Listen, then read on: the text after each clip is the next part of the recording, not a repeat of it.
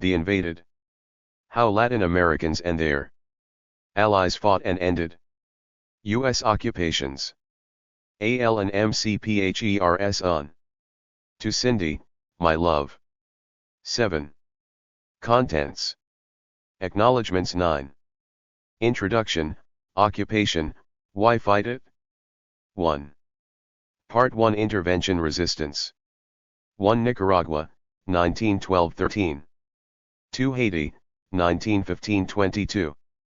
3 The Dominican Republic, 1916-34. Part 2 Occupation Resistance. 4 Nicaragua, 1913-1925-53. 5 Haiti, 1916-1920-59. 6 The Dominican Republic, 1917-1922-68. 7 Nicaragua, 1927-1929-73. 8 Brambles and Thorns 91. Part 3 The Stakes. 9 Cultures of Resistance 113. 10 Politics of Resistance 131. Part 4 Transnational Networks and U.S. Withdrawals. 11 U.S. Responses, Haitian Setbacks and Dominican Withdrawal, 1919-1924 159. 12 The Americas Against Occupation, 1926-1932 194. 13 Nicaraguan Withdrawals, 1925-1934 213. 14 Haitian Withdrawal, 1929-1934 238. Conclusion, Lessons of Occupation 262. Introduction. Occupation, Why Fight It? Shortly after the 2003 U.S. invasion of Iraq, a Washington Post reporter tagged along with a U.S. Army company in Baghdad. He asked the troops if the people of Baghdad wanted them to stay. "Oh yeah," responded a 20-year-old specialist from Louisiana. Assessing the friendliness of the neighborhood they were about to enter, he offered, 95%. The postman asked a staff sergeant from Minnesota the same question. Maybe 10% are hostile. About 50% friendly. About 40% are indifferent. Around the block, an Iraqi offered his own statistic: "We refuse the occupation not 100%, but 1000%. In fact, polls throughout the occupation indicated that around 3/4 of Iraqis wanted the occupation to end. 2 A lot can account for these wildly varying assessments. Surely nationality, but rank, region, religion, education, past perceptions of the war, and self-images also play a role. Such markers of identity always lie at the heart of resistance movements to military occupations and determine both their motivations and effectiveness. They were certainly salient during U.S. occupations in Latin America in the first third of the 20th century. Depending on how one defines interventions, there were from 40 to 6,000 south of the Rio Grande between the Civil War and the 1930s. Three of them, Nicaragua, Haiti, and the Dominican Republic, are the subjects of this book. 4 There were other occupations: Puerto Rico, Veracruz in Mexico, Chiriqui in Panama, and several in Cuba, but these 3 were the longest and most complex. 5 They involved large numbers of U.S. troops: 2,000 in Haiti, 3,000 next door, and well over 5,000 in Nicaragua. Intended to be temporary, they were neither annexations nor colonizations. 6 Neither were they mere interventions. During occupations, U.S. Marines took over many of the functions of the state, least so in Nicaragua, where politicians invited the occupation, more so in Haiti, where the Marines ruled indirectly through a treaty, and completely so in the Dominican Republic, where Washington ran a military government. Marines also policed a large portion of these territories and interacted with every social group. Haiti, the Dominican Republic, and Nicaragua were all small, poor, agricultural nations with only incipient industrial sectors. In Haiti, French and Creole were spoken; in the others, Spanish, with some indigenous languages, and English in Nicaragua. Haiti was the smallest in area and had the densest population, including a capital, Port-au-Prince, of as many as 100,000 souls. Dominicans were a third of Haiti's population and far more dispersed, and only 21,000 to 35,000 lived in Santo Domingo during the occupation. 7. Nicaragua was about 3 times the size of the Dominican Republic, but with a population of only 400,000 concentrated on its coasts.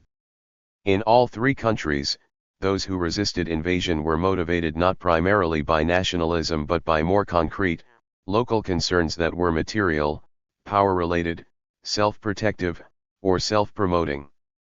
8. Resistance to these occupations proved effective at bringing about an official U.S. policy of non-intervention, the Good Neighbor Policy.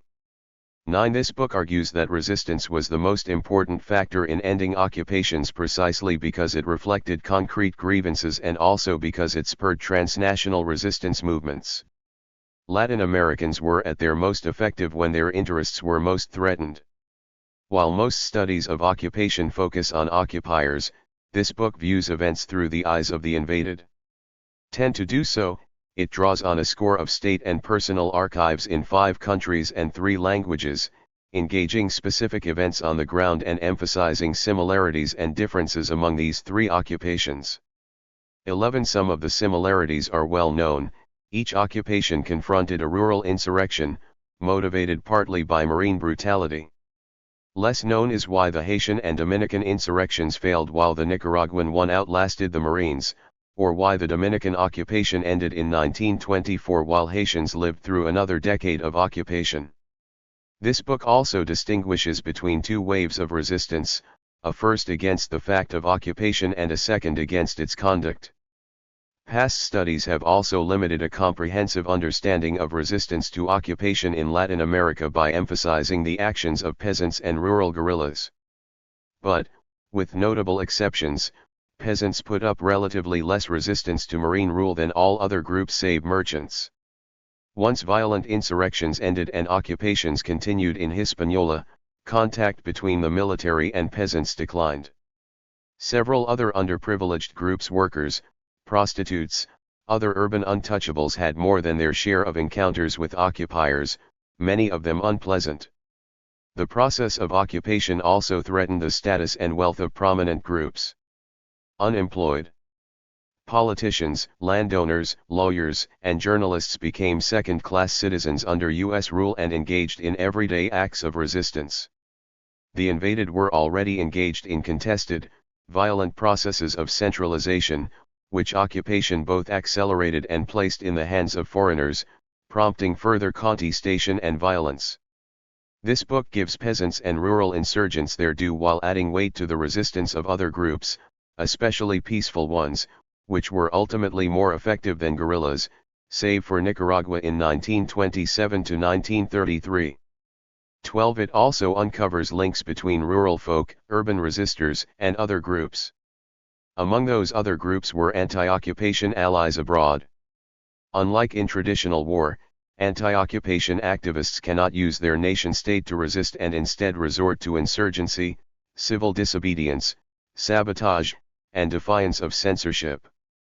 They also operate above the state, appealing to overseas civil societies that collaborate as transnational networks of resistance. In Latin American occupations, links forged in Santiago de Cuba, Tegucigalpa, Mexico City, Buenos Aires, New York, Washington, and elsewhere allowed those living under occupation to communicate their grievances to the Americas, Europe, and beyond. The progressive movement, the growth of higher education, the war in Europe, improvements in communications and transportation, and the global expansion of U.S. power helped spur the creation of overlapping and interlocking transnational networks made up of activists, writers, scholars, religious leaders, and government officials who argued that the era of occupations should come to an end. From 1912 to 1934, these networks helped amplify the messages of the invaded through their informational power and political freedoms as well as an increasingly coherent pan-hemispheric identity. While not supplanting occupied activists, transnational networks provided crucial links to an anti-occupation chain that began with the invaded and ended with policymakers in Washington. 13. The battle over occupations was primarily a struggle over political culture. The beliefs and practices of politics were what occupiers wanted to change and what the occupied wanted to protect. 14. The repertoire of political culture during U.S. occupations in Latin America included elections, to be sure, but also other goals ranging from a narrow insistence on constitutional forms of rule to efforts to broaden socio-economic equality, depending on occupiers' own beliefs and prerogatives and on local conditions. 15. In addition, large gaps existed between the rhetoric and practice of political culture. Rhetorically, clear differences over political assumptions distanced occupied Latin Americans from U.S. occupiers. The former spoke of violence as a legitimate tool for achieving political legitimacy, the latter preferred constitutional means. The occupied were personalists, believing in following leaders and parties regardless of ideology. Occupiers emphasized platforms and programs. The occupied believed that the state existed mainly to enrich office holders. Occupiers saw government as a collective service. The occupied often operated without an opposition, preferring to repress it. Occupiers claimed that occupations should respect civil liberties. In reality, the occupied cherished their peaceful independence, distrusted their leaders, and knew little about their governments. U.S. occupiers meanwhile pursued peace through war, pluralism through dictatorship, civic responsibility through relieving the occupied of responsibilities, and civil liberties through censorship and repression. This book upholds the central proposition of occupiers that their primary purpose was to improve Latin American political culture, yet takes exception to the assertion that the United States did so for idealistic reasons. 16. Equally important, it asserts that political culture, while not originally the primary stake in interventions, became so as other reasons faded to the background. Resistance to political cultural change emerged from the fact that, in the decades leading up to the Great War in Europe, U.S. policymakers concluded that political culture was the connecting tissue of geopolitical, economic, and cultural rationales for occupation.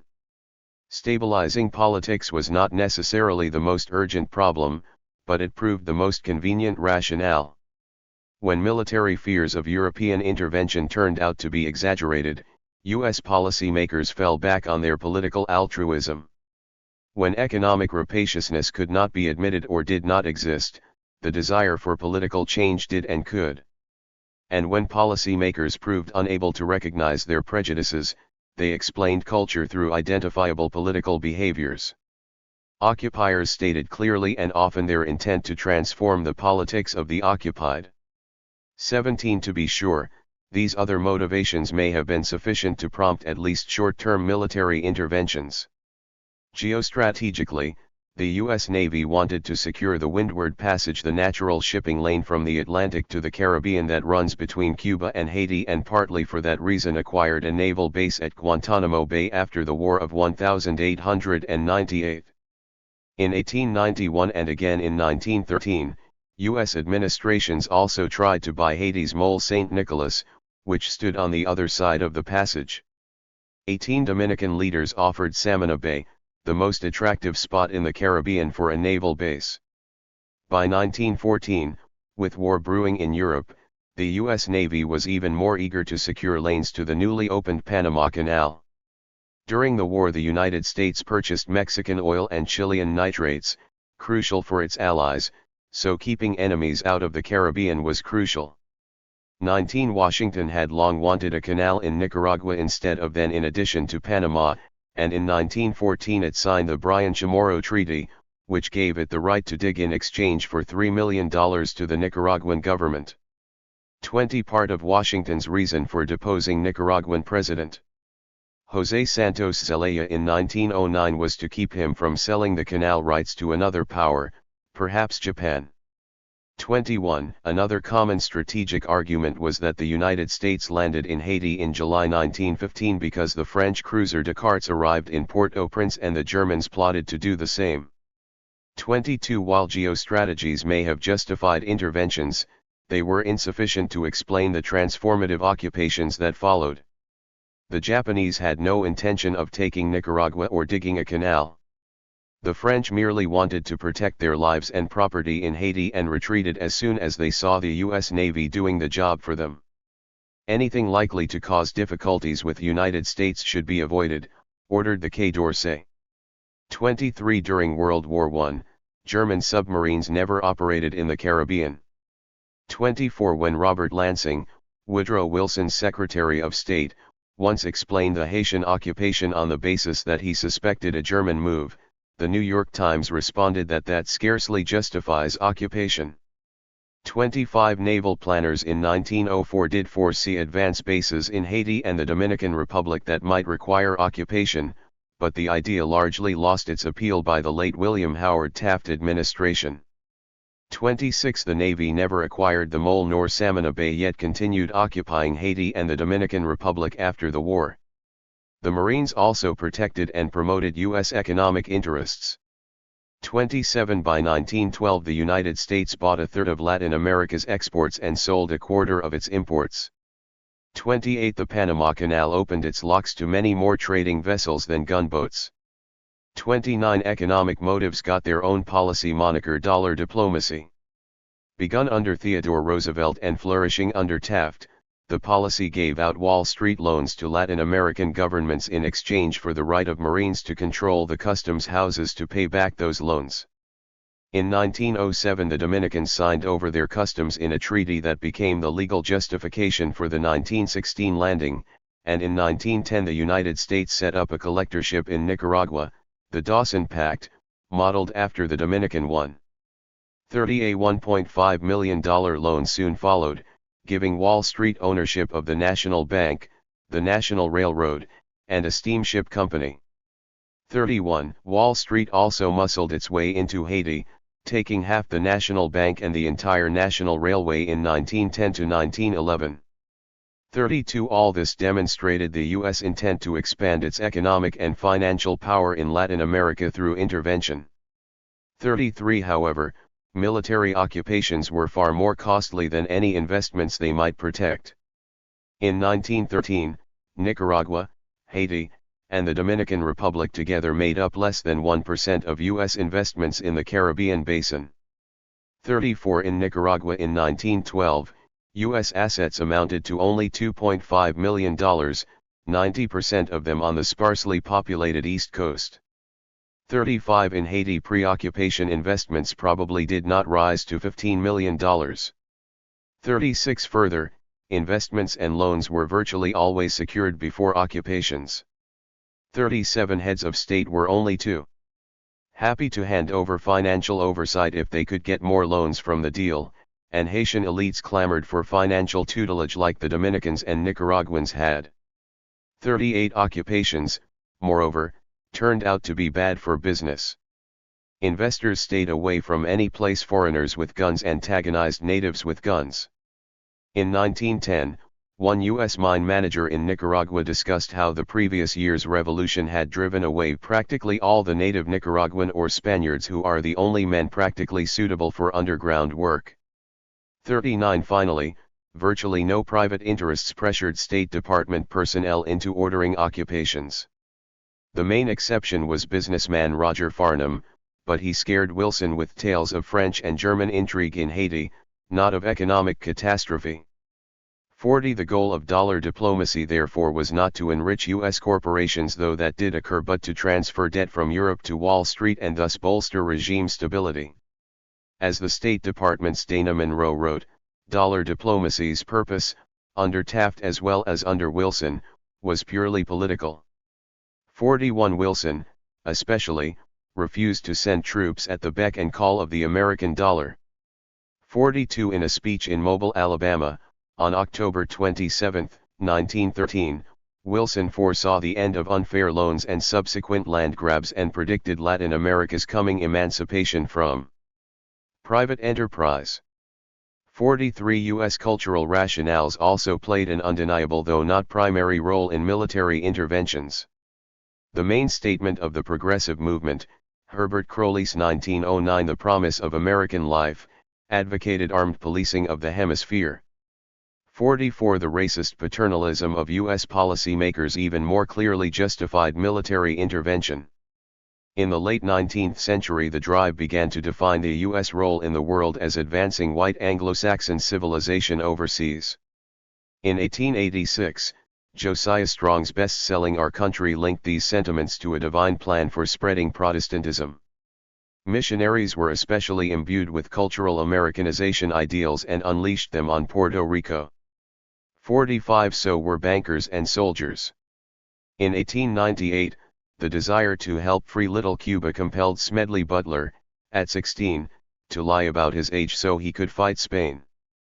46 Yet no single policymaker made a case for landing Marines primarily on the basis of U.S. cultural superiority or Latin American inferiority. 47 Rather, progressives' morality often led them to counsel restraint in international affairs. Secretary of State William Jennings Bryan concurred with Wilson on this, calling colonialism an inexcusable blunder. 48 The desire to remake political culture, however, did compel occupations after short-term rationales for landing faded.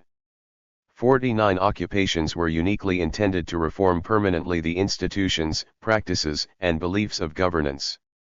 50 In the narrowest argument, a Latin America in which leaders passed on the reins of government peacefully and contracted no outrageous debts would keep Europeans at bay.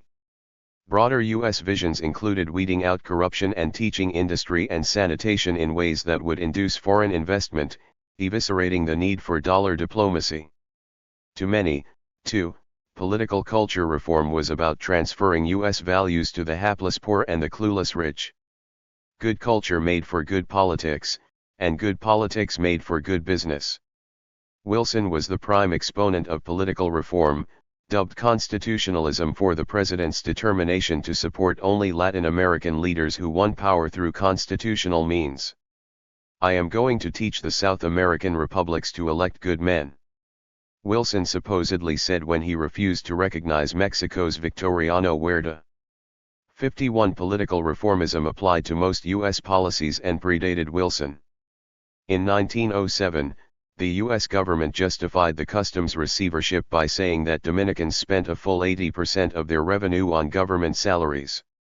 52 In lieu of such corruption and waste, Wilson wanted orderly processes of just government based upon law.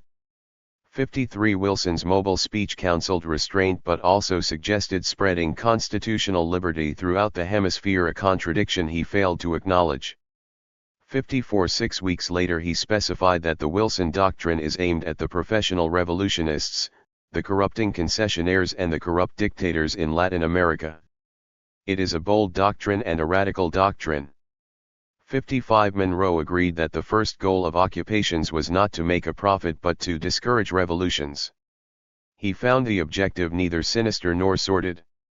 56 Some within the U.S. government disagreed with coercive political reformism. You shall not push your remedies for wrong against these republics to the point of occupying their territory, Secretary of State Elihu Root warned during the Theodore Roosevelt administration. 57 Others realized the paradox of occupations that sought self-government by Latin Americans by sapping self-government from Latin Americans.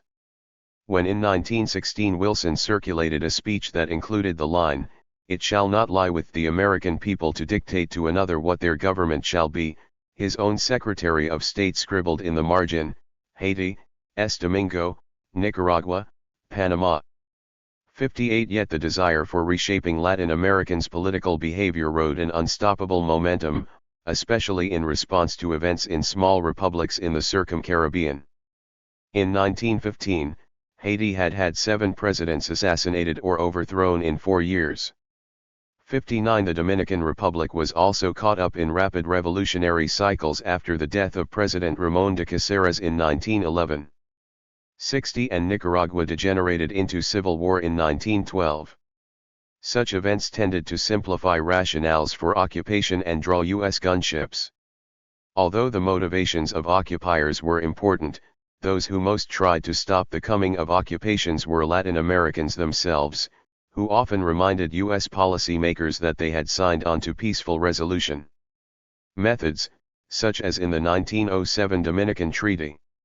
61 When diplomacy failed, the threat of occupation bristled Latin Americans, occupation itself enraged them. A U.S. Major General spying in Mexico in 1911 reported that when a mere rumor of an invasion spread, Mexicans of the better classes did not hesitate to inform American residents that not a gringo would escape assassination. 62 When the U.S. government took over Veracruz in 1914 for 7 months, riots erupted throughout Mexico. Eggs, rocks, and tomatoes rained on the many U.S. citizens who fled.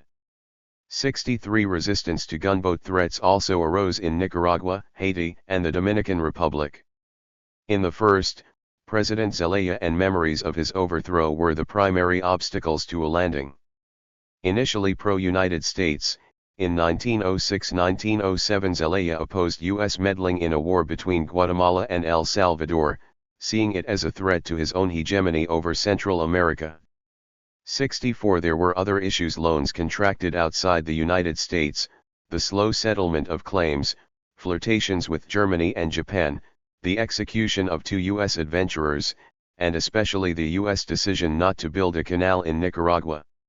In late 1909, Secretary of State Philander Knox, whose former law firm represented U.S. mining interests in conflict with the Nicaraguan president, broke diplomatic relations and sent 1,000 Marines to overthrow Zelaya.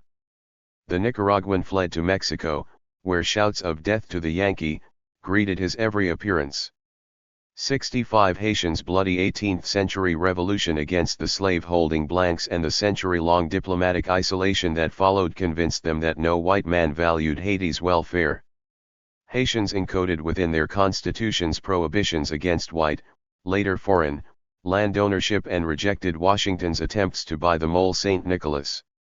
In the 1910s, anti-foreign sentiment swelled, targeting first Syrians and then the French, Germans, and Dutch. 66 In 1915, a rebellion broke out against the McDonald Railroad concession in the North.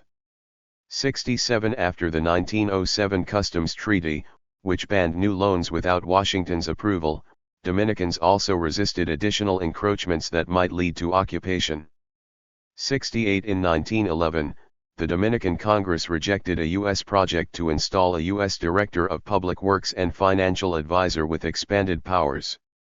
Wilson soon threatened a Marine landing if his conditions were not met. In 1912, Santo Domingo declared Spanish the national language. 69 In November 1915, after taking over Haiti, Washington increased its demands on Dominicans, including replacing their military with a US-led constabulary. The administration of President Juan Isidro Jimenez rejected what it called an abdication of national sovereignty. 70 And so, in the early 1910s, Washington stood ready to reform through occupation the political culture of its southern neighbors, a political culture that. Introduction, Occupation, why fight it? 9. Degenerated into violence partly because of previous U.S. intervention. The paradox was obvious to many Latin Americans, but the enormous power differential between the United States and the small nations of the Circum-Caribbean easily overwhelmed the will to resist. The invaded is organized largely chronologically so as to capture an evolving multinational story of opposition and U.S. response from the landing in Nicaragua in 1912 to the withdrawal from Haiti in 1934.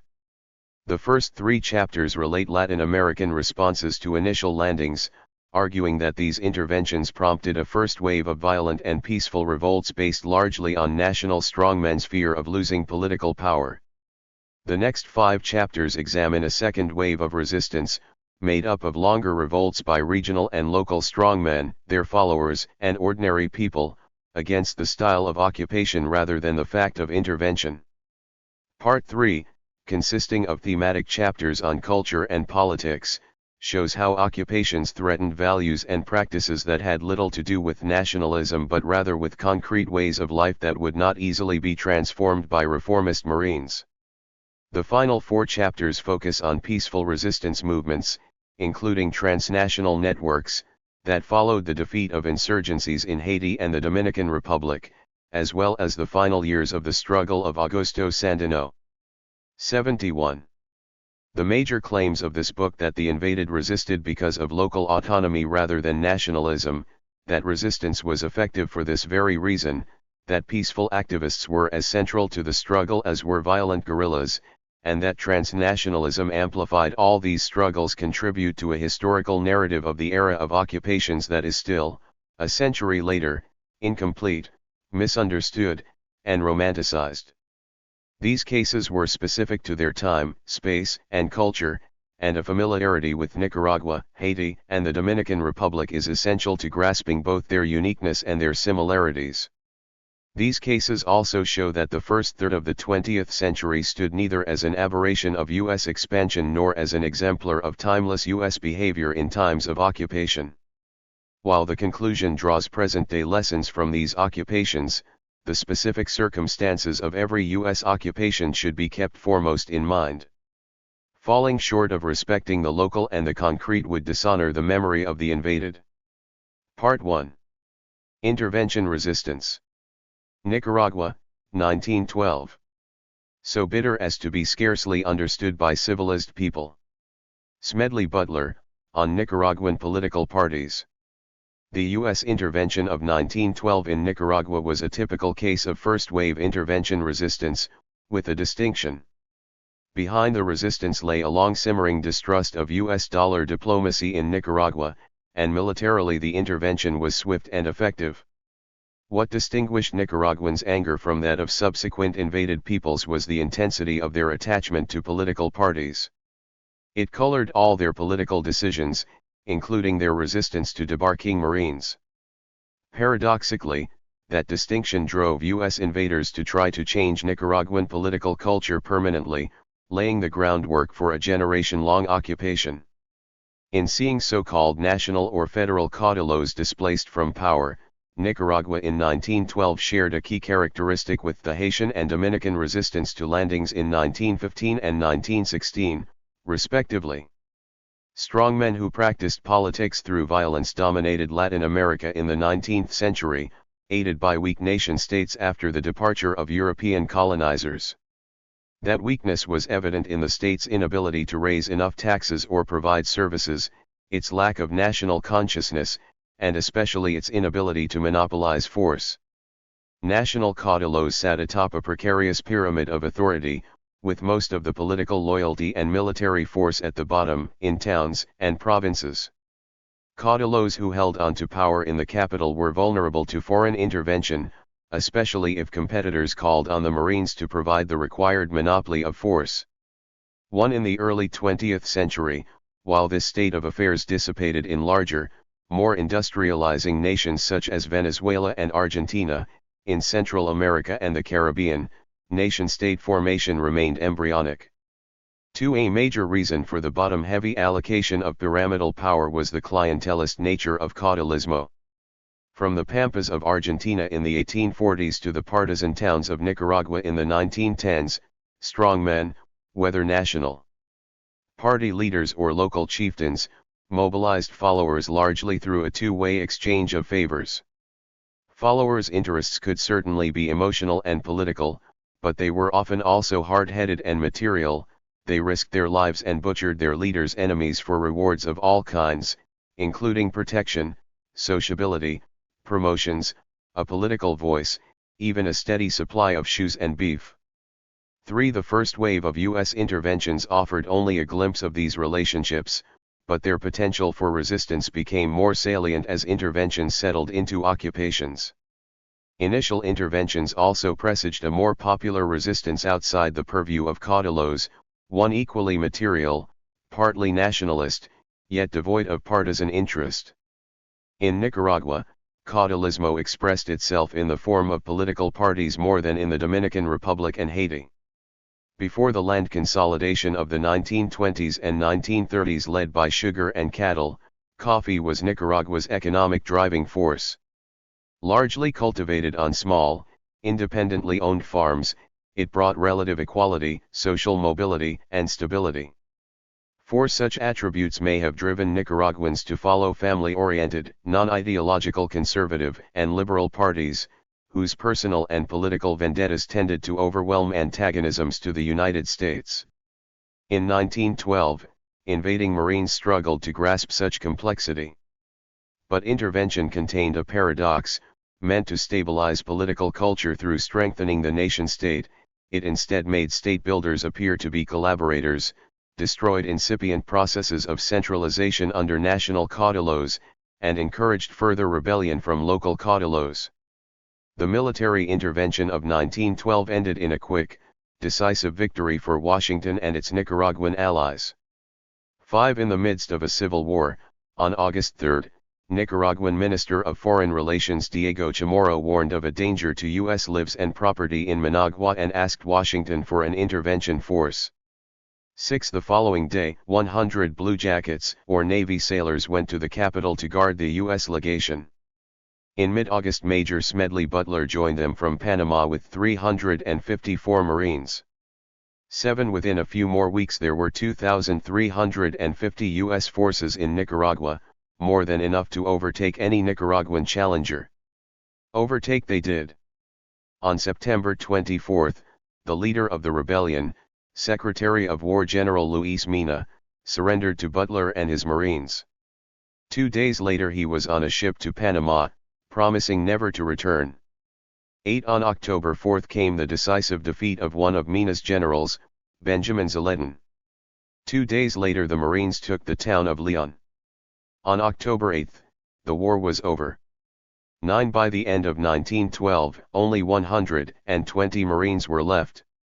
10. The disturbance of the peace in Nicaragua has now ceased, cabled Admiral William Sutherland, who commanded the Navy forces, and public feeling is quieting down. 11. Had it? What had disturbed the peace and how did that disturbance portend resistance to the remaining force of 100? Before the intervention, Nicaraguans, among all Latin American peoples, perhaps most resented the long-term economic and strategic control that Washington and Wall Street arrogated over Latin America. Nicaragua was deep in debt after the José Santos Zelaya dictatorship and the 1909–1910 Civil War, and by 1913 foreigners owned 40% of that debt. 12. In 1911 and 1912, the U.S. State Department brokered classic dollar diplomacy bargains in which Nicaragua got $2.25 million in loans from bankers Brown Brothers and J&W Seligman, in return for which the two corporations received a 51% share of the national railway and the country's steamers and wharves. 13. Mina seized the company's steamers during his rebellion. 14. The deals united Nicaraguans in hostility, a stunning feat considering their extreme partisanship. In 1911, the U.S. minister found an overwhelming majority of Nicaraguans antagonistic to the United States because of the loans. 15. When Secretary of State Philander Knox visited in March 1912, rumors of an assassination attempt abounded, and President Adolfo Diaz jailed demonstrators and muzzled the press. 16. Knox still met with hostility from both parties. Liberals, then out of power, greeted the secretary with violent demonstrations while conservatives engaged in angry speeches, accusing fellow conservatives who signed the loan deals of an Americanizing mania. 17. The assemblyman who introduced Knox to the National Assembly sarcastically derided U.S. meddling. 18. Part of the suspicion centered on the deal brokers themselves. Knox was the former lawyer of the La Luz and Los Angeles Mining Company, prominent in Nicaragua, and Diaz was its former bookkeeper, and everyone knew it. 19. Nicaraguan opposition to the deals went even deeper. In September 1912, liberal delegate and revolutionary Leonardo Arguello expressed to Admiral Sutherland his threefold opposition to the landing. Arguello argued that any intervention weakened Nicaragua's sovereignty and independence. He also rejected the right of the United States to defend its property, the Banks Railroad, since it rested on land owned by the Nicaraguan people. Finally, he questioned the concept of a government intervening on behalf of a private company. 20. Although Arguello articulated a thorough rejection of dollar diplomacy shared by Mina and others, Butler dismissed such arguments as rot. 21. There were other reasons for the temporary Nicaraguan unity. Mina posited a popular, non-Spanish, mixed-race identity for Nicaragua. He also marshaled a bipartisan alliance, naming a liberal, Zaletin, as co-commander.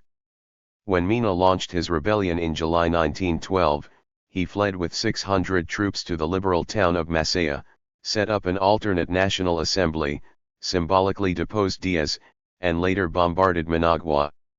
On August 3 it was U.S. Minister to Nicaragua, George Weitzel, who prodded Diaz to request intervention. 22 The State Department's Dana Monroe recalled that North Americans were in real danger because Mina's followers as well as the liberals were resentful toward the United States. 2 U.S. citizens apparently died in the bombardment of Managua and many more petitioned for succor. 23 Partisans, however, exaggerated the danger of violence against U.S. citizens. One member of the American colony in Matagalpa attended a ball in 1912 at which we all learned that there never had been danger or threat of massacre or molestation of foreigners. Furthermore, the whole massacre story was an arrant hoax, sent out, as was openly avowed to me, for the purpose of bringing U.S. forces into Nicaragua so as to cow and overawe the Nicaraguan liberals. 24 Indeed, after the landing of 1912, U.S. forces identified with Diaz and against the liberals. Butler naively thought he was a peacemaker and expressed surprise when he received an order virtually changing our status from neutral to partisanship with the government forces.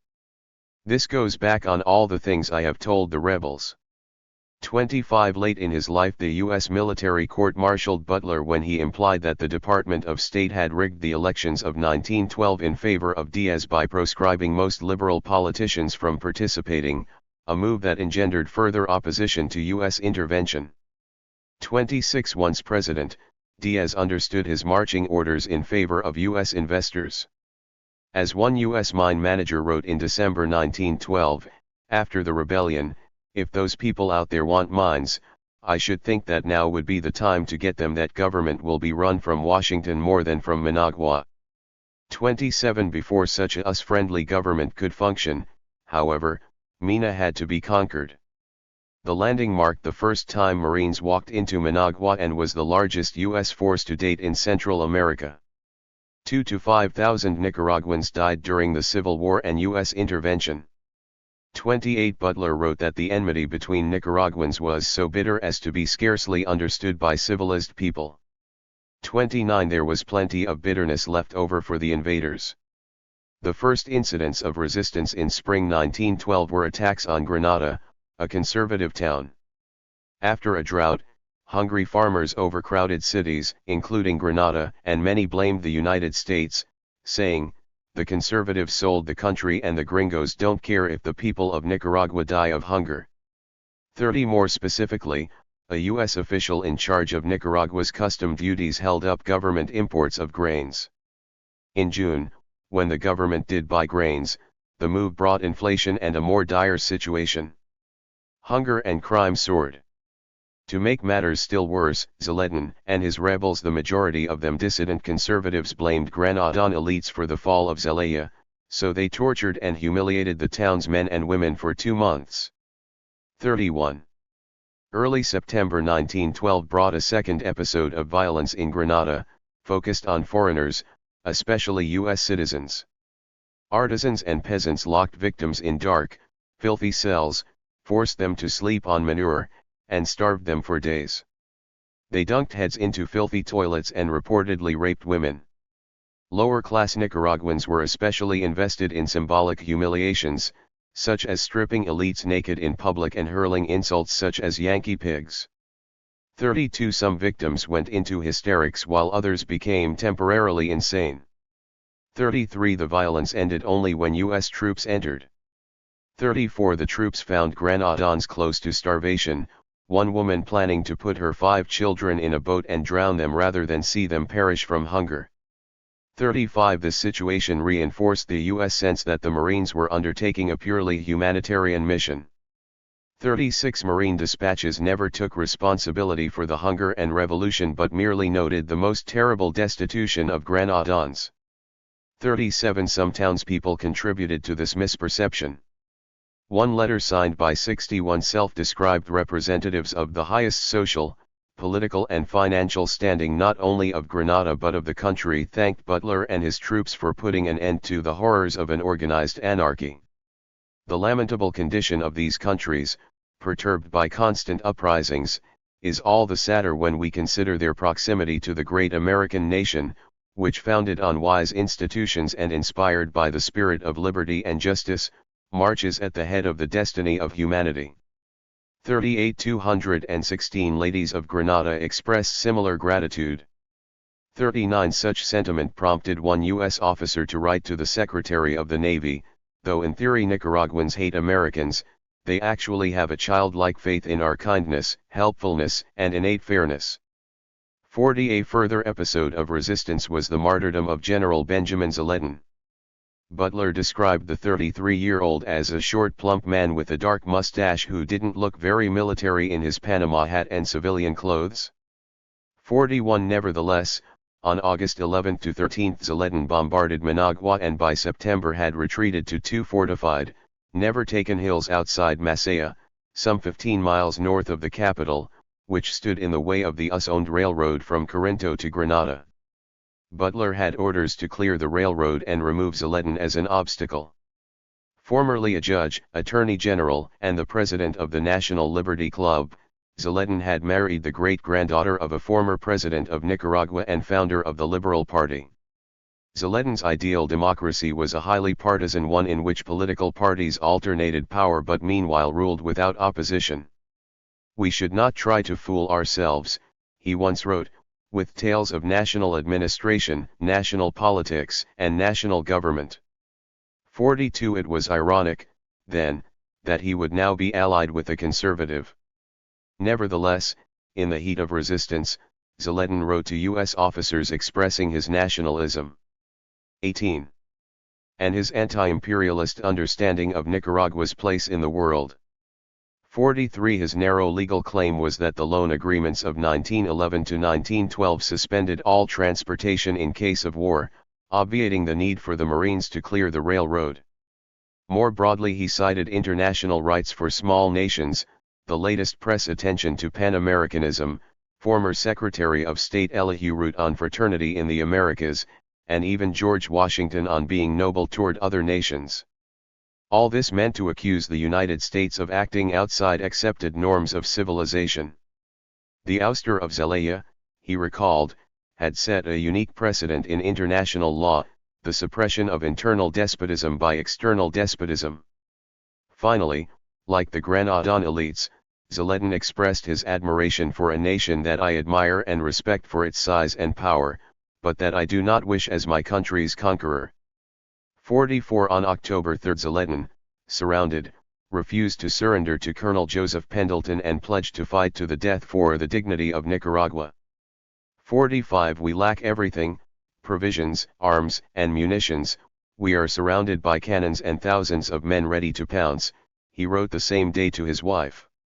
It would be madness to expect a fate different from death. 46 He met that fate the following day. Based solely on the fact that he refused to surrender on paper, Nicaraguans embraced Zaletin as a hero killed by the United States. 47 Yet nowhere does the record show that U.S. troops killed Zaletin. Hours after the Nicaraguan's death, Minister Weitzel wrote that Zaletin fled with 20 generals even before the fighting began, that it was Nicaraguan government forces who shot at Zaletin's party, and that Zaletin died from his wounds shortly after. 48 Adding to the confusion, Butler wrote to Sutherland that same day claiming that government forces were holding Zaletin for rendition to Butler. Personally would suggest that through some inaction on our part someone might hang him, added Butler. 49 Zaletin's band was further rumored to be fleeing toward Costa Rica and to have killed 3 women along the way so as to keep their whereabouts secret. Others still said Zaletin did not sneak away but hid in a church in Masaya. 50 No matter the truth, the legend of one Nicaraguan leader resisting U.S. invasion for nonpartisan reasons struck a chord.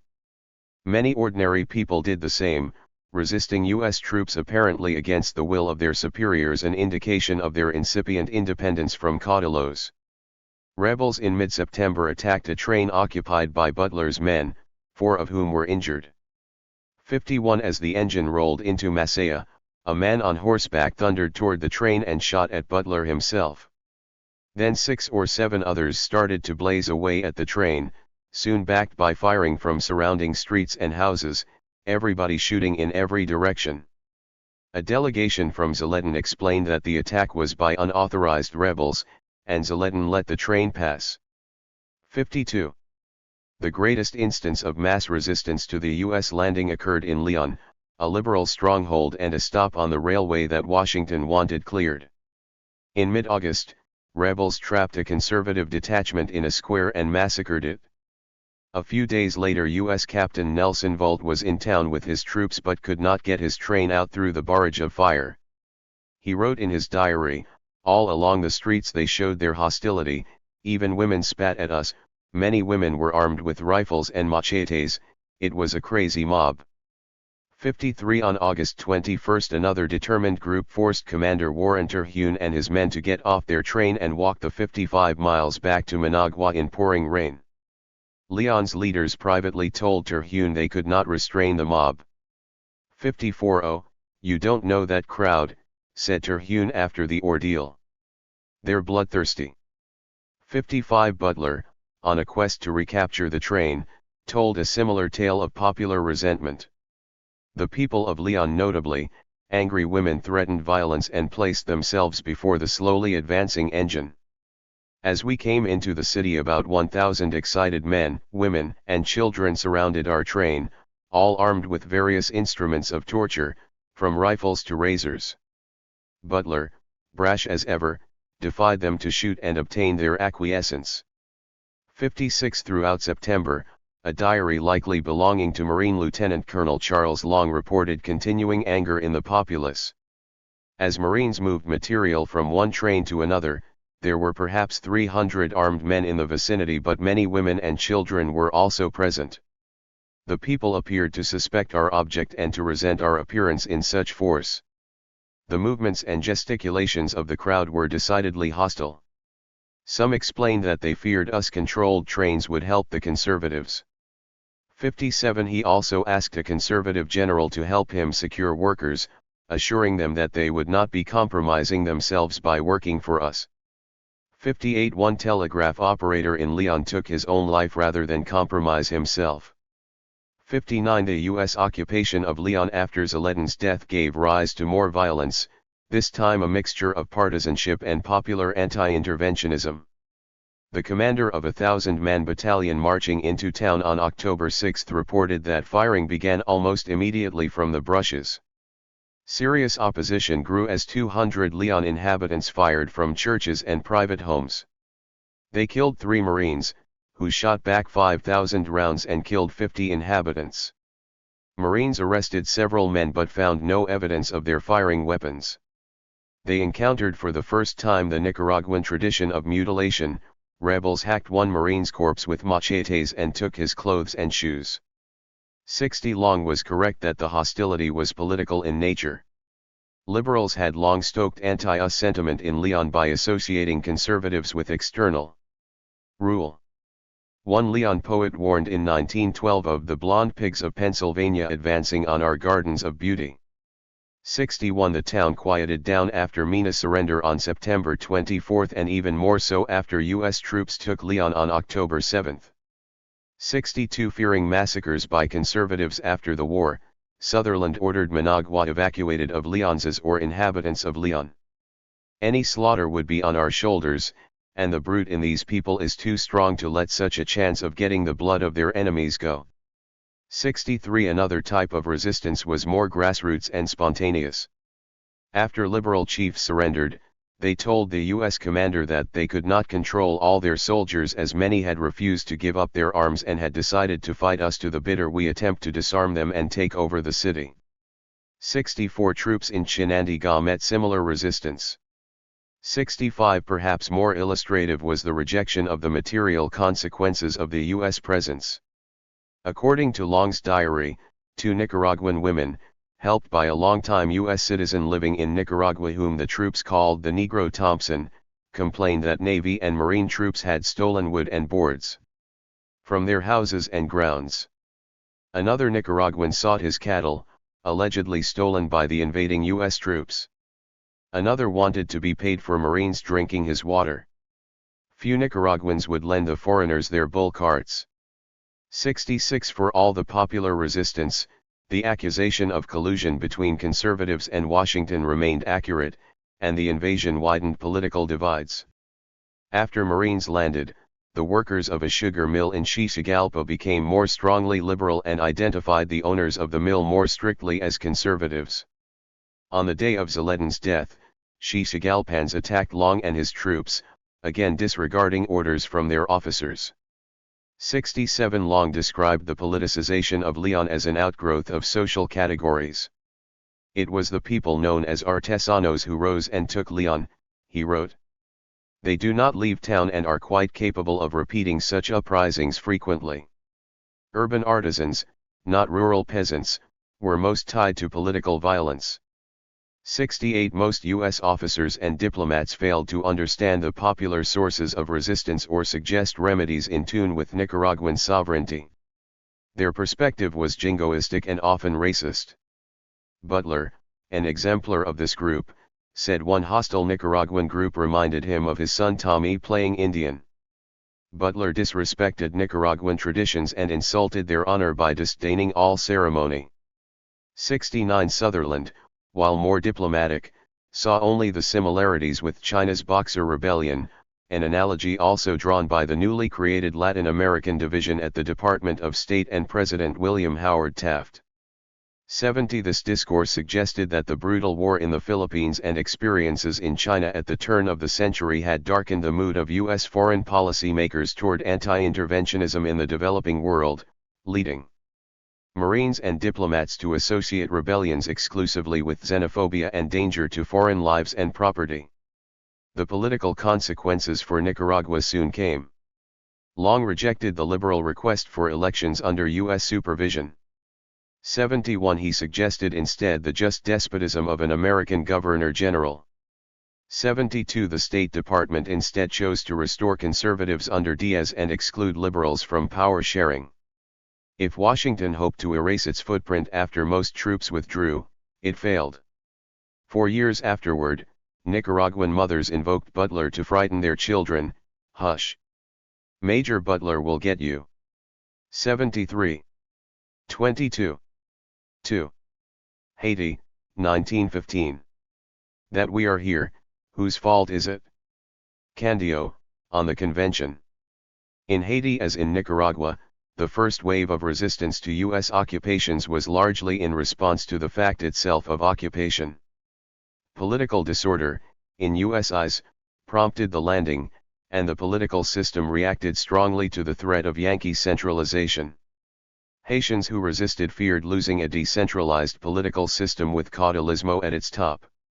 In Haiti the top was unusually precarious, even for the Caribbean area, and a remarkable number of Haitians agreed with the intervention in July 1915. That would change as the wave of intervention resistance receded at the end of that year. In Haiti, Rosalvo Bobo both embodied the fragility of national caudillos and caused the breakdown that prompted intervention. Bobo was among the most unsteady of caudillos. Secretary of State Robert Lansing called him mentally unbalanced and brutally savage in his treatment of his enemies when they fall into his hands. 1 A dandy with light skin, blue eyes, and a Paris doctorate, Bobo married the eloquence of the Haitian elite with the passion of a revolutionary. 2 His chief of staff boasted that 3,000 to 4,000 men followed the fiery redhead, and he did have at least 500 adherents. 3 Transborder support was one source of Bobo's power. His cacos, or private fighting force, rural and uneducated, obtained their weapons and ammunition in part from the neighboring Dominican Republic, contraband bringing in hefty profits for Dominican provincial officials far from their own capital. It was to that mountainous border that Bobo's forces ran when government troops chased them. 4. Bobo claimed to harbor no anti-US sentiment but plenty of nationalist defense of sovereignty. In early June 1915 he signed a public placard in Cap Haitien to explain to you my sentiments towards Americans. There is no people whose genius and industrial activity I admire more than theirs. 2. Introduce into our country its industries, its capital, its methods of work is one of my most ardent and constant dreams. But to turn over to them our custom houses and our finances, to put ourselves under their tutelage, never, never, never. 5 Bobo once suggested during a cabinet meeting that Haitians could avoid a U.S. fiscal protectorate if government officials, himself included, accepted a reduction in their salaries. The cabinet responded by throwing him out, whereupon he embarked on his revolution. Bobo was the only Haitian willing to undertake a reform propounded by Washington, yet Washington drove him from power. 6. The U.S. Navy identified Bobo as counter to U.S. interests because he threatened the centralization of power around the government of President Vilbron-Guillaume Sam. Captain Edward Beach, Chief of Staff for Admiral William Caperton, who ran the early occupation, thought that Bobo was personally fit to be president, but the fact that he led an insurrectionist Caco army disqualified him. The Navy landed at Cap Haitien, Haiti's second biggest town, in early July 1915 to drive out Bobo. On July 4, Beach walked with a small party from the Cap to Bobo's camp. A more villainous appearing set of men were never gathered together is how Beach described the first meeting of Cacos with U.S. citizens. All were but slightly clad, and each was armed with a musket, a pistol, a sword, and a long, vicious-looking knife. Beach delivered Caperton's warning of U.S. intervention if Cacos entered the Cap, which failed. 7. Caperton would later post a larger force in Cap Haitien than in Port-au-Prince on account of its being the center of all revolutionary activities. 8. The belief that U.S. forces protected President Sam unwarranted, since Sam had failed to negotiate such protection, precipitated the takeover of the entire country. 9. Opponents of Sam, some followers of Bobo, others not, wanted to depose the president before he could gain Caperton's protection. Sam attempted to stop this cycle of coups by jailing opposition leaders. Then he had 167 of them shot and bayoneted through the bars of their cells. 10. On July 27, furious anti-government forces looking to avenge this massacre stormed the National Palace. Sam's guard deserted, forcing him to flee. The mob looked for the president and his allies first in the Dominican, then the French legation, where they found Sam cowering behind a bathroom dresser. A group of 40-some politicians, some relatives of slain prisoners, dragged him into the street, killed him, and literally tore him to pieces, parading the body parts on spikes through Port-au-Prince. 11. Caperton cabled, no government or authority in city. Many rival leaders in town. 12. Centralization had backfired with a gruesome vengeance. Though there were no threats against foreign lives or property, even during the storming of the French legation, the diplomatic corps requested the landing of troops. 13. The grisly lynching of Sam prompted foreigners and especially U.S. citizens to discuss their rationale for occupation. In a cable, Caperton judged poverty to be an important factor but mainly a byproduct of the political vacuum left by Sam's assassination. One element dangerous Port-au-Prince is large number unemployed men and disarmed soldiers. Treasury totally without money and there are no government officials. 14. Secretary Lansing saw as a primary goal to conserve the customs and prevent their receipt by irresponsible persons and saw the humanitarian motivation to save starving Haitians in Port-au-Prince as a convenient excuse for economic and political stabilization. 15. He wrote to President Woodrow Wilson that a high-handed occupation was warranted if we intend to cure the anarchy and disorder which prevails in that republic. 16. At the State Department's Division of Latin American Affairs, talk was also primarily about political reform. An unsigned memo, likely written by Division Chief Boaz Long, observed a chronic political unrest evident in a lack of public opinion. 2. No sense of public responsibility. 3. Complete political incompetence. 4. Growing demoralization generally. These facts, the memo continued, all point to the failure of an inferior people to maintain the degree of civilization left them by the French, or to develop any capacity of self-government entitling them to international respect or confidence. The memo recommended complete forcible intervention and an initial stay of 33 years, renewable for another 33. 17. To Long, the control of customs was a means to this political end, not the other way around. Taking the customs would remove from the reach of Haitian politicians the prize in money for which all wage war. 18. Wilson agreed to a long program of legislative and treaty changes. 19. The arrest of a former senator, Joseph Desources, illustrated the on-the-ground complications inherent in attempting to change political culture. Upon the landing of troops, the hastily formed Revolutionary Committee, composed of elite Haitians wishing to choose the next government, imprisoned des Sources for allegedly fomenting feeling against America. A quick Navy investigation revealed that des Sources was in fact agitating against the Revolutionary Committee, not Washington. Navy Captain George Van Orden pledged to arrest any committee member arresting its opponents. The committee's General Ermini Robin was furious. That method of doing business in Haiti would never be successful, he told Van Orden, warning that Washington was courting trouble. Van Orden responded that his duty was to meet that trouble head-on. Robin retorted that perhaps we would not meet again in friendship. 21 Soon after, a Wesleyan mission was mobbed and Haitian soldiers secreted arms despite the call to disband and disarm. 22 Select Haitians' fear of losing or not gaining political power primarily motivated resistance to intervention. Men who won revolution, capered and cabled about Bobo and the Revolutionary Committee, fear action of United States may prevent them from securing to them result of overthrow of government.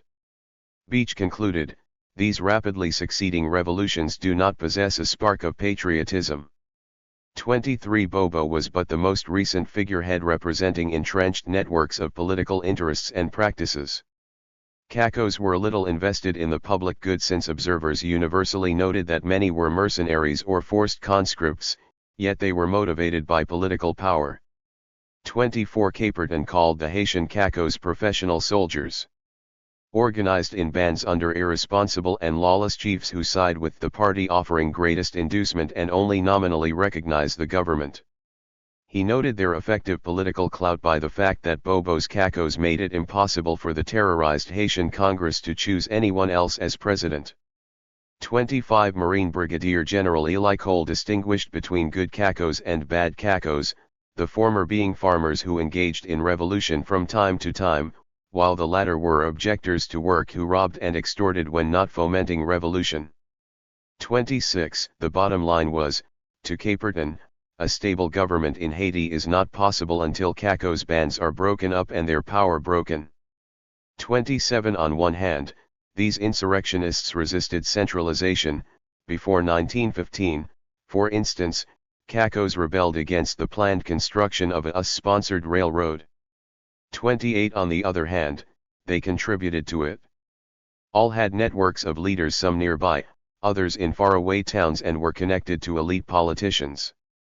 Some identified with the elite and likely wanted to gain state power for themselves or someone else. President Sam was such a man. In March 1915 the former life convict paid 3,000 lumberjacks and other Cacos in northern Haiti to march south and install him as president. 29 Lesser Caco chiefs tended to be peasants with some contacts in towns, some land of their own, some leadership qualities, and some ability to read and write. 30 others still, as journalist Harry Frank wrote, were merely the mouthpieces of disgruntled politicians or influential respectable citizens of Port-au-Prince or several others of the larger cities, who secretly supply funds to the active insurrectionists. 31. The first wave of resistance, the first months of the intervention, involved fiercer fighting than U.S. Marines let on in their memoirs.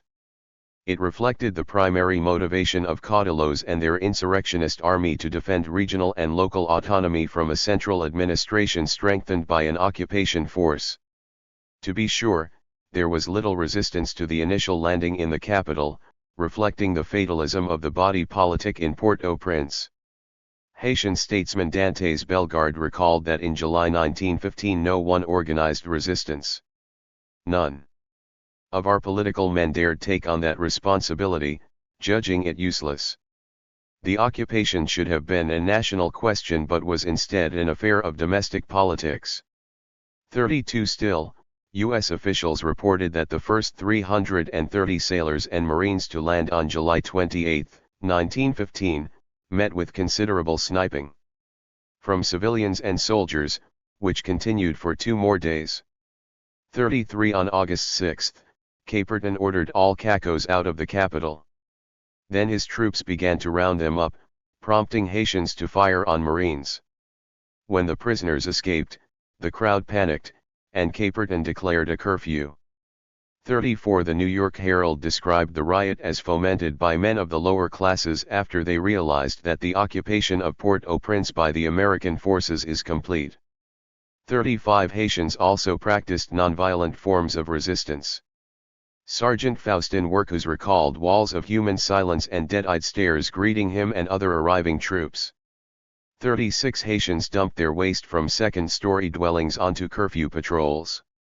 37 The first few days also saw large demonstrations, notably to welcome Bobo to Port-au-Prince. 38 Some circulated the rumor that the Yankees' true aim was to secure Mole St. Nicholas for a naval base. 39 Yet the resistance was disorganized and ineffective. No U.S. troops were even hit during the first clash. 42 sailors died later that day, but from friendly fire. 41 On August 4 the 2nd Marine Regiment arrived, taking the fight out of most Port-au-Prince cacos. 42 By the end of the month, 2,000 Marines occupied Haiti. 43 Bobo's incompatibility with U.S. political culture sealed his own fate. In early August, Caperton met with him and Sudre Dardeganave, the other Haitian he considered for president. Caperton asked both if they would support the other as president. Dardeganave said yes. Bobo shouted, "No, I will not. If Senator Dardeganave is elected president I will not help him." His narcissism getting the better of him, he continued, "No one is fit to be president but me, there is no patriotism in Haiti to be compared with mine, the Haitians love no one as they love me." 44 The non-ideological regionalism of Caudillo rule also became clear when Caperton invited Bobo's generals to accept Dardeganave as president and surrender their weapons. They said Bobo was the favorite of all the North, that he was entitled to a majority vote, that they would remain loyal to Bobo, that if he were president they would cheerfully acquiesce in any concessions he made to the United States. 45 Bobo might have secured the presidency had he understood the importance the United States placed on peaceful political opposition. But since Bobo stood his ground, Caperton chose Dardeganave instead and planned for his election by Congress, which Bobo's allies there failed to prevent. 46 Disheartened and broke, Bobo boarded a United Fruit ship to Jamaica on October 7, 1915. 47 Although Bobo ordered his men to disarm, few obeyed. Instead, they broke into small groups and pillaged and burned plantations. They cut off food and water supplies to towns, held up the coffee crop, the country's largest export, and committed acts of depredation against foreign property, the farmers, and the market women. Their cause was that they had not been given money for rations. 48. Unlike the reception in Nicaragua in 1912 and a year later in Santo Domingo, some Marines reported Haitians welcoming the landing force. Beach described crowds near the presidential palace as filled with relief and joy.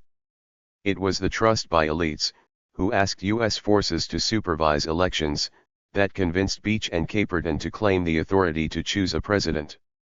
49 Haitians described such responses as reflecting resignation. A palace guard remembered that when he saw the USS Washington and the flotilla of launches dropping off men with guns, everyone fled. Me too. You had only to see them, with their weaponry, their massive, menacing appearance, to understand both that they came to do harm to our country and that resistance was futile. He returned the following day and saw even more men land. I understood then that something new in our history had begun. With these people, I could not live. I took to the woods. 50 The French minister to Haiti, Girard, saw a more complex reaction, a minority that, chastened by these last years, overtly recognizes the incapacity of Haitians to govern themselves, and an anti-American majority, composed in large part of people interested in not seeing too much order in the administration of the country. Many in the latter group, he continued, looked to the U.S. occupation of Veracruz the previous year, where troops pulled up stakes after 6 months, as what they could expect. 51 Some politicians mobilized immediately. The day after Dardeganeve's election, they founded an opposition newspaper. 2 more soon followed. 52 It was partly for that reason that Caperton declared martial law. The newspapers were defaming us and me individually, and everything was running riot. 53 Many of these newspapermen, led by lawyer Georges Sylvain, banded as the Patriotic Union, with the explicit mission of spreading propaganda in Haiti and beyond. 54 They upheld courses on patriotism that focused on land issues, corporate abuses, unfair laws, and incidents of violence against the occupied. 55 In November 1915 young professionals founded the Haitian Youth League, which was less overtly political at first but taught propaganda to a new generation. 56 This political class protested the landing and the subsequent formal usurping of sovereignty. On August 12 the Haitian Congress, surrounded by Marines who physically held its doors open and let in only those with cards signed by Dardegainave, elected Washington's man president. Beach held Dardegainave's hand, literally, during his inaugural. 57 On August 21, U.S. officers took charge of Haitian customs, and almost all employees resigned. 58 The following month the United States and Haiti signed a convention providing for a supervised constabulary and U.S. control over the customs receivership, sanitation, and public works. This speedy takeover of state institutions necessitated a majority to proceed, but not all Haitian representatives bowed to U.S. hegemony. In early September Solon Minos, the Haitian minister in Washington, formally demanded assurances from the United States that the integrity and independence of Haiti would not be impaired by the American occupation. 59 On October 6, 1915, Gonaives deputy Raymond Kabesh, a 37-year-old doctor who had studied in the United States, denounced the convention from the floor of the Congress. Kabesh decried the hypocrisy of imposing a convention on Haiti by quoting Wilson's mobile promise of sisterly equality for the Americas. 60 Why were Haitians sacrificing their patriotic dignity? Asked Kabesh. Order within shame? Prosperity within gilded chains. Disgusted at his country's moral servitude, he threw his deputy's badge in the middle of the assembly and stormed out. Another deputy did the same, and several more either voted against the convention or left the room without voting. 61 Only the U.S. withholding of congressional salaries secured the House's approval. 62 Xenophobia and anti-white sentiment, these two themes, distinct in their Haitian forms, emerged in the rhetoric of this early resistance, both rooted in the independence and anti-slavery struggles of the Revolutionary era. 19th-century Haitians had included a constitutional provision banning the sale of land to whites while describing the law as merely anti-foreign. Yet black foreigners could still own land and white foreigners found loopholes such as marrying Haitian women in whose names they bought land, so Haitians revised the rule to strip citizenship from women who married foreigners. The 1918 Constitution, written under U.S. supervision, reversed all this legislation by giving property rights to foreigners. 63 Many Haitians were quick to see in U.S. occupation a return to bound labor. In late August 1915, circulars in Cap Haitien warned that American annexation means slavery. 64 A Caco chief in El Artibonite, Benoit Rameau, made anti-slavery his rallying cry. 2 days after the signing of the Haitian-American Convention, his followers in Gonaives opened fire on U.S. soldiers disembarking from the USS Costini. 65. After U.S. troops secured the cities in late summer 1915, Caco resistance continued in the countryside, suggesting the deep entrenchment of Caudillo political culture. A Navy captain reported a growing feeling of opposition to our forces 3 days after Caperton declared martial law. 66 Caco rhetoric told Haitians in Port-au-Paix that the war was no longer against Haitians but to drive out the invaders, and called all patriots to arms. 67 Caco leaders now called their struggle an international war. 68 Yet their enthusiasm quickly waned. After devastating engagements with Marines, most Haitian chiefs accepted bribes and formally surrendered on October 1, 1915, at Cartier-Morin. Many had entered the war only when the invasion had disbanded the Haitian army, throwing 308 generals and 50 colonels off government rolls. 69. Yet many others failed to disarm, illustrating, as in Nicaragua, the independence of popular troops from even their leaders. It remains unclear why Cacos fought on. Caperton said some avaricious chiefs held out for bigger bribes. They know no patriotism, no country, and the gourd is what they are looking for. Regular Cacos seemed to feel betrayed by their chiefs. 70 A few of the chiefs corresponded about the possibility of surrender, and disagreements abounded. One of the more reticent, General J.A.C. Marcelin, complained of being worn out with the fever and my wife is sick with the toothache, but refused to surrender until all the other camps did. I am wholly Caco, he proudly wrote. 71 The Cacos fought on until Marines, 1,000 strong in the north by October, crushed their stronghold at Fort Riviere on November 17. 72 They sealed the pacification of the north, but not the south. From there, politician Antoine Pierre-Paul and Caco General Misael Codillo, with financing from southern political figures, perhaps also German merchants, aimed to install Paulus Sonnen in the presidential palace. They attacked Port-au-Prince on the night of January 4 to 5, 1916.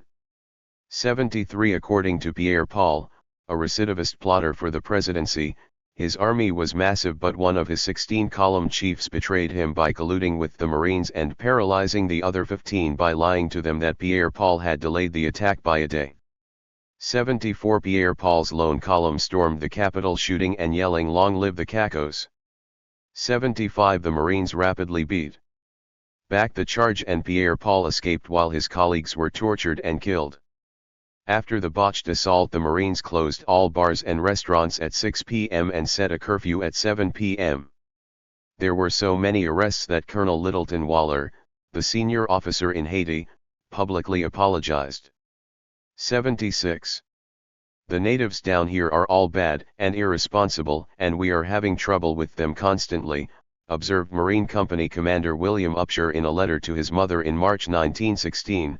Reflecting the frustration of Marines with sporadic street-level violence and nonviolent resistance against occupation, which continued, unorganized but consistent, for months after the Caco defeat. 77 Marine Colonel Frederick Wise confirmed that we encountered passive resistance from the start. Haitians were afraid to take jobs with us, lest they get in bad with the Haitian government later on. 78 They greeted Dardeganeve's election with silence as the new president walked through town under a Marine escort. 79 When the church finally sanctioned Dardeganeve with a Te Deum in late September, the pews, usually overflowing, were nearly empty.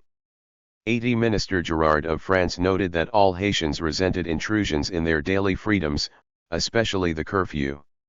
Trigger-happy U.S. soldiers on patrol also exhibited, according to Girard, an extraordinary lack of discipline and in certain cases, an incredible disdain for propriety.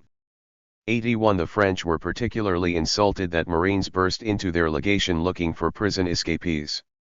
82 Noting how bandits attacked Marine outposts and Haitian guards abandoned their posts, Upshur concluded, these people are no more fitted to govern themselves than a tribe of apes, and recommended for Haiti a white man's government. 83 Given such perceptions, tensions ran high. Shortly after the landing, some Marines rescued one of their own from drowning and pushed a gathering crowd away, shouting, "Give him air! Let him breathe!" 24-year-old Valcourt Mauclair shoved back. His brother Lucien, a machete strapped to his trousers, slashed a Marine in the ensuing violence and caused a riot. A provost court sentenced Valcourt to life imprisonment and Lucien to death, but the brothers had already taken to the woods. They roamed the countryside for 17 years until pardoned. 84 Haitians' outrage against their own politicians, whose infighting they blamed for bringing on the occupation, was greater than their anger against invaders. On October 17, 1915, a local singer called Auguste de Pradines, known as Candio, introduced a new parody in Creole called On the Convention. Its lyrics condemned the so-called patriots who fought each other for years and now denounced the occupation's order. Now it's the Americans' turn. That we are here, whose fault is it? 85. Continued resignation, even fatalism, only deepened after the Caco War. It blended guilt over bringing about the external force with acceptance of the inability to resist effectively. African-American writer Zora Neale Hurston visited Haiti in the 1930s and heard of a peasant woman who, after the Sam massacre of July 1915, fell upon her knees with her arms outstretched like a crucifix and cried, "They say that the white man is coming to rule Haiti again. The black man is so cruel to his own, let the white man come." 86 Several prominent Haitians privately confided similar feelings. "The occupation was a fait accompli," said future President Louis Borneau to Solon Minos. "After the shameful events of late July, it was pure madness to suppose that our country could get out of this one." 87 There is nothing left to do, said Charles Zammer to an editor friend. 88 Haitians repeatedly blamed the political culture of Cautelos, Cacos, and revolution for bringing about the occupation. "I hate the insurrection with all my nerves, all my mind, all my blood," ranted journalist Constantine Maillard in September. "I prefer everything to this anarchy that almost killed our nationality." 89 Dardeganeve's Minister of Finance summed up, "We did nothing but exchange one sorrow for another." 90 Regardless of U.S. pressure, majorities in the Haitian Congress backed Dardeganeve for president and voted for the convention. This emboldened U.S. administrators to push through further reforms. In 1917 the Congress refused to pass the US-sponsored constitution and drafted its own, but Major Smedley Butler, a prominent presence also in Haiti after his adventures in Nicaragua, presented deputies with an order for the dissolution of Congress signed by Dardeganeve through coercion. In June 1918 U.S. officials committed massive voter fraud to pass a plebiscite in favor of the Constitution, 98,225 to 768. 91 In this context, Haitians remembered the few acts of individual resistance. In Port-au-Prince much was made of a soldier named Pierre Sully, sometimes called Joseph Pierre or, endearingly, Le Petit Sully, whom Marines killed because he refused to surrender his post despite the army's collapse. 92 It was a chimerical victory amid defeat and despondency. There was indeed significant pro-occupation sentiment in Haiti, especially in the first year after the breakup of Cautelos resistance. Social peace also stemmed from high agricultural prices brought on by the war in Europe, which benefited Hispaniola's exports. Others prized stability over national sovereignty. Charles Moravia's Le Matin, a pro-occupation paper, paradoxically praised the new censorship rules for freeing the press from the clutches of government, newspapermen no longer having to take positions for or against it. "Transcending our national pride is a convention that brings us peace, security, and work," wrote Le Matin. 93 Throughout the fall of 1915, it urged Marines not to be soft and called for more coercion against the Cacos. 94 Many Haitians also set aside their outrage and shame when individual U.S. citizens treated them with courtesy and respect. Caperton and Beach were some of the most liked blanks in Haiti. Aware of the resentment against U.S. troops, they instructed them to be friendly to Haitians. 95 They also both spoke French well and, as one Haitian historian wrote, showed a courtesy so perfect that one saw nothing American in them. 96 Popular U.S. officers socialized with the elite, attending dances and mingling in mixed-race company. 97 The defeat of Cautelos and Cacos and the acceptance of the occupation by many might have signaled a change in Haitian political culture. Secretary Lansing had given as his first reason for taking Haiti to terminate the appalling conditions of anarchy, savagery, and oppression which had been prevalent in Haiti for decades. 98 President Wilson also pledged to put men in charge of affairs whom we can trust to handle and put an end to revolution. 99 Instead U.S. occupiers found widespread regionalism, personalism, clientelism, partisanship, corruption, strict social hierarchies, authoritarianism, and disrespect for the rule of law and for press freedom. Nepotism, too. One Haitian senator named Poget congratulated Captain Beach on electing Dardeganeve, and incidentally recommended his brother-in-law as consul general in New York. When told no, Poget became a determined opponent of President Dardiganave. 100 As a result, U.S. occupiers far from Washington grew disillusioned. The administrator of customs wrote to Caperton, a year into the occupation, that all ideas relative to assisting or advising in running their own government, which ideas I was inclined to favor at first, I now regard as entirely hopeless. There is not a man in the government who is concerned with anything except his private gain and with finding places for his friends. Force and force alone can control the situation. Beach agreed. The patriotism of leading Haitians vents itself in political discussion and political combinations. It does not take form in buying seeds, of tilling and planting the land, or providing employment for the idle poor. 101 Because neither the Navy Department nor the State Department drew up specific plans for political cultural change and state washed its hands of the occupation until the 1920s, U.S. administrators called for the continuation and entrenchment of occupation in a futile search for what existed nowhere in Latin America, a stable, unifying cross-class nationalism. 102 The Navy kept the lid on. Has the United States sent people down here to teach us how to behave? Desiderio Arias. Barely 9 months after taking Haiti, in May 1916 the U.S. Navy and Marine Corps landed in Santo Domingo, on the other side of Hispaniola. The U.S. decision to intervene in another power struggle with the Caudillo presented many similarities with Haiti and Nicaragua, most salient being the desire to erase a revolutionary political culture. Dominican resistance emphasized the persistence of Caudillo's defense of local autonomy, again at the national level during the first months. In contrast to Haiti, Dominican leaders and followers of both violent and peaceful resistance movements put up a more determined front, as did unorganized resistors. The danger to our sovereignty is within, warned Federico Antonio Garcia a few months before the United States military landed on Dominican shores. We do not want American intervention, but with each of our revolutions, we do nothing but invite it. 1 Desiderio Arias, the Minister of War, embodied that internal peril. Arias was similar to Haiti's Rosalvo Bobo in being a constant irritant to those who wanted centralized elite rule in the Dominican Republic. A classic caudillo, he represented the poorest, most infertile region called the Linea Noroeste. Tall, thin, and of mixed race, Arias was beloved for his humility and generosity, and many Dominicans claimed to know or to be related to him. He banned his troops from taking or stealing food from the poor, a rare trait among caudillos. To a former cart driver with little education, Arias chose the only profession that afforded social mobility. War. He excelled at it unlike peers. He neither drank nor cavorted and attracted a following of darker-skinned peasants, soldiers, and urban poor.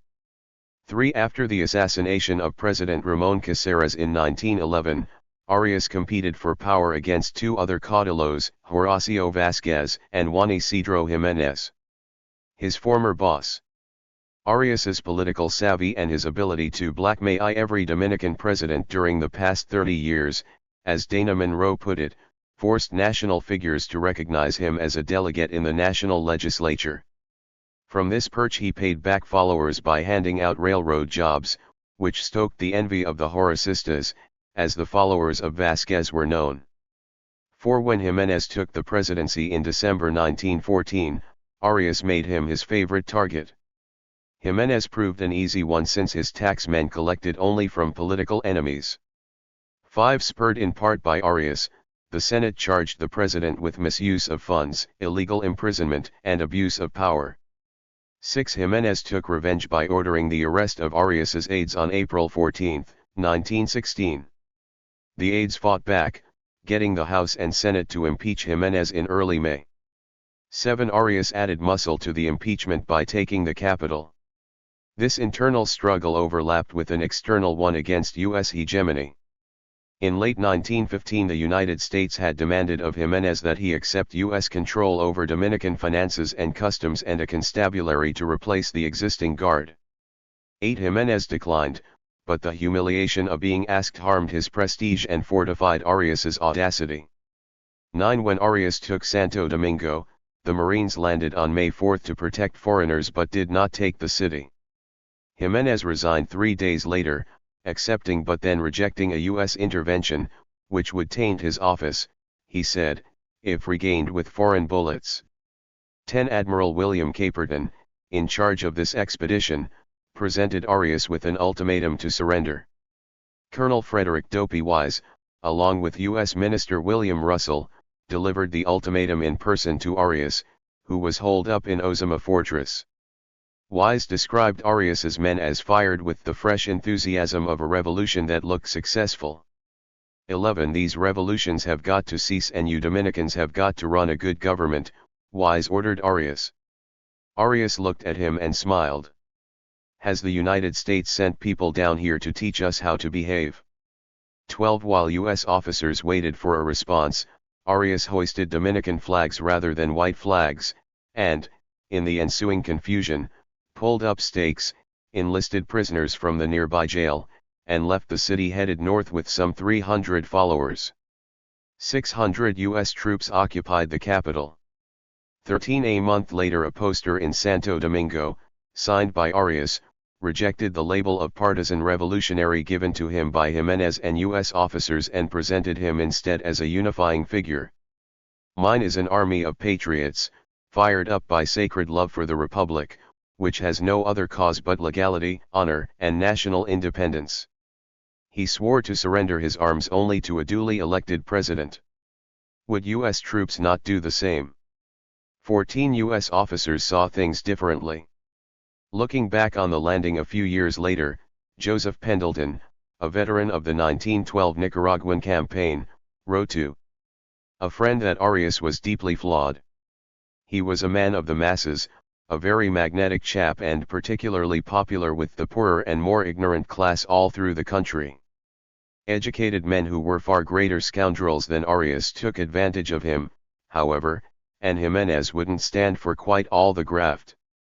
Pendleton's primary reason for going into Santo Domingo was because the United States was tired of revolutions.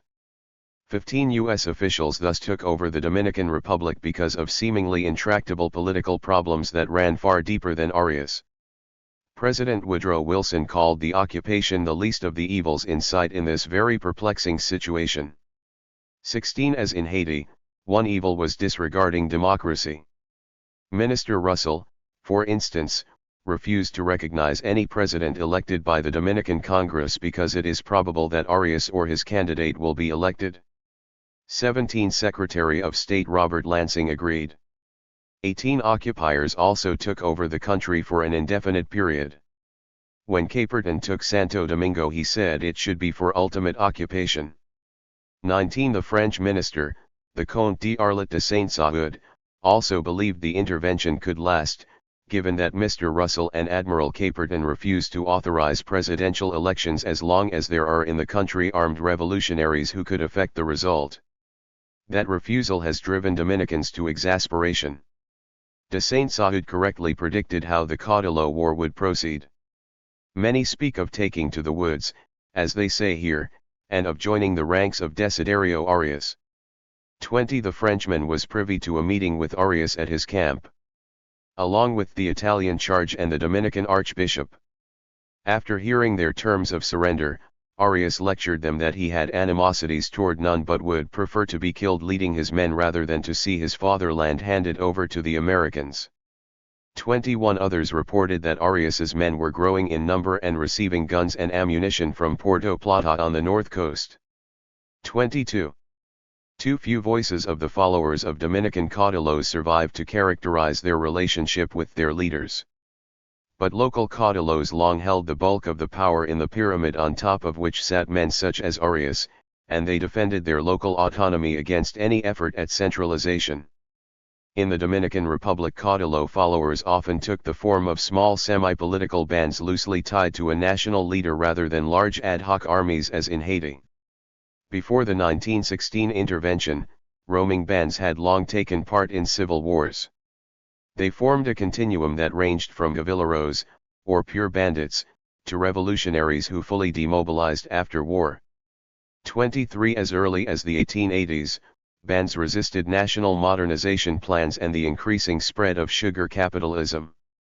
24 They rose again after the death of dictator Ulysses Heuros in 1899 and especially in response to President Caceres's tightening of central power.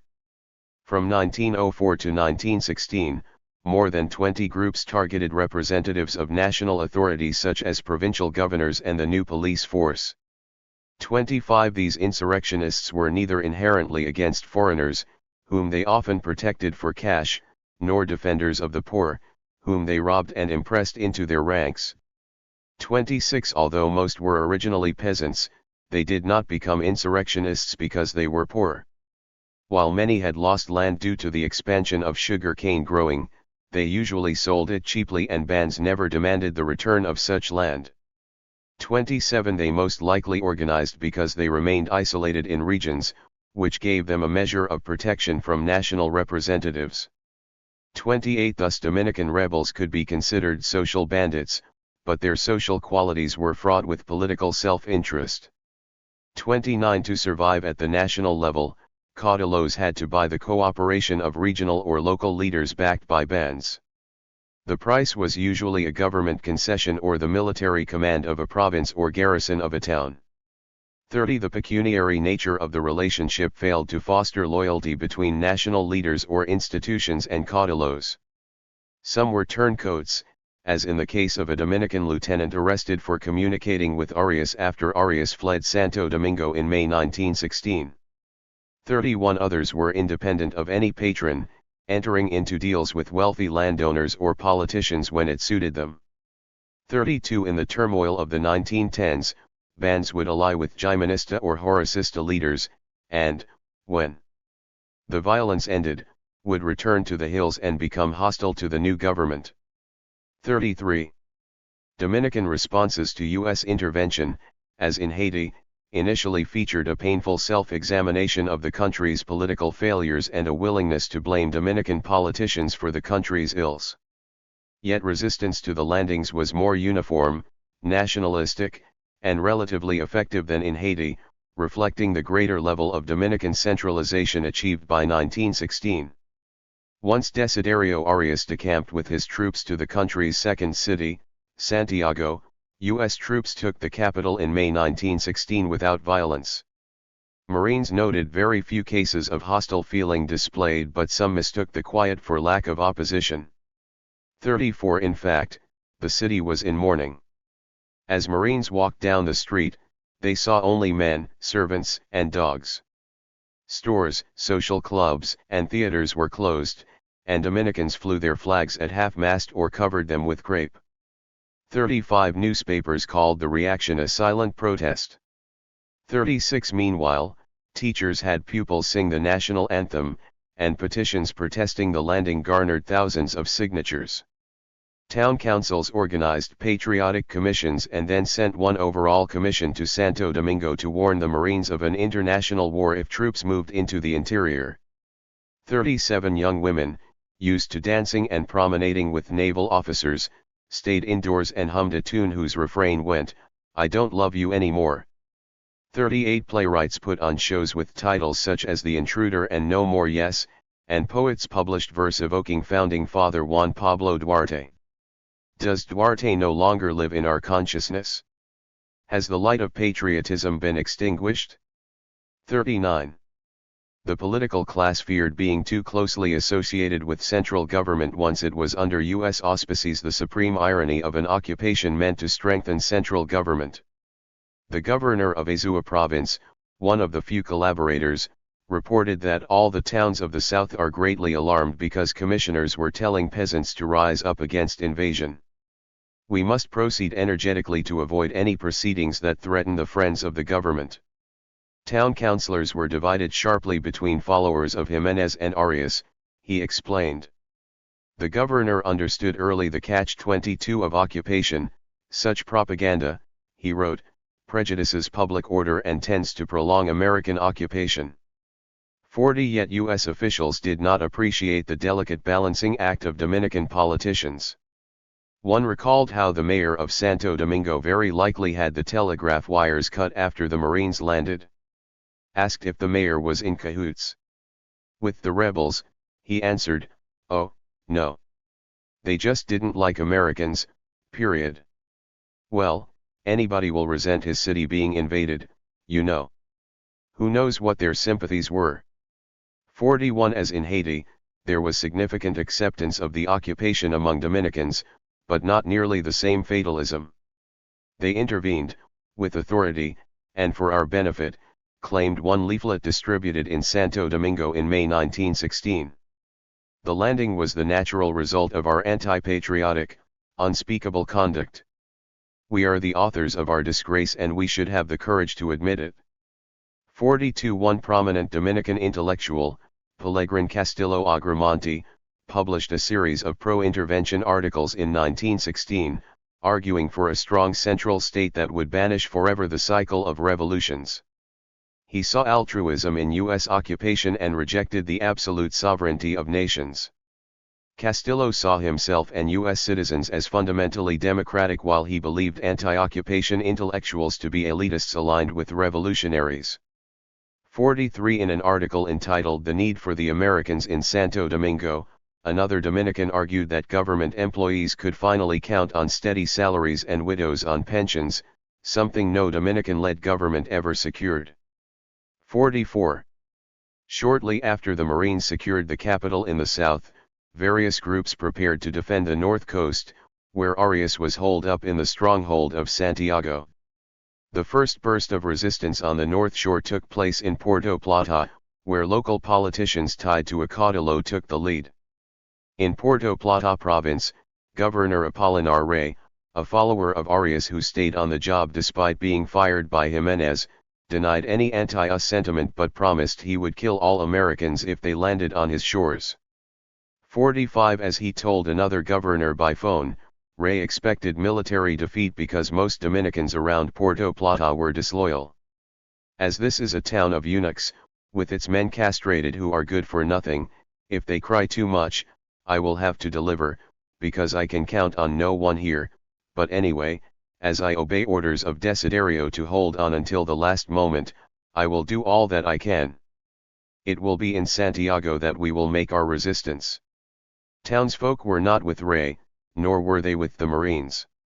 When about 20 U.S. citizens including the consul evacuated on the eve of the landing, a mob tried to prevent their departure and others sacked the consulate. Popular meetings took place in which city council members tried to soften Rey's obstinacy, primarily to avoid a Marine landing. 46 Rey was unmoved. He claimed that Arias was to have the city of Santiago declare him president. 47. Unable to round up enough free citizens, Rey used rural guards and, like Arias, put guns in the hands of prisoners. At 6 a.m. on June 1, 1916, he waited for the U.S. gunboats with a few hundred men. Against U.S. artillery, Rey's men fired a storm of bullets, coming from the waterfront, and streets in town, and practically every house near the waterfront. They continued shooting, allegedly using civilians for cover, as the Marines landed at 6:30 a.m. The Dominicans killed one U.S. captain with a bullet to the head but then retreated to a hilltop hospital. 48 U.S. forces advanced steadily, and it was all over by 9 a.m. 49 A simultaneous landing in Monte Cristi, near the Haitian border, saw no organized resistance, but several days later 200 men attacked the Marine camp at Monte Cristi before being driven off. 50 For Dominicans, such defeats could be as glorious as victory if intentions were noble and execution dramatic. Carlos de Leon saw the Marines disembark in the northern town of Sanchez and recalled the teary-eyed, stupefied, deeply mourning population. What lifted their hearts was an effort by General Manuel de Jesus Pérez Sosa, known as Lico, to board his troops onto a train headed to where the Marines were landing. The mission failed, Marines were already on the ground and they easily surrounded Lico. To de Leon, however, it matters not that the patriotic act of the general did not achieve the end promised. What history will never forget is that was of the few Dominican generals who defied the arrogance of the North American forces of occupation. 51. The proudest Dominican moments of resistance were the futile but valiant battles against Marines while they marched from Monte Cristi and Puerto Plata to converge on Arias in Santiago. Along the way, Dominicans tore up the railroad tracks, forcing Marines to walk 52. They also burned bridges and sniped constantly, delaying the march. 53. The real northern resistance came first at Las Trincheras, a defensive position long used by revolutionary armies.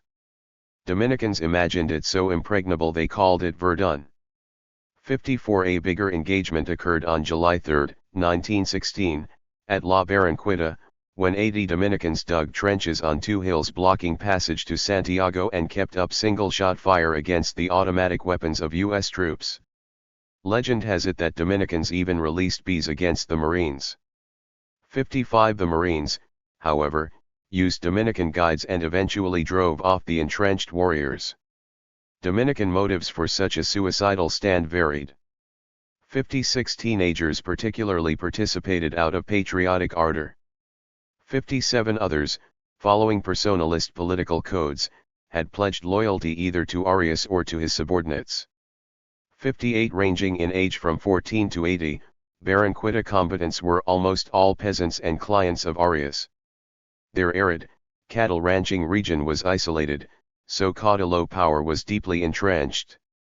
Enrique Disla, 16 at the time, fought because Maximito Cabral, an Arias man, rode in on a horse and distributed rifles. Priests and other community leaders also stoked the martial spirit. 59 Many others cited family connections to commanders or others who fought. Luis Disla, a farmer, described Arias affectionately as the chief of Mao. He was one of us. Maximo Muñoz joined the fight because he was a soldier doing his duty. Francisco Gutierrez described his patriotism as the protection of the land he toiled. I was not going to let them, as they say, put a yoke around my neck. I grabbed my carbine and preferred to die rather than see mine become theirs. Rafael Reyes explained, drawing on Dominican imagery, that no one wanted another's cock in his henhouse, right? 60 None cited anti-us sentiment as a motivating factor. When asked if it mattered that the invaders were U.S. troops, Demetrio Frias responded, "Oh no, no, no, no, that did not matter to me at all, that they be American, no matter who they were." When troops moved into Mao and other towns to disarm them, Barranquita survivors handed guns over peacefully. Some went to work for the Marines. 61 One veteran of La Barranquita even showed up at the Marine sick bay to have his wounds dressed. 62 The astonishing ease with which these Dominicans switched allegiances spoke not only of continuing isolation from state affairs and the lack of programmatic ideology but also the absence of any cultural markers identifying U.S. citizens at the outset of the occupation. All that mattered to Uncle Joe Pendleton, who led the Marine March, was that the defeats took the fight out of Arias. The caudillo was hoping to wage a national war from Santiago and was taxing its merchants $500 a day to prepare. 63 Pendleton wrote that La Barranquita completely crushed the spirit of resistance, and as we proceeded on our march the next day, we were met by a party of prominent men from Santiago, asking for peace terms. 64 The men accepted surrender on July 5, the key term of which was a pardon for Arias, and retracted their threat to set their town ablaze. When Marines arrived the following day, according to a British diplomat, Santiagans warmly welcomed them and Dominicans showed little or no animosity against them in any of the other towns with the exception of the capital, where the predominant interests are political rather than commercial. 65 Arias wrote to one of his generals that he was laying down his arms because of the indifference of the great majority of the country. 66 Those who fought also noted the acquiescence of the mass of Dominicans. 67 Arias himself turned surprisingly docile. He opened a small cigar store and called himself a Dominican friend of the United States. 68 After Arias's forces surrendered, however, proportionately more Dominicans than Haitians demonstrated hostility to the U.S. presence. This is likely because on November 29, 1916, Rear Admiral Harry Knapp declared a direct U.S. military government over the country. The Knapp Proclamation, as it came to be called, eliminated even the pretense of Dominican self-government. With next to no Dominicans left in government, the populace found itself free to unite in opposition. Perhaps the most common resistance by regular Dominicans was their refusal to disarm. In Haiti, dawdling on disarmament was mostly confined to cacos and seemed linked to obtaining more attractive bribes. Far more Dominicans, in contrast, attached cultural value to their weapons. One provincial governor complained in June 1916 that U.S. forces disarmed even those who had licenses to carry weapons. He suggested reversing the trend, thus restoring the respect for being governed by Yankees. 69 Instead, on September 14, the order came from U.S. officials to revoke all permits. Dominican officials were unenthusiastic. 70 The governor of Monte Cristi province wrote to prominent Dominicans urging them to keep hidden. 71 No one knows how many failed to turn in arms, but by the end of the occupation, the Marines seized 53,000 firearms, 200,000 rounds of ammunition, and 14,000 cutting weapons from a population of 750,000. 72 U.S. officials partly insisted on disarmament because they wanted to reform an unnecessarily violent society, and in this narrow sense, disarmament worked.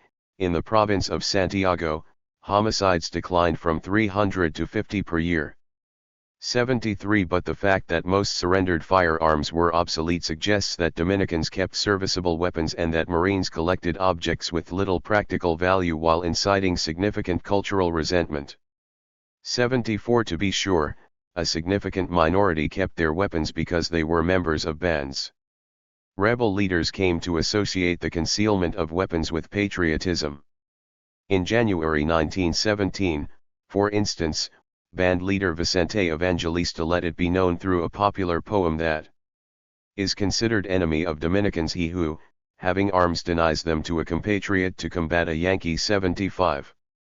Carrying a weapon also served as a measure of manhood. Fathers tended to give sons revolvers when they reached puberty. 76 A poor peasant who worked 12-hour days, ate poorly, and had barely 2 shirts to wear saved up for years to buy a good revolver, so he could, gun in belt, stand face to face with the local braves and respond to insults. 77 Street brawls were the more immediate reason for the NAP proclamation. Fights were related to disarmament since Dominican resistance in late 1916 stemmed mostly from the Marines probing for weapons. 78 Searches multiplied after the September disarmament order. As the Dominican press published accounts of forcible home entries by Marines, provincial governors claimed they could not muzzle press freedoms. Marines grew frustrated that Dominicans chose to obey only this law. The laws have never been obeyed in this country, shouted Marine Major H.I. Beers. 79 To have the laws obeyed, as in Haiti, Marines paradoxically muffled Dominican democracy. The struggle to oust the Dominican head of state provoked another column of resistance before the NAP proclamation. On July 25, 1916, the Dominican Congress elected Francisco Enriquez y Carvajal their provisional president. Don Pancho, as Enriquez was called, was a French-trained doctor from a prominent family. Congress claimed the new president was nonpartisan. He had never belonged to a faction or held office, and he lived in Cuba but capered and held out, seeing in Don Pancho a reluctance to give in to U.S. wishes. 80 The president did agree to almost all U.S. demands, yet Caperton and Russell identified too many desideristas in Enriquez's cabinet. 81 Russell's own choice for president, Federico Velázquez, was unacceptable to Dominicans precisely because they perceived him as Washington's man. 82 These politicians seem to be, if possible, more untruthful, more unreliable, and greater schemers, than our friends, the Haitians, Caperton fumed. 83 I fail to find one spark of patriotism in each and every one is for the graft, the money and power that he can get out of the country for himself and his party. 84 I have come to the conclusion, he wrote in July, that the only thing for these republics is a strong United States military government. They will never be able to govern themselves, that is, not for several generations, if ever. 85 Overcome by frustration, on August 17, U.S. occupiers struck a mortal blow against Enriquez by withholding customs receipts, thereby suspending all public salaries until Enriquez caved. For over 3 months, public employees worked for no salary, pensions went unpaid, businesses lost contracts, and charitable groups fed prisoners in the jails and patients in the hospitals. 86 The suffering was too much. American pressure had reached a limit unknown in our history, wrote Enriquez to confidant Tulio Sestero. 87 The Liston Diario of Santo Domingo blamed revolutionaries for fighting and then surrendering, leaving the hard work for peaceful government workers. We have to deal with the invaders. 88 While the Enriquez standoff dragged on, other Dominican political leaders showed that centralizing authority would be difficult. Several provincial governors disobeyed orders from Santo Domingo. 89 Those who agreed in private often did not cooperate in public. 4 cabinet ministers, for instance, refused to request a U.S. troop movement, telling Caperton, while they believe and all feel it for the good of the country, that they could not put it in writing and afterwards live in the Dominican Republic. 90 There were also numerous popular manifestations of discontent. Throughout the summer of 1916, gunfire pierced nighttime quiet. 91 By October, minor incidents of harassment multiplied as Marines took over policing duties. 92 Rising anti-Marine sentiment culminated with one violent clash. On October 24, a small group of Marines from the capital crossed the Ozama River on their way to the suburb of Villa Duarte, where they planned to arrest Ramon Batista, a party boss whose job was to collect weapons from fellow Dominicans and who was suspected of harboring weapons instead. 93 Marines found his house, informed him of the arrest order, and grabbed him. "Help! They are killing me," cried the Dominican to friends who had been milling about. Batista called on them to kill the Yankee cowards, and the arrest turned into a shootout. Out of nowhere dozens of men with guns blasted away at the Marines. People ran screaming in all directions. One woman took a Marine bullet to protect a sniper. The Marines managed a fatal shot at Batista, but they fled the scene, crossing the river by boat while bullets whizzed by and plopped into the water around them. 2 Marines died in the riot. 94 Soon after, 100 Marines occupied Villa Duarte, breaking down doors, detaining anyone looking suspicious, and burning down homes. 95 The next day, a considerable number of Dominicans attacked 2 Marines on patrol near a Santo Domingo cafe called Polo Norte. The Marines fired back, killing a waiter, the owner of the cafe, and a 19-year-old student. 96 One Dominican immediately called these men innocent victims of American brutality. 97 Former feeling of sympathy for Americans here changed to one of hatred, cabled the legation back to Washington. The Liston exemplified that shift, editorializing that just nations did not scorch and kill as the Yankees did in Villa Duarte. The United States have knocked on the wrong door, and instead of going to Africa to crush tribes for the expansion of their empire, they enmeshed themselves in free republics like Mexico, Nicaragua, Haiti, and the Dominican Republic. 98 The Liston printed similar comments every day, as did other newspapers. 99 President Enriquez y Carvajal and 2 of his ministers blamed U.S. officials for interfering in police business. The Attorney General added that the Marines were abusing the ley fuga, the right to shoot escaping suspects, by using it in common arrests. 100 The incidents accelerated the coming of the NAP proclamation because U.S. officials assumed that Enriquez would be even more intransigent. 101 Popular resistance turned out to be just what the Marines were waiting for. In May, Caperton had hoped that in case of any sporadic outbreak, "I think the situation would be greatly relieved, as then I would feel in duty bound to take military possession of the city and place it under martial law." 102 The State Department concluded that the Batista and Polo Norte incidents called for precisely that remedy. 103 Lansing agreed. 104 At a decisive October 31 meeting, In Washington, Navy, State, Knapp, and Russell agreed that the stubborn Enriquez y Carvajal apparently cannot be broken by diplomatic methods. As for public order, they agreed to legalize our military action in keeping order and putting down any revolutionary activity. To both problems the solution was the same, martial law. 105. So on November 29, Knapp issued his proclamation of occupation. It imposed martial law under a U.S. military government headed by Marine officers. It gave legal teeth to the existing customs receivership and resumed payments to the government from the coffers of those customs offices. It never denied Dominican sovereignty, called the country a colony, or removed Dominican flags from public buildings. It left untouched the courts, schools, and churches. Citing the need for internal order to ensure domestic tranquility, Knapp simultaneously banned firearms and imposed censorship and soon suspended the Congress and declared there would be no further elections. 106. Knapp and the military governors who succeeded him ruled by executive order. President Wilson authorized it all, he wrote, with the deepest reluctance. 107. Some Dominicans, usually ones with whom Knapp interacted, welcomed the proclamation.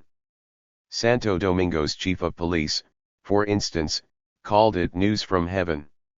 108. U.S. officials widely reported that the people have accepted the new order of things, many expressing great satisfaction, although privately. 109. Of course dissent did not die with the Knapp proclamation. To be sure, most newspapers immediately silenced their political coverage and suspended publication altogether. 110. But on December 8, the cabinet resigned en masse and Don Pancho sailed back to his home in Santiago de Cuba. Knapp noticed that the executives cleaned out their desks, and he had the temerity to call this act of civil disobedience desertion. 111. The day after the proclamation, Lico, the northern general, barricaded himself with troops in San Francisco de Macorís' fort until the Marines rushed the door, and 11 Dominicans died in the fighting. 112. Other governors refused to serve under U.S. rule and one later joined insurrectionists. 113. As in Haiti, the occupation celebrated a Te Deum at which few showed, perhaps finding the timing on Dominican Independence Day, February 27, 1917 in poor taste.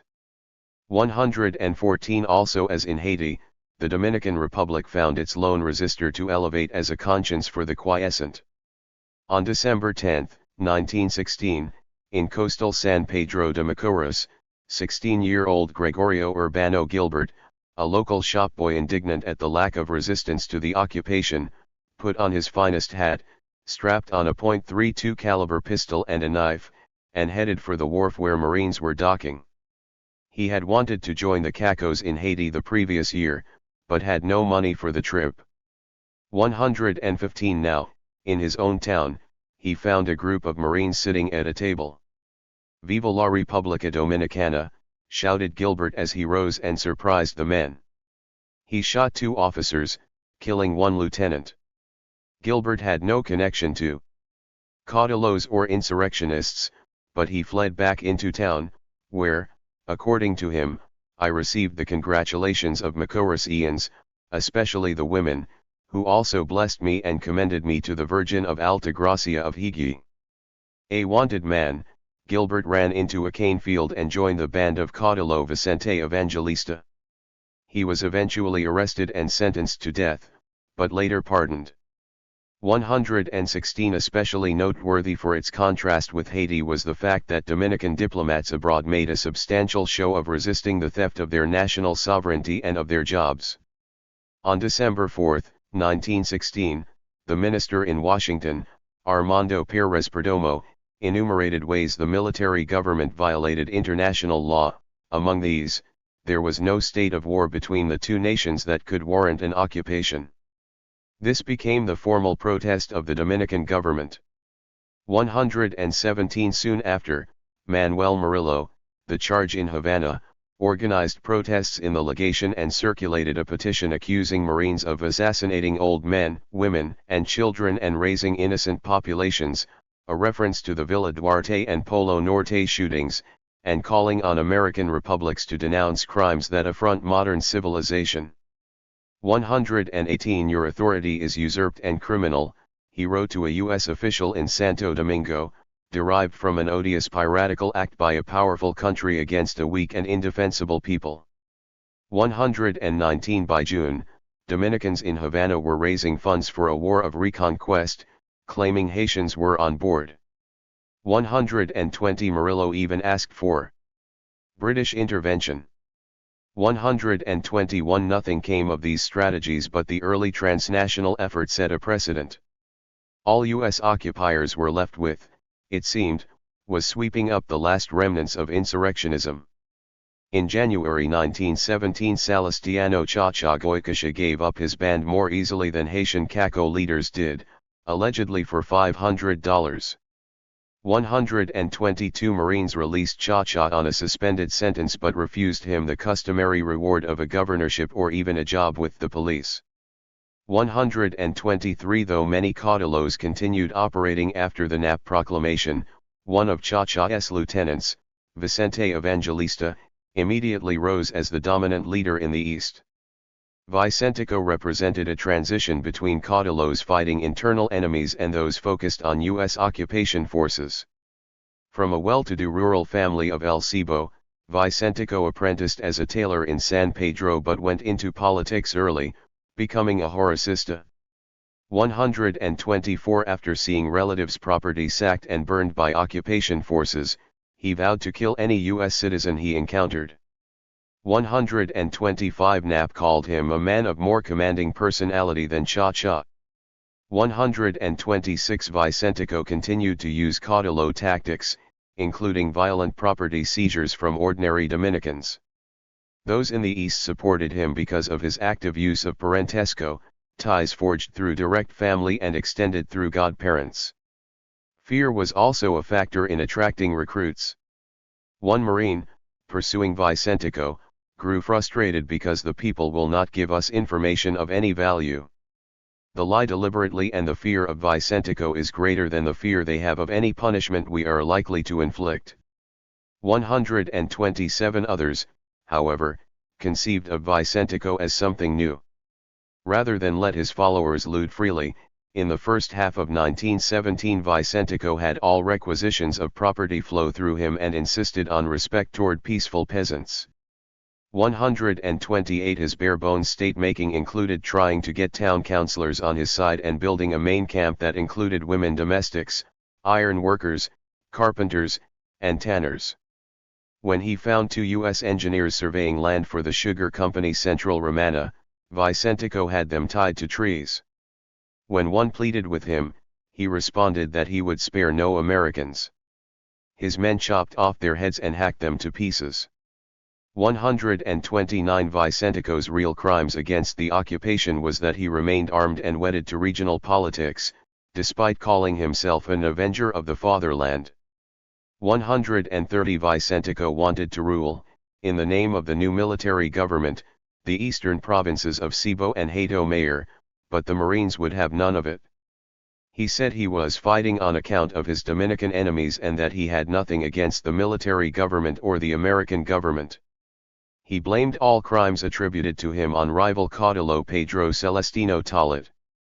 The caudillo was even more passionate about killing another rival, Fidel Ferrer, a former governor turned band leader who took money from Marines to turn again, this time against Vicentico. Evangelista demanded Ferrer's head as a condition of surrender, the Marines refused.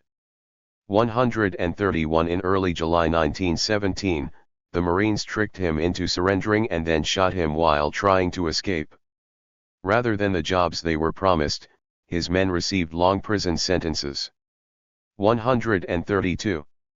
To Nap, the death of Evangelista and simultaneous imprisonment of Tolet meant that there were no more insurrectionists in the Dominican Republic. 133 A year after the Nap proclamation, a British vice-consul agreed, politics, so far as I could judge, have fallen into the background and are little discussed. Relations between Dominicans and Americans appear to be improving. 134 While open tension receded, however, Many noted that the problems of political culture that initially attracted the Marines still plagued the Dominican Republic. Those who praised the occupations, for instance, generally had a personal interest, usually in a government job. Manuel de Jesus Galvan, for instance, became minister in Washington, and Felix Maria Nolasco went from a clerk to the Sindico or chair of the Santo Domingo Town Council. 135 As they offered their services to the new rulers, some wrestled with their choice. "Some do not consider me a good Dominican," said Eligio Vidal, asking for a job, "because, on more than one occasion I have refused to sign protests against the government, but I am a good Dominican when I have to be." "Occupation," he said, "helps us to put an end to a few bad things in our country." 136 It did not help the cause of unity that few in the cities were proud of the rural resistance to intervention. To novelist Federico Garcia Godoy, none of the caudillos in 1916 was a true nationalist. On the thermometer of national dignity we have descended almost to zero. 137 As in Haiti, therefore, U.S. officials began to foresee a prolonged occupation, wrote Charles Perrault of the French legation in Santo Domingo, to modify the mentality of the Dominican people, the cause of all their problems. 138 One U.S. military governor called his subjects a backward people who need an object lesson in modern ideas and ideals. 139. Part 2. Occupation Resistance. Nicaragua, 1913 to 1925. Have on more than one occasion made Nicaraguans their victims. El Comercio, Managua. The wave of resistance against the Marines that washed over Nicaragua, Haiti, and the Dominican Republic for years after the original caudillos suffered defeat represented far more than a response to intervention. The second wave responded violently to the behavior of U.S. troops and U.S. administrators. During this more protracted period, concrete abuses committed by Marines against ordinary people, drunken brawls, forced labor, torture, land grabs, concentration camps motivated the invaded to oppose Marine authority. The struggle for local autonomy against Marine encroachments in Nicaragua from 1913 to 1925 was unique for not sparking organized violence, either by national or regional caudillos, largely because of the small size of the occupation force. Yet many Nicaraguan dynamics would be repeated in Hispaniola, including the secondary position of nationalism among rationales for resistance. The problems of political culture still hindered unity and altruism. A deeper look at day-to-day resistance illuminates why so many revolted as the occupation settled in. With the Luis Mina Benjamin Zaletan Rebellion of 1912 suppressed and President Adolfo Diaz safely in power, the United States left a legation guard in Managua, thus turning intervention into occupation. The goal of the force, merely 100 in a town of 40,000, was to back conservative rule and foster peace through the implicit threat of another mass landing. It worked in that there was no civil war during these 13 years. Martial law prevailed most of the time and the Marines kept parties from fighting, notably quelling a fortress takeover in May 1922. Occupiers shared the broad goals of dollar diplomacy to meet the twin desires of investors and diplomats. Investors wanted their loans paid back, and so they controlled the national bank, the railroad, and the receipts from the custom service. Diplomats sought a stable political situation that would lead to responsible lending to other nations and to U.S. monopoly rights to a canal through Nicaragua. For this reason, Washington endorsed U.S. control over the Customs Service and the Claims Commission. 2. The occupation brought no great foreign investment or public works project, which suggested that more energy was channeled toward the goal of political stability than to socio-economic improvement. 3. Several U.S. citizens in Nicaragua stated that they aimed for a permanent transformation of Nicaraguan political culture. On the very day that Zaletan wrote his final letters, Lieutenant Colonel Charles Long predicted, from his conversations with U.S. citizens and other foreigners in Nicaragua, that even if we stop fighting and establish the present government in power, the same thing will break out again after our troops leave the country. Foreigners, he added, described Nicaraguans as an easily fooled, unruly mob who enjoy fighting and have no idea of the value of life, even their own lives. To institutionalize the concept of a loyal opposition, Long suggested a supervised election in which liberals could have a voice in the government. 6 years later, after little progress in this direction, Dana Monroe of the U.S. legation wrote that Nicaraguans still joined political parties because of petty prejudices and loyalty to individuals rather than political principles.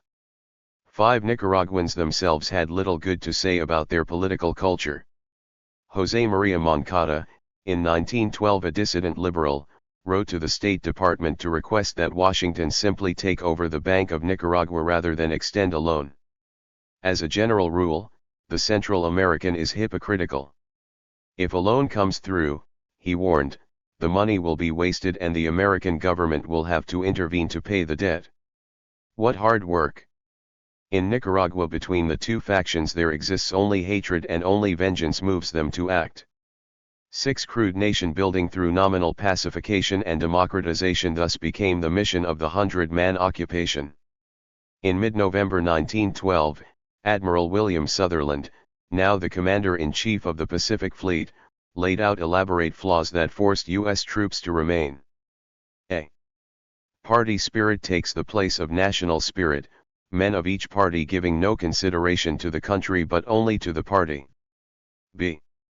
The feeling of each party against the other is so bitter in fact, malignant as to dominate all ideas of civilization and humanity. Even family ties are forgotten during the frequent revolutions, and the rank and file of both sides actually revert to a semi-savage type. C. The peon class is ignorant and brutal, practically less than semi-savage and with no national feeling, ready to take part of either side according to which offers the most promising results.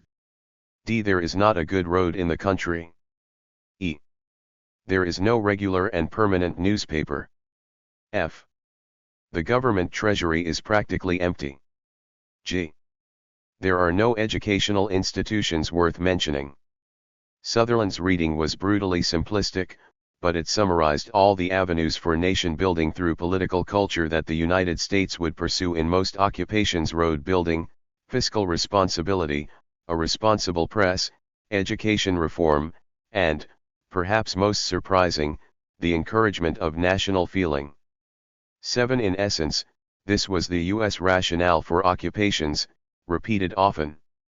In 1916, the U.S. Collector General of Customs in Nicaragua listed political culture as one of the reasons for ratifying the Bryan-Chamorro Treaty, which promised $3 million in exchange for exclusive U.S. rights to build a canal through the country. As a result of that deal, he somehow reasoned, professional revolutionists will become extinct, and revolutionary movements from personal ambition will be discouraged. 8. Given the mixture of disdain, paternalism, and genuine commitment to reform of U.S. occupiers, the record of nation building over the dozen years of the 100-man occupation is mixed at best. On the positive side, Washington righted Nicaragua's finances, introducing a stable currency in 1913 and keeping its military spending to a fraction of that of its neighbors. 9. It also cut back on graft. Louis Chesty Puller, quartermaster in Nicaragua at the time, ended the system by which local political bosses and mayors rented barracks to the constabulary even though the barracks were public property. 10. Washington also successfully pressured Managua to outlaw forced labor by the 1930s. 11. Yet the Marines built no road, ran no school, erected no public building, and did nothing to improve agriculture or sanitation. 12. The two most concrete efforts at political cultural change floundered from a lack of U.S. will and from Nicaraguan political self-interest. The first effort to lower the claims made by natives and foreigners during the upheavals leading to the 1912 intervention through various mixed commissions was intended to teach Nicaraguans to liberate the treasury from political considerations. But U.S. officials allowed Managua to nominate the Nicaraguan member and one of the two U.S. members of the commissions, and local authorities with political interests screened claims before they were considered. As a result, the claims richly rewarded the supporters of former President Adolfo Diaz. The commissions also rejected the claims of conservatives who backed alternate factions and failed to pay claims immediately that it did approve. 13. The goal of the second effort, founding the Constabulary or National Guard, was to encourage an apolitical, untrained, and Nicaraguan-manned professional quasi-military, which would replace the police, army, and navy. Resistance, incompetence, and bad timing marred the effort. The training did not begin until the eve of the departure of the U.S. Legation Guard on August 4, 1925, leaving little overlap between forces.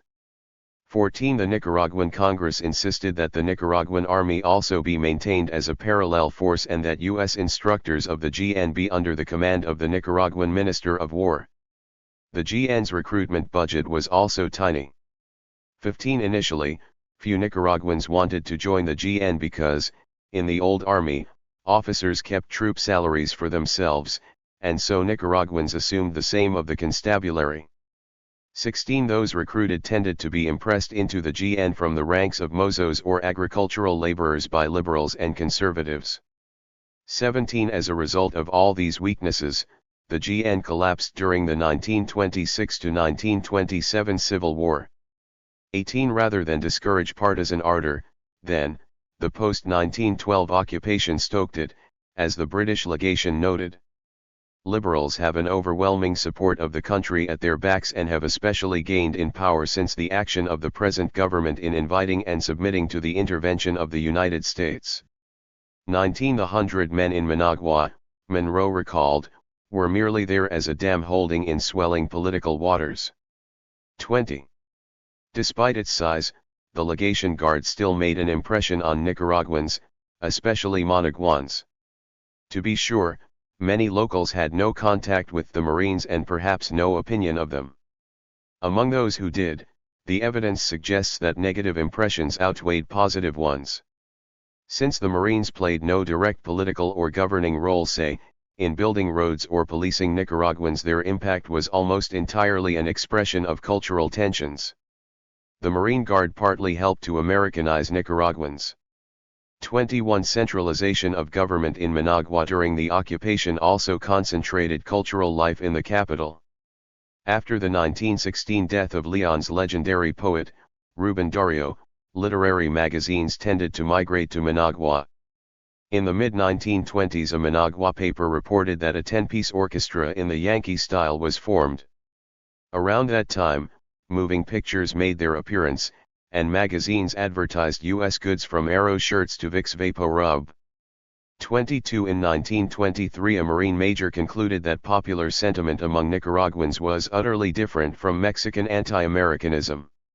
Nicaraguans, like Haitians, saw U.S. citizens as no different from other foreigners, were cordial toward them, and the majority are very glad of American intervention and would like to see it continued indefinitely.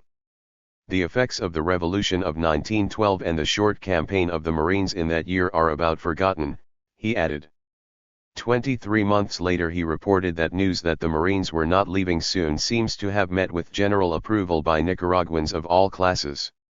24. This was not the opinion of all. Some Nicaraguans remained outright opposed to the occupation, especially when news of the Bryan Chamorro Treaty spread in 1914. 3 Nicaraguans living in New Orleans at the time published A Public Appeal of Nicaragua to the Congress and People of the United States, a 185-page pamphlet in English reproducing documents and petitions from compatriots in Managua and New Orleans and from other Latin Americans. 25 Augusto Sandino's father, Gregorio, went to prison for protesting the treaty. 26 Some conservative oligarchs especially resented the spread of Protestantism and of the idea of the modern woman. 27 In July 1925, Marine intelligence reported that Catholics led by Mexican Jesuit priests stoned the Protestant Church in Granada and otherwise threatened the lives of the American missionaries and their followers. 28 No one knows for sure what the elite as a whole thought of occupation. The closest evidence to a poll was a series of interviews conducted by prominent Nicaraguans in the summer of 1925. Interviewees said that they generally enjoyed the lack of party violence made possible by the Legation Guard but regretted the affront to sovereignty that the Guard's presence implied. 29 A Marine major observed in 1923 that regular people who disliked the occupation, a minority, in his eyes did so for concrete personal reasons. They have lost money, or have been deprived of certain rights, or have been denied certain demands. 30. The record of the post-1912 occupation is rife with instances of day-to-day anger among Nicaraguans at the indignities visited upon them by the occupation. The episodes speak to the will to resist that met the presence of U.S. troops in Latin America and suggest how that resistance multiplied when troops numbered not 100, as they did at this time, but several thousand as they would later in Nicaragua and elsewhere. One Marine intelligence captain recalled that, up to 1917, there was no friction between the Marines and the population other than small fights in canteens and an occasional rub between individual Marines and police. 31. Yet a Nicaraguan memoirist recalled that the legation guard when off-duty frequently caused a ruckus in the cantinas of Managua, sometimes assaulting peaceful Nicaraguan citizens, without any authority daring to stop them. Nicaraguan police eventually lost patience with the legation guard, and in January 1917 it jailed 3 troublesome Marines. From their cell, the 3 banged on doors until guards subdued them with cudgel blows. The chief of police heard of the fracas, got on his horse, and stormed into the jail with hanging nooses. Thinking they'd be hanged, the Marines fell on their knees, begging forgiveness.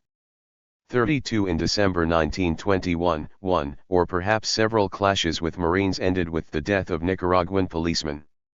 33. To the occupation, the broad cause was obvious. There is nothing for to do in town except to visit the numerous cantinas where prostitutes and vile liquor are cheaply obtainable, explained a Navy captain. The evidence presented before the Board of Investigation is a constant tale of wanderings from cantina to cantina. He pointed to the humiliation suffered by police, soldiers, and artisans, who all made less money than Nicaraguan prostitutes. He also noted the racial feeling, which leads to the assumption of an air of superiority on the part of the Marines. 34. In response, authorities aimed to minimize contact between Marines and Managuans, thus contradicting the argument that a Marine presence was enlightening to Nicaraguan political culture. In the midst of Nicaraguan congressional calls for withdrawal, the U.S. minister requested that Nicaragua provide space for a canteen, dance hall, motion picture theater, and other buildings with a view to keeping the Marines from visiting Managua. He asked Managua to choose saloons where Marines could be segregated. 35. Marines began to police themselves, raise morale, and enforce standards of conduct. The Navy handed down sentences ranging from 8 to 40 years in prison for those convicted of killing the Nicaraguans, and the legation replaced the entire guard. 36. Yet not all damage was undone. In 1924 the liberal Obrerista movement called for the overthrow of the Yankee-friendly government.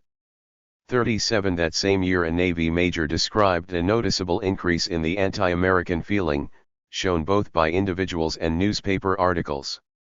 38. In 1925 he reported again on 6 unprovoked and unpunished attacks on Marines in the streets of Managua in less than 4 months.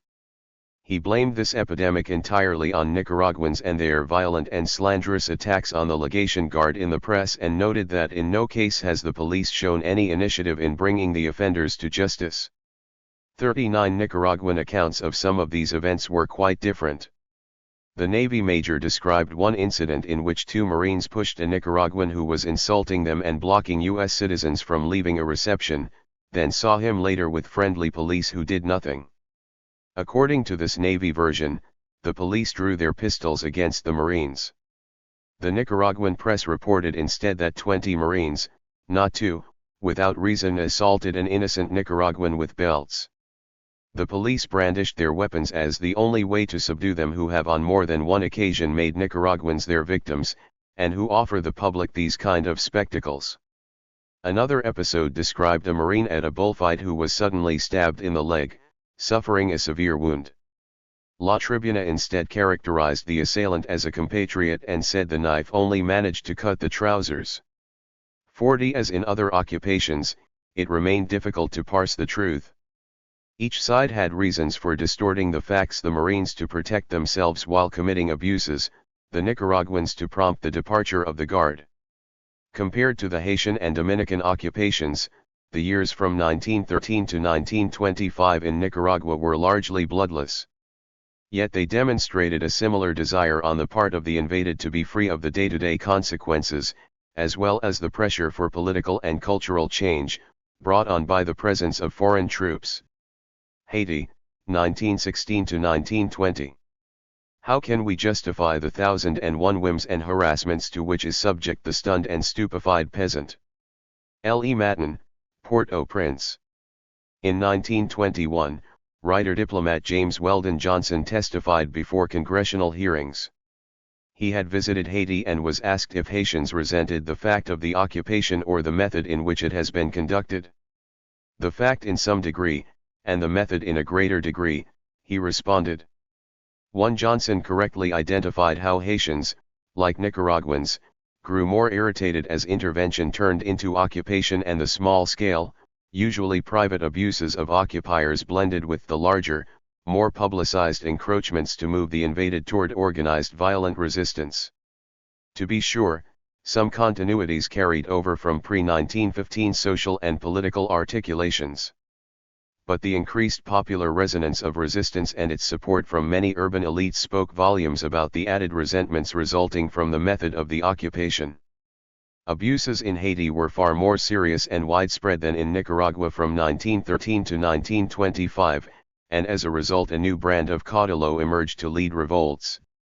All analysts at the time and since noted the growth in size and strength of the second wave of insurgencies compared to the first. Ensuring their surrender consumed more time, treasure, and lives.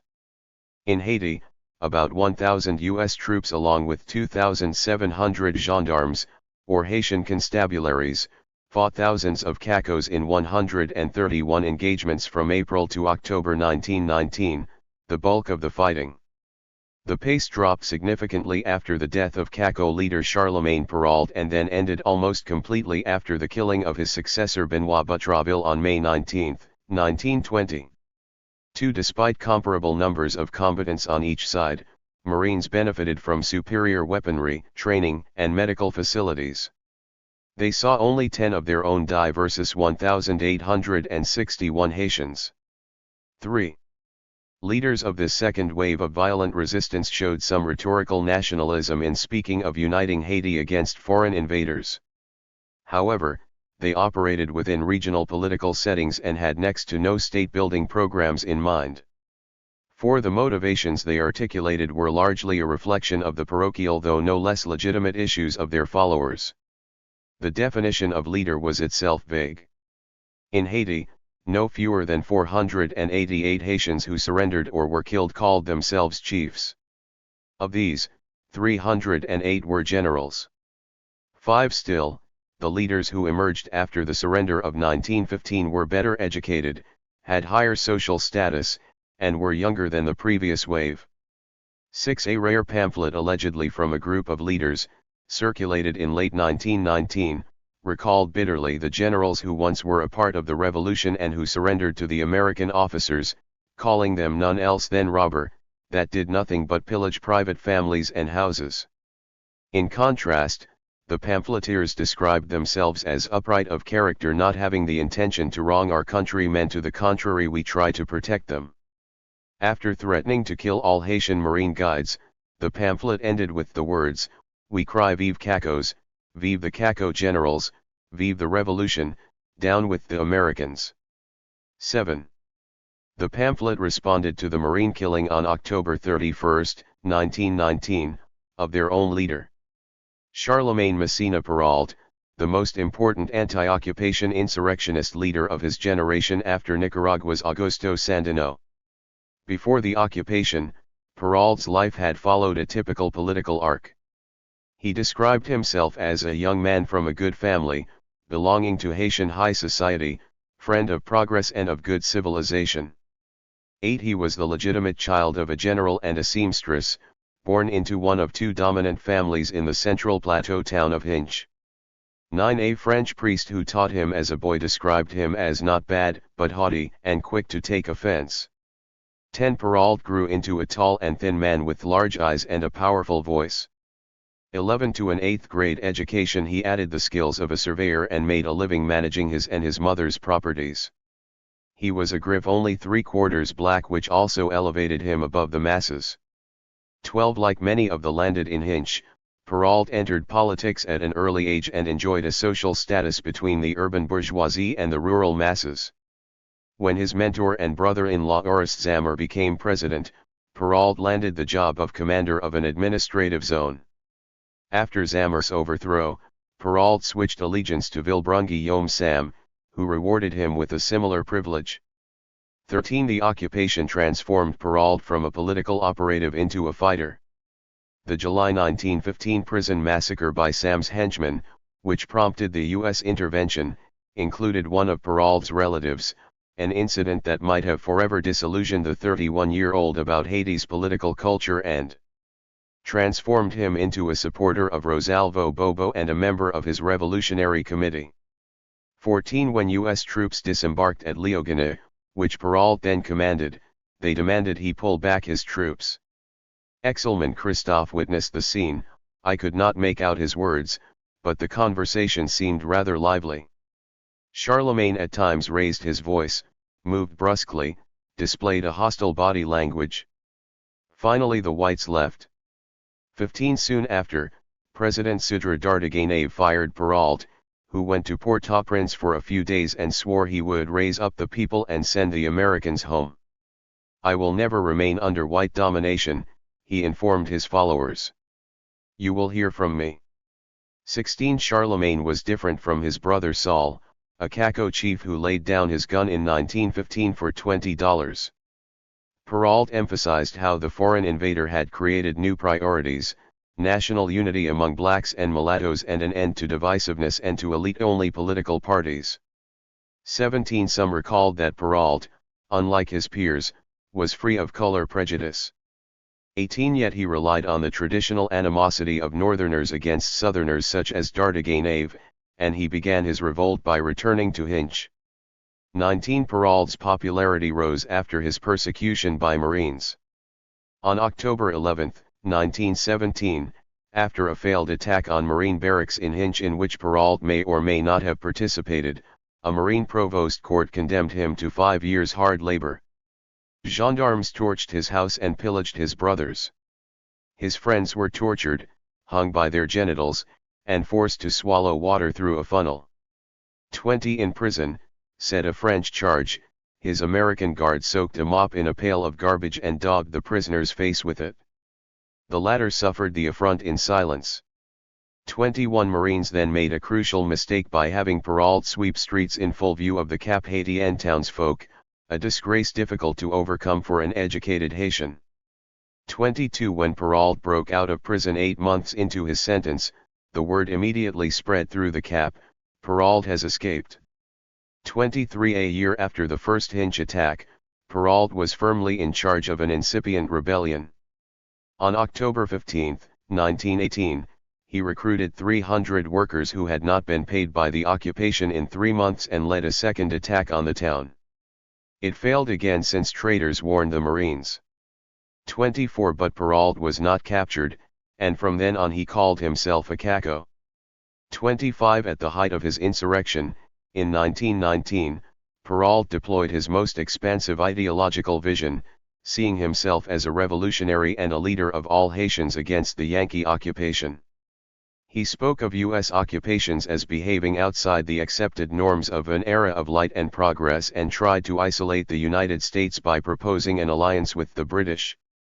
Claiming to command more than 30,000 to 40,000 men in every region save the South, he described the struggle of Haitian people as only for the defense of its territory and of its flag.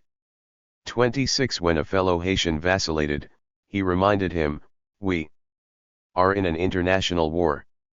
27 To the French minister René Delage he wrote, unlike any other Caco leader to that point, of the principles of President Wilson himself concerning the rights and sovereignty of small peoples.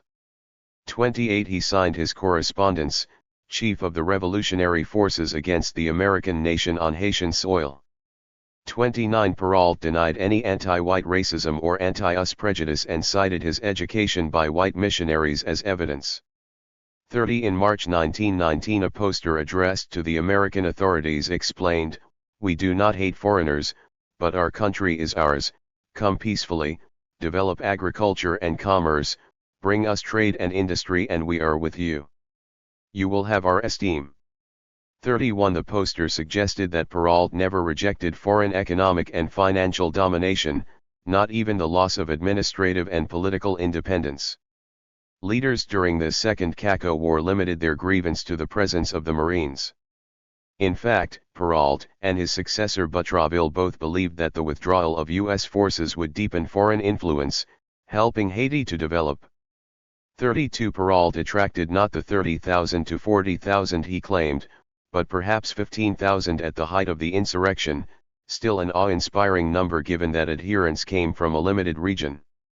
Haitians who followed Perrault described him as sociable, fair, unpretentious, and, unlike many peers, opposed to corporal punishment. 33 He also chose his geography well. The hilly area around Hinche was long a destination for escaped slaves, and because of its isolation it largely eluded the 1915 order to disarm. 34 Its remoteness also allowed Marines and their subordinates to abuse a system of forced labor that caused the rebellion. 35 As a result, Perrault presented a formidable obstacle in the countryside, raiding several towns, even the capital in October 1919, often defeating gendarme detachments. 36 His military combined modern guerrilla techniques of surprise and concealment, Catholic symbols such as the crucifix, and traditional Haitian instruments of communication such as drums, smoke signals, and conch shells. 37 But Perrault's Cacos were badly trained and armed mostly with crude rifles and machetes against U.S. machine guns. 38 They never triumphed in open or urban warfare against the Marines and gendarmes. Perrault's nationalist rhetoric and military power also have concealed major contradictions. For one, he did single out not only the U.S. government but all U.S. citizens as evil, writing that in the world, Americans alone have the capacity for the cruelty they displayed in Haiti. He pointed particularly to U.S. hypocrisy and unscrupulousness, calling les Yankees cruel and unjust. 39 He targeted foreign corporations, such as the Haitian-American Sugar Company.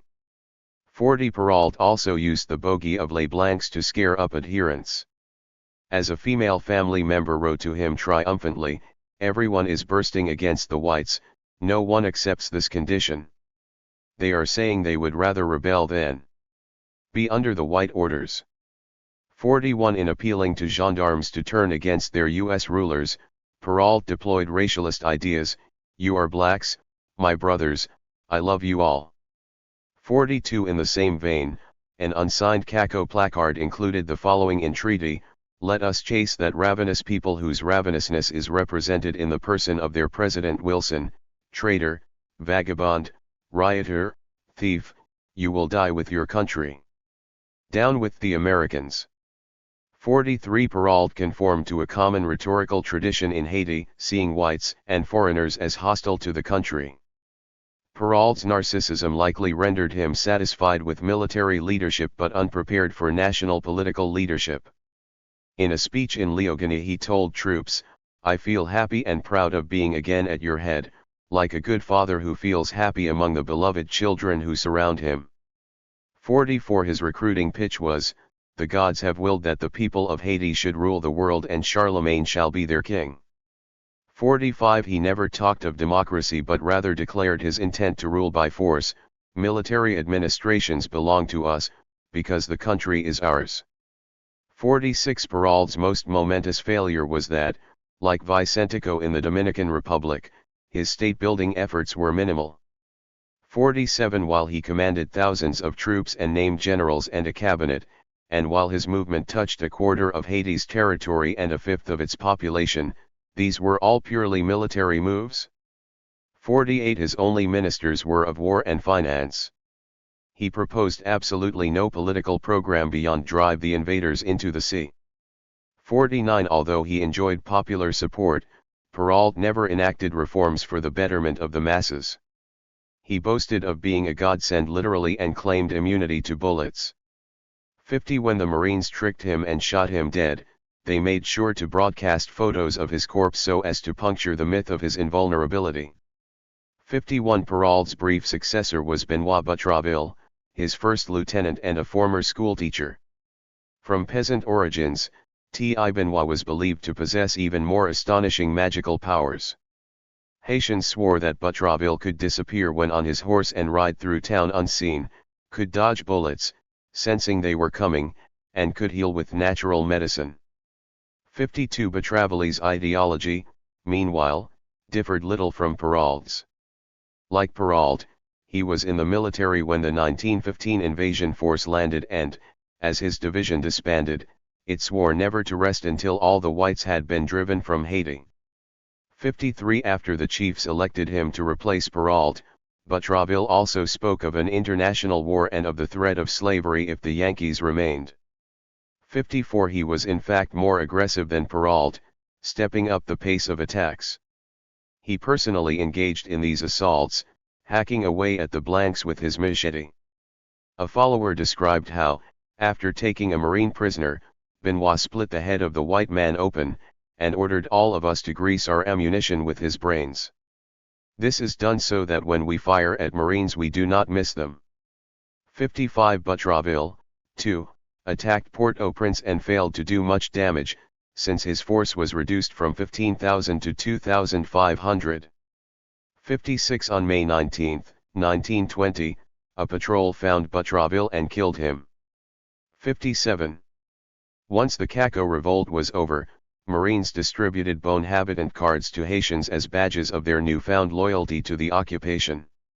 Of the 36,000 handed out in late 1919 and early 1920, one district commander estimated that 85% of the Haitians holding them, a whopping 30,600, were active as bandits, at one time or another during the last revolution.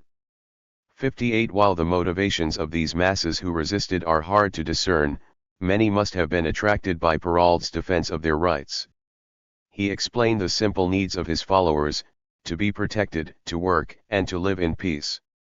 He also railed against the corruption of Haitian politicians and the brutality of gendarmes. 59 In his letter to René Delage, Perrault outlined abuses committed by U.S. troops, which would have rung true to his followers: perpetual humiliations, unbelievable crimes, assassinations, robberies, and acts of barbarism. 60 Caco leaders also lobbied for peasant loyalties. Butraville's followers recalled 12 rules that their leader handed down to them. Most were tactical, but one decreed: after each victory, the Caco chief, before leaving, assembles the population and explains the motives and the goal of the battle. Convincing the people of the justice of our cause is the first task of education. The Caco War is also a war for hearts and minds. Another said, the Caco is the protector of the poor peasant. Any abuse against a farmer is a capital offense. The Caco War is a war in defense of oppressed workers. 61 The few traces of actual peasants in the historical record suggest a variety of peasant motivations stemming from parochial self-interest rather than nationalism.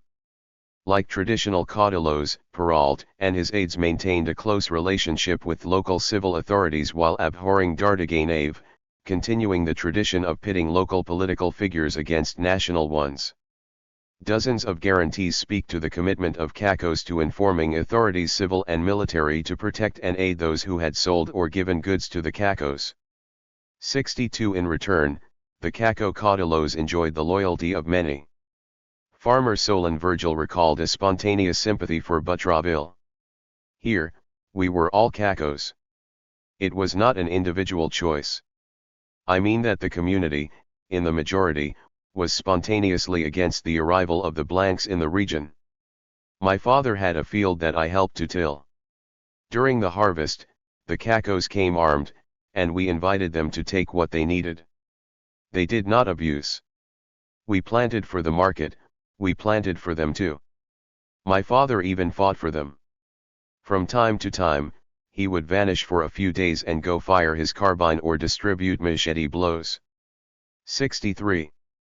Butraville's niece agreed: gendarmes and marines knew that responses to all their demands would be courteous but negative. There was no cooperation. We said nothing about what we knew of the Cacos. 64. Many Cacos joined the fight for the basest of reasons. Some saw Perrault as the latest incarnation of a leader who would let them plunder. Desailles admitted he heard stealing was going on and that he came to Hinch to steal because it was in his heart to steal. Raymond Marcelina joined the fight because his chief told him that it was necessary to kill all of the whites so that Charlemagne could be chief. 65 Only Claudius Chevry, 17 at the time, recalled joining Butraville because of nationalism, and still he had an additional motive, a taste for adventure. 66 Non-combatants also contributed to the revolt for concrete reasons. Admitting that Cacos have the population with them, Marines regularly reported on the thousands likely feeding and sheltering the rebels. 67 Many aided out of fear. In fall 1919 the Vatican's charge took a trip through the interior and noticed an 66 unusual agitation, that the inhabitants, ordinarily very calm and hospitable, appeared fearful and fled at the sight of strangers. The Cacos threatened to massacre all those who helped the Americans.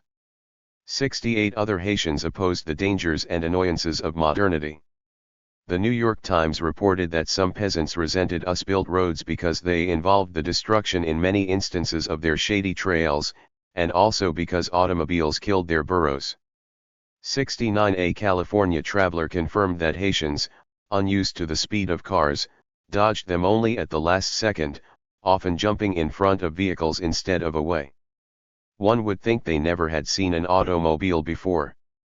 70 The overwhelming reason for following Perrault, however, was the corvée. The unfree labor system was already on Haitian law books in 1915 but Haitians ignored it. 71 In summer 1916, Marines revived the program in order to build roads. At first it was unproblematic, even popular, because it required that Haitians volunteer a few days' work per year, close to home, in camps providing free food, shelter, and entertainment. Well-off Haitians could avoid the work by paying a fine. 72 Then some Haitian gendarmes and mayors, overseen by Marines, began to abuse the system. French consul Delage summarized the clumsiness of the U.S. troops in enforcing the corvée.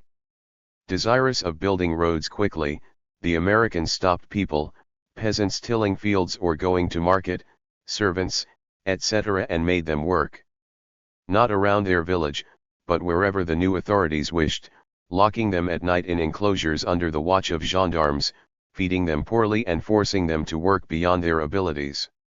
Many who had given the required number of days saw their paper guarantees torn and they were forced to begin anew. Many peasants, to avoid this forced labor, fled to the mountains and joined the Cacos. 73. In order to recruit still more corvée laborers, Marines sacked and burned homes, often of poor farmers hiding from the Cacos. The Navy ended the practice in July 1918 and investigated its abuses. In early 1919 the new brigade commander, Brigadier General Albertus Catlin, personally visited a corvée site. Catlin asked those who had been forced to work and wanted to return to their farms to step to the front, recalled another Marine. Practically the entire gang stepped to the front. 74 Despite the order to end the corvée, it continued for another 8 months near Hinch, Perrault's hometown. Haitians did not need Perrault to tell them to resist. In early 1917 one city council in Hinch, no less protested recruitment, the gendarmes having to forcibly escort the mayor to round up laborers. 75 Later that year Le Matin inquired rhetorically, how can we explain these manhunts, slave catcher style? These multiple taxes and fines to corvée workers? These nighttime arrests and imprisonments, these incarcerations of workers night after night, etc., etc. How can we justify the 1,001 whims and harassments to which is subject the stunned and stupefied peasant? 76 Kernizan Isidori remembered gendarmes taking him and his brothers and others to a chapel to work the corvée near Laborde. When the order came to march to the site, the men refused. The gendarmes shoved and hit the crowd and began to rope the men together. The laborers hit back with their fists. Women shouted for help. The flustered gendarmes sought a Marine who arrested Isidori and the others and then occupied the town. 77 others resisted once they were integrated into the work camps. A man called Esteban got into a dispute with a Marine over whether he had been paid. Seeing no resolution, the Marine hung him by the wrists. And beat him without pause. Blood ran down Esteban's body. He clenched his teeth but did not cry. Then the white had enough and sent him, naked, back to work. When he was offered food, he refused his portion. It was his way of defying the white. Soon after, he escaped. 78 Nestor Dorsica recalled Peralt as a literal savior because he burst into Corvée camps, broke down doors, and invited workers to join him. Some used the opportunity to flee. Termitus Michel, tired of the abuse, joined the Cacos. My place was beside the Haitians, my peers, and not the whites. I chose my camp. 79 The identification of the Corvée with occupation abuse was so strong that, years later, Haitians gladly worked for foreign corporations but refused to build roads for them. 80. The second wave of Haitian violent resistance was not only longer, more popular, and more violent than the first, but its motivations stemmed far more from the suffering and the ambition of those living under occupation, thus deepening the two-way collaboration between leaders and followers of caudillo revolts. For all the nationalist rhetoric of the leaders, the motivations of most were more prosaic.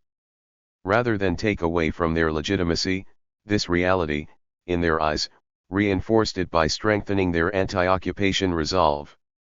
The Dominican Republic, 1917 to 1922. With their lack of education and the life they live, it can hardly be doubted they turn bandit. A Marine. The simultaneous experiences of Dominicans were similar if somewhat less tragic than those of Haitians. Fewer died over a longer period, and fewer joined the equivalent of the Cacos. Yet Dominican resistance proved longer lasting because it was even more decentralized. Atomized roaming bands, long established in the sugar-producing east of the Republic, shifted their rhetoric and tactics after 1917 to focus on the methods of the occupation, which, in a vicious circle, became more sweeping and brutal as more rebels rose up against them. More so than in Haiti, Dominican insurrectionist leaders, with some exceptions, proved largely devoid of nationalistic ideology or alternatives to Marine-led state building, which reflected their continuing attachment to local autonomy and caudillo politics. The peace that the US-proclaimed military government thought was secured for good in mid-1917 after the killing of Vicente Evangelista broke less than a year later with the resumption of banditry, this time largely confined to the east.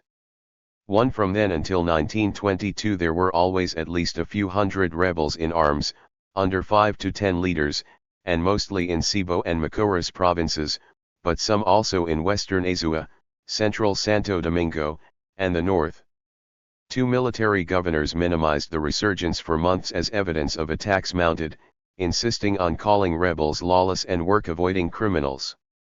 3. They also suspected German machinations but found no hard evidence. 4. By 1919 the violence grew so generalized in the east that Marine numbers tripled, to 1,480 men, then to 2,500 in 1921 to 1922. 5. With these reinforcements the military government cordoned off areas and used a systematic dragnet in addition to spies, amnesty, and search and destroy missions to finish off the rebellion. 6. All leaders and their remaining followers surrendered in April and May 1922, the second wave. The Dominican Republic, 1917 to 1922 69. Of rebellion having lasted over 2 years longer than in Haiti. 7. In 467 contacts, 1,137 rebels died compared to 16 Marines. 8. Some banditry survived the death of Vicentico after July 1917, but only a year later did Marines notice a sharper definition of the leadership, with new names such as Martín Peguero, Nicolas Pimentel, and Carlos Chavarria achieving prominence. 9. The situation is quite serious, wrote a Dominican called Pina in July 1918. Groups of 150 were roaming publicly by roads, killing without mercy. These, he said, are not yesterday's guerrillero bands who numbered 8 or 10. 10 yet Dominicans, while unleashing violence on others beyond their traditional political enemies, were never united behind any one figure. There were no strategic goals, no coordination, and no national reach. 11 Decentralization even within regions was stronger in the Dominican Republic than in Nicaragua or Haiti, and partly for that reason the rebels, though fewer, were harder to decapitate than the Cacos. Among the great majority of band chiefs there was little politicization of leaders as the Marine occupation spread to the east. As in the Haitian case, the extent of politicization for most reflected their fear of centralization, of an occupation that would transform the state into a permanent far-reaching engine of repression. 12. Sugar estates were favorite targets of the rebels. Their properties had increased in size and number before the occupation, and owners often paid bands for protection. When the Marines came, typical payments fell to about $1,000 per year from each sugar estate because Marines offered competition to rebel chiefs. 13 Plantation managers actually asked Marines to delay their deployment into the east because they intuited that the presence of U.S. troops would intensify attacks rather than discourage them. Yet there is little evidence that leaders targeted sugar corporations as revenge against the U.S. troop presence. They did so because that was where the money was. Any link between attacking plantations and harming the occupation was indirect in that plantations were a sign of globalization and aggressive land acquisition spreading into the countryside. In the same anti-centralization vein, bands tended to cut off the tentacles of transportation and communication such as railroads and telegraph lines. 14 Most leaders evinced no nationalism or other ideological goals. Pedro Celestino Rosario was typical. Known as Tolit and turned in by Evangelista in 1917, he was back in the saddle soon after, leading one of the most feared bands. Tolit expressed no political convictions or goals but did fancy himself a defender of public virtues. He once ranted that he, with an honorable guerrilla, would kill all who robbed bodegas and raped women. On the bloodied body of one of his victims he left a note explaining that the man had been shot because Tolit was cleansing all evil and not hurting anyone. 15. A few Dominicans attacked Marines with the goals of national caudillismo in mind. One Marine explained that General B was planning to attack his troops because he will then, truly be a general in the eyes of his people, and will have no difficulty in augmenting his forces, raising his own prestige and increasing the morale of his followers with the idea of ultimately capturing the capital. 16 The most politicized leader, and perhaps the only one, was Ramon Naderas, who emerged from behind the shadow of Evangelista in 1917. Unusual because he thought like a state, Naderas may have been the only rebel leader to integrate national symbols and practices into his rituals. Every day he had the Dominican flag hoisted and the anthem played. 17 He operated a nascent system of justice in which he punished followers for stealing or undertaking raids without permission, and he used a rubber stamp on correspondence. 18 He considered protection payments a form of taxation or fine. 19 He often wore a red sash around his shoulders. 20 Unlike other chiefs, Naderas made his army, as he called it, conduct regular military-style drills. They saluted their general by genuflecting and raising their right hands. 21 Naderas's boldest statement of national goals was his attack on the Italian-owned Angelina sugar estate in September 1921 after he mistakenly thought it failed to pay him a tax. 22 With the Angelina's British manager Thomas Steele as his hostage, Naderas wrote to all sugar companies in the country demanding they pressure the United States to withdraw. He wanted the complete restoration of my country and threatened the lives of all other managers. He indicated his power over sugar laborers by saying he could prevent the grinding of cane this year if the managers failed to comply. 23 Yet Naderas had limits as a nationalist. He stamped correspondence partly because he could neither read nor write. 24 And he ran protection rackets just like other caudillos. 25 Dominican followers, meanwhile, also harbored a variety of motivations for resisting, although Marines often assumed that they were either criminals, sugar workers, or simple peasants forced to join. 26 No Dominican leader, reported a Marine, had what we term personal magnetism, the adherence of their respective followers resting solely on what the chief promises to pay or give or do. 27 Few of their voices have survived, but it seems that followers joined for either symbolic or material benefits.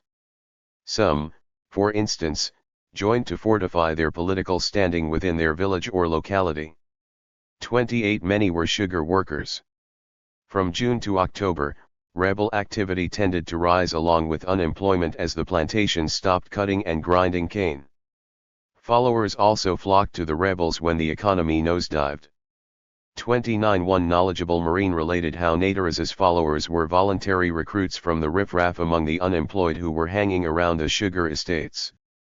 And those who were being forced from their lands, where they had lived for years, by the expansion of the sugar estates.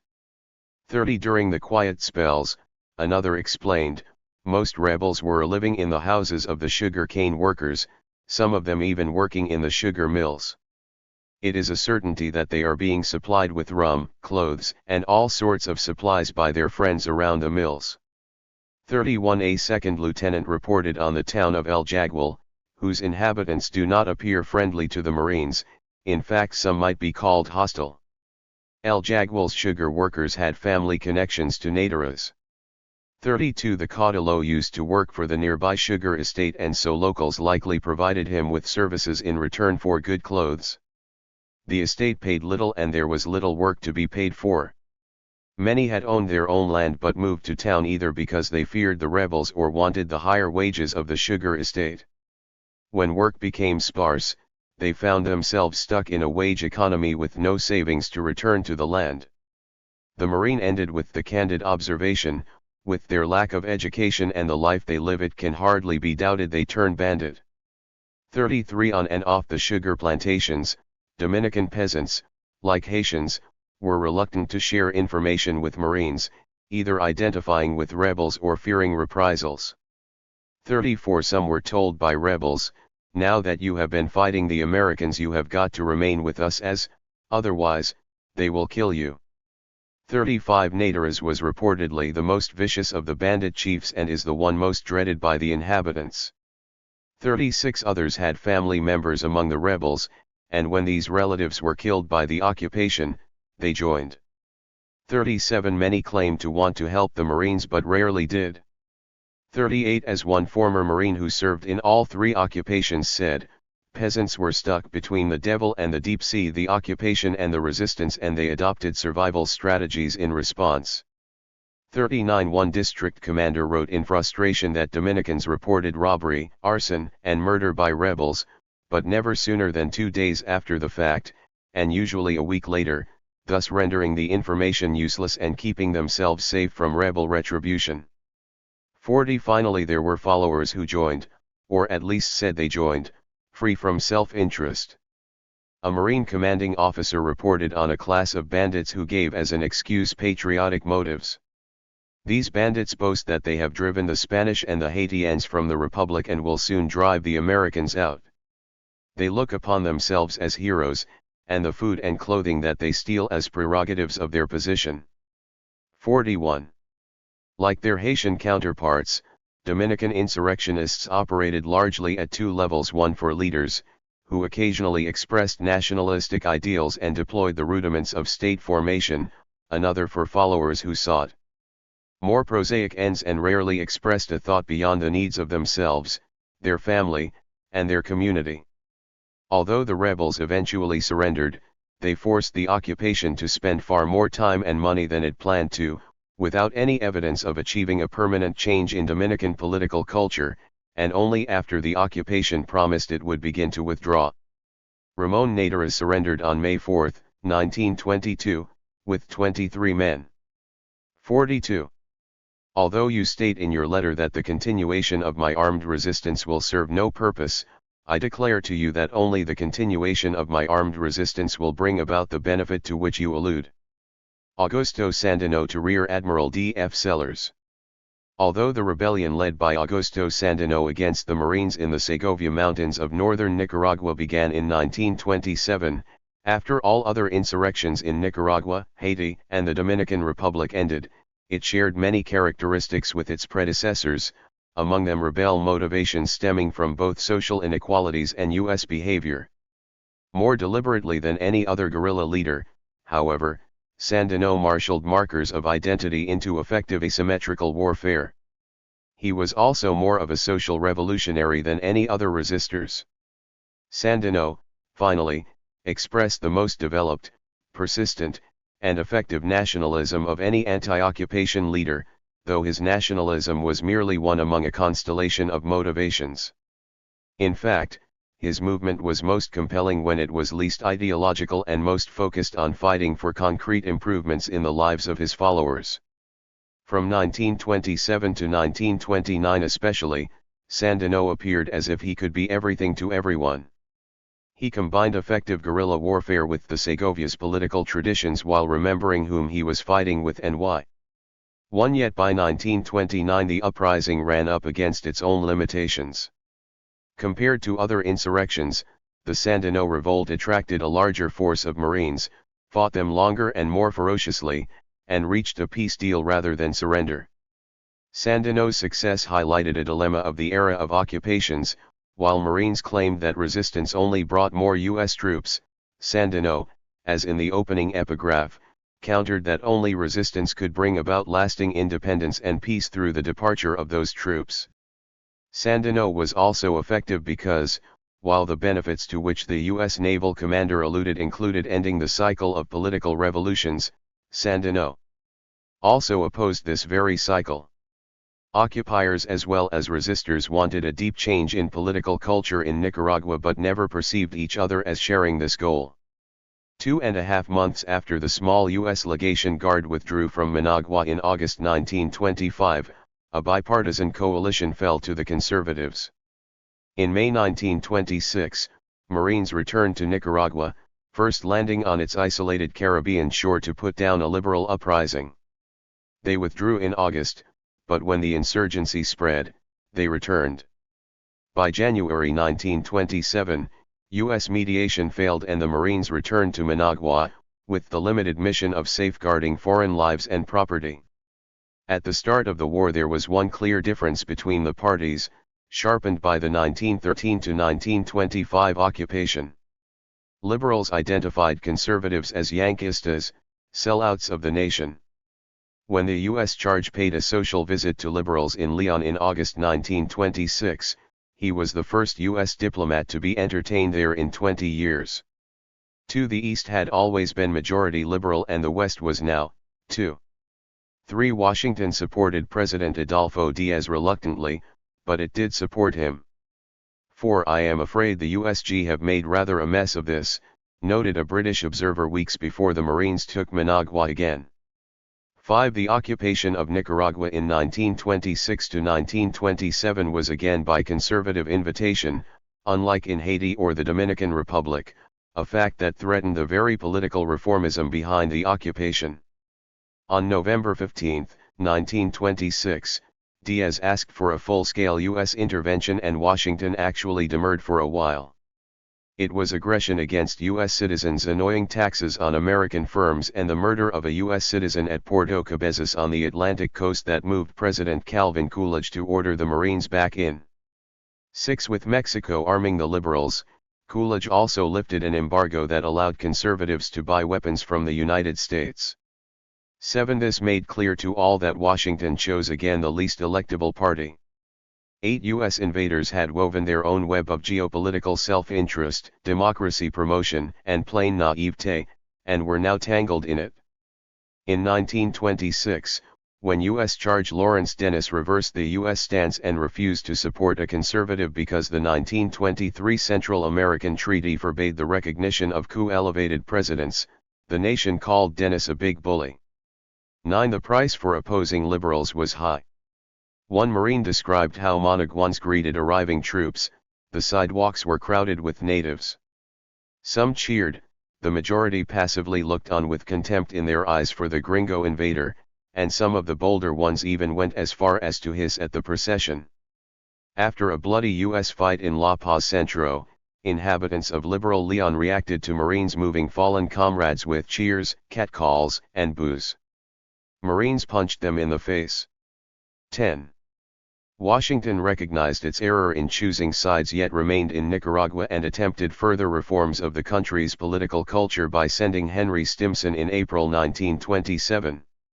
A protege of empire builders such as Theodore Roosevelt and Elihu Root and Secretary of War in 1911 to 1913, Stimson talked to warring Nicaraguan parties and brought along Brigadier General Logan Phelan, who had been in the Philippines, Cuba, and the Dominican Republic. 11. Stimson's diary of the trip revealed that Nicaraguans presented him with non-ideological, self-interested views of the war.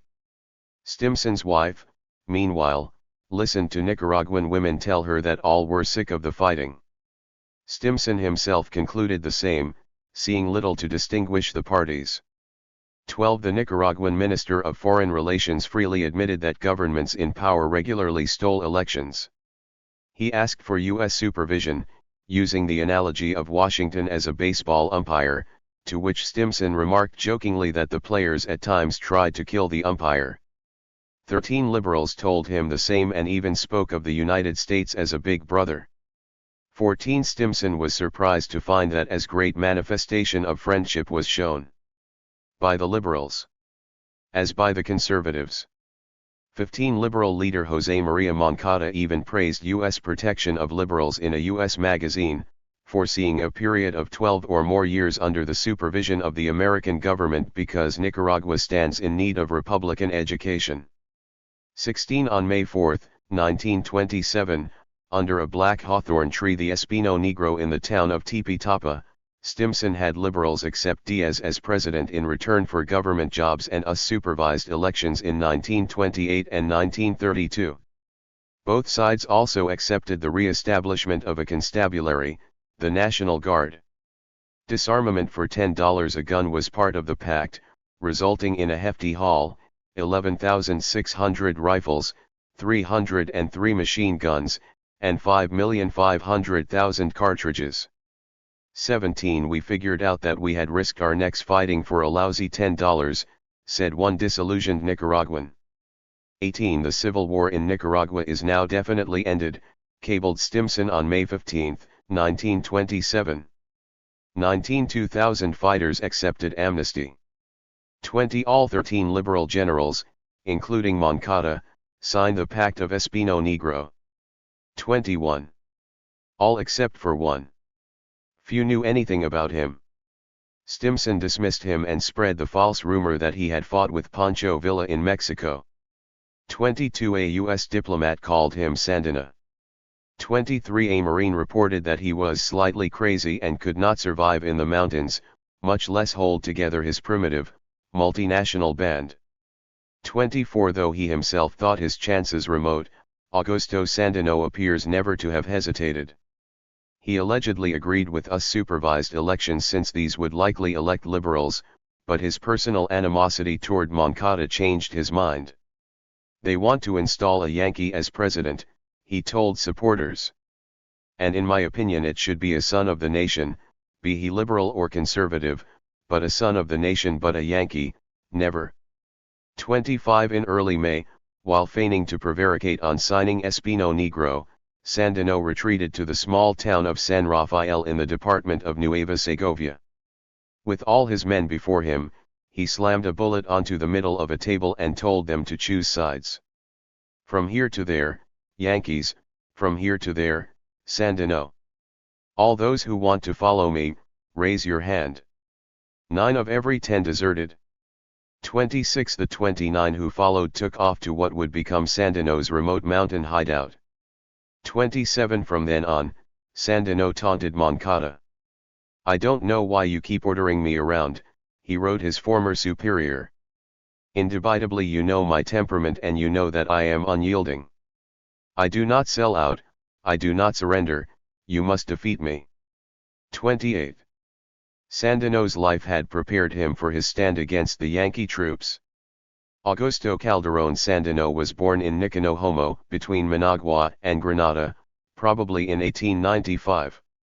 29. His classical name, and even more that of his brother Socrates, suggested the Sandino family's belief in the great ideals, which instilled in Augusto a great will. 30. Unlike Socrates, Augusto was a love child, the product of a Spanish-descended middle-class liberal coffee landowner, his father Gregorio, and Gregorio's Indian servant Margarita.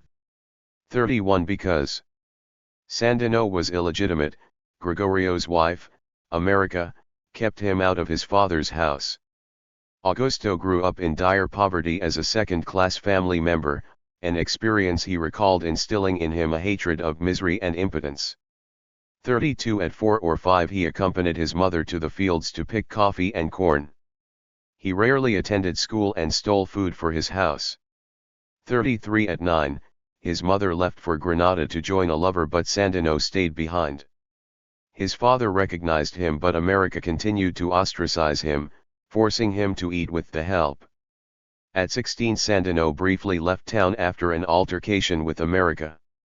Even as a teenager he was bent on owning land like his father. 34. In 1920 Sandino shot a man and had to escape. 35. My honor was at stake is all he ever said of it. 36. Going on the lam began Sandino's years abroad, which gave him a unique perspective among leaders of insurrections. 37. Sandino traveled through Central America and Mexico, toiling at working-class jobs. 38. Perhaps most meaningful were his experiences working for U.S. fruit and sugar corporations in Honduras and then a precursor of the United Fruit Company in Guatemala. Mexico, where he arrived in May 1923, was his most formative stop. The oil fields of Veracruz and Tampico offered not only generous salaries but also a political education. The Mexican Revolution was identifying its enemies: racism, imperialism, great landowning. Sandino imbibed a variety of intellectual and spiritual traditions, even practicing yoga and vegetarianism. 39. I confess that in our profane world I never found happiness, he later wrote of those days, and because I was in search of spiritual consolation, I read mythological books and searched for teachers of religion. 40. Most influential, however, was anarcho-syndicalism, more popular than Marxism at the time. From it Sandino borrowed, among other things, the red and black colors of his future flag. 41. Yet living among workers, whom he found to be undisciplined, vice-ridden wastrels, was also difficult. This life is not for a man who wishes to distinguish himself in something, he wrote his father. 42. On May 14, 1926, Sandino suddenly resigned, stating that he had urgent business at home in Nicaragua, according to his boss in Tampico. 43. He was perhaps homesick, perhaps in love, or perhaps the statute of limitations on his attempted murder charge had expired. 44. My liberalism screamed from within me is apparently what Sandino recalled.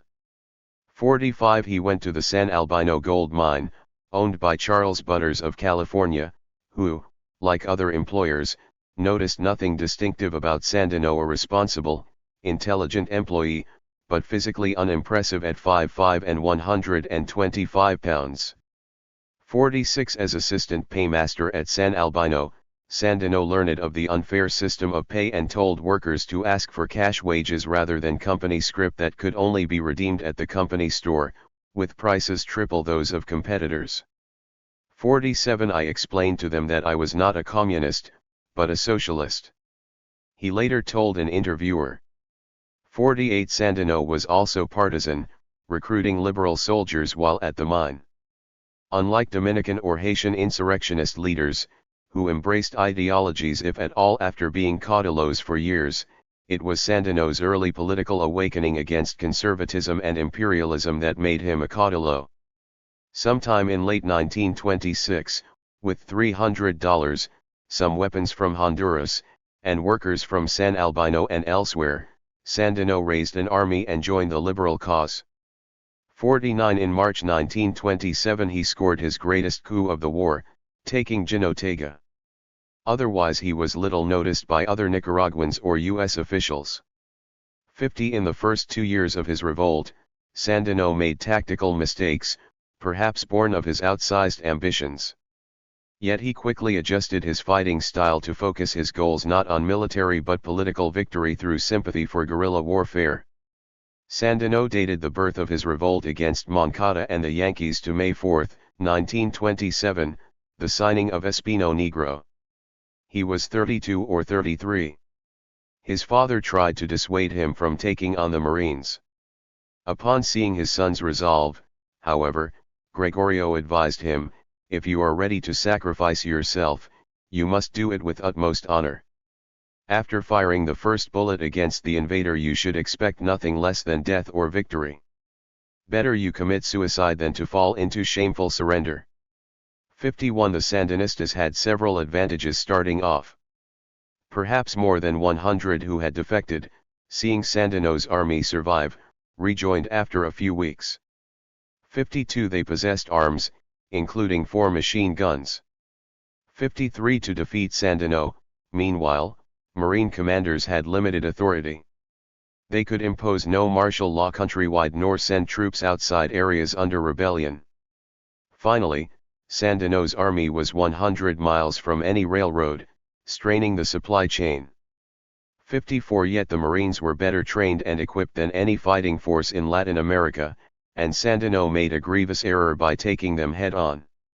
On May 19, he sent out a circular warning that he intended to wage violent warfare until the Marines left or replaced Diaz with a representative president, neither of which the invaders would do.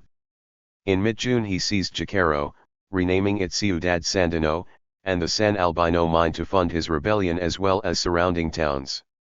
55 On July 16, 1927, in the first major battle of the rebellion, Sandino, with 400 to 500 men, attacked the 87 Marines and Guards at Ocotal, a small town a dozen miles from the Honduran border. The attack came as a surprise, and the battle lasted 16 hours. But the Marines rallied, calling in bombing raids that terrified the townspeople. The day after the rout, the U.S. minister figured Sandino was finished. 56 The Marines recorded a complete silence regarding him and sent half their force home. 57 But Sandino was merely regrouping and processing 2 lessons from Ocotal. One was to shift to guerrilla warfare. New tactics included temporary recruitment so that campesinos could return to their farms after engagements, ambush, cover, and retreat, taking the wounded away so as to distort body counts, and persuasion or intimidation of non-combatants. 58 The Sandinistas had no choice but to embrace guerrilla tactics since the Marines occupied all the towns around Nueva Segovia province. 59 The other lesson was to use any battle, even a defeat, to attract public opinion. We learned the tremendous value of publicity in terms of world opinion, Sandino later told an interviewer about Ocotal, and it convinced us that our main goal should be to prolong the war as long as possible. 60 He retreated further into the mountains, about 30 miles from the Honduran border, to El Chipote the Slap. 61 In mid-August the Marines dropped leaflets around Ocotal offering amnesty to Sandinistas but nothing substantial came of it. 62 They again offered $10 per gun, which this time yielded practically no results. Complicating the Marine mission in the Segovias was that many other bands, liberals, conservatives, and Hondurans existed alongside Sandinos in the fall of 1927. 63 Even after November, when Marines found and bombarded El Chipote, Sandino could not be routed. By January 1928, when Marines took the hideout by foot, Sandino and his army had slipped away. 64. From then on, battles increased in frequency and intensity. Everything Yankee was fair game, said Sandino. He attacked and occupied several mines. In the first half of 1928, the Marines doubled their number to 5,692. 65 By mid-April they had lost 21 of their own. 66 Before the Sandino rebellion was over they would lose more than in all the occupations of Haiti, the Dominican Republic, and Nicaragua in 1912 to 1925 put together. 67. Many, perhaps a majority, of the 4 Segovian departments Nueva Segovia, Jinotega, Matagalpa, and Estili supported Sandino. Internal Marine reports spoke for themselves. 3 months after Occidental, estimated 1 town was friendly in public, but privately at least half the population are friendly to Sandino. Around nearby Jacaro, all surrounding country is at least 95% Sandinista. 68 anecdotes confirmed the numbers. One Marine recalled his trek to northern Nicaragua. The natives were very suspicious of us, they were afraid of us.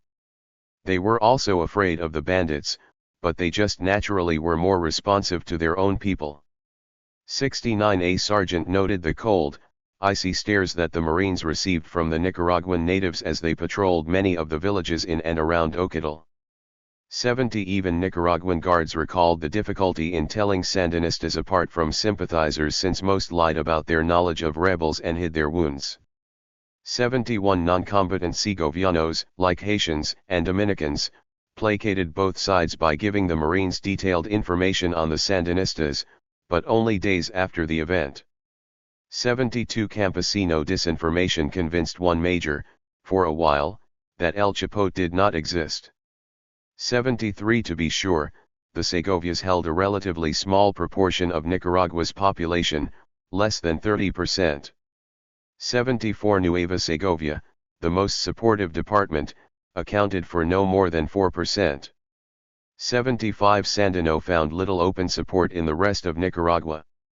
Although, as in other occupations, the merchants and bankers were happy because the presence of Marines on highways and in ports reduced the insecurity and the incidence of bribery in getting goods to markets, few other Nicaraguans were enchanted with U.S. troops. One senior officer remarked that the United States were more hated by the population of Nicaragua than they had ever been in Haiti. 76 In 1931, 6,000 in Managua protested the presence of the troops, but not one sign or speech mentioned Sandino. 77 The press was so partisan and removed from the Segovias that it filled its pages with infighting and treated the Sandino rebellion as a mere bandit annoyance. 78 Largely because it was aimed at the oligarchy regardless of party, the Sandino cause rarely moved the elite, even in Nueva Segovia. 79 More than in other occupations, Sandinos was a strictly regional resistance movement. Yet the Sandino rebellion kept thousands of Marines busy for the better part of 6 years. Trying to understand what motivated Sandino in early 1928, the Dayton, Ohio, Journal defined him as a combination of Trotsky, Sitting Bull, and Aguinaldo. 80 The paper was not far off. 81 Sandino distinguished himself from other insurrection leaders such as Charlemagne Perrault and Ramon Naderas by the protean nature and explicitness of his political ideas. Like the Russian revolutionary Leon Trotsky, he represented the working class and championed socialist solutions. Like the Sioux chief Sitting Bull, he addressed the needs of indigenous peoples who feared threats to their communally defined land. And, like Filipino rebel leader Emilio Aguinaldo, he saw himself as a freedom fighter against empire. 82 Sandino's ideas resonated with followers by speaking to their concrete fears, aspirations, and identities. Those group beliefs in turn influenced Sandino to sustain, adapt, and refine his motivations. 83 Sandino claimed that, at the height of the insurrection, those who shared his ideas included 2,000 troops in arms plus 1,800 farmers who could be quickly mobilized. Those he called partisans totaled 180,000, a clear exaggeration, and perhaps not coincidentally the population of the 4 departments in rebellion. 84 Sandino was primarily an anti-imperialist, and within his anti-imperialism resided most of his nationalism. Few campesinos understood what Sandino meant when he spoke of defending the fatherland. No, I didn't know what La Patria meant at the time, responded Eudoviges Herrera Siles after much prompting years later. 85 followers did understand, however, when Sandino spoke of a land free of foreign troops, and it is around this fundamental grievance that Sandino, in September 1927, formed his army for the defense of the national sovereignty of Nicaragua. 86 U.S. troops embodied his definition of imperialism. Foreign investment and diplomatic arm twisting were peripheral. He never argued for Nicaraguan exceptionalism and perhaps never believed his nation could truly be united. He not only advanced no social or economic program for the benefit of most Nicaraguans but also denied such a program vehemently. 87 His only consistent demand was the withdrawal of the Yankee invaders. 88 In targeting foreign troops so clearly, Sandino did everything he could to eliminate the reasons for their presence, among which was the protection of foreign property. On December 14, 1927, Sandino suspended all guarantees to foreign nationals and their property. 89 Members of the EDSN absorbed the anti-occupation message. Asked why Sandino refused to surrender like Moncada, Francisco Cetino Fonseca explained plainly that the general was the enemy of the Yankees. 90 Magdaleno Matute Rodriguez agreed, "We did not fight for money, but rather to defeat the enemy, to drive the Yankee out of Nicaragua." 91 Asked decades later why he and his comrades fought, Calixto Tercero Gonzalez, nicknamed Death, did not hesitate, pure patriotism to drive the empire out of Nicaragua. 92 An area long subjected to vicious inter-party feuds, the Segovias had long been isolated from centralizing authority. The national state only touched this region remotely through the personal, violent rule of caudillos and their private armies. 93 Conservative abuses also made Sandinista recruitment easy. One miner who later joined Sandino in his rebellion remembered how conservative troops in 1927 were killing and robbing and taking advantage of the poor women. 94 Conservative bands roamed the Segovias, confirmed many others, killing, raping, and destroying their property, even after the Peace of Espino Negro. 95 In fact, the free and fair elections called for in Espino Negro signaled to conservative patriarchs all large landholders the urgency to reduce the influence of liberals, leading to 20 to 30 bands inflicting atrocities almost exclusively on liberals. 96 All had debts to pay off. Old blood feuds with the hated conservatives is how one British soldier of fortune fighting for Sandino described the liberals. 97 One Segoviano joined Sandino because he wanted to drive out the conservatives. 98 When asked what he did for a living before he joined Sandino in 1927, Tiburcio Zelaya answered without hyperbole that he was fleeing the conservatives. 99 To be sure, liberals committed their own depredations, but conservative terror primed the Sandino following before there was a Sandino to follow. 100 Family honor was intimately tied to party terror. Many who joined Sandino did so because liberal family members either prodded them or suffered violence from the conservatives. 101 Angracia Uriarte and Anastasio Rodriguez Casco both said they joined because their family were liberals. 102 Juan Pablo Ramirez was 14 when the conservatives tortured him to find out where his father, a liberal, was hiding. He revealed nothing, so the conservatives took their land and killed their pigs. 103 Marines stumbled into this political culture of retribution. They also identified family members as sources of information and committed abuses against them, prompting them to join the EDSN. "I felt obligated to join the army," Gabriel Cruz recalled, "because the Yankees had assassinated the family of my mama." 104 Sandino needed little convincing that hating conservatives dovetailed nicely with hating foreign troops. The words conservatives and Yanquistas were interchangeable to him. 105 There is significant evidence that Liberal Party leaders in Managua who broke with Moncada gave aid to Sandino, at least in his early phases. 106 The more Sandino became disenchanted with Moncadistas who saw him as a threat to their electoral success in 1928, however, the more the liberals and Sandinistas diverged. "The partisan struggle for me has ended," Sandino proclaimed as early as June 1927. 107 By 1929 he identified only as an anti-imperialist and dated his correspondence as of the 17th year of the anti-imperialist struggle in Nicaragua, signaling his identification with the resistors of 1912. 108 We do not care to treat with the Yankees, nor with Diaz, nor with Moncada, nor any of their crew, wrote Sandino's surgeon, Domingo Merna Hernandez. "Ours is not a revolution in favor of some particular leader, who drops his plans when they meet his price and pay his men.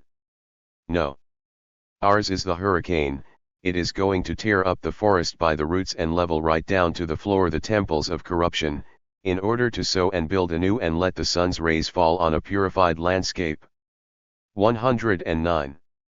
Sandino knew that he also had to appeal to his many specific downtrodden constituencies, key among them workers and peasants, to associate a social revolution with his definition of nationalism. 110. 9 of 10 Segovianos were impoverished, illiterate, and barefoot, almost all peasants. 111. They paid fewer taxes than other Nicaraguans, and they produced largely for themselves. The region was overwhelmingly rural, with few roads, no railroad or industry, and no river navigable by vessels larger than a canoe. But the creeping presence of wage work threatened local independence and patriarchal order. 112. In January 1929, Sandino demanded that Managua deregulate tobacco farms, a long-standing desire of Segoviano farmers. 113. Sandino also wanted workers on his side, but there were few full-time wage earners in the Segovias.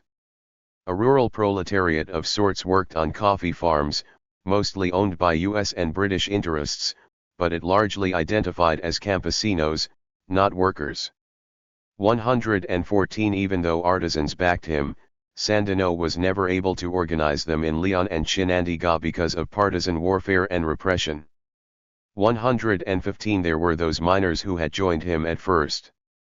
116. No one knows how many workers joined, but Sandino once claimed that the chiefs and officers of my soldiers are mostly artisans and workers. 117. On the Atlantic coast, where the labor movement was stronger because of larger foreign interests, U.S. officials in 1927 linked labor trouble at the Standard Fruit Company to Sandino's provocations, one employee reporting that workers are in communication with Sandino and are not given light, water, and other things which will be the cause of the uprising.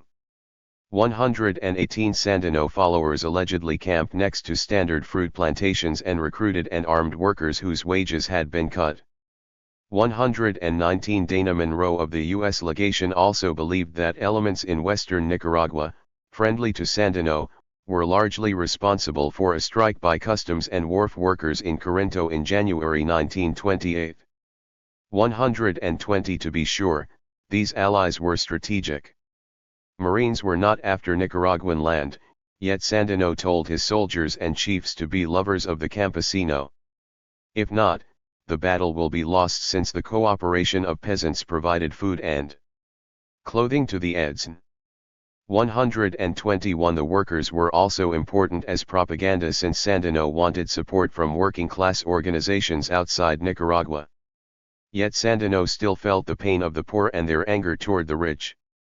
The rights of the weak are more sacred than those of the powerful, he wrote a friend, who in their arrogance disavow them and whose violation should be punished with their blood. 122. He tried to blend seamlessly the interests and identities of peasants and workers. He explained to both groups that they should fear two forces, Yankee imperialism and the native bourgeoisie or exploitative national capitalists, and for that reason he rejected alliances with U.S. labor unions. 123. Sandino also respected the harvest schedule, allowing peasants to plant their crops, join his army while the food grew, then return to their farms to harvest it and give a portion to the Eds. 124. Benigno Ortiz's participation was typical. It was not full-time, but part-time, because I had my work cutting cane, making sugar. 125. The poor who followed him grasped Sandino's message of class warfare. Secundino Hernandez Blandon joined as a 13-year-old peasant, seeing Sandino's as the first ever peasant movement in the region. He interpreted the free country that Sandino spoke of as one where all would have somewhere to work. 126. Gerardo Rugema also believed that Sandino would give him somewhere to work, as opposed to the United States, who would take his land. 127. Mercedes Rivas remembered Sandino promising he would multiply 10 times their daily wages. 128. Sandino made class grievances concrete by focusing on the injustices perpetrated by U.S. mine owners and landowners. In a public statement about the causes of his rebellion, Sandino drew on his own experiences at the San Albino mine, criticizing the practices of paying miners in store credit and of forcing them to work 12 hours a day. The U.S. owner thinks himself authorized by his nationality to commit such abuses, he added. 129 Sandino understood the concept of added value and for that reason wanted Nicaraguans to own their own mines. He once complained that U.S. mine owners take the gold, take the wood. Then the gold comes back as watches, in jewelry, and we have to buy it more dearly. And why are we not owners of Nicaragua, we sons of Nicaragua? 130 The message came through to followers. José Flores Gladys reiterated it almost verbatim, what the Yankees wanted in Nicaragua was to exploit our country, take the gold, the silver and wood and everything our country had. 131 Sandino backed actions with words. San Albino's owner, Charles Butters, had introduced the hated company scrip in 1926 and the workers had already gone on strike in 1927 when Sandino asked for cash payments to the workers in compensation. 132 When Butters did nothing, Sandino took the mine in summer 1927 and held it for 42 days. The Sandinistas mined $5,000 of gold and minted their own coins, giving half to the workers. 133 The Marines eventually took back the mine but then, called to patrol other territory, abandoned it. Sandino took it again, wrecked the property and took away everything movable. Butters claimed a loss of $914,000. 134 Sandino was not done with the mines. On April 24, 1928, with 25 cases of dynamite, he reduced to ashes the La Luz and Los Angeles mines, nearer the Caribbean coast. He wrote to their manager that the act was symbolic punishment against all U.S. capitalists and even all U.S. citizens. 135 Behind it were real political and economic interests. Sandino netted $50,000 in cash, gold, and mercury from the mines. 136 Their owners, the Fletchers of Pittsburgh, had backed warring politicians to retain their concession and had employed the hated Adolfo Diaz. They also worked the miners 10 hours a day and paid them 30 cents a day, 30 lousy cents, recalled miner Eudiviges Herrera Siles. It was nothing, you couldn't buy anything with so little, the food was bad, everything was bad, working day after day without rest, without land, without anything, we were all slaves to the rich had everything around here, everything, the poor, we had nothing, nothing. 137 An engineer who investigated the La Luz affair concluded that the seizure and blowing up of the mines was not alone a political action, but was a result of insane labor conditions and corruption in the mine management. The miners in this and many other ways deprived of making even a modest living have had good reason for revolt and found in Sandino's movement a splendid opportunity to take revenge over their former superiors. He advised keeping the episode as quiet as possible. 138 In the end, however, Nicaragua, like Haiti, was not a fertile field for contesting U.S. investment since it had so little of it compared to Mexico and Cuba. To be sure, U.S. and other investors supported the Marine presence, hoping it would end epidemic warfare. 139 U.S. investors were certainly the largest foreign presence, though they controlled only $12 million, $9 million of which was in 2 banana plantations on the Caribbean coast. 140 During his struggle, there is a single instance in which Sandino addressed specific Indian concerns, a letter in early 1932 foreseeing public schools that would give all indigenous peoples the opportunity to be managers and bankers of your communal cooperatives and shipping companies. 141 But his broader battle on behalf of workers and campesinos potentially resonated also with indigenous groups. By the mid-1920s, Indians in Nueva Segovia had lost a fifth of their land. They may have also feared the encroachments of wage labor since they accounted for about 80% of the rural inhabitants around Jinotega and Matagalpa and served as an extra workforce during coffee picking season. 142 Other problems were political. Caudillos often expected that Indians, like other peasants, would join small wars and terrorize other peasants lest they be terrorized themselves. Among his 180,000 supporters, Sandino claimed to have 100,000 indigenous Nicaraguans. 144. This was surely an exaggeration, and there were tensions between the two. The Miskito of the Atlantic coast were thought to harbor an inborn hatred of the Spanish-speaking Nicaraguans. 145. One Sandinista confirmed their cultural distance from the Spaniards. The Miskito spoke their own language, ate mostly rice and snails, and had no Sandinista culture at all. 146. Even on the Pacific side, Sandino refused to recognize the local autonomy of indigenous communities because they clashed with his nationalist modernization project. 147. Yet there is a record of Indian help to the Sandinistas. 148. Some from indigenous communities of Jinotega and San Lucas, who shared enemies with Sandino, joined his army. 149. Others ran mail to Honduras for him and helped guide visitors to his hideouts. 150. In the east, indigenous river guides helped Sandino navigate the Coco River to purchase weapons. 151. There is at least one report of several Sumu Indians armed with shotguns and machetes helping to sack a district for Sandino. 152. The participation of children in the rebellion confirmed the broad resonance of Sandino. The so-called Palmazones, named apparently after 3 young brothers who died from machine gun fire, referred to anyone under 13 or anyone who needed basic training.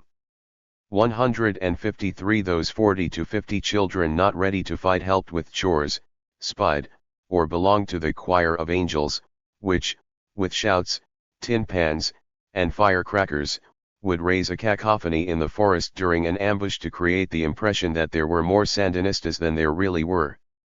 154. Some former Palmazones recalled grimmer roles. Calixto Tercero Gonzalez joined when he was 12 and claimed that, when a prisoner was captured, he pleaded with the general, "Leave him to me," and finished off the prisoner with his machete. 155. The accumulation of grievances resulted in a Sandinista ideology uniquely filled with a hatred of U.S. citizens and justifying murder and destruction of property. Shortly after Ocatl, Sandino declared his intention of cutting the throat of every American and other foreigner with whom he came in contact. 156. Over a year later, having lost 14 pounds, he still felt vigorous enough to catch Coolidge and Kellogg by the throat and make them smash each other's nose, shaking one against the other until we can present to humanity the flesh remnants of 2 imperialists who dreamed to deviate with blood and gold the future of men. 157. Sandinistas called Marines blonde beasts, degenerate pirates, paid assassins, hired thugs, morphine addicts, murderers, criminals, and the enemy of our race and language. 158. When Sandino was in Mexico in 1929, attending a dinner party with supporters, he was introduced to a U.S. citizen named George Moreno. "What?" said Sandino angrily. "You're North American." "Si, senor," answered Moreno. "I am North American, an enemy of the imperialism of my country and an admirer of yours." Sandino raised his voice. "I don't believe in your admiration because you're a gringo and all gringos are enemies of freedom." Moreno explained that many in the United States were sympathetic, but Sandino would have none of it. Several Latin Americans in attendance tried to calm the Nicaraguan down. The party ended there and its Mexican hosts later expressed their apologies to Moreno. 159. The North American people, Sandino told the New York World while in Mexico, is as imperialist as its leaders.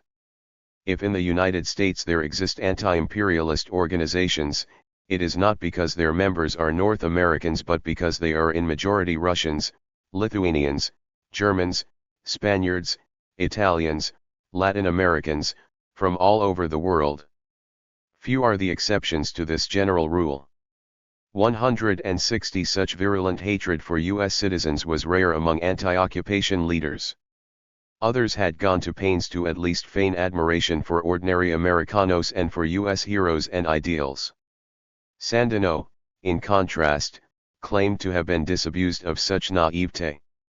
In the beginning, I confided in that the people of North America would not be in accord with the abuses committed in Nicaragua by the government of Mr. Calvin Coolidge, but I am now convinced that the North Americans in general uphold the attitude of Coolidge in my country, and it is for this reason that all that is North American that falls into our hands surely has arrived at its end. 161. Throughout the first years of his struggle, he expressed unwavering distrust of U.S. promises and refused to negotiate.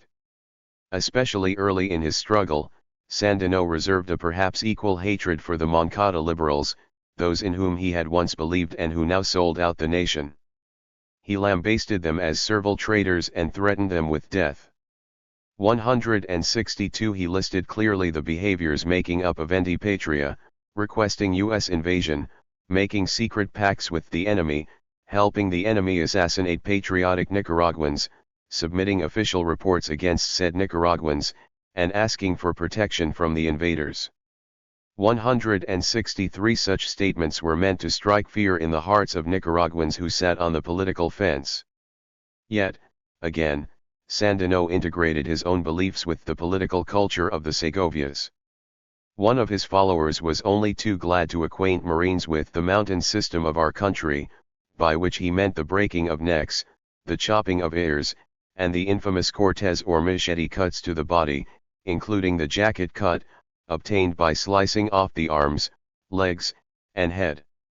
164. Among the verses celebrating decapitation, one poem sarcastically recalled poor Mr. Bruce, referring to Lieutenant Arnold Bruce, whose head the Sandinistas lopped off as revenge for Bruce's own atrocities. 165. They stuck a wire through his nose and strung him up on the main road, so everyone could see him, recalled with satisfaction Calixto Deathterchero. 166. The most fearsome exemplar of Sandinista violence was Pedro Altamirano. A quarter century older than Sandino, Altamirano knew little of the world outside the Segovias. He learned to read and write only during the anti-occupation campaign. With a barrel chest, tousled hair, thick eyebrows, a large mustache, and a hoarse voice, Big Pedro approximated a gray bear to one interviewer. A cigar forever hung from his lips, a scar marked his face, and nicotine permanently colored his teeth. The hardened warrior spent his nights on a leather hammock with a .44 Winchester by his side, his black dog under him, and a wooden board over his chest to ward off machete attacks while he slept. Pedron had over 60 severed heads to his name. 167. Sandinistas credited him with inventing the jacket cut, which he instructed a subordinate to use on every man you meet in the roads who seems to be suspicious of being an enemy, and set fire to his belongings. 168. The only act Pedron rejected was stealing from the poor.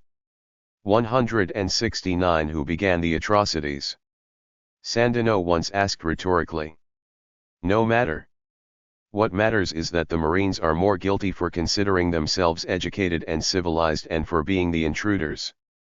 170. Sandino's seal, used on his coins and his correspondence, featured a Sandinista beheading a Marine. Near the end of his life, the battle over and sick in bed, Sandino expressed a tinge of regret at so many decapitations. It is a terrible thing to take a man's head. But, he caught himself, those dogs forced us into that kind of tactic. 171. Sandino partly spoke of hatred for U.S. citizens because it contrasted with the love within his own community of resistance. 172. Unlike other insurrectionists in Nicaragua and abroad, Sandino believed in the purifying effect of brotherly love and wanted his followers to set an example of moral uplift in order to counter accusations of banditry. 173. I sleep with the sweetness and tranquility of a healthy child, he once wrote. Does the same occur with the directors of international politics of North America? 174. Sandino also preached and practiced behavioral purity. While in the Segovias, Sandino drank nothing but the clear water of the mountains. 175. He never gambled. He meditated almost daily.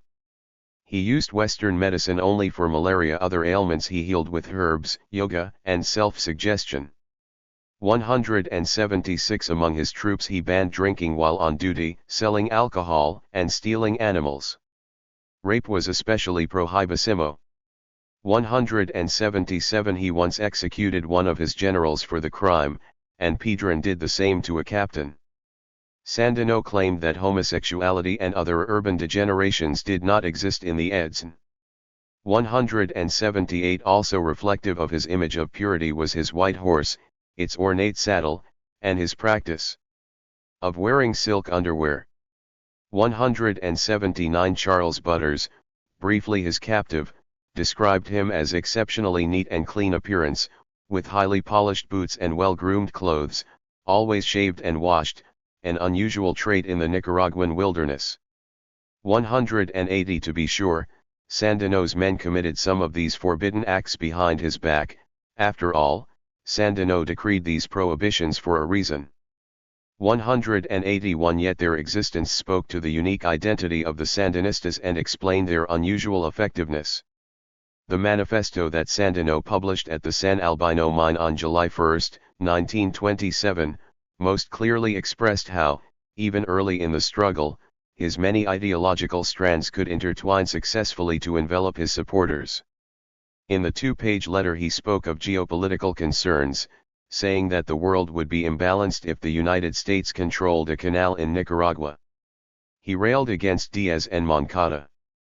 He boasted of his Indian blood and artisan identity, adding that emerging from the bosom of the oppressed was his greatest honor. And he wrapped it all up in an inspiring underdog pugnacity when he claimed that although his army was small, its heart was large and it would never surrender. 182. Brambles and Thorns. Where troops have been quartered, brambles and thorns spring up. Lao Tzu. Nicaraguans, Haitians, and Dominicans shared many day-to-day frustrations under occupation. Most experiences did not drive them to join or help insurrections, but the typical invaded Latin American was not shy about complaining about Marine abuse. In late 1921 the Marines themselves grumbled about what had become the Dominican habit of sending in daily protests against everything.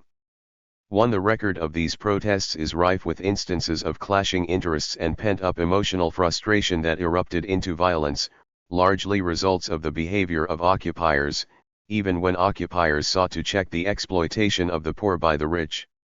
The overall style of U.S. occupation in Latin America, brutal, acquisitive, disrespectful, and racist, transformed much of the initial relief and hope of some occupied peoples into disappointment, fear, and eventually rage.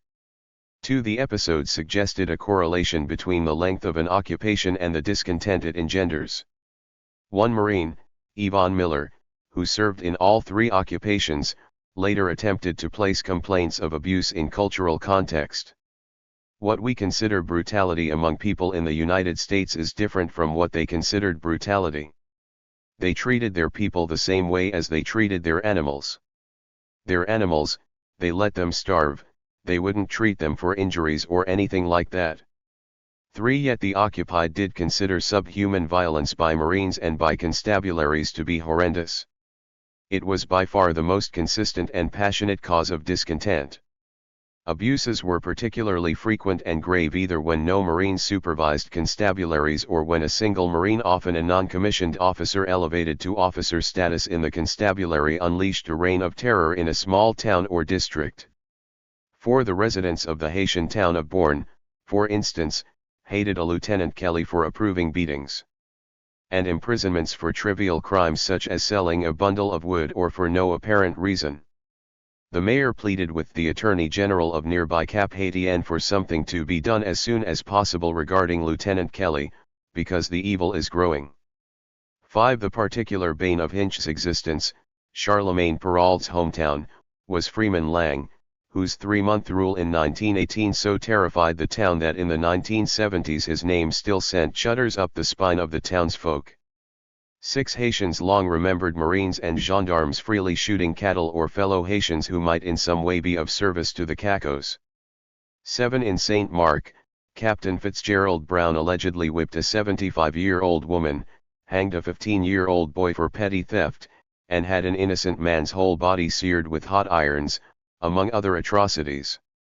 8. The Reverend Tun Evans, a Baptist minister, was jailed in St. Mark. Asked if he had witnessed any acts of cruelty and ill treatment in there, he answered, yes, while night after night, as well as during the day. I could hear the yelling and groaning of native prisoners, as well as their being cruelly beaten and pounded by gendarmes.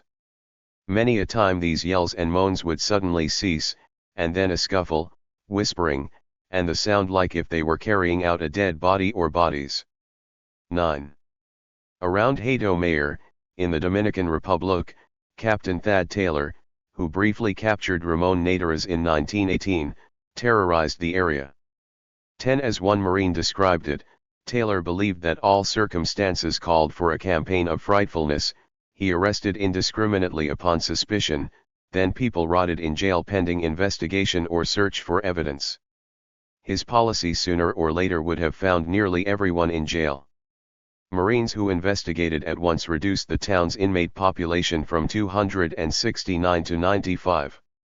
Taylor's braggadocio had a bad effect upon other officers by encouraging some to join in the abuse while others longed to be reassigned. Taylor also utilized too freely the services of cruel Dominicans. Under his watch his lieutenant executed 11 rebels in jail and then conducted a campaign of severity in Cebu province, burning houses, treating the inhabitants arbitrarily, taking horses, etc. Taylor worked alongside Captain Charles Merkel, who, according to a Marine, acted without regard for feelings of natives, with no attempt at courtesy, and with a good deal of arbitrariness. 11. On September 13, 1918, Merkel cut off the ear of a prisoner, beat him with a stick, and did maliciously cause the said prisoner to be cut across the breast and salt to be put in his wounds. He ordered the other ear lopped off and the prisoner kept without food and water for 4 days. The same day he had 4 other prisoners executed by machine gun. His own men reported him. While Marines investigated, Merkel blew his brains out with a gun secreted to him by Marine officers. 12. Nicaragua provided less evidence of abuses, yet Segovianos believed them to be legion.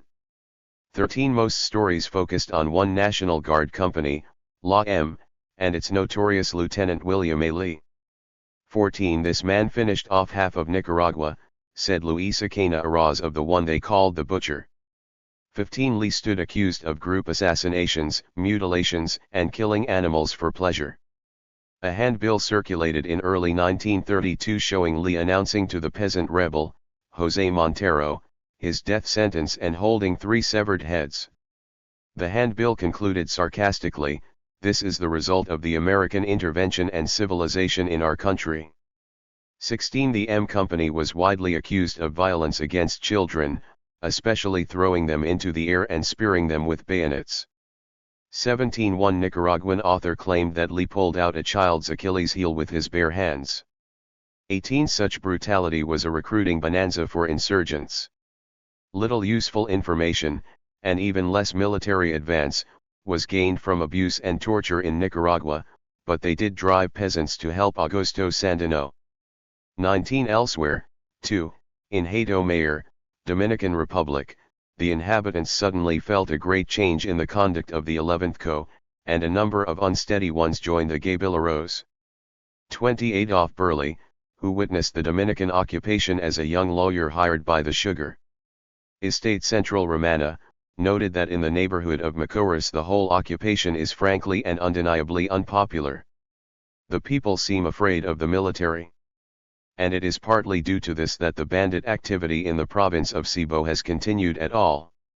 21. The leading nationalist group in Haiti, the Patriotic Union, described the pervasiveness and wantonness of torture under interrogation. Internal peace could not be preserved because the permanent and brutal violation of individual rights of Haitian citizens was a perpetual provocation to revolt. 22. The UP presented a memoir while on a mission to Washington, listing 25 abominable crimes against Haitians. 23. A Marine inspector of roads gauged illegal executions in the north of Haiti at 400 at least, which he called a low estimate. 24. Nicaraguan guard Manolo Cuadra recounted an incident when 2 Marines severely beat a suspect and then electrocuted him. A satanic look of pleasure marked the face of Phillips. Hayes just smiled. Phillips and Hayes then shot the man while his son looked on. 25. A British consul visited the Caribbean coast of Nicaragua and reported that there can be no doubt but that the Marines have in a number of cases abused their position and used unnecessary violence in dealing with the Indians and Negroes of that region. 26. There were rumors of Marines killing West Indian prisoners and machine gunning an Indian village. One U.S. doctor in Bluefields charged all sorts of inhuman beatings and unmentionable tortures by our Marines, in which an electric chair figured. The Marines shot one survivor in front of a score or more of witnesses in the center of the town. 27. Benito Vargas, a 44-year-old farmer, had informed U.S. forces of arms caches during the Civil War, but they suspected that he knew of others. He was struck in the face and on the head and body repeatedly by the clenched fists of 4 Marines. His hair was pulled, his head forced back and his throat choked by the hands of these beasts until he spat blood. His head was forced into a barrel of water and held there until he thought he would strangle. Water was dashed into both ears, forcefully, from full buckets. He was given the water cure, ropes were twisted about his wrists. He was tied to a scantling so that he could not move, and rifle barrels were forcibly rubbed up and down over his shins. And his testicles were grasped and twisted until he nearly fainted from pain. The doctor, hearing of several more cases, estimated them to be occurring by the hundred right along on the Atlantic coast today. 28. Captain Donald J. Kendall, who took over the police in Bluefields in 1927, oversaw the torture done by a Lieutenant Carroll, whom a fellow Marine described as a bit subnormal mentally. A naval investigation eventually disciplined Kendall for seizing arms in an unorthodox fashion but praised him for bringing peace to Bluefields. 29. Such terror may have been the work of a minority, and it was punished but only when thoroughly proven. 30. The Marines also issued orders, for instance, to avoid the use of physical force, the inflicting of physical or excessive mental suffering, or what is spoken of as being hard on the natives. 31. But they usually attempted to shift blame onto native constabularies. 32. In Nicaragua, they recorded only one report of an unjustified killing by one of their own. 33. Occupied peoples were not fooled. Whether it was the Gendarmerie or Marine Corps is immaterial, wrote one Haitian. It was the Marine Corps policy. 34. He and others argued that constabularies committed atrocities because Marines either ordered them to do so, looked the other way, or were too few to police their subordinates. Marines had also trained these constabularies and put guns in their hands. There were cases in which constabularies refused to follow Marine orders on moral grounds, in addition to several episodes of mutiny. 35. The arbitrariness and randomness of the violence was most frightful. The machos here grabbed and beat anyone, recalled Nicaraguan Heriberto Torino Reyes. Who was going to talk back to those despots if they ruled? They killed whomever, and they killed for pleasure. 36. They shot Santiago Herrero because he refused to speak when they barged into his house. He turned out to be mute. 37. In early 1928, one peddler of maize cakes walked past the Marine barracks in Ocotal. A competitor shouted, "He's a Sandinista! He's a Sandinista!" Immediately, 4 Marines fell upon him, punching and kicking, despite his insisting that he knew nothing of Sandino. He fled, but the Marines pursued him with guns blaring and shot him several times. They took him to the hospital, where he died. 38. Of all 3 countries, the event eliciting the most outrage was the torture of Dominican Leocadio Baez, known as Cayo Baez. A peasant from Salcedo, Baez recounted that when he was 16, occupation forces kidnapped him and forced him to act as a guide against rebels. When they suspected him of knowing the location of an arms cache, a combination of U.S. and Dominican forces seared him so severely with a red-hot machete that Baez could never walk again. They tortured 16 others but also shot them. Only Baez survived. 39. For decades thereafter, Dominicans considered him a cause célèbre of Marine abuse. 40. Dominicans suffered an additional torment, the desalojo or policy of concentrating rural inhabitants into a confined space in order to both identify rebels among them and sweep surrounding lands. Many abuses, notably by Charles Merkel, occurred during these roundups, which took place in August 1918, April 1919, and October 1921. These swept up both criminals and prominent citizens without distinction, a direct affront to social hierarchy. In the 1921 desalojo of Los Llanos, for instance, all men including the mayor, city council, and school teachers were arrested, tied together, and forced to walk for 6 hours. A complaint related how the poor families in the town, full of anguish and terror, did not sleep that night, for they knew not what was going to happen to their husbands, fathers, sons, and brothers. 41. The desalojos themselves were a result of resistance because Marine commanders suspected town leaders of helping insurrectionists. 42. As the head of the occupation wrote to a protesting Dominican, the military government has tried in every way to obtain the cooperation of Dominicans in the suppression of banditry and, failing in this, the measure now being taken is the only means at the disposal of this government. 43. The government nevertheless soon ended the practice. 44. Former Sandinista Santos Lopez accused the US-led National Guard of reconcentrating Nicaraguan families in Yalay, resulting in hundreds of deaths. 45. In mid-1930 an effort to relocate families in the departments of Jinotega and Nueva Segovia did occur. But US diplomats quickly saw confusion and miscommunication, causing a distressing stampede of 6,000 to 10,000 souls toward a town of 4,000 and called off the desalojo. 46. Rape added an element of gendered terror to abuses.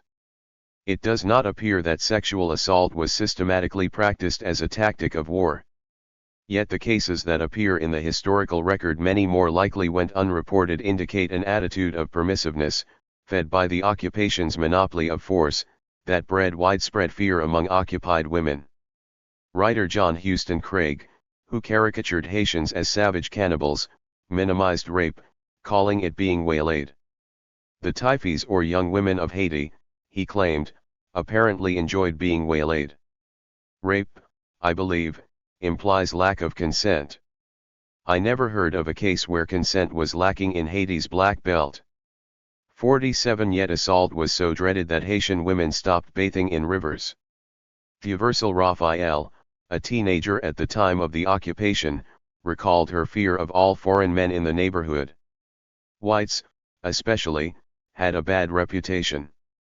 When they came to town, we would be hidden out of sight, tucked away in attics until they left. 48. Eleanor Charles was not so lucky. As she walked home from the Gonaives market with her mother, a Marine private caught her, dragged her into the bushes, violated her and then inserted his penis into her mouth. The doctor who examined her confirmed that she has bruises and lacerations on her body and that her maidenhead has recently been broken, and assessed that Eleanor was between 14 and 16 years old. She did not know her age. 49. Rape appeared to be among the least punished offenses. Future Dominican dictator Rafael Trujillo began his rise to notoriety in the Dominican constabulary when a commission of Marines acquitted him of rape charges. 50. In all three occupations, Marines on duty also destroyed homes and animals. One Marine under investigation defended the practice of killing oxen by saying his troops needed the meat. It was a practice well known to higher authority and condoned. 51. Occupied peoples hated losing the little property they had. Few lodged complaints with the Marines, partly because they were illiterate. Those who did protest tended to know how to write or had others write for them. Gilbert Quandt wrote to the head of the occupation force in April 1928 that Marines had stolen his mule. He unsuccessfully tried to get the beast back, or at least the $70 it was worth. 52. Of those who joined Sandino, Pastor Joya Davila did so because they took my beasts, they took my cows, everything. 53. Angracia Uriarte and her two brothers joined because the Marines burned down their father's house. 54. Marines were none too careful about keeping abuses quiet and perhaps wanted them to be widely known so as to terrorize the populace. They repeatedly beat and hanged occupied peoples in town plazas, walked them down country roads with ropes around their necks, and ordered them to dig graves for others. In August 1918, Captains Merkel and Taylor assembled over 2,000 Dominicans in a plaza and, in front of them, Merkel shot dead a drunk who had insulted him. Terror may have silenced some, but in the long term it hardened the population against the occupation. Many in the Dominican Republic later testified with disgust to having seen lynchings with their own eyes. There and in Haiti, newspaper editors braved prison sentences to publish tales of atrocities. Dana Monroe observed that occupation abuses especially gave the Dominican patriotic groups much material for propaganda. 55 In Pacificator Province, revelations of the abuses committed by Constabulary Captain Charles Buckaloo, or Bacalou as Dominicans called him, divided Dominicans who opposed and supported the occupation. Newspapers were up in arms and social clubs shut down as a consequence. 56 Dominicans claimed Buckaloo ordered the torture of Cayo Baez. 57 Marine investigators exonerated Buckaloo of all offenses, praising him for spread terror in the hearts of lawbreakers, high and low, rich and poor. 58 He soon retired and settled down, incredibly enough, in Santo Domingo. 59 Some opponents distorted or fabricated tales of depredations. The most important of these was the lie that 5,475 Haitians died at the Chabert concentration camp. 60 Haitians who made the original accusation later admitted that it was necessary to exaggerate in order to attract public attention. 61 Sandino also used tales of abuses to paint a distorted picture of warfare against innocent civilians. 62 Few Marines grasped that distortion stemmed from the urgency the invaded felt to stop atrocities, which were perhaps the greatest impediment to imparting to occupied peoples the civilizing example of U.S. behavior.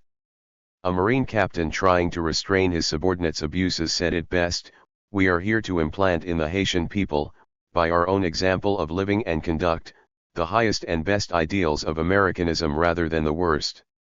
63. After physical abuse, a second category of grievances was the culturally offensive behaviors of Marines in daily interactions with ordinary people. Some transgressions were relatively innocuous, such as the refusal to speak Spanish. One lieutenant refused to learn it even when ordered by the Marine Corps, explaining to the U.S. legation that when the Spaniards conquered what is now Latin America they compelled the natives to learn Spanish and that we should adopt the same attitude and compel the inhabitants to learn English in those countries in which we intervene. The State Department felt that the Marines' intelligence service was their weakest feature because several of its spies spoke no Spanish. 64 Other insults were rarer but more serious. A Marine who went to Nicaragua 3 times recalled darkly the narcotics condition down there. "A man can get it very easily and cheap, and we found that a whole bunch of them were taking it and we had to get rid of them." He did not specify which narcotics. 65 Sandino did, calling the Marines morphine addicts. 66. Alcohol was by far the favorite intoxicant of Marines and the one that caused the most clashes with the invaded. Its tales were countless. In 1922 a drunk private walked into a Port-au-Prince bar, and when the owner, a Puerto Rican, refused to serve him, the Marine grabbed him and labeled him a high yellow spick and raised his fist against his wife, whom he called a Dominican whore. 67 Reviewing such cases, a commanding officer assessed that 90% of his troubles with the men stemmed from alcohol.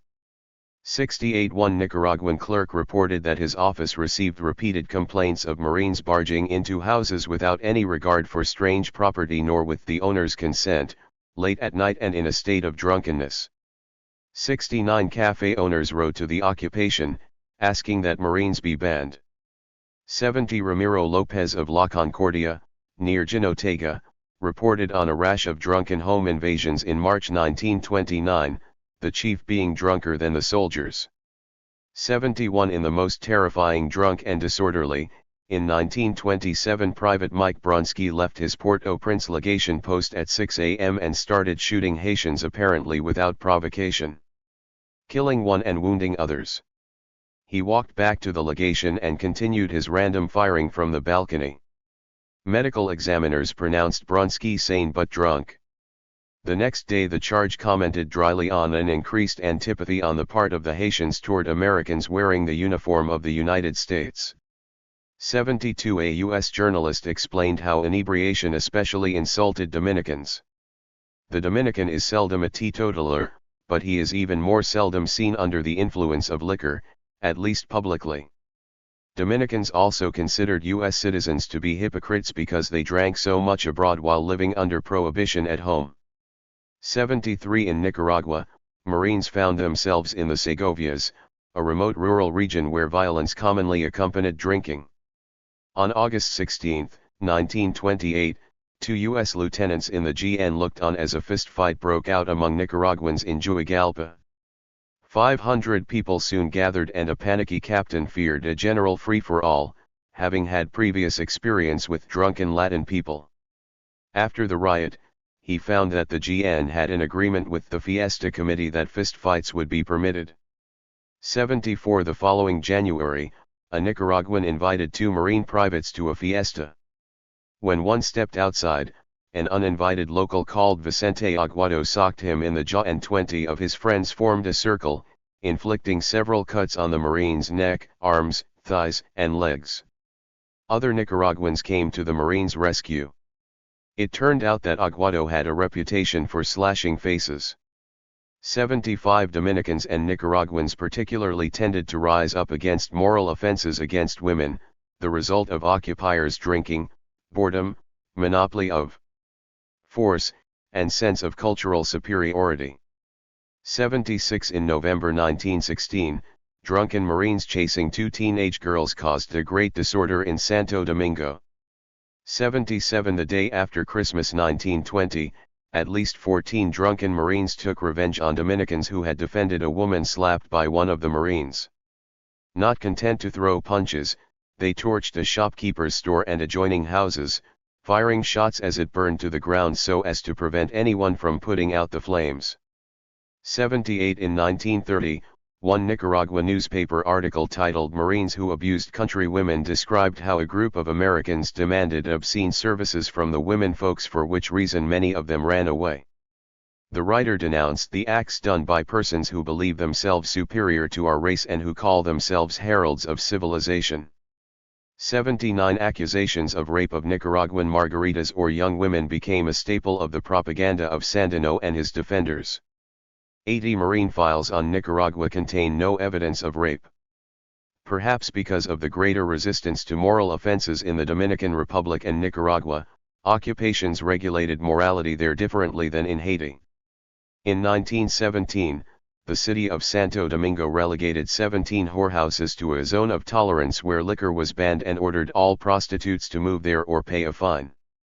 On July 1, 1918, the military government ordered that no intoxicants be sold to U.S. troops in uniform. 81 In Port-au-Prince, rules were much looser. While street walking and bordellos were uncommon, prostitution abounded in bars and private homes. Alcohol prohibition was non-existent, rum selling for 5 to 10 cents a drink.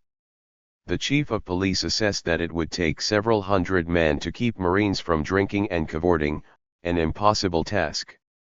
82 In Nicaragua, the Corps warned all arriving Marines against venereal disease. 83 Most of the onus, however, was on prostitutes, who, as of 1928, needed to register and undergo weekly medical exams. Those failing to do so were to be confined and treated in prison. 84 Resistance likely explains why Marines made efforts to reform enlisted men's behavior as occupations dragged on. In late 1922, Brigadier General Harry Lee wrote an indoctrination to not be misunderstood by the dullest of intellects. Every time a member of this brigade commits an act of abuse upon a citizen or resident of this republic, he brings forth the criticism of the Dominican people. And where does that criticism fall? Upon the man who committed the abuse? No, but upon the United States and its officials and officers. Your president receives the blame, your whole government receives the blame, your Marine Corps and my Marine Corps receives the blame, and especially your commanding general and officers of this brigade. Knapp admonished his men to seek clean amusement instead of trying to paint the town red. 85. Land disputes were a third cause of discontent. The struggle for the land took on more than a figurative form in some occupations. Nicaragua's land grievances against the occupation were limited, although U.S. corporations did own some mines and plantations that benefited from Marine and Guard protection. The Marines did not pass laws in their favor. In Nicaragua, Sandino further explained, property is very divided and is mostly small land holding. There are few large properties, and these are not very big. The few who do not have land do not starve. 86 Elsewhere, occupations did transfer land. In Haiti, taking land from peasants was difficult because, after its revolution, the state redistributed 66 to 90% of its land to small farmers but kept the legal title. 87 In ensuing years, squatters often insisted that the land was theirs but produced no documents and had little idea where individual properties began or ended. When the US-owned MacDonald Railroad project began in 1911, farmers responded to ensuing dispossessions with cries of "Down with MacDonald," and "Down with the railroad," and attacked the company's buildings. 88 In the Constitution of 1918, U.S. authorities allowed foreigners to own land and made it easier for the state to reacquire land from peasants. 89 Estimates vary of how much land passed from Haitian to U.S. hands during the occupation, but one reliable source added up 43,100 acres by 1927. 90 In the Dominican Republic, sugar corporations since the 1870s already had set a land-grabbing precedent with their capitalization and enclosure movements. By 1915, the largest 7 of these corporations had already acquired 36,271 acres, some of it allegedly by force or forgery. A decade later their property had quadrupled to 124,148 acres. 91 There, too, the occupation was partly to blame. It decreed a Land Registration Act in 1920 that created a centralized land tribunal, obliterating the authority of local officials over such matters. 92 The occupation also moved to survey Dominican lands, which tended to lead to enclosure, which in turn threatened the collective use tradition of cattle ranchers.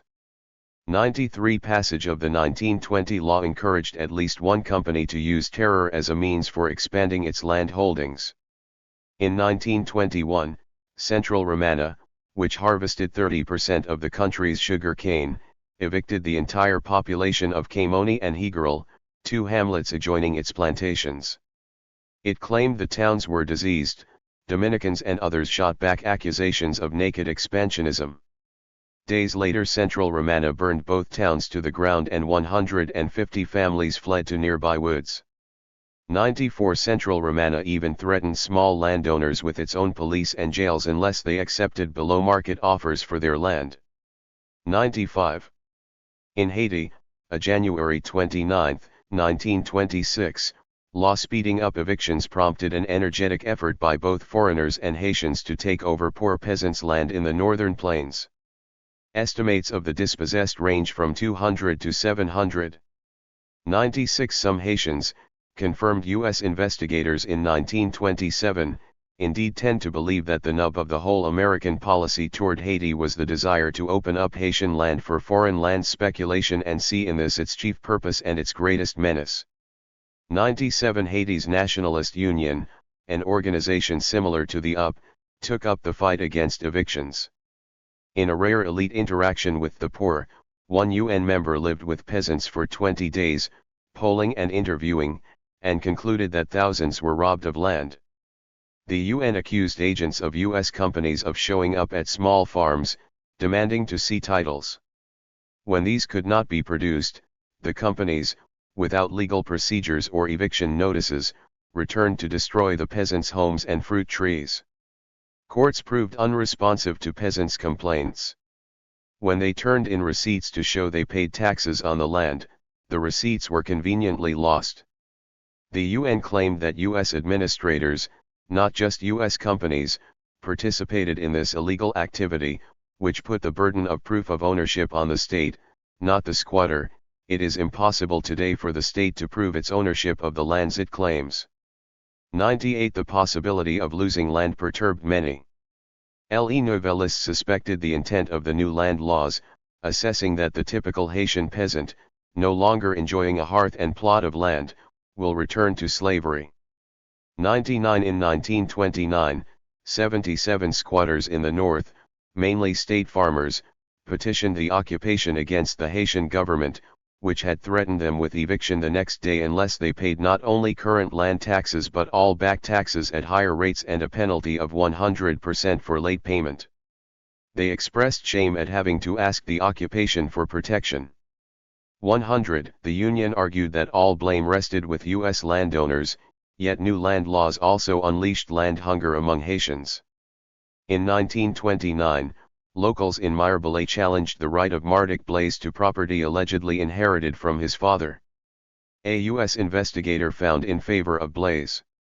He called the case a deliberate spoliation of a prosperous peasant by a combination of townspeople and suspected that a local judge and the man who handed out the eviction order would both gain materially. Blaise was not blameless either because he was occupying a much greater area than that covered by documents. The case illustrated how difficult it was for an individual landowner to resist eviction, even one literate and richer than most. 101 Yet resist is what occupied peoples did. One Dominican provincial governor reported, only 2 months after passage of the 1920 land registration law, numerous grievances received by this ministry. Unscrupulous individuals dragged into court simple peasants who see themselves caught up in judicial proceedings by speculators and because they have no resources are forced to accept, to receive anything, some disastrous offer. 102 The land grabbers are abroad in hordes and are measuring and fencing land in all directions, respecting nobody's rights and properties, one man complained from Los Llanos. In the last 3 years, he added, 37 roads had been closed and fenced in. The peasants couldn't afford wire to fence in their farms, so they sent a delegation to speak to the Marines. 103 In the Dominican Republic, small farmers also banded into committees for the defense of the water to prevent the US-owned Barahona Company's irrigation project around the Yaque del Sur, which they claimed would divert the river's water from their already arid land. The Barahona Company, wrote a local paper, is a powerful fiefdom that takes over by violence and terror some of the best and largest arable land, reducing to powerlessness the small farmers who dare oppose its designs. 104 Some resorted to outright crime to evade evictions or cover up forgeries. In January 1928, after U.S. authorities signed a contract for a dam to irrigate 30,000 acres in Haiti's Artibonite Valley, someone broke into the Public Works building and set fire to aerial photos and negatives of the valley. The loss, estimated at $40,000, was complete. Despondent and with no suspects, the head of the occupation called it probably the greatest blow that has been given to the American intervention in Haiti. 105 In the Dominican Republic in May 1918 a group of rebels rode for a day out of their district to burn down an archive of land titles in Bayaguana, apparently so that the forgeries of their urban patron Abelardo El Latino could not be exposed. 106 Dominicans even concocted an ink out of avocado seeds to render fakes more authentic. 107 When Marines audited some 4,000 titles, they found a forgery rate hovering at 90%. 108 Although U.S. authorities abused peasants in other ways, they did at times protect them against undue land loss. The chief of the gendarmerie complained that abandoned land, state lands, communal properties, estates in litigation etc., are being claimed daily by citizens with or without justice. He ordered gendarmes to investigate, try to settle matters out of court, and not evict unless the trespass is very recent or the transaction is plainly one of fraud or theft, an order obviously directed at those overzealous in their eviction orders. 109 Rather than do the bidding of U.S. investors, occupation authorities saw their mission as serving political culture, to modernize land transfer so that occupied peoples could buy and sell in a predictable, fair way. In the Dominican Republic the military government also came to the aid of small landholders while it encouraged land purchases in principle. It arrested the Central Romana official who ordered the raising of Caimoni and Higueral. 110. A few months after setting up the land tribunal, the military governor ordered authorities to stop this fencing in of land on public ways and around other people's property by simply tearing down others' fences. 111. While some Dominicans assumed that the military government would back the Barahona Company's irrigation project, it instead halved the project's size. 112. Occupation authorities were perplexed that Haitians, especially, refused to participate in the modernization of their own country by taking cadastral surveys, acquiring legal titles, and making it easier for foreign corporations to invest and create jobs. 113. Proponents of land reform argued that Haitians were too dependent on coffee and that foreign investment and surveys would diversify agriculture. 114. Even President Calvin Coolidge, usually completely unaware of Haitian events, expressed befuddlement when a senator wrote him of land resistance. "It seems to me it would be much better policy to leave the natives in possession of the real estate than to try to bring it into larger holdings," the president responded. Coolidge reiterated his intent to change Haitian political culture. "The only benefit we derive from is to prevent it being an island given over to all of those disorders, physical, mental, moral, economical and political, to which it would otherwise be a prey." 115. Overall, however, resistance to evictions never became a major concern of any organized group. The Nationalist Union published only one pamphlet on it. The Cacos never discussed it. Perhaps this is because the U.S. footprint was so small. The 43,100 acres purchased by U.S. corporations constituted only 0.2% of Haiti's land. Of 10 companies that bought land during the occupation, only 2 turned a profit, partly due to resistance. Sugar plantations never worked, investigators wrote, because peasant proprietorship has resisted all attempts to break it up or make it produce one crop on contract. 116. Other economic issues contributed to resistance. Estimates vary, but 300,000 to 400,000 Haitians found their way to Cuba, especially Orient Province, from 1915 to 1930, with countless others walking over to the Dominican Republic. 117. The Union claimed that occupiers encouraged this emigration so as to weaken the small farmers' hold on the land. 118. To be sure, U.S. authorities in no way obstructed Cuban recruiters in Haiti.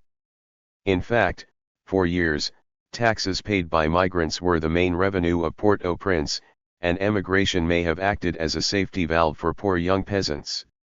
119. More likely, Haitians simply went abroad where wages were higher. 120. The installation of U.S. and other foreign corporations in Haiti also prompted a nascent proletarian identity there, and with it came the country's first labor protests. Sugar, pineapple, and sisal entrepreneurs not only bought up land but also hired thousands of Haitian peasants as workers. U.S. occupiers considered this progress. But wages were low, 20 to 30 cents a day for men and less for women, and work, whether on plantations or railroads, tended to be temporary.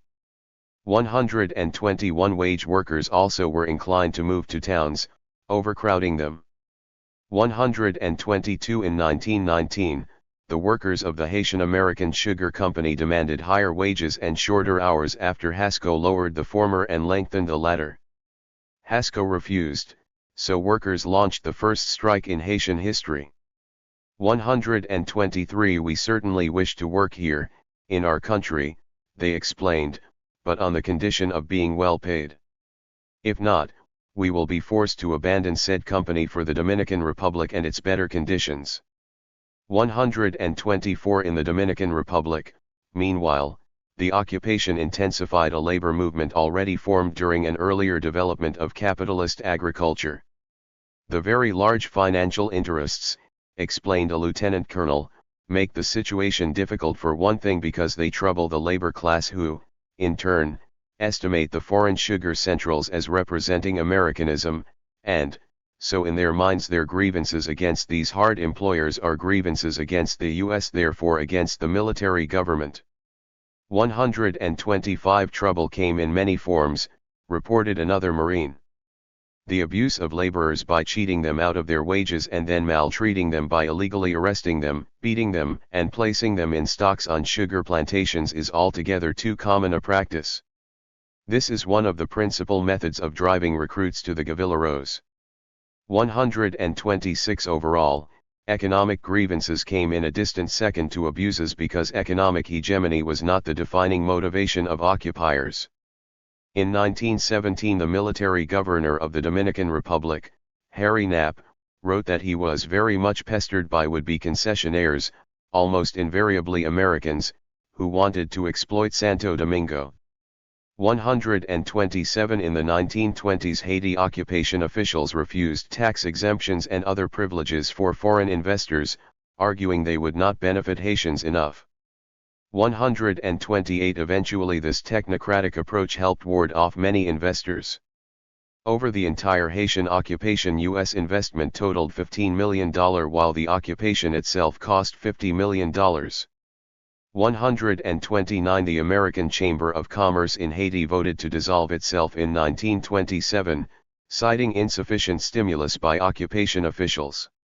130 Much of the hostility to both occupations resulted directly from the creation of constabularies. The Gendarmerie and the Guard in Haiti, the Dominican National Guard and the Dominican National Police, and the Nicaraguan National Guard, revived for the Sandino Revolt, constituted arguably the most serious U.S. effort at changing political cultures during occupations. Constabularies were meant to be apolitical, professional, national armed forces that would break the cycle of personalist, regional revolution. They were especially intended to centralize force. The GND fused the functions of the old Army, Navy, and Frontier and Republican Guards. The Gendarmerie not only replaced the disbanded army but also managed prisons, coastlines, traffic, and electricity. 131 In Haiti, U.S. State and Navy insisted that the Gendarmerie be part of the 1915 convention. In the Dominican Republic, the constabulary was a demand of the Navy as soon as the Marines landed, though it was not formed until 1917. 132 Marines often praised the service of gendarmes. Smedley Butler, their first commander, never had a case of disloyalty. 133 Marines judged Dominican Guards to be effective fighters when properly trained and equipped, losing only one battle against rebels. 134 Because of poor funding, however, gendarmes were often not paid their promised measly 50 gourds per month, and they complained. 135 They also smuggled, moonlighted, stole, and took bribes. 136 In the GND, salaries were higher, about $15 a month, but also often unpaid, and the force remained underfunded, understaffed, and less able than its Haitian counterpart. 137 U.S. officials complained that discipline tended to break down as soon as no Marine officer was present. 138 In one typical year of the Gendarmerie, 992 enlisted but 757 were discharged and 170 deserted. 139 Most constabulary-induced resistance was not internal, however. Guards and gendarmes engendered hatred by abusing the population they were supposed to protect. 2 years into the Haitian occupation, a French envoy noted that no sooner did peasants feel free from local political chiefs and obligatory military service than they had to contend with gendarmes stealing their crops. 140 Haitians complained that gendarmes taxed market women unfairly. They killed pigs arbitrarily. They arrested innocents at night. They confiscated. They assaulted. And they tortured. 141 One Haitian gendarme officer, Jules André, recalled decades later how his men transformed peaceful peasants into insurgents with their brutality and pillage. 142 After his unannounced tour of the Haitian countryside in 1920, Knapp reported that the only complaint of peasants was the gendarmerie. "I have no doubt that this fear of the Haitians is too well founded," he grumbled. 143 Dominican peasants in Cibo province refused to come to town for meetings for fear that guards would borrow their horses and never return them. 144 The governor of Puerto Plata province reported that guards hung suspects from the roofs of their own houses until, bursting with desperation and pain, they confessed to owning a revolver. He identified a general hatred of this institution in his province. 145 The corruption of Haitian and Dominican men with arms had a long pedigree. James McLean, a veteran U.S. officer of Dominican missions, reported that many guards were transplants from the old Republican Guard, men who had been encouraged in the art of maltreating inhabitants. The Marines felt they had no choice but to hire them since they alone had military training. 146. Many from the elite resisted the authority of constabularies. The cream of Haiti refused to mingle with the lower classes. 147 Dominicans mocked the PND with an alternative acronym, Pobres Negros Descalzos. 148 In the midst of the insurrection, the U.S. minister characterized the Dominican Guard as an absolute failure. Marine officers commanded no respect from enlisted men, he wrote, and Dominican lieutenants brought discredit on the organization by their high-handed and brutal methods. The fundamental political problem: every Dominican is more or less under the influence of some political party whose leaders would do anything to injure American prestige in the island.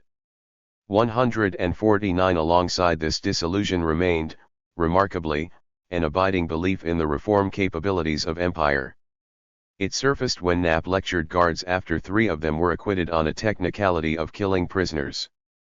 The action charged was wrong, criminally wrong, he wrote in a letter widely distributed to the GND, warning them not to let wrong traditions start. 150 Marines seemed to have no idea that these traditions were not starting but rather continuing. In all occupations, authorities complained throughout of constabularies' incompetence and inability to learn, predicting that chaos and disorder would return if the Marines ever left. A final dynamic of day-to-day resistance emerged around the borders between the Dominican Republic and Haiti and between Nicaragua and Honduras. In border regions, the invaded crossed both ways in their struggle to preserve the decentralization that the occupations threatened. The intensification of cross-border activity after the arrival of Marines also seemed to create a new identity, or at least strengthen an old one, among border dwellers. They became more aware of the importance of their shared interests and freedoms as uniquely transnational groups. 151 Commerce across the border had always existed, and it continued during the occupations. As the state extended its reach and imposed new or increased taxes on trade, more commerce took on the name contraband. In 1918, the Dominican Constabulary caught and tried around 150 smugglers. 152 As contraband increased in response to taxes, more occupied peoples became outlaws because they traded in such goods. Some of these outlaws became cacos or traded with them, thus increasing the need of the state to raise taxes. 153 Because of the border, from 1916 to 1919 the Haitian and Dominican insurgencies overlapped, occasionally sharing commanders and information and trading resources. 154 Dominicans, notably Ramon Naderas, enlisted Haitians. 155 A few voluntary Haitian insurrectionists in the Dominican Republic are known by name Navilas Gil and a man named Louis. 156 U.S. reports often complained of weapons coming from the Dominican side. 157 Marines tracked down one transnational network of ordinary border denizens, including several women, who relayed information to insurrectionists personally and verbally. 158 Insurgents also crossed over either to escape prosecution for crimes or to rob and then cross back. 159 One Haitian corporal fleeing Haiti allegedly said, "I'd rather die or go to the Dominican Republic than to suffer the presence of blanks in the country." 160 A group of 17 Haitians including 2 gendarmes killed a Marine first lieutenant and relieved him of a large sum of money. They went in and out of the Dominican Republic as they tracked the Marine, and finally pounced at a site that from the most reliable information at hand is Haitian territory, however both countries claim it. 161 Dominican officials meekly reported that they could do little. A mere 60 Dominican guards patrolled the 241-mile line. These guards filed no reports, nor did they pretend to stop men from crossing with individual arms, because the Dominican government itself long profited from the Haitian hunger for weapons. 162 cross-border resistance so repeatedly foiled occupation plans that the desire to seal the border was a prime motivator for the U.S. seizure of the Dominican Republic in 1916. 163 The consolidation of the frontier into a border. Marines themselves used the two terms interchangeably, increased the political cultural space between denizens of the border and modernity or the services of a central government, schools, roads, prisons, and post offices. Those who were modern looked different, more homogeneous. Guards, for instance, wore a uniform and drew their legitimacy from the central state, not from their reputation in the community. 164 When Marines burned down Dominican houses in which Haitians had long lived, they characterized the dwellers as questionable characters who want to live between the lines. Dominicans and Haitians who enjoyed the statelessness of the frontier resisted its militarization and centralization. After the Marines landed in Haiti, the Dominican Minister of Foreign Affairs, B. Pichardo, complained that Marines were coming from Haiti to beat up Dominicans trying to cross with twist tobacco, and otherwise prevented Dominicans from entering Haitian territory with any kind of produce. 165 Felix Magloire, the Haitian minister to Santo Domingo, complained of the reverse.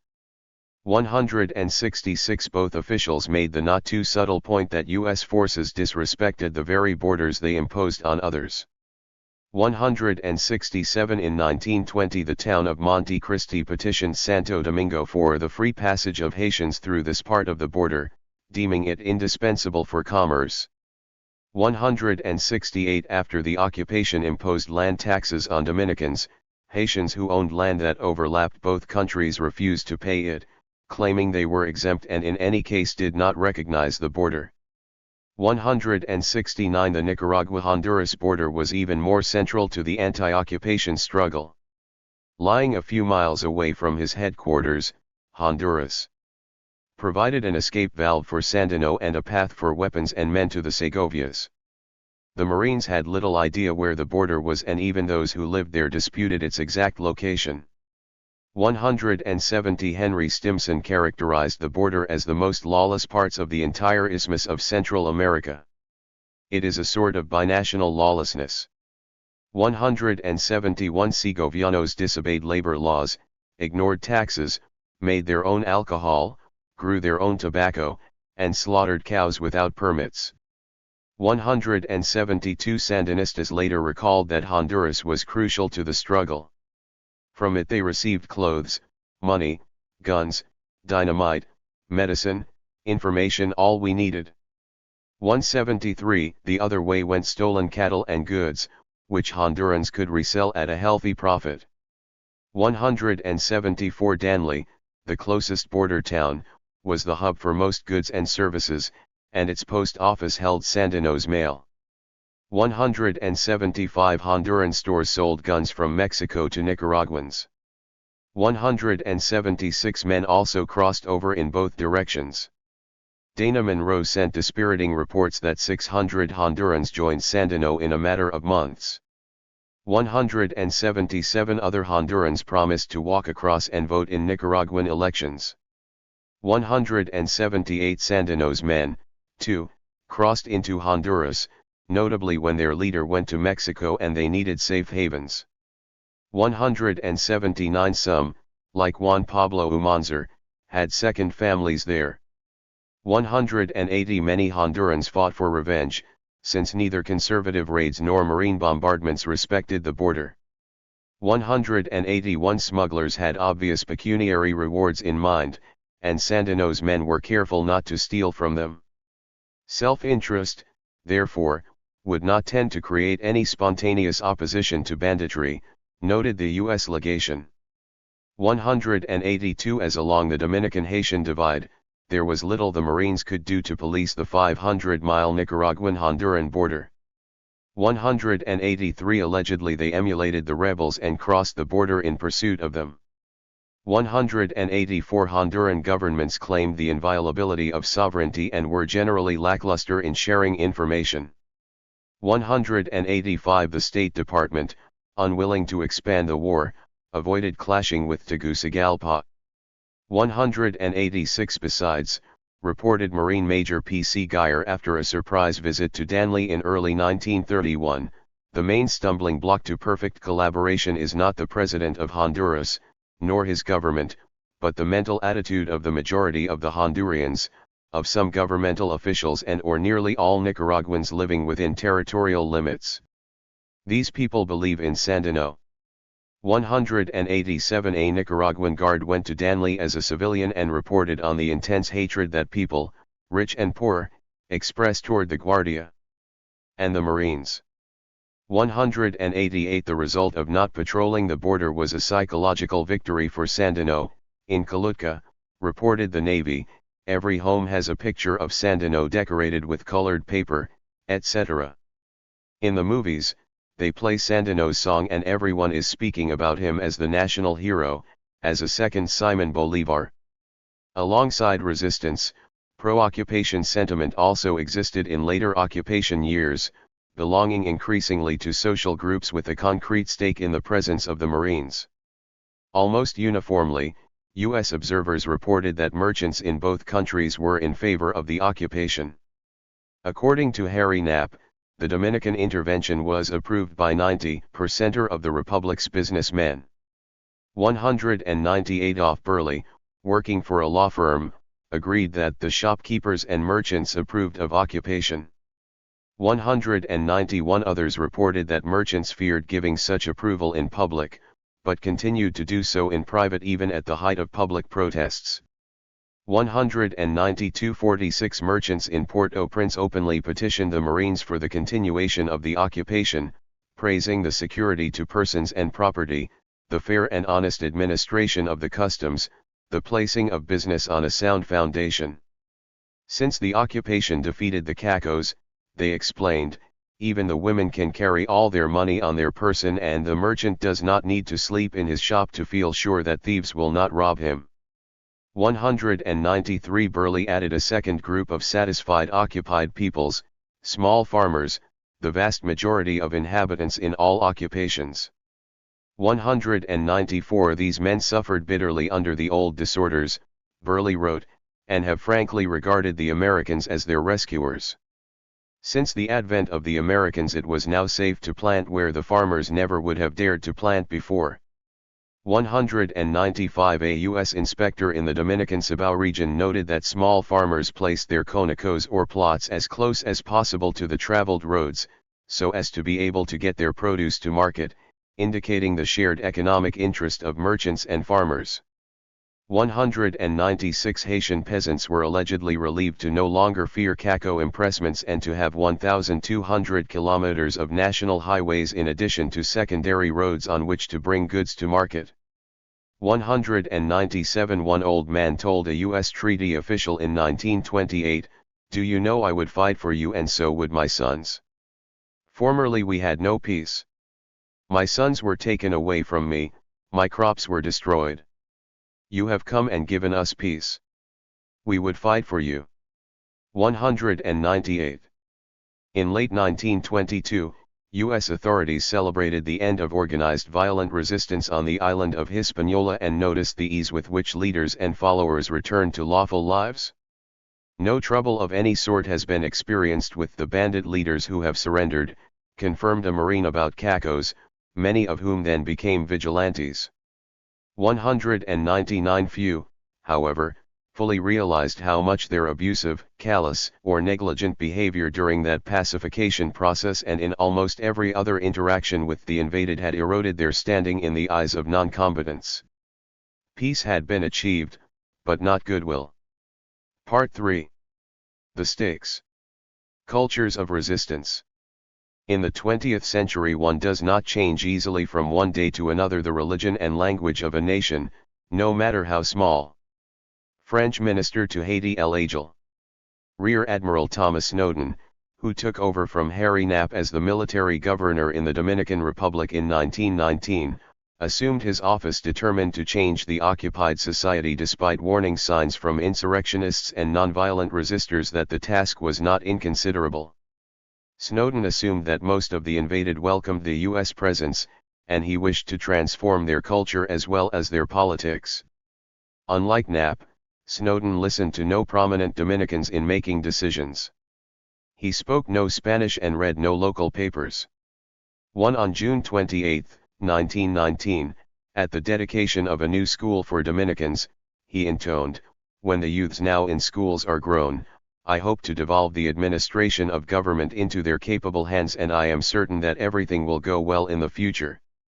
Snowden uttered publicly what peers said privately, that the United States intended to stay for at least a generation and dedicate itself to changing the culture of the occupied. Some warned against such ambitions. "I am more than ever aware that no American ever can or even will know more than a fraction of the thought of the island," wrote Adolph Burley as he left. Yet top U.S. authorities were headstrong in their projects to transform the values and practices of the occupied so as to make them capable of absorbing U.S. ways. Efforts to effect long-term changes in culture revealed the deeper stakes of the occupations. Culture was not the primary stake for either occupiers or occupied. Washington did not attempt to thoroughly Americanize major cultural markers such as schools and language in Haiti, Nicaragua, and the Dominican Republic as it did in Puerto Rico and the Philippines.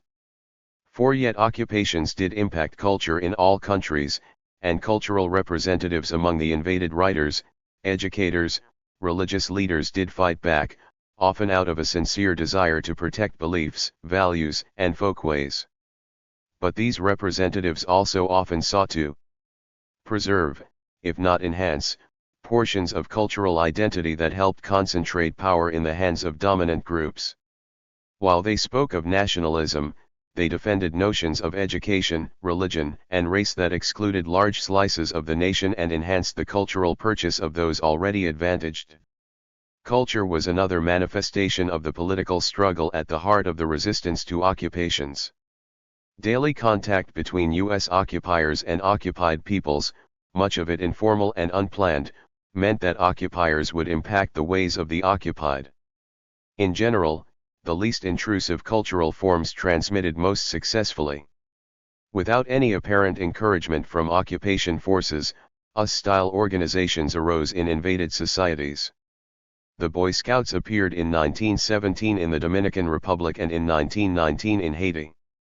That same year the Rotary Club founded a chapter in Haiti. Those who adopted Yankee ways seemed to do so freely. Women engaged in U.S. dances cheerfully and innocently, said a Dominican who disapproved. Unobtrusive promotion of other cultural forms yielded even greater imitation, baseball being the prime example. In Nicaragua and the Dominican Republic, Marine officers organized games among troops to conquer monotony, and those troops in turn played the invaded. Baseball already existed in both countries before occupation, but the sport grew dramatically when the Marines arrived. Spreading baseball among the invaded was not a systematic effort to change fundamental habits or beliefs, yet in Nicaragua the sport practically replaced cockfighting as the national pastime by the early 1920s. In a 1916 article titled Americanizing Nicaragua, U.S. Customs Collector Clifford Ham claimed that the middle class used to be anti-occupation but then got interested in seeing the Marines playing baseball. A few got balls and bats, and soon others joined. A Navy Rear Admiral was amused at how a little team in Chinandega licked the pants off us. 10 people who will play baseball and turn out by the thousands every week to see the match games, are too busy to participate in revolutions, concluded Ham. 11 In the eyes of many occupiers, therefore, baseball was a way to pacify the occupied while also displaying evidence of their cultural superiority through the mere acceptance of the game. However, perhaps Dominicans and Nicaraguans played baseball in part because it gave them a site in which they could defeat the occupation, if only symbolically. At times, baseball games could reflect underlying tensions. One Marine described a Nicaragua scene: at the slightest dispute among the players the people would rush on the field with sticks and stones and assume the most threatening attitude towards our men. Natives in the grandstands were exceedingly rude and discourteous, sometimes their conduct towards Marines and other Americans were bordering on insults. 12 In general, however, the invaded seemed to enjoy the bragging rights that the game offered. In one season, Dominican teams flogged the Marines 18 times while losing only 3 games. 13 It has now been proven, boasted an anonymous Dominican, that all the Dominican teams are stronger than any of the Yankee teams that we have met until now. 14 Pitcher Enrique Enriquez's no-hitter against a Navy team caused a nationwide sensation. 15 Dominicans' prowess only heightened their zeal for playing, suggesting that the love of La Pelota was likely the primary motivation. One Dominican who played during the occupation recalled decades later that baseball was only partly about resistance yet infused with nationalism. Sometimes we felt humiliated by the occupation, but in sport, we fraternized. The crowds were full of this fervor and wanted us to win because we were their team and because we represented the Dominican flag. But there were no demonstrations or rock throwing, anything like that. 16 By 1918 a Dominican resigned himself to the fact that baseball has been naturalized in the Dominican Republic and has become part of our customs. He suggested, in vain, that its lexicon be at least Castilianized, home plate changed to plataforma, shortstop to cisador, strike to golpe, home run to carrera de los cuatro bases, and so on. 17 Marines encouraged other U.S. cultural forms as entertainment, for themselves and the occupied. Jazz entered Haiti during the occupation, some of it from the presence of Marines and from the first phonograph and radio station, Radio HHK, which went on the air in 1927 under Marine management. Broadcasts were live and the Gendarmerie Band was the first on the air. The occupation put speakers out on the Champs de Mars outside the presidential palace and later elsewhere in the country. Illustrated magazines also came to Haiti during the occupation. 18 Language enjoyed perhaps the most widespread informal impact. Occupations did not systematically spread English in these 3 countries. Yet while occupation personnel used translators when they had to, they used English almost exclusively for daily administration, forcing the invaded who interacted with them to learn a minimum of vocabulary. 19 Not surprisingly, many of the terms adopted by the occupied denoted the trappings of modernization and organization: boss, payroll, job in Haiti, swapi, zafacon, and maitin in the Dominican Republic. 20 In the Dominican Republic, words that remained after occupation included some unmodified English words such as picnic and USA, the latter denoting a saddle blanket since marine blankets were marked USA. 21 The town of San Francisco de Macorís, generations later, still used insults such as Sanababich, and called a small street Bacafar, from Bacfar, where prostitutes serving Marines congregated. Marines also gave the merengue dance a new style, which Dominicans labeled Pambich or Apambicheo, after Palm Beach. Insults, prostitution, and dancing, such were the nodes of contact between occupier and occupied. 22 Some were horrified by linguistic encroachment. It was said that in 1915 Haitian poet Edmond Laforest drowned himself by hanging a Larousse dictionary around his neck.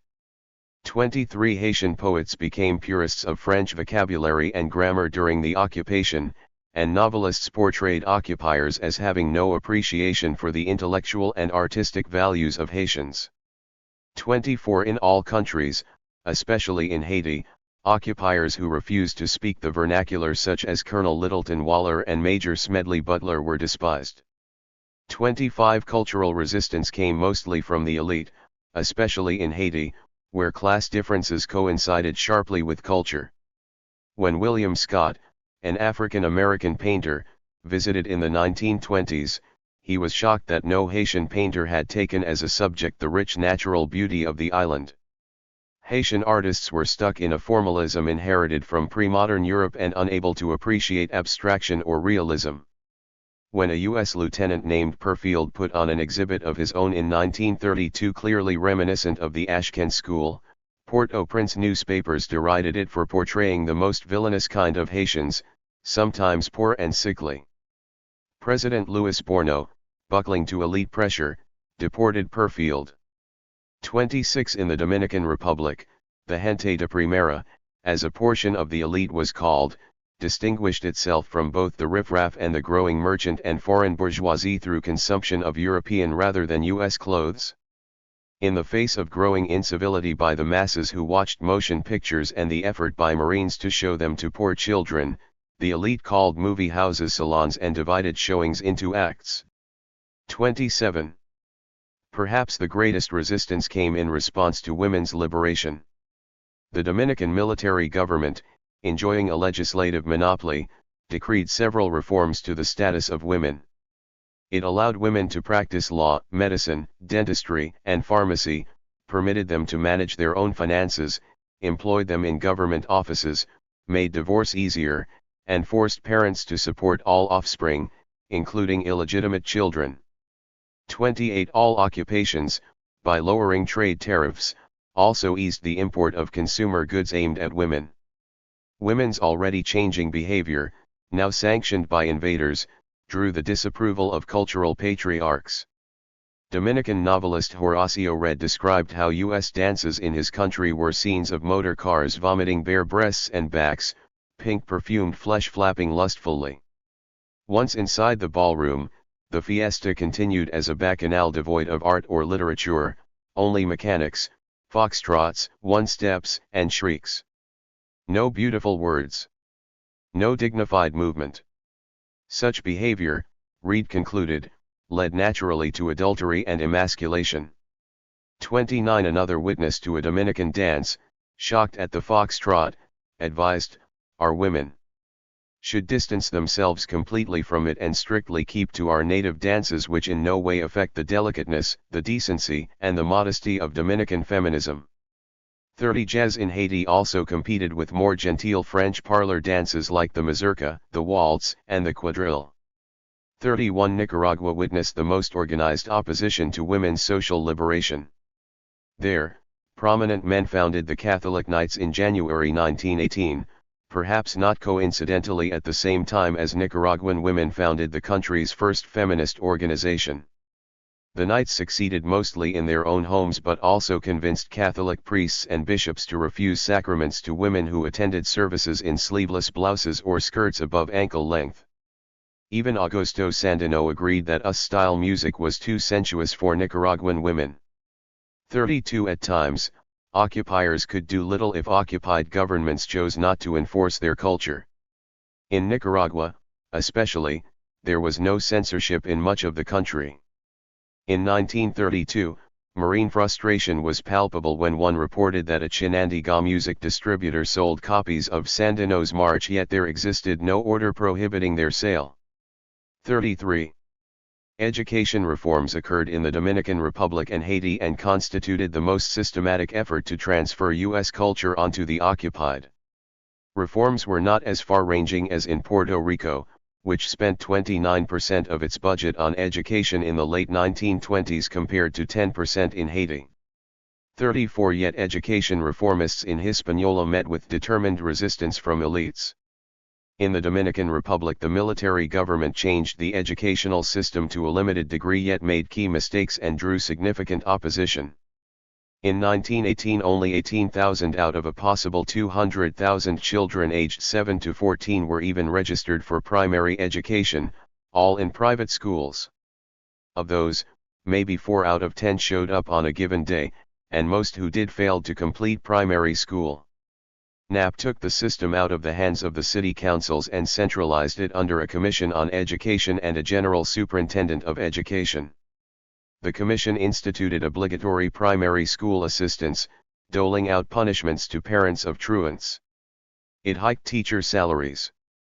35 It also standardized curricula and equipment, built new facilities, created parent associations, ordered inspections, set promotions based on daily work, gave special attention to reading and writing, standardized diplomas and degrees, and cut summer vacations from 3 months to 40 days. By 1920, attendance was up to 120,000. Literacy, previously negligible, jumped to 20%. 36 Some U.S. observers argued for also changing the content of education to alter political behavior. Santo Domingo has always run more or less wild, noted U.S. journalist Harry Frank, who mirrored Snowden by calling for at least 25 years of good elementary schooling. He suggested that Dominican textbooks be rewritten to enumerate the chief faults of Dominicans, caudillismo being the first. 37 Yet the occupation made no efforts to Americanize the content of education, the reason likely being that Dominicans, who liked what students learned and just wanted more of it, staffed the Commission on Education. 38 Initially, U.S. education reforms attracted little national attention, yet small-town administrators were none too happy to see the capital's authority grow at their expense. An incident in the town of Guerra, a dozen miles outside Santo Domingo, illustrated how the musical chairs of reform stoked political jealousy. In mid-1920, inhabitants of Guerra assaulted the new schoolmaster, Carlos Concha, ostensibly because he enforced the school attendance policy and called former city councilors dishonest in a newspaper article. The latter sin was a clue to the real stake in the matter. The rebellious group included former members of the city council, whom the occupation had replaced the previous year for stealing from the till. The ousted head of the council, Angel Delgado, accused his replacement of being nothing but a supporter of the Americans with their laws and executive orders who are doing in our people. His son called for Concha and the new city councilors, whom he called foreigners because they were not from Guerra, to leave because Guerra must be exclusively of the Guerreros. 39 The financing of schools eventually grew into a serious problem. With the U.S. reforms, the per-child cost of Dominican education skyrocketed, doubling that of Mississippi. 40 Up to 1919, local businesses shouldered the burden through a tax, but centralization tied school budgets to national revenues, which were dependent on customs receipts. In 1920 to 1921 a sharp drop in export prices gripped the nation. Dominicans opposed the floating of a large loan as a remedy for financing the schools, so in May 1921 the military government responded by closing all public schools indefinitely. 41 Dominicans were up in arms. How ironic, wrote the Liston Diario, to see the total suppression of public instruction under our wise and civilized tutors. 42 Some teachers and principals continued to teach pupils in their homes. 43 In 1922, to revive the schools, the military government tied their financing to an unpopular and boycotted property tax, hoping to make boycotters feel guilty that they robbed local schools of income. Dominicans expressed no guilt. In 1924, when the Marines departed, the local tax returned to fund the schools, and attendance dropped to half that of 1920. 44 These people have no incentive to work, reasoned a Marine officer in Haiti as he laid out the case for a reform of education there that would prompt some of the more passionate resistance of that occupation. Their wants are limited to food, and a simple shelter from inclement weather. Education with its accompanying creation of needs and desires beyond a mere animal existence is the sole remedy. 45 The U.S. minister to Port-au-Prince agreed, wishing to impart the language of mind, of morals to Haitians. New schools were to be the means to that end. 46 Even more so than in the Dominican Republic, it was no wonder that schools in Haiti elicited calls for reform. Fewer than 5 out of every 1,000 schoolage children even showed up, and most of these were in Catholic schools. 47 4 years into the occupation the education budget was still a mere $340,000, a pittance compared to the $7 million spent in Cuba, a country with the same number of inhabitants, or even to the $1.5 million in the Dominican Republic, with a third of Haiti's population. It was widely reported and admitted that school teachers drew their pay but often only sat at their desk, taught children who did not show, and were often themselves illiterate. 48 Haitians had no objection to increasing the number of students served, yet they rarely engaged the deeper problem of political culture, education as a vehicle for distributing spoils. Unlike in the Dominican Republic, however, U.S. forces in Haiti had no direct authority over education. Up to the early 1920s, the occupation only built new schools under its public works service. Controversy arose nevertheless, first over Haitians' own reforms. Dantes Bellegarde, the Haitian Minister of Public Instruction and Agriculture in 1918, was the instigator. In 1904, as an education bureaucrat, Bellegarde had attempted to bolster rural schools and to shelter education from political upheavals. He fought for improved buildings, good salaries for teachers, overhauled curricula, and regular inspections. His efforts resulted in new textbooks, but politicians opposed his merit-based reforms. 49 When he rose to the rank of minister under the occupation, Bellegarde tried again. Traditionalists accused him and others of being Anglo-Saxonists who advanced the materialist and racist educational program of the occupation, and Bellegarde was himself torn because he loved Haiti's French culture. He won pay raises for teachers, but the occupation, which controlled the purse strings, opposed all his other proposals, and interpreting loosely the Treaty of 1916 instead imposed on Haiti a Louisianan, Lionel Bourgeois, as superintendent of public education, who proceeded to change nothing at all. 50 Bellegarde later blamed the Americans who opposed this project because it was originated by Haitians. 51 He also fingered the peculiar psychology of the Haitian mass at this time, which, unaccustomed to disciplining itself, does not tolerate the attempt coming from its own race. 52 The head of the occupation countered that Bellegarde behaved as a typical elite, arguing that his one desire was to make addresses to the schools on ceremonial occasions, and that the efficiency of public instruction did not particularly interest him. 53 A second controversy sprang up after 1923, when the occupation created the Technical Service of Agriculture and Professional Education, giving itself the authority to offer industrial and agricultural training as an alternative to religious education. The director of the Technical Service, George Freeman, explained that since 90% of Haitians lived off the land, the same proportion of education should cater to them. We find that we can give the child a great deal of training so that he may better help himself in his work, such as, for instance, how to count his chickens and pigs and care for his garden. 54 In early 1926, Freeman shut down 40 low-attendance traditional schools and replaced them with 12 industrial schools, 8 for boys and 4 for girls, each with 500 students. 55 The schools taught, in addition to English and French, botany, engineering, agrarian chemistry, entomology, land surveying, horticulture, zoology, and cattle raising. 56 Everybody is indignant about this action, wrote anti-occupation activist Perceval Thoby, especially since the new buildings occupied 2-century-old public squares. 57 More surprising to the occupation was that peasants also resisted. Many thought only of going to the city and taking what we call a white-collar job. The average country father and mother, explained Freeman, feel they have always lived under the most barren circumstances in country and rural life, and they say, I want to send my boy to school so that he may learn to read and write, so that he may go to the city and get a job. And when we start to teach them agriculture, they say, what do we want with agriculture? You can't teach us that because we already know it. Parents also kept children on the farm to work. Sometimes attendance to agricultural schools was as low as 60%, and those who did show were often undernourished. 58 Graduates of the technical service, sent to rural schools to teach, hated the monotony of the countryside and resigned after a few months.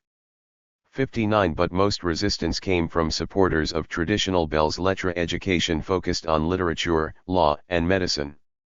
Freeman hoped to re-educate some elite Haitians to get them away from that gentleman idea that they were not supposed to even carry a package down the streets in town, and to make them leaders of actual work.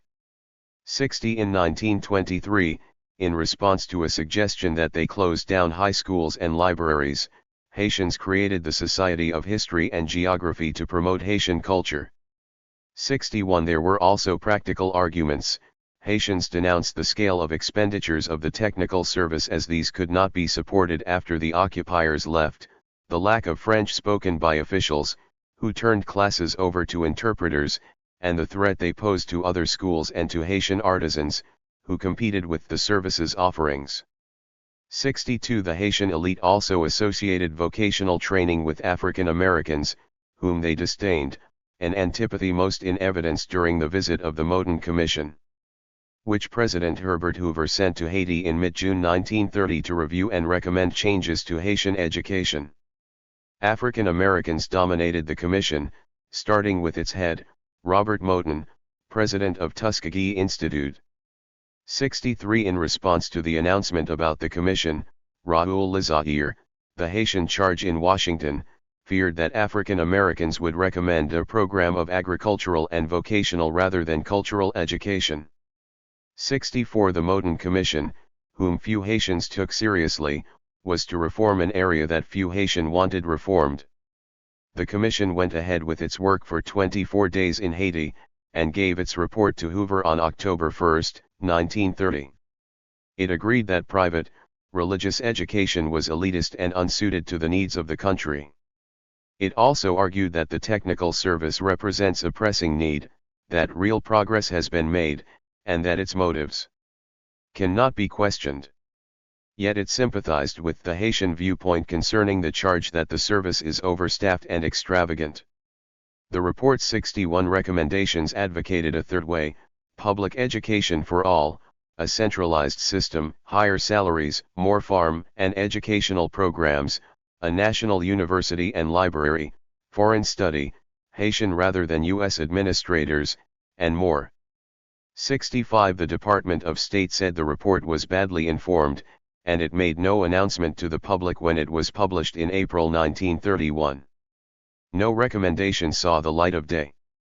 66. There were, again, political ramifications to this resistance.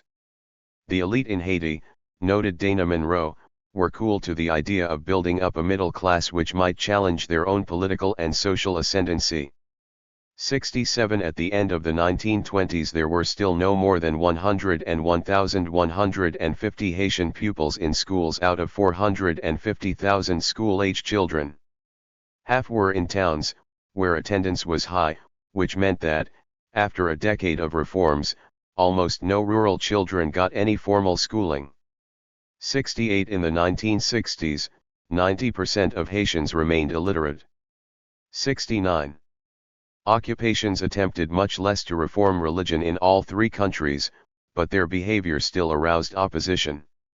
Religion, however, was a more ambivalent side of resistance than was education because faith services were a major point of contact of the masses with occupations, and the masses tended to be more acquiescent than the elite. Religion also pitted communities of faith against each other. Overall, the role of religion in resistance confirmed that groups of believers, like others under occupation, fought for their own ways of life rather than for an abstract national good. The 635 priests and nuns of the Haitian Catholic Church largely desired to see the U.S. goal of modernization do away with old habits of state corruption, violence, and poverty. Also motivating the priests, mostly white Frenchmen, was that the occupation did not at first threaten the primacy of the French language or of Catholicism. Priests and occupiers saw each other as partners in bringing civilization to Haiti. 70. It is time to open our eyes, is how the Archbishop of Cap Haitien responded in 1919 to the fait accompli of occupation. Those whom it oppressed directly are the revolutionaries. Those are our enemies, not the Americans. 71. In Hinch, priests campaigned for the repression of Charlemagne Perrault. 72. Also pleasing the Church was that the occupation vowed to eradicate Vodou. 73. Along with devout lay Haitians, Catholics snitched on peasants who organized Vodou's rare dances on Good Friday, judging the practice of profanity on that holy day. 74. Marines suspected that one Catholic priest at Mirebalais was poisoned on account of his activity against Vaudouism. 75. As abuses in most occupations became legion, however, even friendly Catholics seemed to abandon the occupiers. Priests in small, faraway parishes where single Marines or small groups imposed reigns of terror usually turned first. Since priests were close to the masses, said one, we know the mind of the poor people, its misery, its spirit, its revolt against foreign occupation, its hopes, and often its secret thoughts of revolution.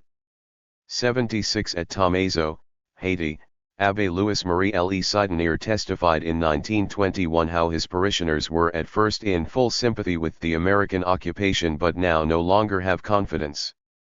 A company of gendarmes and marines had burned down 250 to 300 homes in his parish, including his own and by error the chapel, all because Cacos had camped across the road. The terrified inhabitants fled to nearby woods and a half-year later only a handful of families had returned. 77 Discontent eventually percolated up to the bishops. 78 Much of the Haitian Catholic Church's resentments came from educational reform.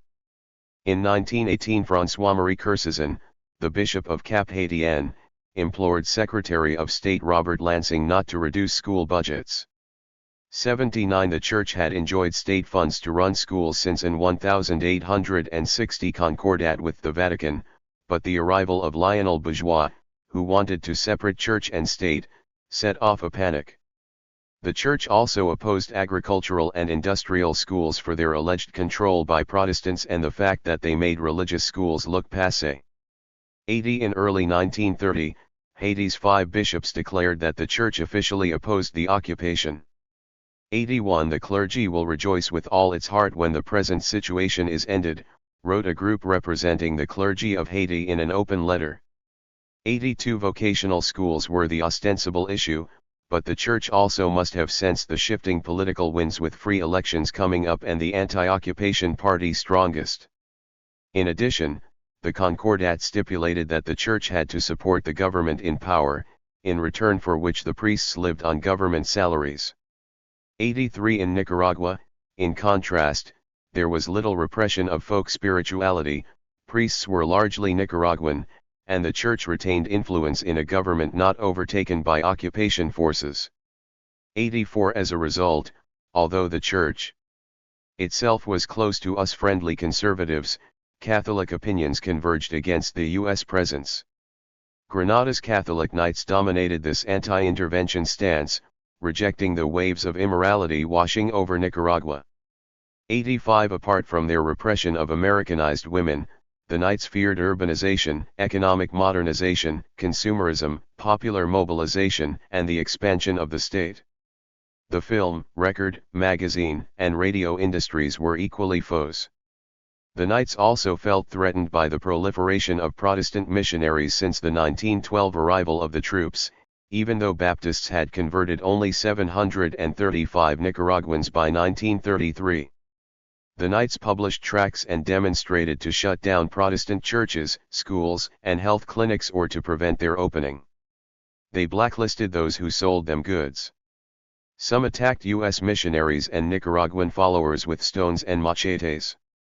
By 1926 the violence led the American Baptist Home Mission Society to brand Nicaragua as perhaps the most dangerous site of missionary work in Latin America.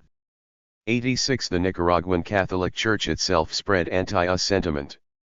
In 1927 the Bishop of Granada sent around a pastoral letter read as a sermon in all churches deriding the corruption of manners among the people, who have departed somewhat from the primitive simplicity of Christian life. This is evident in the immoral moving pictures, the indecent theatrical spectacles and clothes, and all that mass of worldly diversions. That same letter spoke also to the partisan nature of the Church in Nicaragua, long tied to the conservatives, who had increased its funding. It warned against above all the extremely serious evil belonging to the party and sect of liberalism. 87 In the Dominican Republic, the Catholic Church was united in its opposition to occupation, though more subtly so because it lived under a U.S. military regime. The country was Catholic through and through 98.6% in 1920 and unlike in Haiti, more of the clergy were Dominicans than foreigners. 88 Perhaps more than in any other occupation, Dominican believers used Christian symbols, liturgy, and rhetoric to suggest their discontent without openly voicing it. 89 Women stood at the forefront of this subtle resistance. Barely a month into the occupation, a religious women's society marked the anniversary of the country's restoration from Spain in 1863 to call for a restoration of the ideas and sentiments that might save the Republic from total ruin. Judases today are legion. 90 Dominican women also organized a 1920 fundraising week for anti-occupation activists, which they couched in religious analogies. During this week of blessings, hopes, and faith, foreigners, mendicants, lepers, the wealthy, children, women, and the elderly turned out in haste to lay down before the altar of the subjugated fatherland the sacred donation. 91 others spoke of their experience since 1916 as a Via Crucis, the Stations of the Cross. 92 Dominicans fondly remembered the pious outrage of Judge Juan Perez, who, unable to prosecute Marines torturing Dominicans, slammed his hand on a table and shattered a cross. 93 Perez was forever known as El Hombre del Cristo. As protests against the occupation mounted, the Dominican Church grew bolder. Dominicans had long despised their priests for being drunkards and fornicators. 94 In contrast, they revered Archbishop Adolfo Noel, who had briefly been a beneficent president of the country and who, in spring 1920, publicly presented charges of abuse to the Marines. 95 Noel's move placed the church squarely in the camp of the resistance, most likely convincing many of the pious also to turn against occupation. The French charge in October described Noel as the champion of independence, the symbol of resistance against American intervention. He is today the most popular citizen in the country. 96 In early 1922, 30,000 Dominicans crowned the Virgin of Alta Gracia, the patron saint of the Republic, typically a purely religious ceremony. The French charge that year noted a certain political connotation, with speeches alluding to the restoration of sovereignty. 97 Catholic opposition was, overall, motivated by both a concern for parishioners and the welfare of Catholicism itself. In no case was the Church a vanguard of the resistance, instead it joined anti-occupation protests once they had become difficult to resist. While Catholicism skirted the edges of resistance, Vodou's resistance was unequivocal but clandestine, in keeping with its pariah status among spiritual practices. A syncretic African religion blended with Catholic symbols and unique to Haiti and to some border regions of the Dominican Republic, Vodou was derided as obscure peasant occultism, but national elites as well as local politicians joined in celebrations or went to Vodou healers for treatment. 98 Vodou seemed disproportionately popular among those who resisted the occupation. Some Cacos apparently mutilated captured Marines out of the belief that if they ate the heart of a white man they would have his courage, that his liver would provide them with wisdom, and that rubbing his brain on a gun would sharpen their aim. 99 Caco chief Benoit Boutraville was a Huguen or Vodou priest who apparently used his powers to frighten the Haitian aides of U.S. forces. 100 Perrault, Boutraville's predecessor, had a Dominican mistress well practiced in healing. 101 Probably all of the Caco chiefs are Vodou's priests, assessed one U.S. observer. 102 Vodou-motivated resistance, however, was not always successful. Elite opponent Placide David once sprinkled cornmeal in a doorway through which President Louis Borno was to walk, an apparent wanga or curse. Borno did a little jig in it and snapped his fingers at David. "See what I care about your wanga," he blustered. 103 Vodoucents also opposed the occupation because the occupation opposed them. The Marines aimed to crush Vodou in Haiti, destroying its talismans, stopping its dances, and forcing it underground. The ban continued long after the insurrections expired and grew out of the desire to rid Haiti of its savagery. 104 But Vodou survived. One U.S. author in 1921 said the practice disappeared from the cities but thrived in towns, where they dance the weird bambula to the beat of a tom-tom very much as they do at the real Vodou's meetings. 105 In November 1924, U.S. gendarmerie officials tried to sweep up the country's Vodou leaders, which proved difficult because Haitian courts, hostile to the occupation, freed those arrested. 106 In Hinch, reported a Marine, Hooligans no longer called forth their believers with drums but now merely clapped hands or slapped banana leaves. 107. A report from Le True assumed that most of the Haitian people took part in Vodou dances. However, when authority appears, this immediately changes into the dances that are allowed. 108. Smedley Butler, who headed the gendarmerie, himself cheated by allowing Corvée workers to carry on with their drums and snake cymbals and closed my eyes to the Saturday jamborees.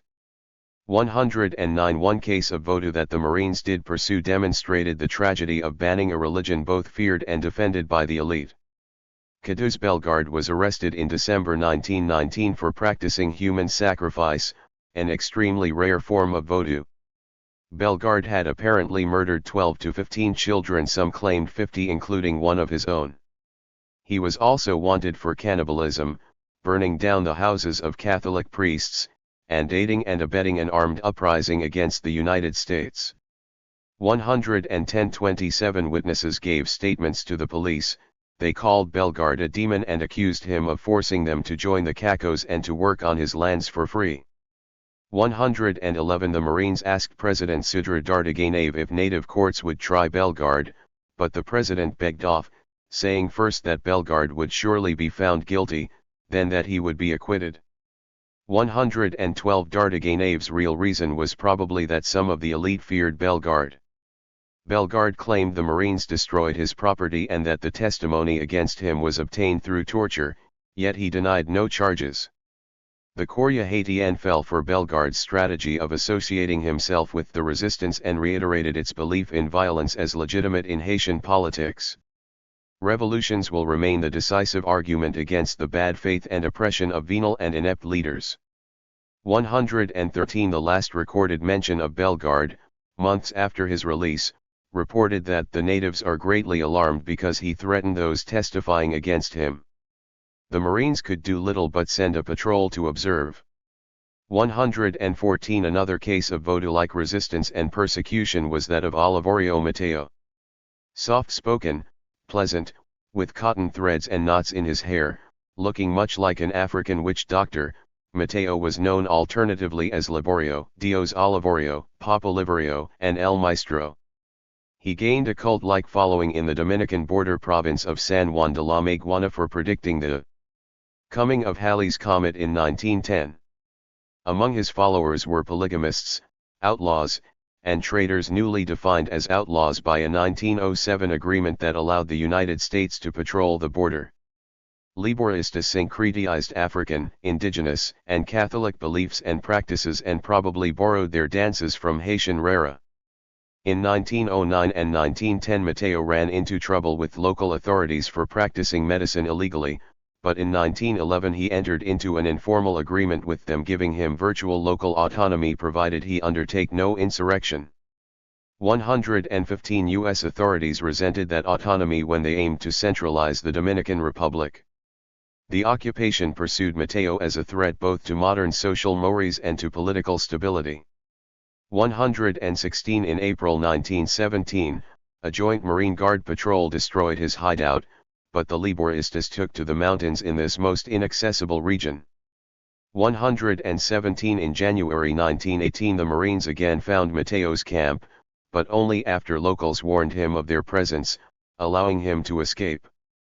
The movement spread throughout the southwest, partly because the occupation destroyed property while hunting Mateo. When the Marines threatened him, Mateo likened them to Satan. 118 Yet anti-occupation activists also denounced Mateo because Liboristas, in sharing food, drink, money, and land and in practicing sexual liberation, challenged bourgeois notions of propriety and property, not to mention land concentration in his region. Mateo also threatened both groups as a caudillo when in 1912 he raised an army for an assault on national government. 119 In 1920, when a smallpox epidemic threatened the border area, Mateo preached anti-vaccination and caused quite a commotion. Partly in response, the Dominican occupation banned folk healing or curanderismo. 120 Marines chased Mateo for 5 years, urban Dominicans offering assistance, peasants refusing to provide it. 121 In 1922, another patrol went after him. On June 27 it surrounded his camp and shot him 15 times before he fell. 122 The Marines exposed Mateo's body in San Juan Central Square to make clear to everyone his mortality. People stood all afternoon, staring at the body. Schools let out so that children could see. Decades later, many Dominican peasants still considered the man a living god. 123. Pervading almost all interactions between occupiers and occupied was the marker of race, which emerged most strongly in Haiti but suffused the resistance in all three countries. 124 U.S. occupiers were almost uniformly contemptuous of non-white Latin Americans, and not only Haitians. Marines often called Dominicans spigs or niggers, even more so in the East, which had more inhabitants of mixed and African blood.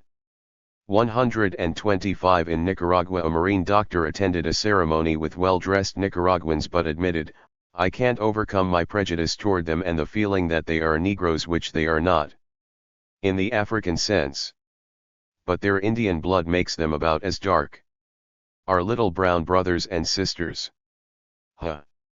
126 The resistance also often used racial differentiations in divisive discourses that argued against national and nationalist movements. Augusto Sandino elevated the identity of the Indian with an essentialist discourse that posited, like Mexico's José Vasconcelos at the same time, that a mixture of Indian and European blood made Latin America unique and superior to racially pure peoples.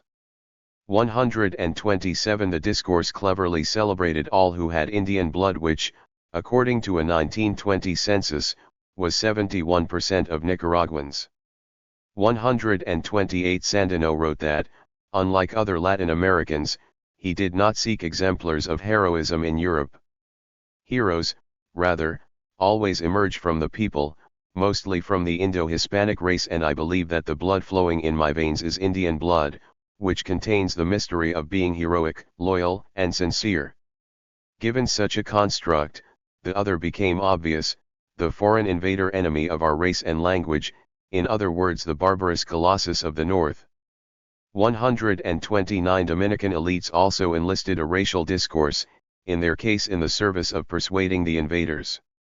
Like Nicaraguans, Dominicans' blood was also heavily mixed, their own 1920 census showing that half were mulatto, 1/4 white, and the other quarter black. 130 Elite Dominicans, largely white, often used the trope of civilization to distinguish themselves from their neighbors and expressed shock at the possibility of being lowered to the level of Haitians. As troops disembarked in 1916, 4 Dominicans explained to the U.S. minister that Dominicans were not a semi-barbaric race needing to be civilized by cannons, but rather a gentlemanly race, peaceful, cordial, enamored of its sovereignty, a lover of science, of letters, and of art. 131 One of the most persistent urban advocates for withdrawal, Tulio Sestero, wrote Woodrow Wilson that his country had fought a 19th-century war with Haiti for its independence in behalf of the prevalence of the white race, and with the same unswerving will they conserve religion, language, and the racial attributes bequeathed by the Spanish founders. 132 In 1921 another Dominican wondered why occupiers treated us as though we were Negroes from the Congo. 133 Dominicans, in contrast to Sandino, tended to see racial admixture as threatening their ideal of civilization. Novelist Federico Garcia Godoy wrote that our ethnic reality is a mixture of the blood of the white European of a generally low and criminal nature and that of the savage Ethiopian, full of the fevered and fetishistic superstitions of his African jungles. He blamed this hybridity of our ethnic origin for a society largely opposed to effective and prolific civilization.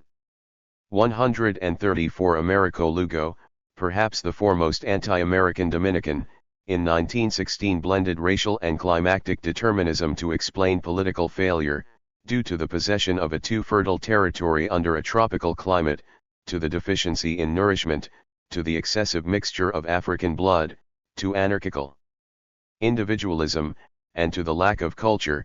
The Dominican people have very little political aptitude. He did not consider the Dominican people a nation until the United States occupied them, after which Lugo and his ilk revived Hispanism, which championed all things Spanish, including whiteness.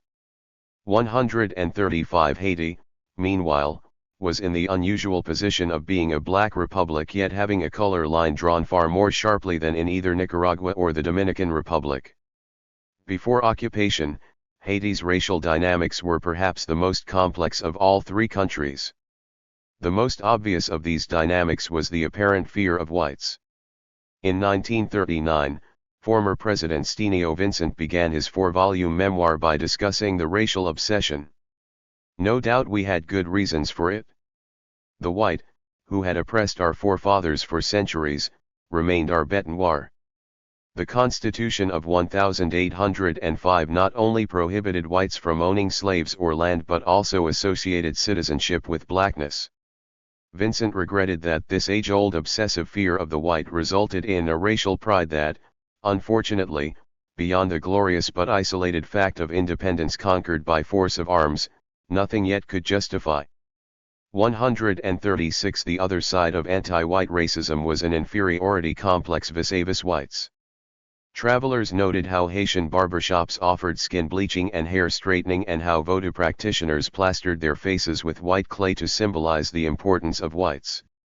137 Intersecting and heightening racial tensions were relations between men and women. The Marines at first discouraged white wives from accompanying their husbands to Haiti, minimizing opportunities for friction.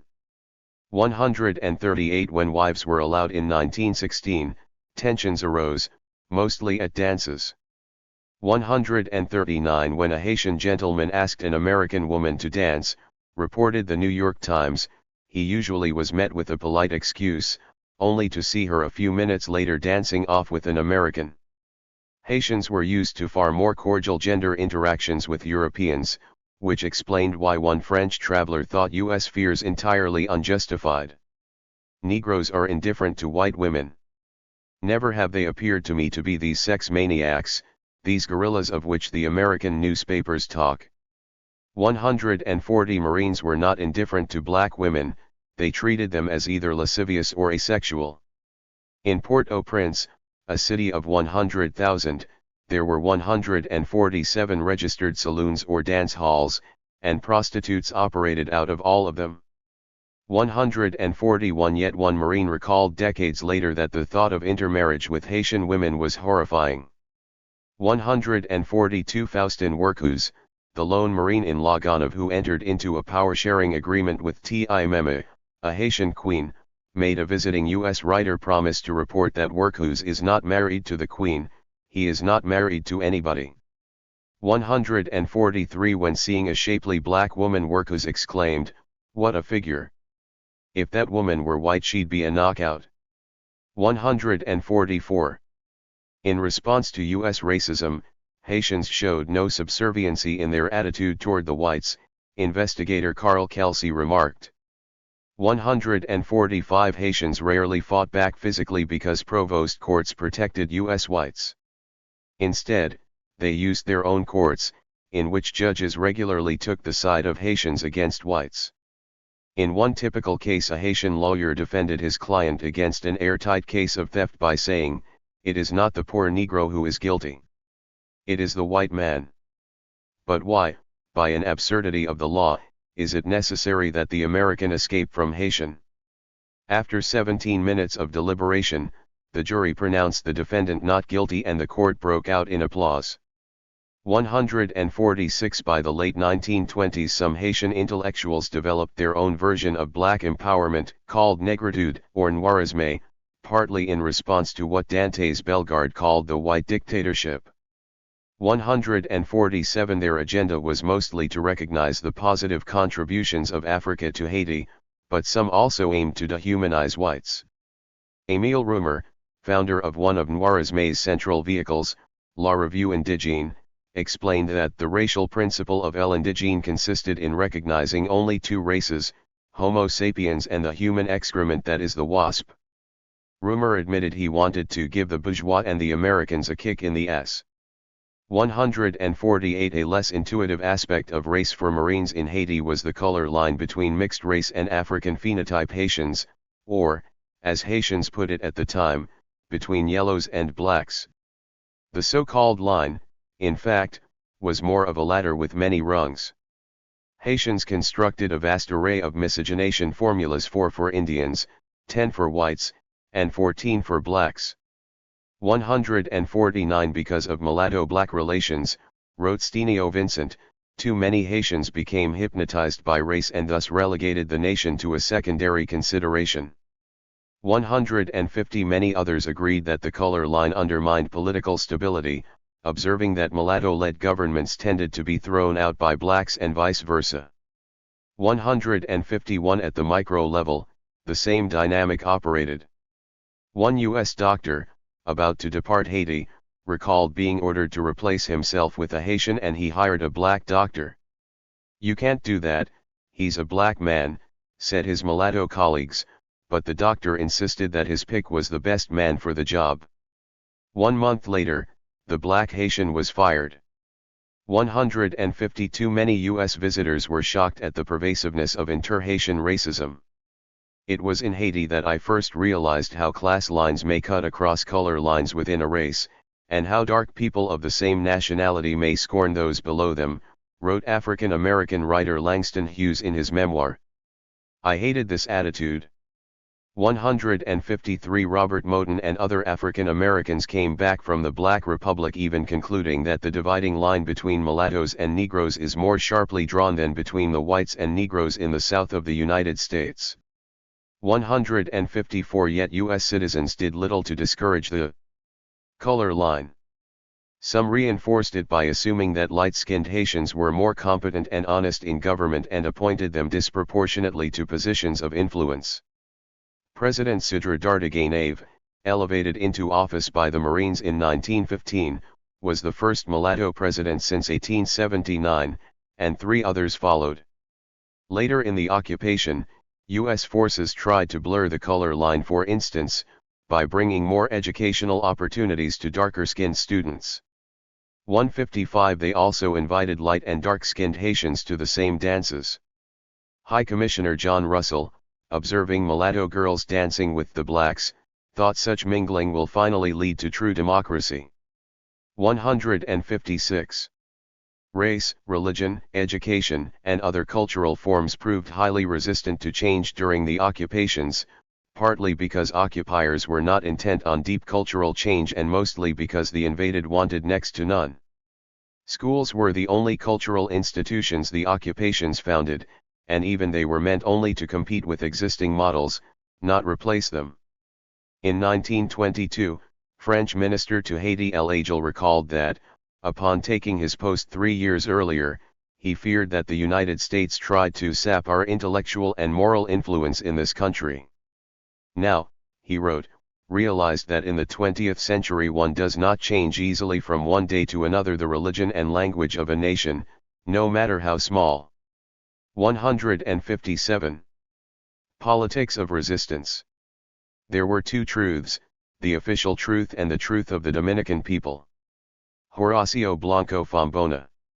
While the invaded clung to cultural identities they felt the occupations threatened, invaders aimed reforms far more directly at politics.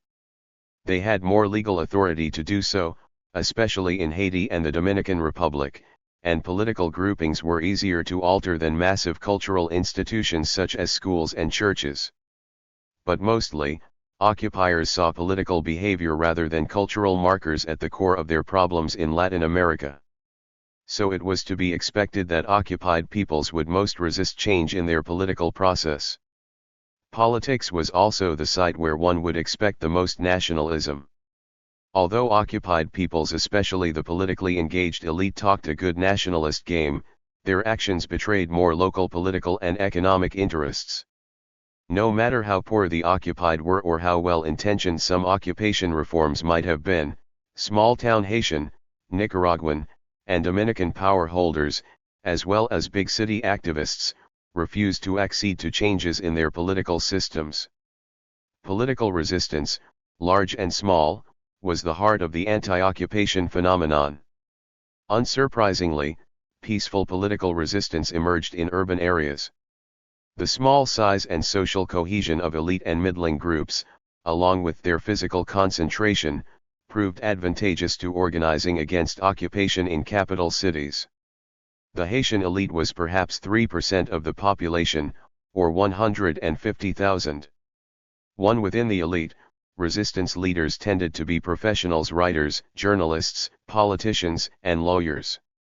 In Port-au-Prince, professionals numbered a few thousand, and in the Dominican Republic the 1920 census listed professionals as 0.1% of the population, around 750. These small groups dominated politics to the exclusion of the large majority and had more to lose in a foreign takeover. Before 1915, Haiti masqueraded as a democracy but was in essence a military oligarchy, as the State Department noted. A few hundred men there organized political parties only as temporary political groupings that followed a strongman candidate. 4 Dominicans also gathered around personages, the Jimenistas behind former President Juan Isidro Jimenez, the Horacistas behind Horacio Vasquez, former president and vice president and longtime kingmaker, and the newer and weaker Velasquistas under Federico Velázquez. 5 Not surprisingly, those in the elite who most opposed occupations were those who lost jobs to them. The Haitian occupation threw out of office about 500 heads of families. 6 No similar accounting exists for the Dominican Republic, but the 1920 census counted 2,803 government employees, so a similar number as in Haiti likely went without state salaries. 7 These outs elicited little pity, at least from foreigners. In December 1916, French Minister Jean de la Battie reported that Haitian groupings described themselves as progressive or nationalist but in reality had no ideology, no program. The opposition picks quarrels, opens up more or less scandalous old wounds. In sum, Haiti has not changed. Its only politics is culinary, everyone fights over the butter, meaning the state treasury. 8 Marines made the same argument, that the elite only wanted back its graft. 9 To such accusations Le Nouvelliste retorted that the label professional politician to tarnish all opposition is a little too convenient. 10 Yet one of the major grievances of the opposition was the loss of well-paying positions, whether acquired by skill, social status, or political contacts. 11 Haitians argued that the loss of government jobs threw families into near misery since most government workers had no other training. Compounding the pain felt by Haitians fired for alleged budgetary reasons was the hiring of Marines at much higher salaries. 12 In May 1918, with the legislature dissolved, Haitian outs formed a party opposed to both President Sidre Dardeganave and U.S. occupiers. 13 Throughout the 1920s they protested the end of the spoils system. 14 Dominicans did not organize politically against their thinning butter but did offer piecemeal protests. One journalist called for a boycott of lottery tickets when a U.S. citizen took over as collector of lotteries.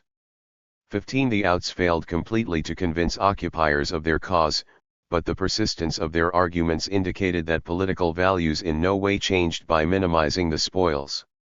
Journalist Charles Moravia fully backed the occupation at first in his newspaper La Plume, but when President Louis Borno kept him out of government in the 1920s he founded Le Matin and turned against Borno.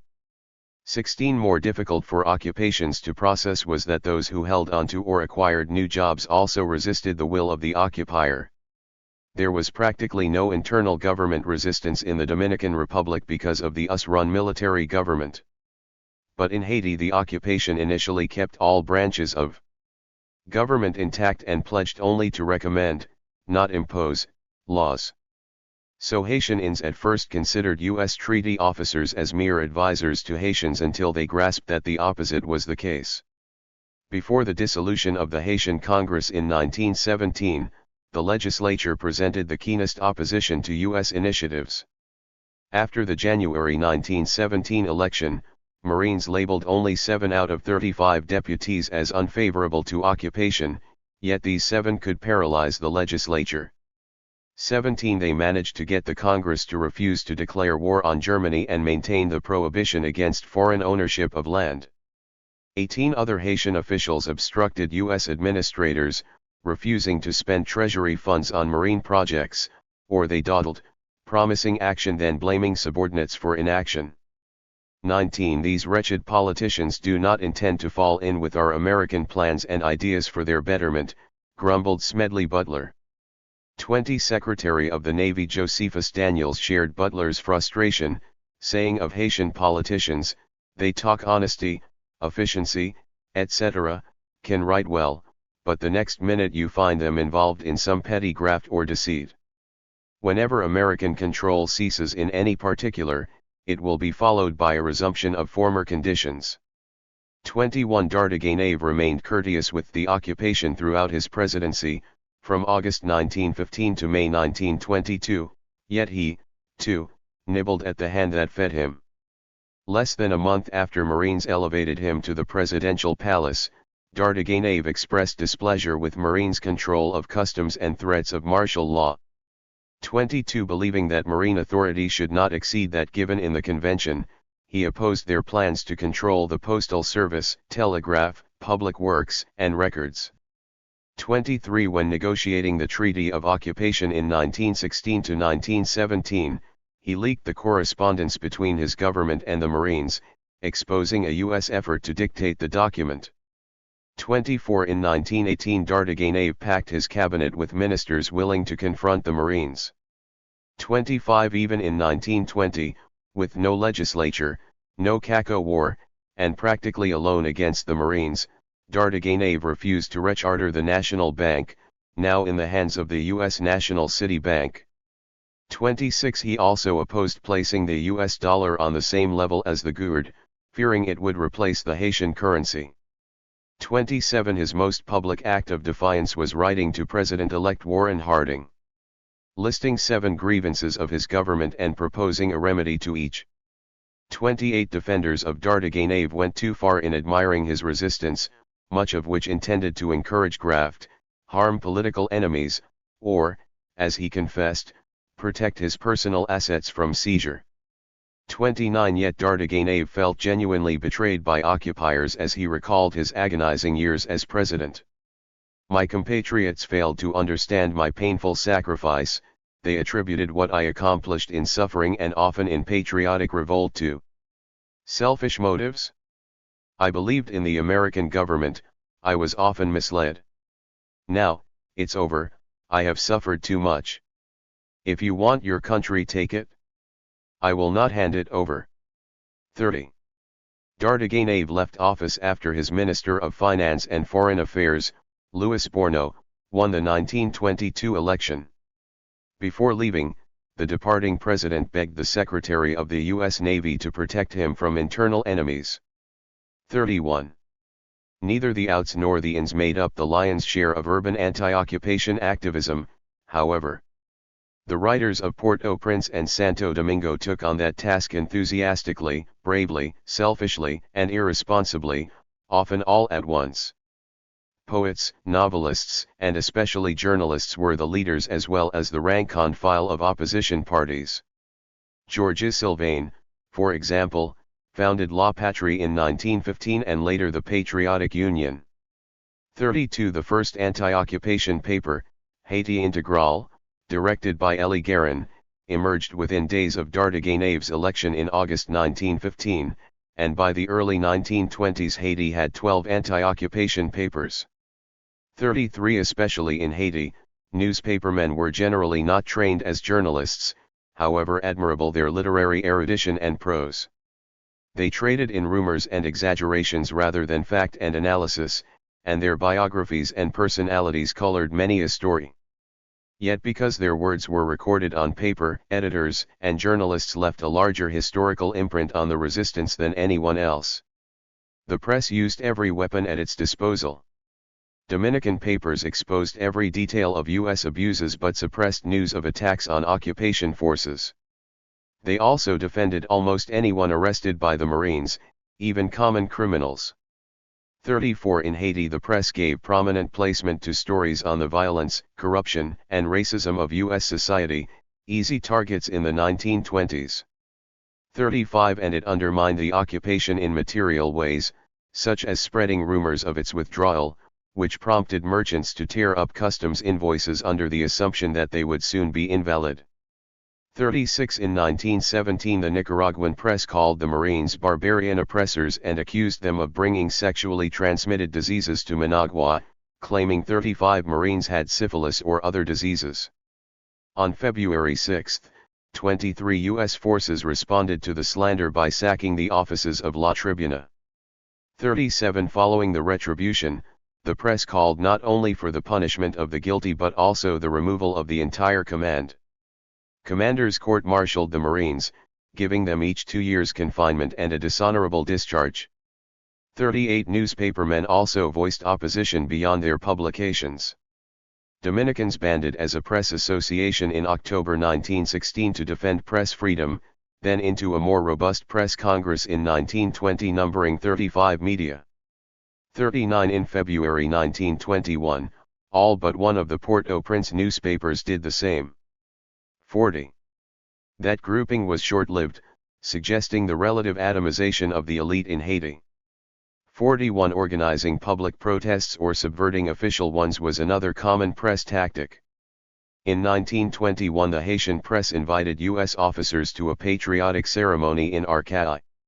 Its commemoration of revolutionary Jean-Jacques Dessalines tearing the white off the French flag to indicate the new Haitian colors should have tipped off the officers to the tenor of the ceremony. Willie Thibaud, a young editor, mounted the stage and called a new generation of Haitians to arms by intoning, "If might rules over right, youth will not hesitate to make the supreme sacrifice. The enemy eagle will not soar over our cities in ashes and our deserted countryside. Down with the occupation," the crowd chanted. The Marines, though oblivious to the French slogans, got the gist. They broke into Thibaud's home at night and arrested him. 42 The motivations of editors were as diverse and complex as those of insurgents. All expressed patriotism and nationalism as their prime motives and many expounded on various grievances done to their nation. 43 Many were also interested in gaining political office or else whipped up public frenzy over minor scandals to sell newspapers. 44 At least one editor took bribes.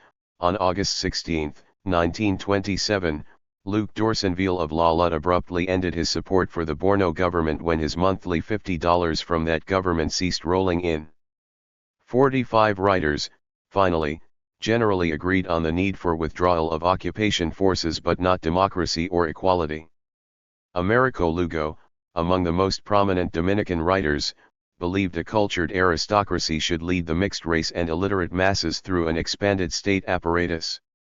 46 He founded the Nationalist Party in 1923.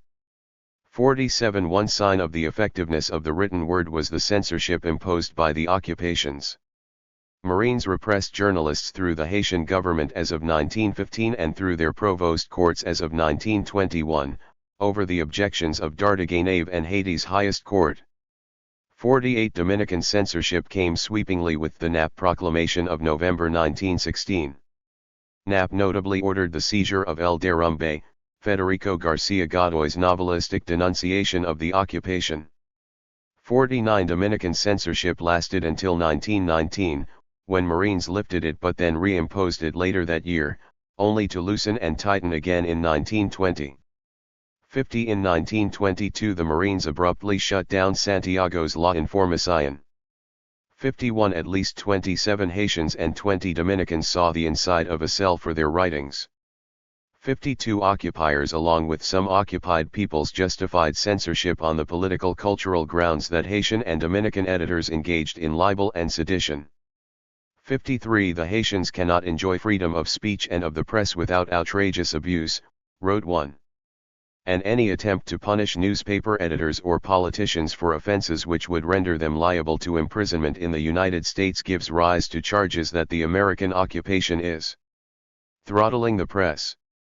54 It was true that newspapers called political figures names that would land them in jail in any country. 55 Some Dominicans published open appeals to prepare to take up arms against. 56 Haitians suggested poisoning Borno and plotted to assassinate him. 57 Yet Marines also fined and jailed editors who published accurate facts. Such was the fate of Ernest Chauvet, perhaps the only Haitian newspaperman with a professional pedigree, having worked at the Brooklyn Daily Eagle. 58 Because of its brutish application, censorship often resulted in political victories for the opposition to occupation. The experience of being imprisoned for one's words became a rite of passage of sorts for anti-occupation newspapermen. Prison produced martyrs, potent symbols in Catholic cultures, especially if they managed to write while in prison. 59 While confined, many appealed to the highest U.S. authorities, even the president, with denunciations of poor prison conditions and demands for clemency. 60 Elites invariably complained of having to share cells or courtyards with non-elites and of having to do hard labor. 61 In 1920 Fabio Fiallo, a prominent Dominican writer, editor of Las Noticias, and co-founder of the Press Congress, received a one-year sentence and a $2,500 fine. 62 His article Listen All had called the United States a most cruel civilization that, bayonet at the ready, invaded our backyard on a dark night of betrayal, surprise, and cowardliness, and that has caused us countless tears, countless homes in ashes and countless starving orphans. It ended with, the order is resistance, resistance until victory or death. 63 Fiallo wore his prison term like a badge of honor. He called the persecution of journalists the most resounding victory of Dominican patriotism and proclaimed his own satisfaction at being jailed despite the fetid water, wormy meat, and dirty, evil-smelling and depraved men around him. Not only Dominicans but also Cubans, Spaniards, and others throughout the world celebrated him. 64 Americo Lugo used the opportunity of his prosecution to question the legitimacy of the occupation. During his trial he declared, as a Dominican citizen, I cannot recognize in the Dominican Republic any sovereignty but that of my fatherland. As a result, and since I believe I have committed no crime, I cannot recognize this court's jurisdiction over me. 65 Horacio Blanco Fombona, editor and owner of the literary magazine Letras, also garnered attention against the occupation. On November 7, 1920, Letras featured a photo of the Dominican peasant Cayo Baez showing his burn wounds with a short text that accused American officers and soldiers of the Guardia of torturing him. 66 The occupation, judging the statement that U.S. officers tortured him false, shut down Letras, confiscated all circulating copies, and tried Blanco. Under oath, Baez admitted that his torturer was a Dominican who took no orders from U.S. officers, but to Blanco this was hair-splitting. 67 When the occupation explained that the accused Captain Charles Buckaloo was not guilty of burning Baez, Blanco answered that there were two truths, the official truth and the truth of the Dominican people. 68 He was motivated, Blanco said, as a Latin American subject and as a newspaperman and as a man of civilization. 69 Like Lugo, Blanco refused to put up a defense before a U.S. judge. Condemn me, he said. 70 Since he was Venezuelan, the court deported him instead. A Dominican writing for the successor of the banned Letras called Blanco's ordeal a glorious martyrdom. 71 Among newspapermen, Joseph Joly Boisfils excelled at using prison as a political stage. By the late 1920s the editor of the scurrilous Courrier Haitien had either been accused of, indicted for, or had charges pending for petty graft, perjury, sedition, outrageous conduct to police, libelous complaints, defaming the president, libeling the president, defamatory and scandalous remarks against the diplomatic corps, swindling, and attempted murder. 72 He spent a total of 4 years and 7 months in 17 separate incarcerations. 73 In 1930 he ran for a deputy seat in Port-au-Prince using his time in prison as campaign propaganda.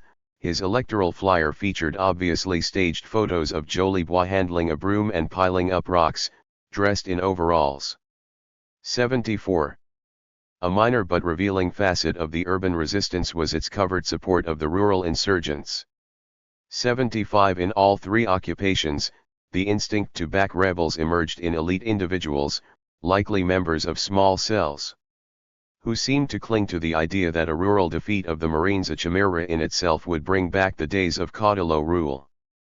In Nicaragua, some conservative party members lent support to Sandino.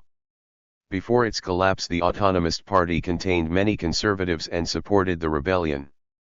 One of its leaders, José Coronel Urtco, explained that Sandino was anti-Yanquista like us.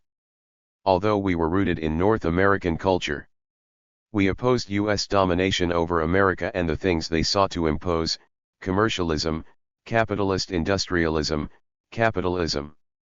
The Autonomists distributed pro-Sandino handbills and secretly painted slogans on facades.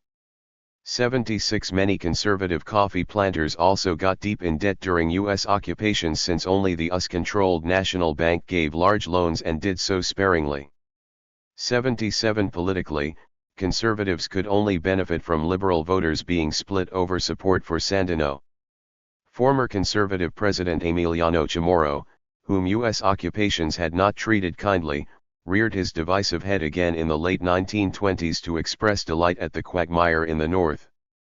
78 There were fewer rural-urban connections in the Dominican Republic. Dominicans in the cities abhorred the rural insurgents and had little contact with them. 79 But there were contacts. Marines highly suspected the Horacistas in the east of being mixed up with Evangelista. 80 They sometimes heard rebels shout "Long live Horacio Vasquez," along with "Long live the Revolution." 81 In 1918 Marines arrested Cipriano Bencosma, the principal Horacista in the north, charged with encouraging the banditry and aiding it with arms and ammunition. 82 In 1920 they reported that the Horacistas had created a revolutionary organization to negotiate with rebels. 83 The following year rumors abounded that arms from Mexico landed at Monte Cristi, arranged by prominent men of San Pedro de Macorís. Hoping for the early departure of the Americans, said a U.S. investigator, they were starting their old games. 84 In a rare direct correspondence, the obscure National Defense Council wrote to rural rebel leader Martín Peguero, promising provisions and arms meant to incite you to continue on the path which you have traced, a path described as a heroical task for the integrity and liberation of the home ground from the invaders of the north. 85 From Port-au-Prince, newspaperman Auguste Magloire almost surely corresponded with Charlemagne Péralte, as evidenced by letters found on Peralte's dead body. Addressing Péralte as "My dear General," one unsigned letter said Magloire urged Péralte to attack the capital as soon as possible, promising aid from inside the city.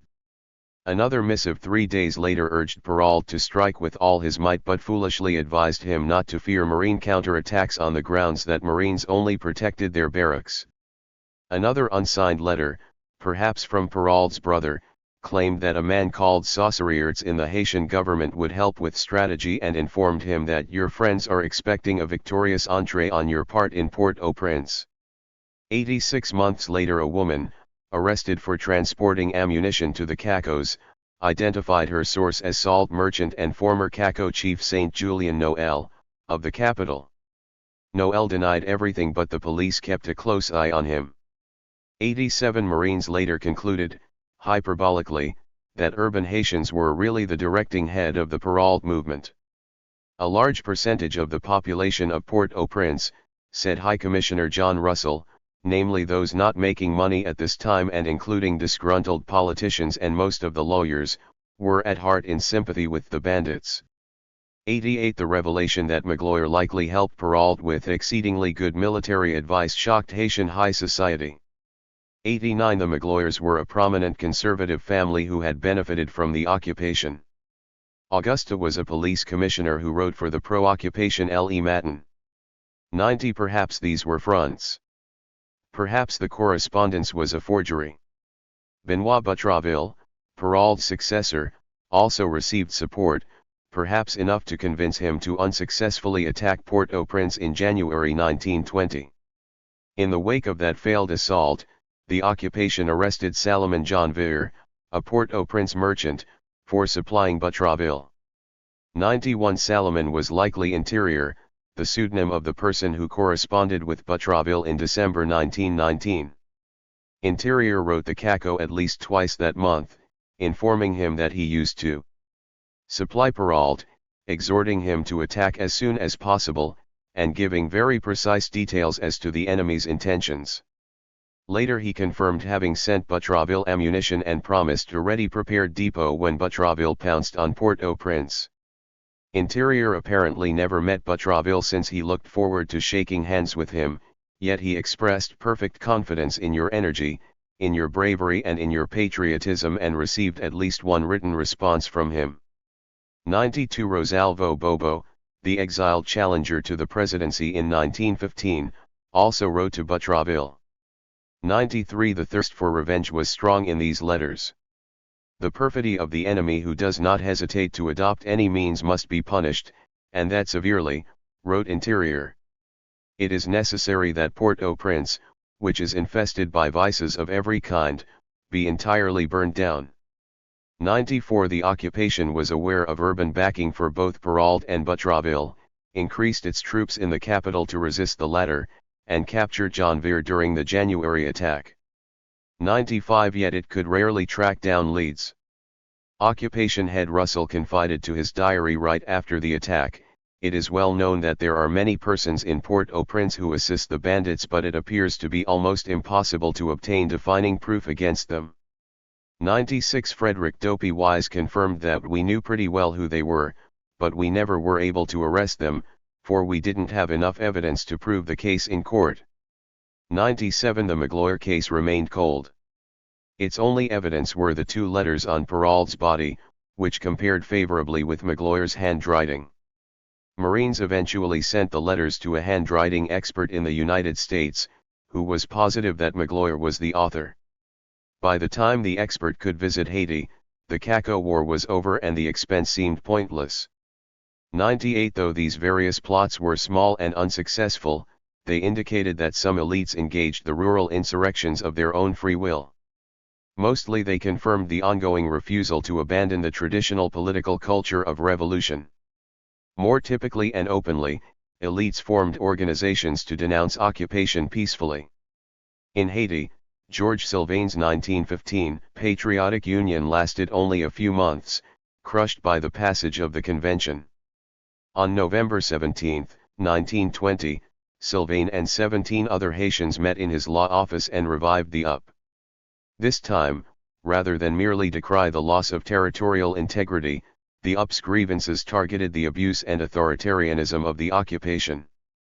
The UP demanded the suppression of provost courts and martial law, the reorganization of the gendarmerie followed by the withdrawal of the Marines, the end of the 1915 convention, and a reconstituted National Assembly. 99 Its first large meeting drew an audience of 1,000, whom speakers and poets overwhelmed with emotion. "Long live national sovereignty and independence," they shouted. "Long live Haiti." The organization, though providing a forum for campaigning members, remained nonpartisan and independent. Dardeganave offered it a donation of $1,000 along with a representative, but the UP demurred. 100 UP members created 14 chapters and soon claimed representation in all 29 districts in Haiti and virtually the unanimous support of the entire Haitian people. 101 In the Dominican Republic, the anti-occupation elite formed the Dominican Nationalist Union. Like the UP, the UND coupled calls for independence with denunciations of abuses. 102 More than elites in capitals, political leaders in small towns suffered the brunt of the political changes wrought by occupation and countered them with the most robust and most largely unexplored resistance. 103 Partly, mayors, members of city councils, and other local guardians of authority most fiercely defended against the loss of their and their constituents' autonomy because the occupations had little legal authority over municipalities. More fundamentally, small towns under occupation rejected the claims of the central state on the most peripheral of political peripheries. 104 Generally, communities with slimmer differences in social status among its inhabitants were more prone to resist centralization because these suffered economic shocks more equally and reacted more uniformly, as in one case where a Marine described how men in a small Haitian town were for the most part very democratic in their relations to each other. 105 Yet rural political leaders also saw themselves as intermediaries between the central state and the rural poor. They were humble in their means, but not as humble as peasants, and many of them were literate and owned property or businesses. Centralization often threatened to obliterate leaders' own claims on peasants' resources. In Haiti, Marines made important changes to municipal government. 106 Marines sent gendarmerie commanders to subdistricts, each subdistrict encompassing several communes, or counties, which were further divided into sections. The commanders had to deal with the commune's magistrats, who combined the functions of mayors, county judges, court officials, tax collectors, surveyors. The occupation exercised no direct authority over the magistrats but did pay their salaries, which provided leverage for centralization. 107 A Marine assigned to a Haitian town was, as one U.S. critic noted, clothed with almost unlimited power in the district where he serves. He is the judge of practically all civil and criminal cases, settling everything from a family fight to a murder. He is the paymaster of all funds expended by the national government.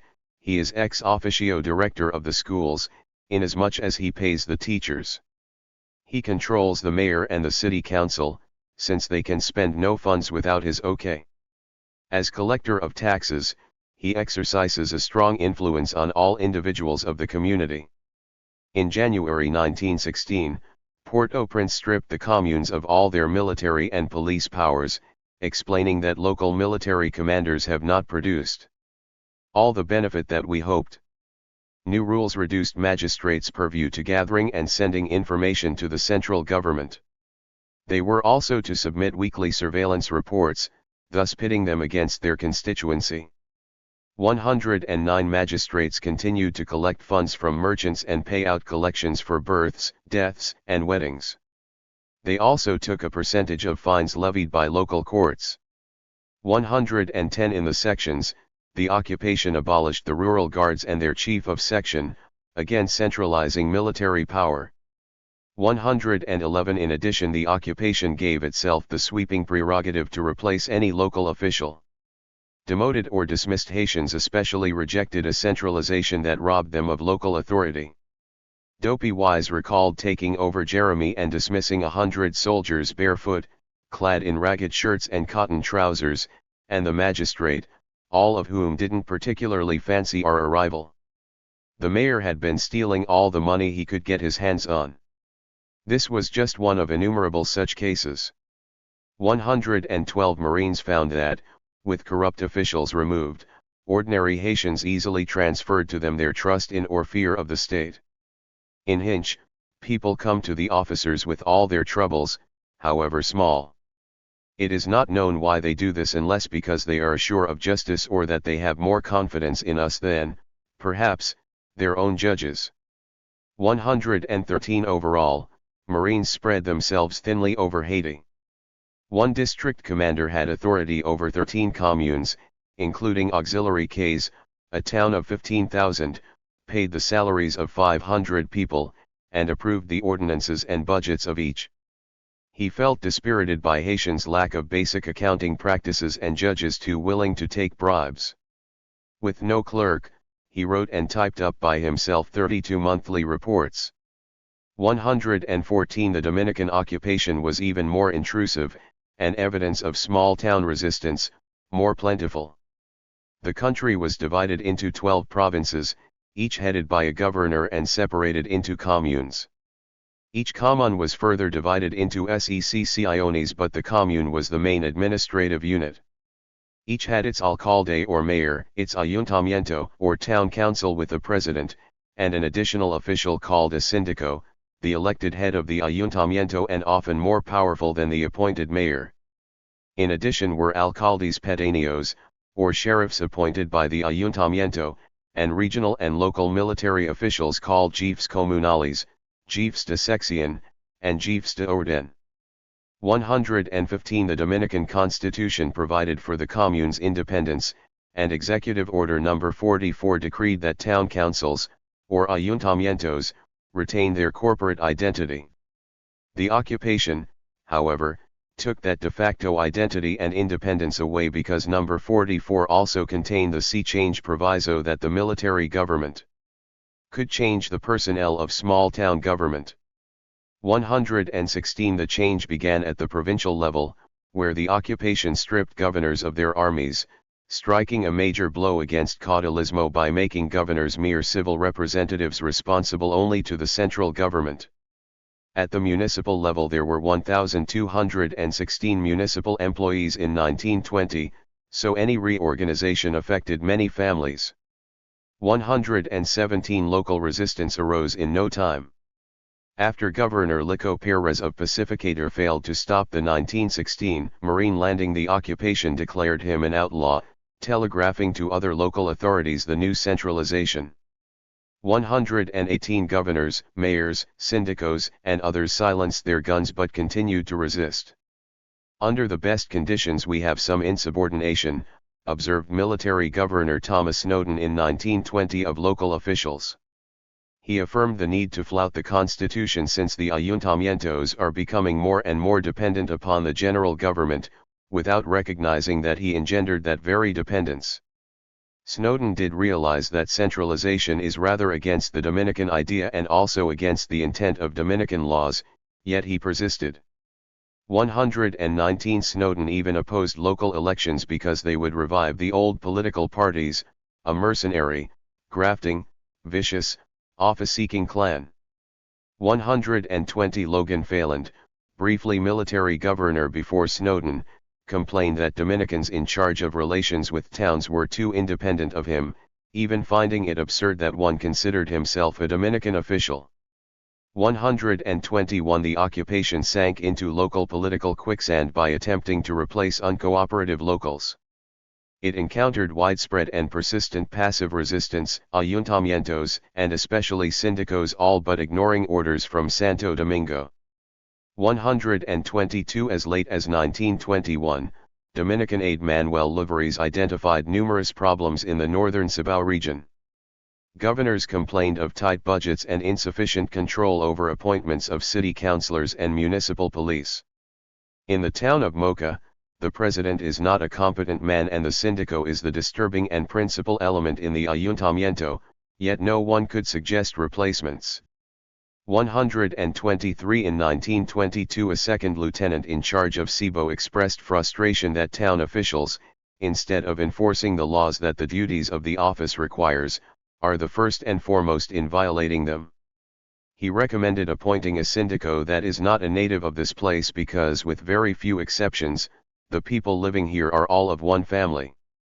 124 Some Dominicans agreed with the effort to purge political offices of those who resisted centralization. 125 W. Ramirez, whose son suffered a violent death, pleaded for all heads of public offices to be U.S. citizens.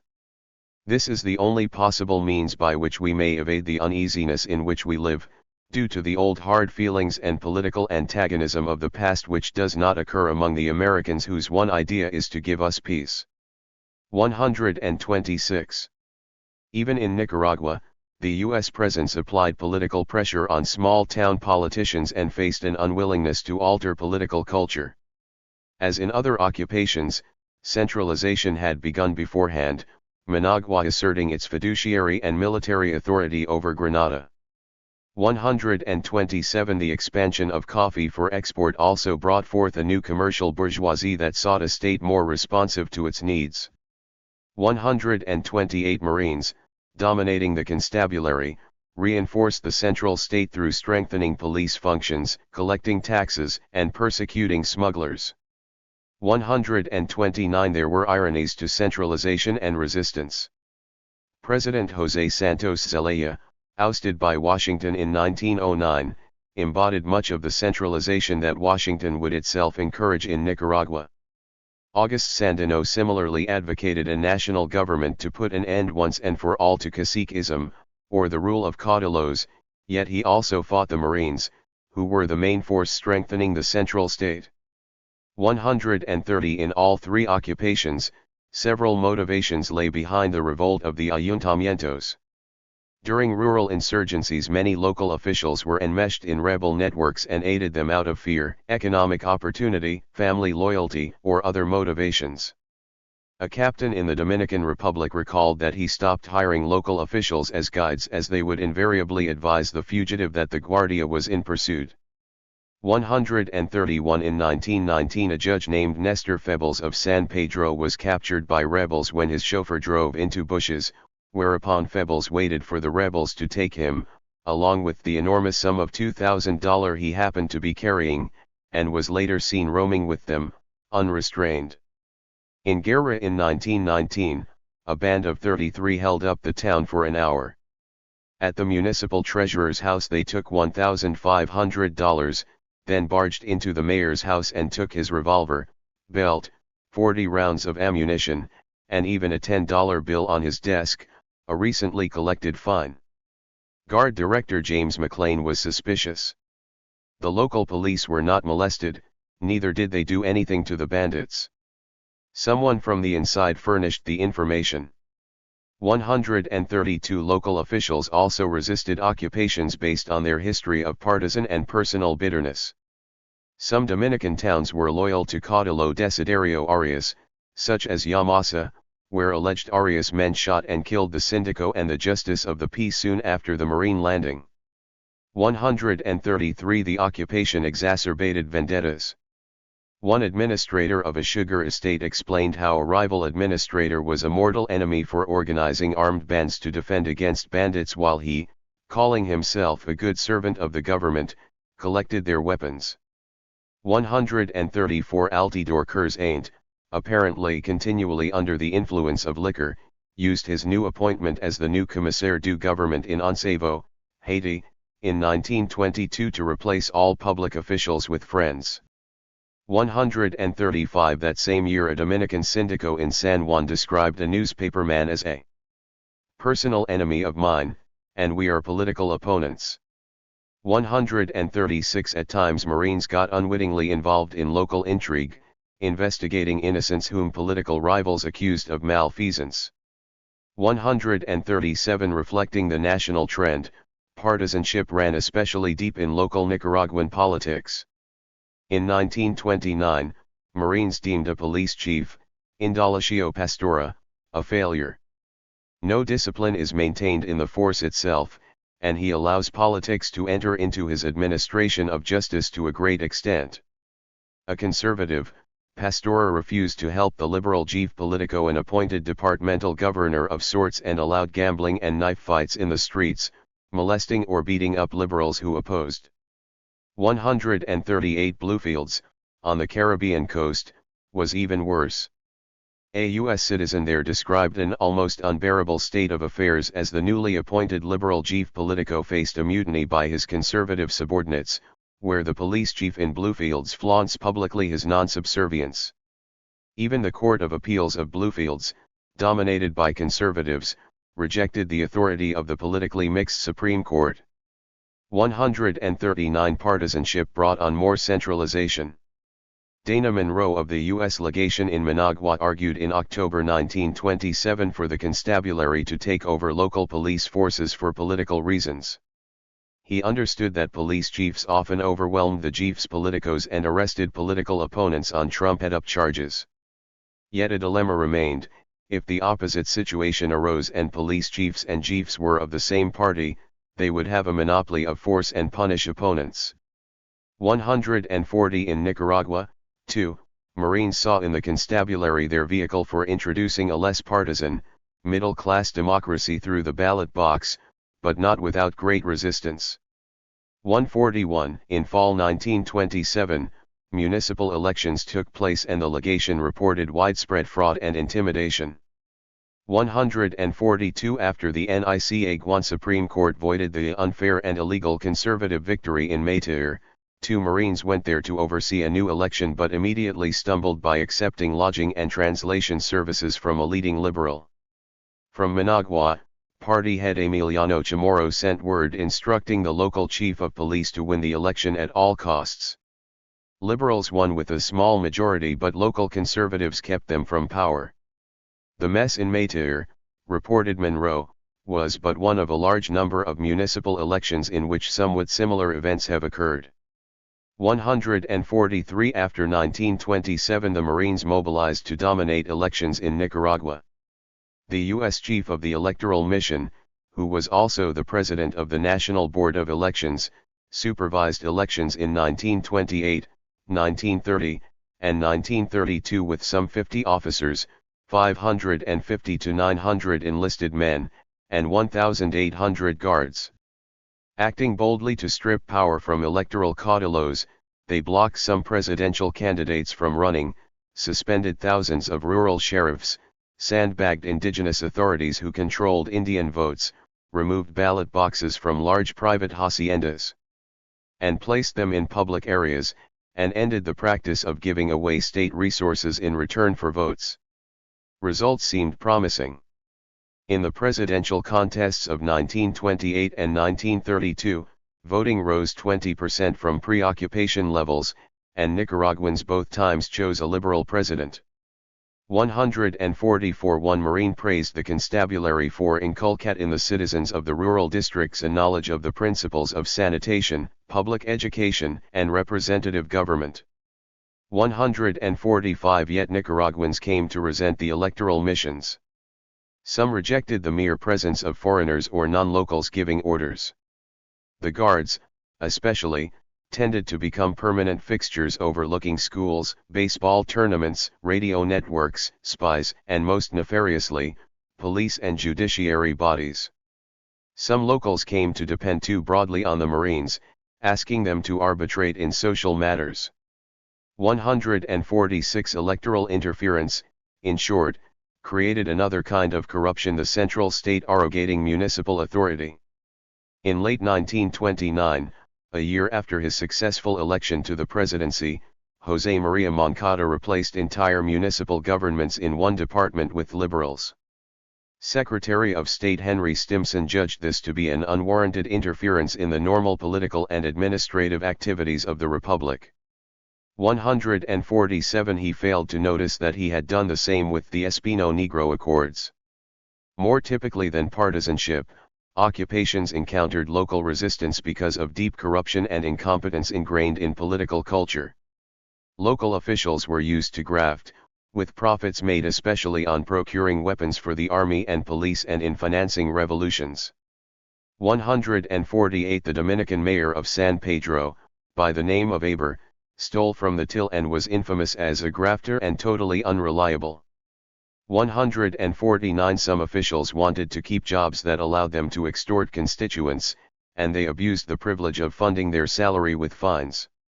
150 Others expected kickbacks. Again in San Pedro, Marines judged the Sindico to be a shrewd, scheming lawyer with a bad reputation whom the courts had disbarred. He collected money for roads that remained in the worst possible condition and refused to build sewers unless he received his cut. 151 One U.S. inspector described how Dominican officials' principal efforts are to see how many of their friends or relatives they can get on the municipal payroll, adding that they hired several men but worked them only 2 hours a day. He did not appreciate how, for Dominicans, this might be a way of spreading a small pot of spoils as widely as possible. 152 Dominicans, too, complained of corruption and authoritarianism. In 1922 the Dominican occupation decreed a law of communal organization, giving office seekers the opportunity to expose office holders for illiteracy, corruption, or lack of property. Denunciations rolled in. An Arab Dominican named Juan Herrera excoriated the Ayuntamiento of Duverge, the president of which in turn accused Herrera of using a banned gun to force villagers to pay up debts incurred in his cockpit. 153 Another asked the military governor to replace all civic leaders in the capital. The Sindico, he said, is an archetypal speculator-adventurer, enriching himself with funds destined to public health, to development, to beautification. The majority of aldermen in this ayuntamiento are venal and sell their votes for money. He accused them of pilfering 200,000 pesos every year and blamed them for the city's poor sanitation and public works. 154 15 residents of San Pedro reported on a police commissioner who pulled a suspect out of jail and shot him in the street. 155 The sharpest description of local incompetence and corruption came from Manuel Lora, the governor of Santiago province, who explained the impact of centralizing military functions. When political military attributions are taken away from those chiefs, they become nullities. The civil regime suffocates them, they are lost, and as they have no skills, they do not know and are not able to know what they can and should do. They are decorative figures if they do nothing, and if they do something they interrupt all work toward the organization of the commune. Lora reported, commune by commune, that rural authorities were illiterate, too numerous, and completely unaware of their job requirements. They had no desks, no furniture, and no working telephones. Entirely incompetent, their personnel occupied no office, kept no books, estimated no budgets. City halls were in complete disorganization. Grafting was the motive of many, concluded Lora. To be an official was for them something like a pirate flag. 156 cases of corruption and incompetence were so numerous that the Dominican occupation came up with a form letter that district commanders could send to presidents of ayuntamientos, asking them to advise Santo Domingo whenever a sindico needed replacement because of advanced age, lack of competence or laboriousness, or their desire for personal enrichment, conducting private deals in municipal venues. The letter requested recommendations for replacements, suggesting Marines' awareness of their insufficient ability to find honest or competent administrators. 157 Much local resistance was passive. The Jefe Communal of El Jovero, Dominican Republic, promised to give information and supplies to the Marines but never delivered. 158 In La Romana, the ayuntamiento and police force did little at all, the sindico spending his time on his dentistry practice and not on building roads with money from the capital. 159 Nearby in Cebu, the police commissioner shot and killed a policeman and claimed it was an accident. Hours after his arrest while he was drunk at 7 am, someone paid his $400 bail and reinstated him as commissioner. 160 Some resisted the usurpation of traditional channels of command that protected the initiative and independence of local authorities. In Cap Haitien, Joseph Augustin Guillaume, a commissaire du government and nominally a representative of the central state, refused to replace a town official, claiming he would comply only at the behest of the Minister of Justice. After more pressure, Guillaume quit and explained to the President of Haiti, no less, that he had suffered enough humiliations of this sort. 161 Marines shook their heads at the non-ideological, self-interested rule of local officials. Military Governor Snowden identified lack of education, and in many instances, lack of public spirit, primarily political cultural factors, for retard the progress of civic improvement. Notable also was Snowden's conviction that democracy, a reliance on elective officials, was a distant possibility. 162 Another Marine privately hoped that at no distant date even the nominal independence will disappear. 163 What few occupiers noticed was that towns presenting the greatest resistance suffered both a history of internecine political violence and a reign of terror by Marines. Hato Mayor del Rey, in the Dominican East, was a notorious example. Before the occupation, both decentralizing caudillos such as Fidel Ferrer and centralizing military chiefs such as Rogelio de la Cruz terrorized the town. They extorted and killed political enemies, usually local civil and military figures. The 1914 to 1917 period was especially divisive, as Horacistas and Jimenistas both fought at the ballot box, the former besting the latter 2-1 and through the barrel of a gun. Many leaders of anti-occupation bands, including Vicente Evangelista, Ramon Naderas, Ramon Basius, and Tolet, emerged from Hato Mayor or operated around it. 164 At sunset on January 12, 1917, the Marines rode into the troubled town and soon imposed their own brand of terror. As a result, many fled to larger towns, selling their land cheaply to sugar estates. 165 In such a situation, local officials were political survivors who could help rebel leaders while holding on to power by any means necessary, including intimidation and dissemblance. One Marine described how there is constant bickering between these people and they do not hesitate to lie about each other with great fluency. 166 Even the town priest extorted a hefty $12 from poor families for burials during a typhoid epidemic lest their loved ones be condemned to hell. 167 The Marines made resistance the only recourse by targeting everyone of prominence. The day before taking the town, they fought the employees of the nearby Consuelo sugar estate. Then they disarmed the municipal authorities. The ayuntamiento suffered the humiliation of having to do manual labor, cutting grass, and carrying water for U.S. troops and their animals. 168 20 miles away, Los Llanos was a more unique case, having previously lost its economic livelihood. The town of 300, surrounded by a commune of 12,000 and set amidst a fertile plain fine for grazing horses and cattle, saw its share of violence, including shootouts among family members of the ayuntamiento. 169. Before the occupation, the central government marched its troops through town and depended on bandits to raid its cattle for meat. In early 1918, Marines rode into Los Llanos and sent pathetic reports of 98% illiteracy, of drinking water coming only from stagnant ponds, and of inhabitants slaughtering animals in their homes for want of a market or slaughterhouse. The inhabitants all have a sallow color and appear to be suffering from fever. Typhoid is prevalent. 170 Still, municipal leaders resisted any change. Stone-deaf Mayor Rafael Maria Vallejo ran the town like his fiefdom. He fined inhabitants without charges, without summons to appear in court, and largely without keeping books.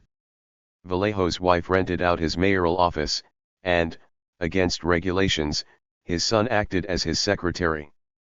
Mother and son seemed to officiate when a rare case went to trial.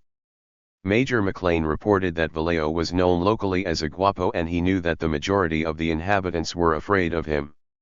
When McLean attended a meeting of the ayuntamiento which McLean called the do-nothing body 171, Vallejo barged in and, without seeing McLean, in a very loud voice began to threaten any member of the ayuntamiento who would dare to denounce him.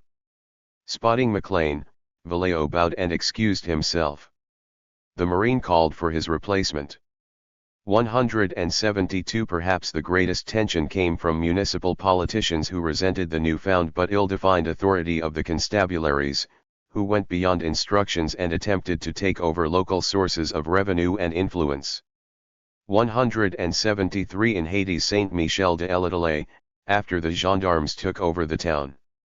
A member of the Conseil Communal or Town Council complained that gendarmes treated locals disrespectfully and used very unseemly language.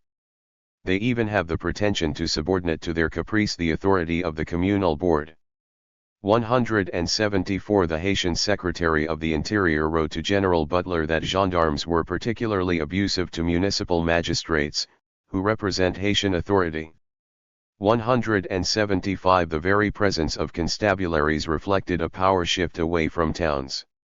A Dominican governor, recalling the abuses of the pre-occupation Republican Guard, pleaded with the occupation not to place a provincial police force under the National Police, the Dominican National Guard's successor.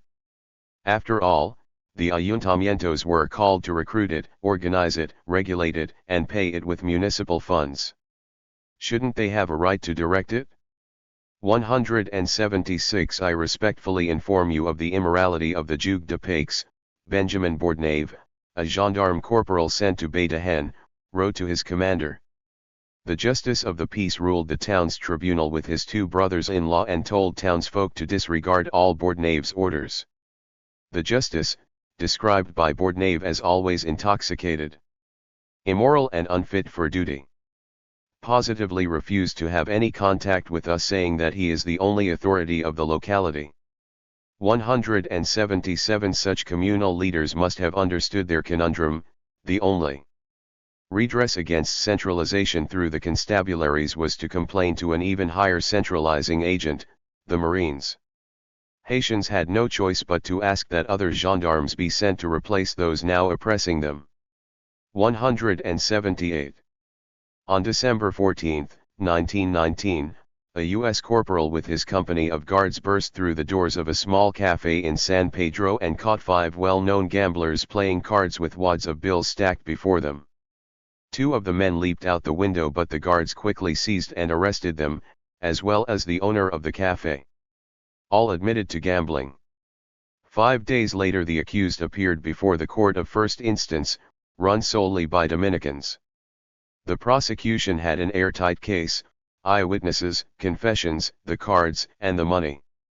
The judge acquitted all the men on account of lack of evidence. 179 The case was typical of local resistance around gambling, an activity that revealed interrelated networks of power. In occupied small towns, gambling was often the favorite if not the only pastime. U.S. journalist Harry Frank described cockfighting in the Dominican Republic as existing in every town, out in the open, and involving significant sums of money. 180 A visiting scholar to Haiti in 1921 reported that cockpits are found everywhere. Gambling is universal. 181 Some occupiers vowed to fight the immorality of gambling. One U.S. officer called horse racing one of the most insidious forms of public corruption and cockfighting, brutal and degrading. He proposed banning all games of chance, even the lottery. With these reforms accomplished, an important step will have been taken for the moral benefit of the Dominican people. 182 In early 1918 the military government outlawed cockfighting except on holidays, and months later enforced other laws against betting on horses unless at the track. By late April 1918, Major McLean proudly reported that nothing but authorized cockfights were in operation. A short campaign against gambling checked that vice, and more than 100 professional gamblers received prison sentences. 183 Cockfighting was further restricted to towns that had a police force to respond to the brawls that regularly broke out around the pits. 184 The U.S. occupation of Haiti never tried to ban gambling there. 185 Resistance to these restrictions to gambling revealed 3 layers of motivations among Dominicans. The first was cultural. Cockfighting proved central to the identity of Dominicans. The General Receiver of Customs in Santo Domingo concluded that patriotism and love of country are unknown things. To them the sum total of existence is a little work, a little rum, lots of fiestas and a cockfight every Sunday. 186 Despite this crude characterization, occupied peoples indeed blanched when they saw their precious cockpits threatened with closure. Several remadistas or cockpit owners wrote to the Dominican occupation with lists of reasons why their pits should stay open, and most had to do with protecting Dominican culture. Mario Otero petitioned with 5 colleagues, arguing that the cockfight is not a corrupting vice, but rather a mere diversion. 187 Santiago Carbonell and his 11 co-signatories argued that cockfighting was, along with Catholicism and Castilian, one of the few relics that the motherland bequeathed to us. Dominicans also advanced a traditionalist appeal, explaining that these cockfights have been celebrated year after year. 188 Failing to convince occupiers, Dominicans instead moved cockfighting underground. 189 The governor of Santiago province also reported that, since cockfights could now only be held on holidays, several town councils simply declared new holidays. 190 A second threat that anti-gambling efforts posed was, logically enough, to economic power. Pits existed almost exclusively in towns and therefore were more likely to attract townspeople, but peasants came to town on weekends to place bets or just watch the show. Cockpits in the Dominican East notably attracted workers of the sugar estates. 191 Haitian and Dominican cockpits also attracted the many poor who behaved as if rich. It always amazed me, one Marine recalled, that you would find a Haitian who didn't have a pair of trousers to wear, but he could always dig somewhere or other and come up with 1 or 2 gourds to bet on a cockfight. 192 If cockfights were financially important to those who placed the bets, they were doubly so to those who owned or ran them. Pit owners tended to be wealthy merchants and men high in local affairs, wrote a U.S. journalist. 193 By gambling, Latin Americans funneled their scarce resources into the hands of the owners of cockpits, saloons, and other sites where simple folk played games of chance. In the town of El Jagal, one Dominican told a Marine that he conducted a gambling house Saturday night to obtain sufficient money to add to his weekly wage to enable him to buy a pair of shoes. 194 petitioners. Carbonell and his friends argued that town councils could tax the cockfights and thus bring in revenue. 195 Otero's petition specified that his own pit could generate 300 pesos in gold next year. 196 Finally and most subtly, restrictions on gambling revealed a resistant political order. Gambling created a space in which political ideas and hierarchies could be elaborated, disputed, and in the end usually reinforced. A typical town council, especially in the Dominican Republic, had members tied to gambling establishments. These authorities are the bosses of the towns, the gambling houses belong to them. They administer justice and they are sometimes surveyors, wrote Santiago Governor Manuel A. Lora. 197 Even ayuntamientos who banned gambling could harbor ulterior motives. The San Pedro Sindico abolished cockfighting in 1918 in order to eliminate competition to his horse racing association. 198 In addition, as the card game acquittal indicated, a disregard for gambling required the collaboration of either local police or courts. One hand washed the other. Gambling put pesos in the pockets of office holders, and political power kept the cops and judges away. When occupations moved to ban gambling while they simultaneously threatened to replace local officials, they endangered every avenue of income and influence for small town rulers. If cockpits were filled with men who rejected the occupation, it followed that they would use the pits for organized political action. In June 1920, Marines reported that Dominican anti-occupation leaders gave political speeches at cockfights and collect some money from the people there for the Junta Nacionalista. 199 In one of the Haitian towns most responsible for insurrection, another report stated, the only recreation engaged in is cockfighting and dancing. 200 Equally problematic for the occupations, flouting anti-gambling laws led to what McLean called a general disregard for law in minor things. He described gambling as the tip of the iceberg of a chaotic situation in which the invaded continuously violated the ley de policia or police law. To add to this disorder, wrote McLean, native officials, almost in their totality, countenanced, connived at, or openly aided in violations. 201 Gambling illustrated important dynamics that helped doom the reformism of U.S. occupations in Latin America. Causing perhaps more local resistance than gambling were the myriad regulations of occupation, which telegraphed concretely the desire to centralize authority in ways that frightened, frustrated, or inconvenienced small towns. To be sure, some regulations impacted the capitals. In March 1919 an unsigned placard went up in Port-au-Prince griping that the Marines were preventing people to rebuild in wood under the false pretense to beautify the town. 202 Henry Brisson of the Port-au-Prince Chamber of Commerce similarly complained that gendarmes arbitrarily fined peasants who brought their goods to market if their pack horses bore the tiniest injury. 203 Mostly, however, opposition to regulations came from ayuntamientos, who saw what may have been beneficial to the nation at large as annoying and oppressive to locals. A French charge described resistance to regulations as sometimes small incidents that, from a distance, seem insignificant, but that are nonetheless a good indication of the growing antipathy against the American military element. 204 Regulations clashed with the perspectives of autonomous agricultural peoples, and many of these, as in Port-au-Prince, had to do with animals. In Haiti, Marines required that animal property be ascertained by proof of ownership. In Belledere, Marines accused Magistrate Charles Rimple of having fraudulently acquired 6 horses across the Dominican border, and Rimple admitted having no ownership papers. Instead, speaking of himself in the third person, he invoked community-defined property. The whole population of this commune knows that these horses are the product of 2 mares, one of which has belonged to him for 6 years, and the other to his brother who has owned her for 15 years. 205 In 1919 the Dominican occupation decreed that all hogs in a border town called Los Matas de Farfán should be slaughtered, perhaps to stanch a typhoid epidemic. In response, a petition signed by 140 persons, probably every adult male in this hamlet of 100 houses, settled on a tone that praised the intentions of the military government while it also argued for flexibility within centralization.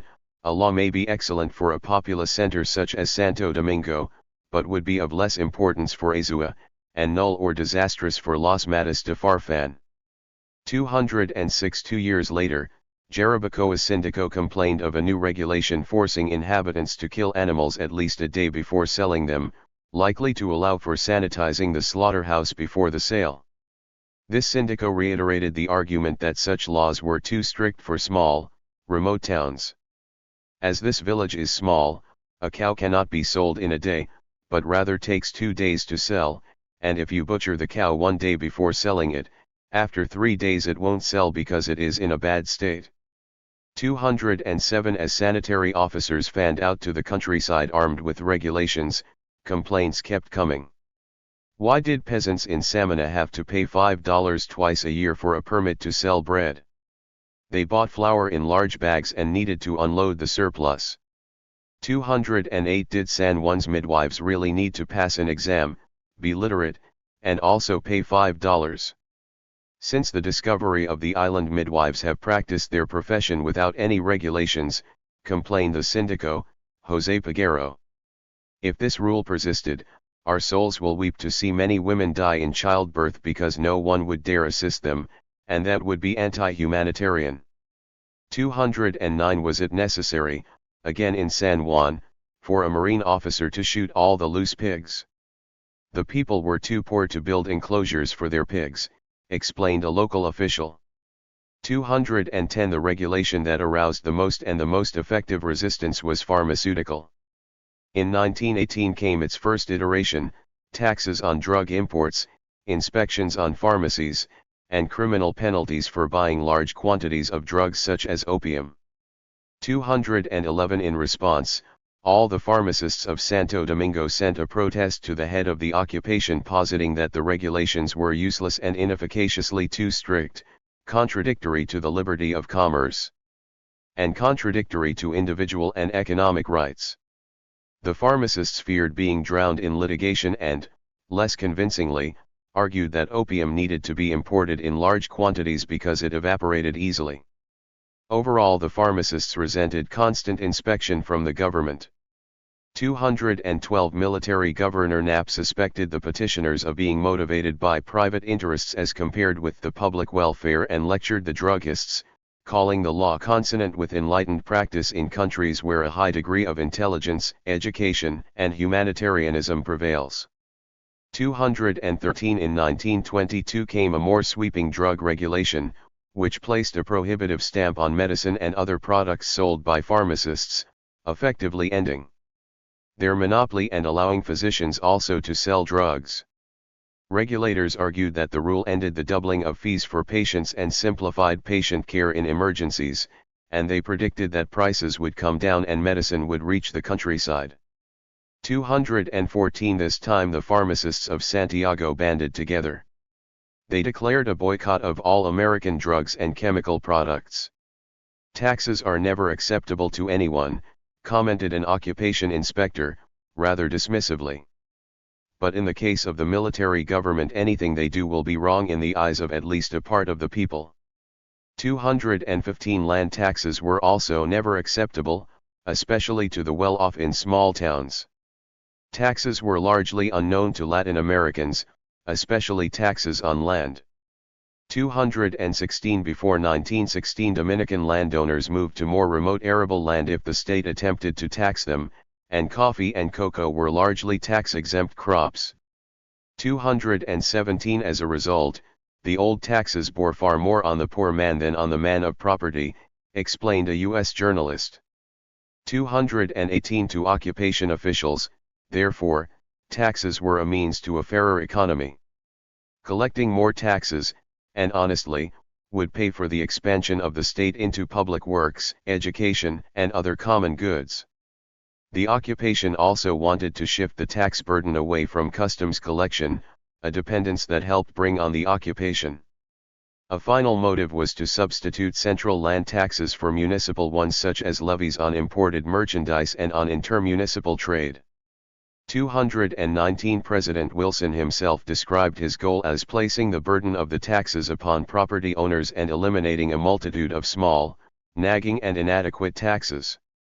220 Faustin Workus doubled tax collections in Loganov, a place notoriously resistant to taxation. 221 As a result of its complexity and of resistance, the Dominican land tax took over 2 years to materialize, becoming the greatest problem confronting the government. 222 On April 10, 1919, the occupation decreed a land and property tax law that placed a tax of 0.5 to 2% of the assessed value on properties with 0.25% on permanent improvements. 223 Since half the Dominican Republic's lands were uncultivated, the Marines hoped that installing an incentive for making land productive, along with clearing up land titles, would attract foreign investment. 224 In response, the towns clung to their revenue sources. A year into the occupation, Knapp noted that he received a number of requests from different ayuntamientos to establish what are virtually surtaxes for the purpose of raising municipal revenue. Local officials were not opposed to taxes per se, but to their loss of control over them. 225 Dominican sugar estates fought the tax law first, forming the Sugar Association of Santo Domingo and even lobbying in Washington, but to no avail. 226 Soon after the law's passage, the end of war in Europe sparked a Dominican recession. To make matters worse, in 1921 a hurricane in Samana destroyed crops, making taxes even more burdensome. 227 Landowners panicked. 228 In 1920 they called for a boycott of the tax. They banded as juntas patrioticas in almost every province to spread the rumor that taxes should be withheld since the occupation would leave soon. 229 Party leader Horacio Vasquez supposedly signed a protest while assuring the occupation that he supported the tax. 230 Landowners made concrete arguments, largely shorn of nationalism. A Dominican pamphleteer explained that a tax on property could be devastating in bad economic times, whereas a tax on income or production would rise and fall. He added that the tax upset traditions and it is impolitic to brusquely overthrow the customs of a people. Since North American colonists had revolted because they were taxed without representation, why not Dominicans? 231 The Santo Domingo Chamber of Commerce, along with several petitions, added that recent boom times had overvalued land. 232 Marines also confronted the combined forces of landowners and ayuntamientos. The few town officials who did not oppose the land tax, one reported, were those who owned no land and proposed that they themselves do land assessments and receive in return 5% of all values. Disgusted, the Marines blocked their measure. 233 More typically, town officials practiced passive resistance by failing to show up at meetings with governors. 234 One governor failed to pay his own tax, as did all but 2 town councilors in Cebu. 235 In the same town one treasurer told landowners who came to pay him their tax, "Señors, do not be stupid, do not pay these invoices because no one in the country is paying them and here we also do not pay them." 236 Many ayuntamientos wrote to Santo Domingo that their constituents simply did not have the money. One suggested donating animals instead. 237 The boycott did not reverse the tax, but together with the downturn it prevented the raising of revenue. Military Governor Samuel Robeson admitted in October 1921 that in the north, the richest have very largely failed, or refused, to pay their property taxes. 238 In November 1921 the occupation reduced the tax by half and later promised that the tax would go to fund education. 239 It mattered little. By mid-March 1922, Marines in several provinces reported a widespread refusal to pay on time or at all. 240 in 1922, of almost $1 million due in land taxes, only $390,000 was paid, and $230,000 of it by foreigners, leaving only $160,000 or 16% paid by Dominicans. 241 in 1923, the mayor of Santiago said property taxes equal to the entire revenue of the town had not been paid that year. 242 tax collectors reported being beaten by Dominicans who swore their innocence on the basis that they were men of property, family, and standing in the community. The tragedy, thought U.S. officials, was that 3/4 of the tax would have been administered by Dominicans and gone directly to ayuntamientos. 243. The Dominican occupation also imposed a Dominican corvée of sorts, as in Haiti, but it became more of a tax revolt since most resisted paying the 4 pesos per year in lieu of labor. Arguing against the corvée, merchants in San Francisco complained that such taxes were being spent on roads outside their district. They wanted better roads close to home to help bring their goods to market and as a reward for cooperating against the rebels. 244. No nationwide numbers on road tax resistance exist, but in one common over 27% refuse to work or pay. 245. The ayuntamientos, charged with collecting the road tax, largely did not. Marines reminded the president of San Pedro of his dereliction of duty because he raised only a third of the tax. 246. An investigation found that over $5,200 of the road tax went instead to other municipal services without proper authorization. 247. In Los Llanos, the Sindico reported slightly better numbers for 1922, half paid rather than worked, the other half registered to work, but almost a third of those did nothing. He explained that the loafers were Haitians, Englishmen, and Dominicans from other communes who moved to other towns when asked to labor on roads. 248. The Dominican occupation also ordered a tobacco tax, a business tax, and a tax to fund education. 249. In 1919 it revised the tariffs of the country, slashing 700 of them and eliminating completely 245 others, and abolished revenue taxes on imports. These executive orders chiefly harmed producers of shoes, apparel, furniture, hats, shirts, soap, hides, cigarettes, and matches. 256. Dominican shoemakers wrote to the military governor warning that these orders would smother their industry. Several small manufacturers closed shop. 251. U.S. officials denied that they imposed land taxes in Haiti, but they did, and taxes raised much criticism in the north, according to a Cap Haitien consul. Like Dominicans, Haitians cited overvalued land and prohibitive rates. 252. One lawyer in 1917 resented the lifting of the prohibition on foreigners to own Haitian land not out of xenophobia but because if foreigners come here house rents will be raised and the house he now pays 20 gourds for will probably cost twice as much or more. 253. To avoid paying property taxes, large landowners colluded with Haitian sub-collectors, who purposefully undervalued their land. 254. In 1930, 2,000 demonstrated in front of the presidential palace in the capital, with more in Cap Haitien. Near a briquette, a U.S. Guard officer with his troops trying to collect a land tax was stoned by a large crowd of natives. 255. Additional income came from new excises on alcohol and tobacco. In 1917, for instance, 66 alcohol stills in the north generated only $15,000 in monthly taxes, until an occupation official concentrated them into 9 and drew from them $35,000 per month. 256. Haitians particularly resented the alcohol tax because it raised the cost of making tafia, a local fermented drink. 257. In 1923, 3,000 Haitians, allegedly instigated by 156. Newspaperman Jolie Boisfils, gathered in Jacmel to illegally protest the tax. 258. In 1931, 600 in Leogane attacked 3 government inspectors and tore off the seals they placed on stills.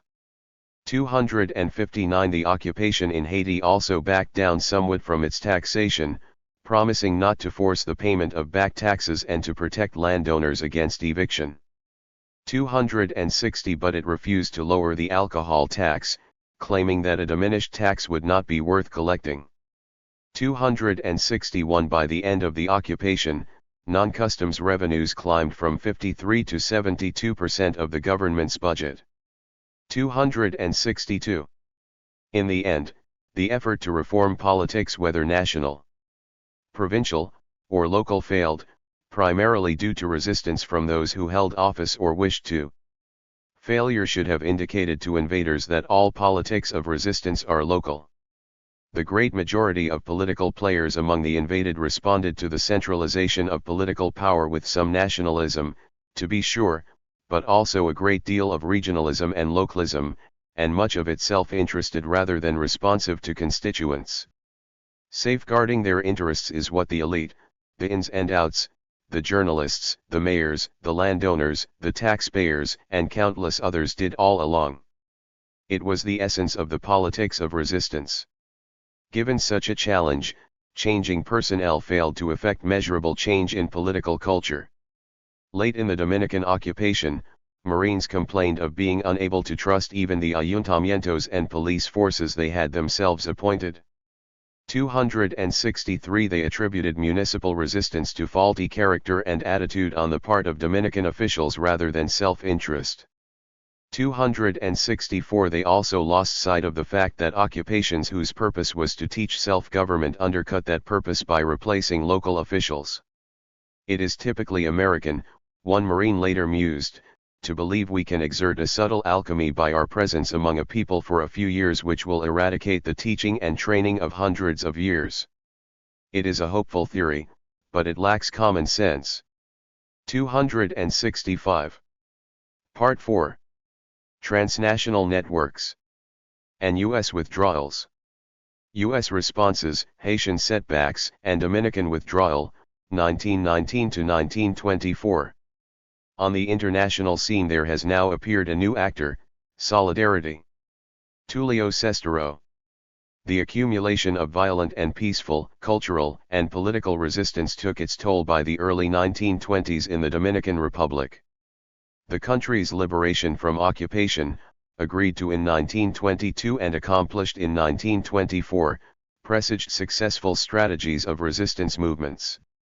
While urban resistance was key to this success, so were the persistent transnational efforts by Dominicans and other Latin Americans to create networks of propaganda and lobbying.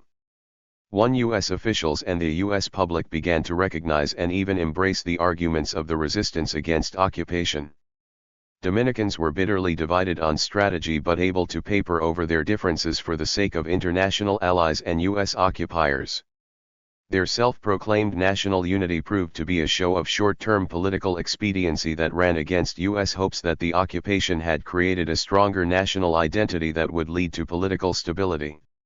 Haitians, too, built a transnational network, claimed national unity, and prompted U.S. administrators to consider withdrawal. But all three developments were significantly weaker in Haiti, all partly because of race. Anti-black racism, among both U.S. and Latin American citizens, proved the most consequential reason for continuing the Haitian occupation while ending the Dominican one. Anti-occupation groups began to communicate with those outside their occupied land following the interventions of 1915 and 1916 and intensified their transnational activism with the end of the Great War in 1919. Besides withdrawal, activists abroad achieved a more inchoate though longer-lasting result, the strengthening of a pan-Latin American identity of independent republics, fighting for one another against a common U.S. enemy. The fight against occupation, more than anything, shaped this shared identity. After the Marines forced Dominican President Francisco Enriquez y Carvajal from office on December 8, 1916, he wrote to his former lover Marie Fatch. He would try to speak directly to President Woodrow Wilson, Don Pancho pledged.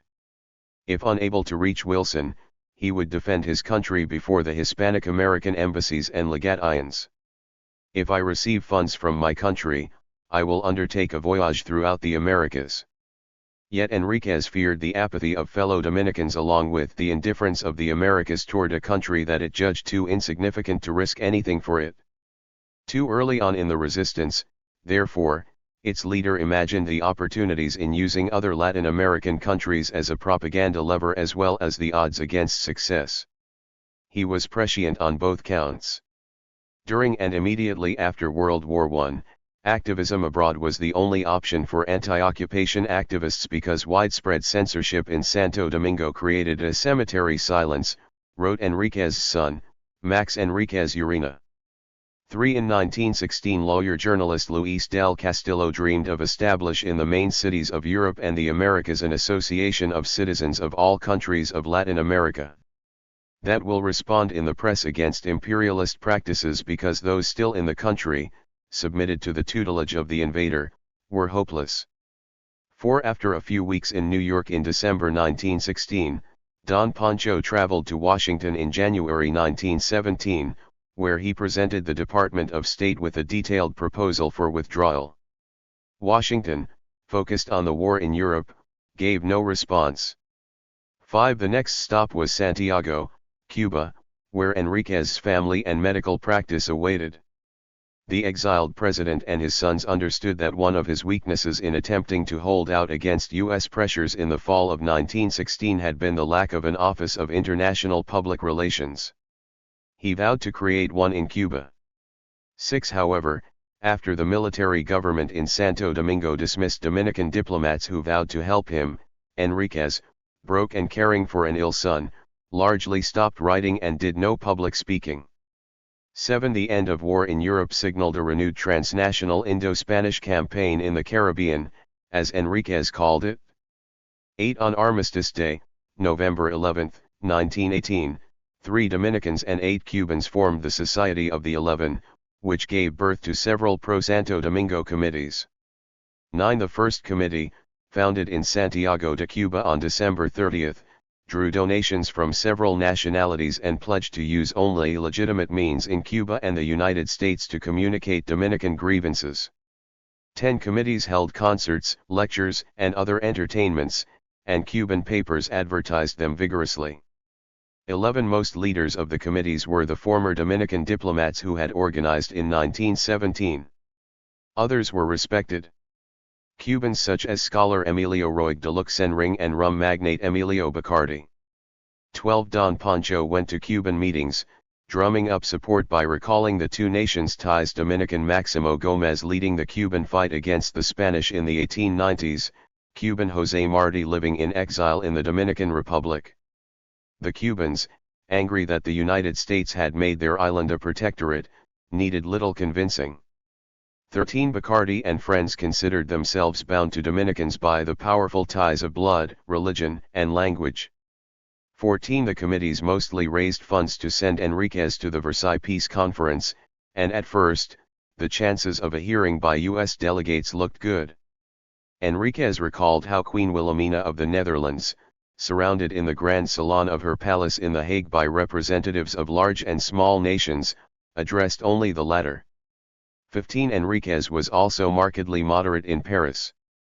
One U.S. diplomat appreciated that, despite his exile, he was not rabidly anti-American and that he recognizes the necessity of the step which the United States has taken in Santo Domingo but desires that some of the functions of the government be turned over to the Dominicans. 16 Yet signs quickly pointed to Don Pancho's ostracism. He complained that delegates were so busy with European affairs that they will see no one. 17 Enriquez never saw Wilson but did have a meeting with J. H. Stabler, head of the Latin American Division, on April 10, 1919. He gave Stabler several versions of his official demands, promising in return to resign as provisional president. 18 Stabler countered with the crushing news, the United States would not discuss the matter further. 19 The Dominican had crossed the ocean for nothing. For the invaded, however, the end of the war offered an opportunity to refine anti-occupation ideas.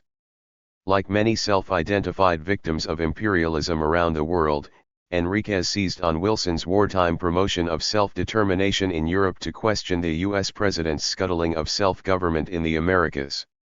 In Havana, Roig de Luxemburg spoke in January 1919 of Wilson's contradiction.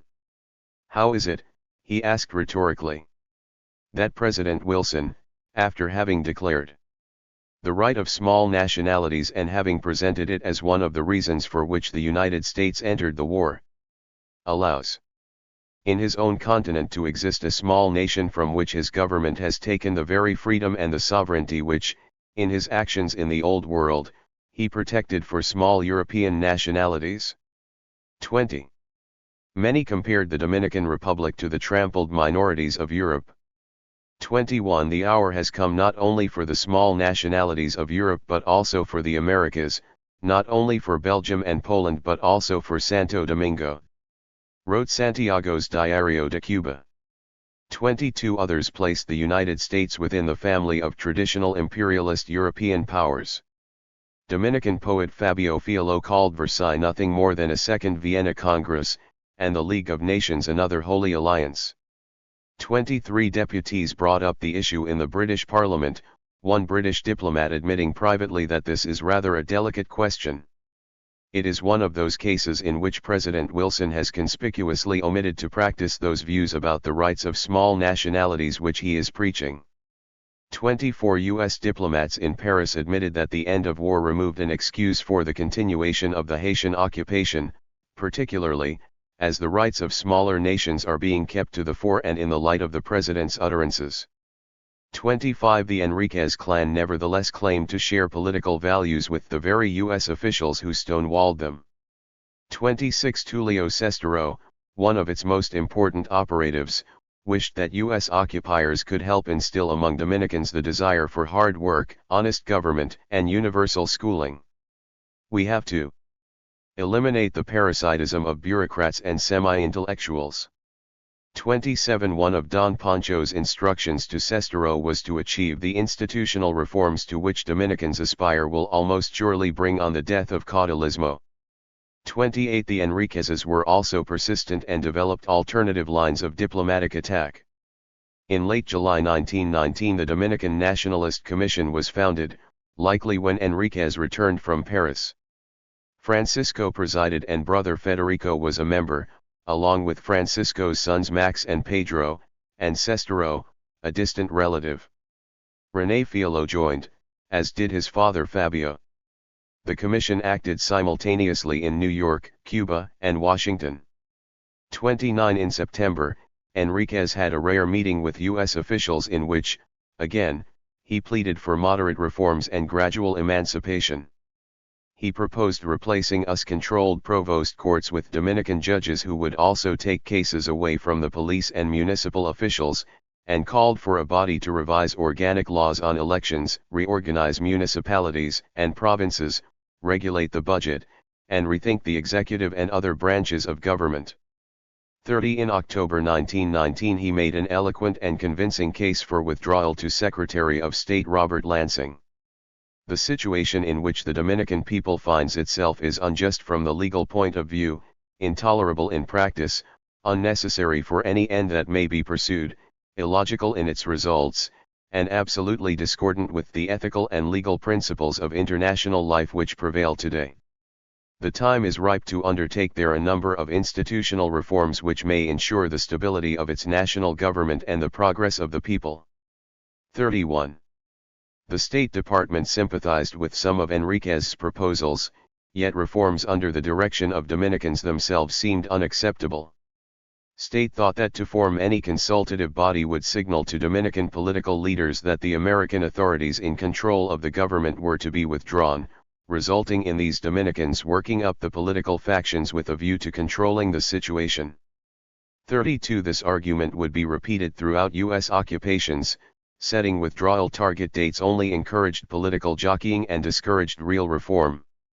Enriquez's contacts with state also prompted panicked letters from the U.S. Navy predicting chaos and anarchy if independence came to the Dominican Republic.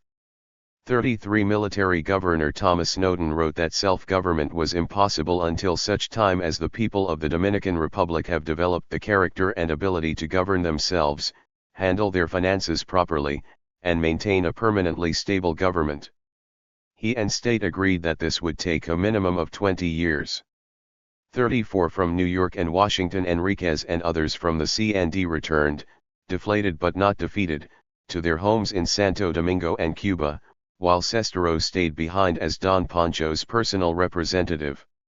In April 1920 Cestero met with Secretary of the Navy Josephus Daniels, but Daniels was largely non-committal. 35 Perhaps feeling that Enriquez's moderation was getting nowhere, Cestero went on a propaganda offensive. He wrote directly to President Wilson, calling for investigations into various acts of torture and mistreatment by Marines and Guards. 36 On April 3 he sent two similar letters listing grievances against the occupation, one by himself and the other by Dominican Archbishop Adolfo Noel, to every member of the U.S. Senate. They garnered attention from the U.S. press but produced no action. 37 The occupation responded by discrediting Cestero because of the misdeeds of his family members. 38 In September, Daniels refused to meet at all. So did the new Secretary of State, Bainbridge Colby. Enriquez's disillusion in France and the United States nevertheless made him aware of the broad interest in Dominican matters among a potentially useful group of outsiders, Latin American diplomats. At Versailles, no Latin American officially spoke out in his favor, but they all granted him audiences. 39 In New York and Washington in late 1919, Cestero also attempted to garner the support of South American diplomats. He lectured a group in New York on his belief in hemispheric brotherhood. On the international scene there has now appeared a new actor, solidarity, he said. No nation, no people, can realize by itself its destiny. To Cestero, nationality encompassed transnational identity. We are citizens of 20 nations, he said, but in one language, with the same soul, we feel nationality. 40 On December 16, 1919, he spoke to an audience that included the ambassadors of Argentina and Peru, the ministers of Colombia, Ecuador, and Venezuela, and Herbert Hoover, a wartime hero for delivering food to starving Europeans. 41 Uruguayans were particularly receptive to the Dominicans abroad, their minister in Washington setting up meetings between Enriquez or Cestero and U.S. officials. 42 By May 1920, U.S. officials in Havana reported that Cestero was there attempting to convince senior Cuban officials to officially denounce the occupation. 43 The Cuban town of Ardila witnessed acrimonious pamphlets and public meetings, very likely the result of the pro-Santo Domingo committees. 44 As early as 1919, Cestero and the Enriquez family began conceiving of a tour of South America to cement hemispheric allegiance to the Dominican cause. 45 It took until October 1920 to raise enough money to undertake it, and in Havana, the CND chose 3 envoys, Federico, Max, and Cestero. Your mission will assume 2 guises, Don Pancho instructed Cestero, one of them public, whose end will be to persuade host peoples of the need for the freedom and independence of the Dominican people, the other, confidential, secret, whose end will be to interest heads of government in every country in favor of the Republic's cause. The Patriarch had written to all Latin American heads of state 3 times already, with little to show for his efforts. 46 Up to then the only Latin American activity in favor of Dominicans were the Cuban and Uruguayan efforts and a resolution of sympathy though stripped of any reference to U.S. occupation from the Colombian Congress. 47 The tour meant to light a fire under others. The 3 men boarded a ship from Brooklyn on December 29, 1920, sailed through the Panama Canal, and disembarked in the capitals of Peru, Chile, Argentina, Uruguay, and Brazil, returning on May 26, 1921. At least one of them met with the Minister of Foreign Relations in every country and with the President in all but Peru. Upon their return, Cestero filed a 53-page report declaring the public mission fully realized and expressing satisfaction with the private mission. The voyage indeed received cordial and enthusiastic public support, drawing large public gatherings everywhere and friendly articles in every country's press. Some were so anti-us that the Dominicans pleaded with editors for restraint. 48. The results of the secret campaign were more mixed.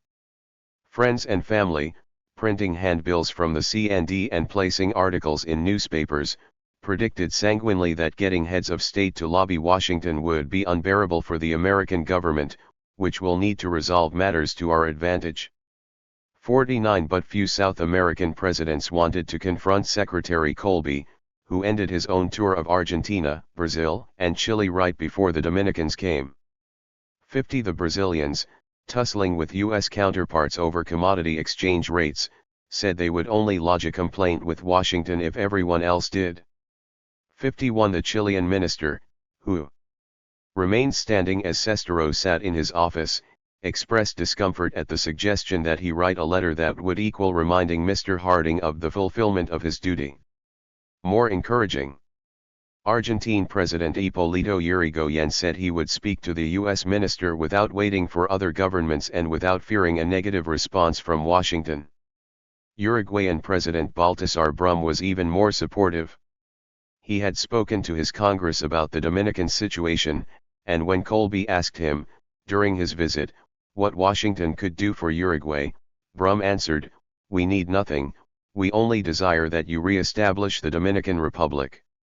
52. The trip may have been unnecessary. Secretary Colby had returned from South America convinced that the United States should withdraw from the Dominican Republic.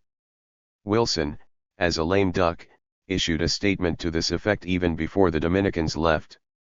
53. Yet the tour helped stiffen the solidarity of South American publics and perhaps the backbone of some of their officials. Numerous Latin American and European organizations responded favorably to the Dominicans' pan-Hispanic rhetoric and to post-war notions of international solidarity and self-government. U.S. intelligence officers often complained of the effectiveness of the sympathetic underground advice from the Spanish-speaking countries on sustaining Dominicans morally if not otherwise. 54. Above ground, newspaper editors led the offense. About 60 Latin American and Spanish newspapers reproduced the pamphlets of the Santo Domingo-based Dominican Nationalist Union, many also editorializing in its favor. 55. They paid special attention to cases of torture. 56. Latin American editors may have even saved Fabio Filo's life. U.S. occupiers considered the death sentence for the poet, but after Havana and Montevideo press clubs appealed to Wilson, Filo's sentence was reduced and then suspended. Colby admitted that the reason was anti-occupation propaganda. 57. In Europe, Spaniards were the most active. The former Dominican consul in Madrid, Enrique de Shaw, representing Enriquez and apparently funded by the CND, lobbied in Spain, France, Belgium, and the League of Nations, where a Chilean presided and a Brazilian chaired the assembly. 58. He published articles in Spanish newspapers in the hopes that racial solidarity would motivate Spaniards to help him. For us Spaniards, this issue has the singular spiritual reach of an outbreak of the soul of the race in the Caribbean. The incarnation of this outbreak is the moral triumph of one of the smallest peoples of our race against the largest of the Anglo-Saxon race. 59. One de Shaw's visit to Madrid resulted in the Spanish government forwarding to Washington a request for the restoration of Enriquez's government. 60. In 1919 and 1921 the Spanish Congress sent messages of sympathy, an event reported in 3,600 newspapers in the United States and Canada. 61. Beyond cultural sympathy, Europeans and others also may have resented their war debts to the United States, or they may have wanted to act as a mirror to U.S. occupiers, showing the error of their colonial ways. The press in France, Great Britain, Russia, and Italy seemed gleeful to see the anti-colonialist moralists caught red-handed.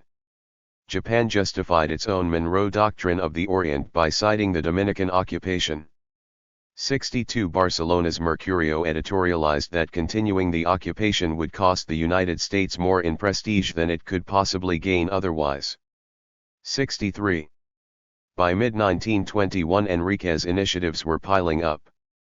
A buoyant Don Pancho wrote to his nephew in May, today we can count on all of the public opinion of the world and on that of America. The latter was largely hostile, before, today, it is either favorable or indifferent. 64 Without polls it is impossible to tell if his optimism was warranted. But his ancestoro's tireless activities had garnered allies who could broadcast their cause to the most important audience, the U.S. public and policymakers. Sestero found in the U.S. Congress willing instruments of resistance. Felix Cordova Davila, the Puerto Rican delegate, introduced him to Congressman William Mason, who agreed to introduce a resolution on April 7, 1920, calling for an investigation into the situation in the Dominican Republic.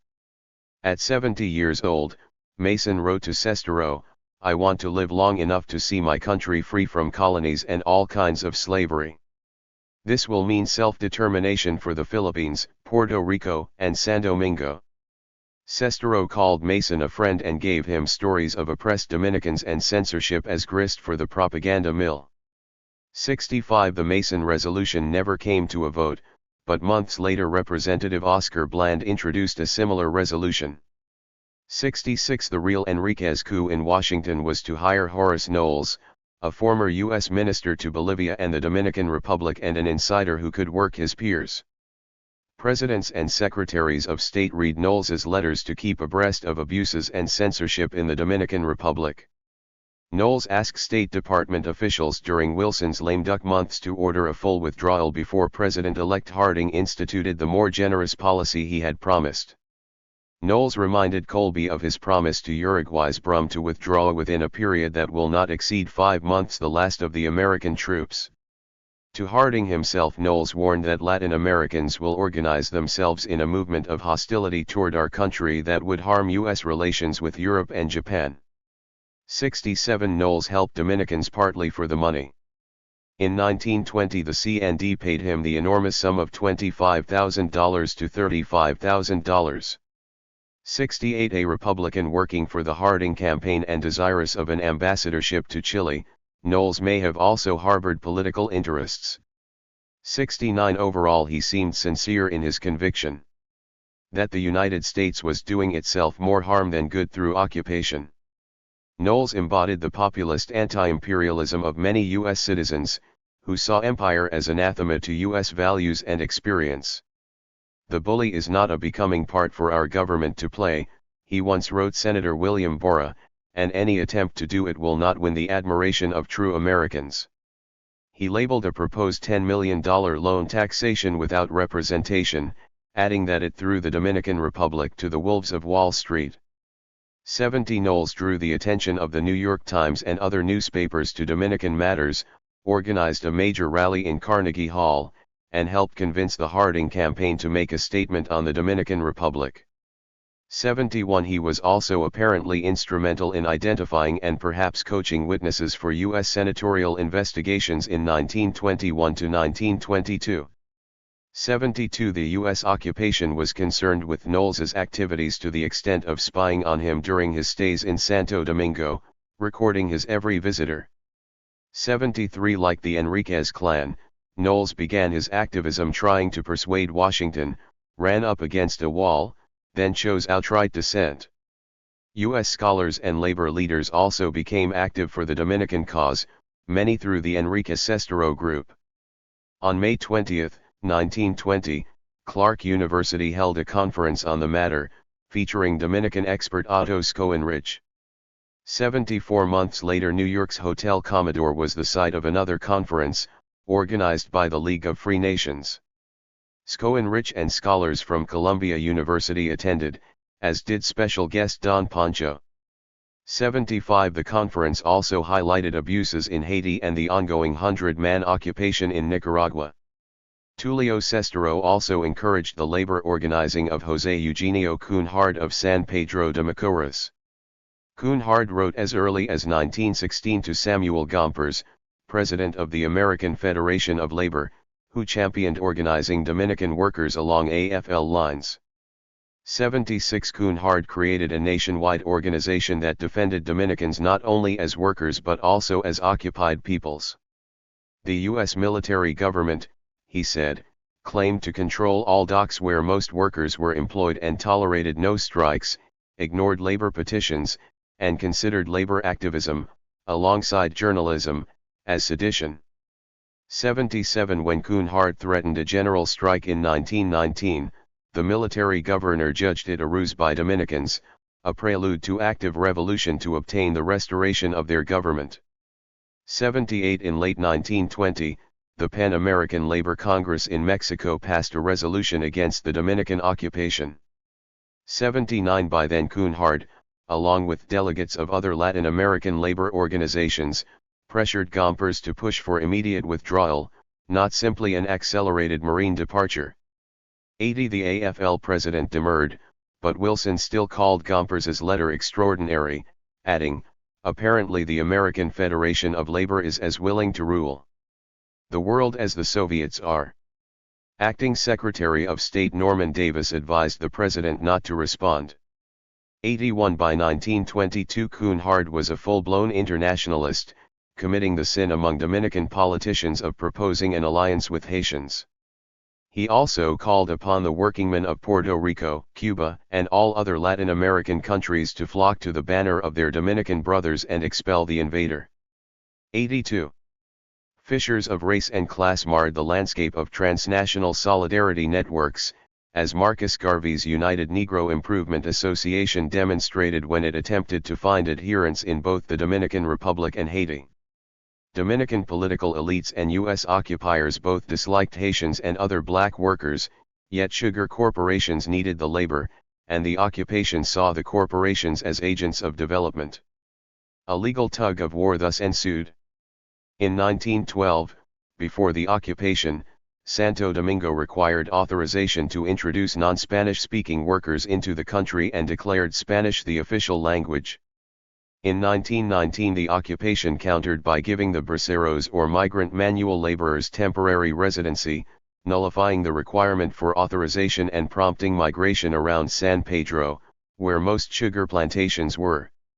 Since West Indians congregated there, San Pedro saw the establishment of one of the first UNIA chapters in the Caribbean in December 1919.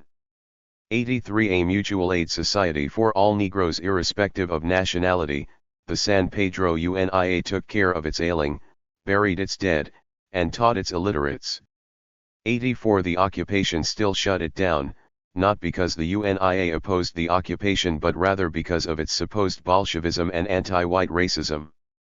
85 A white Episcopal minister, Archibald Beer, told occupation authorities, "The Negroes are as jealous as can be of one another and continual trouble and contention arises," accusing them of unspecified labor agitation and, ironically, Ku Klux Klan methods.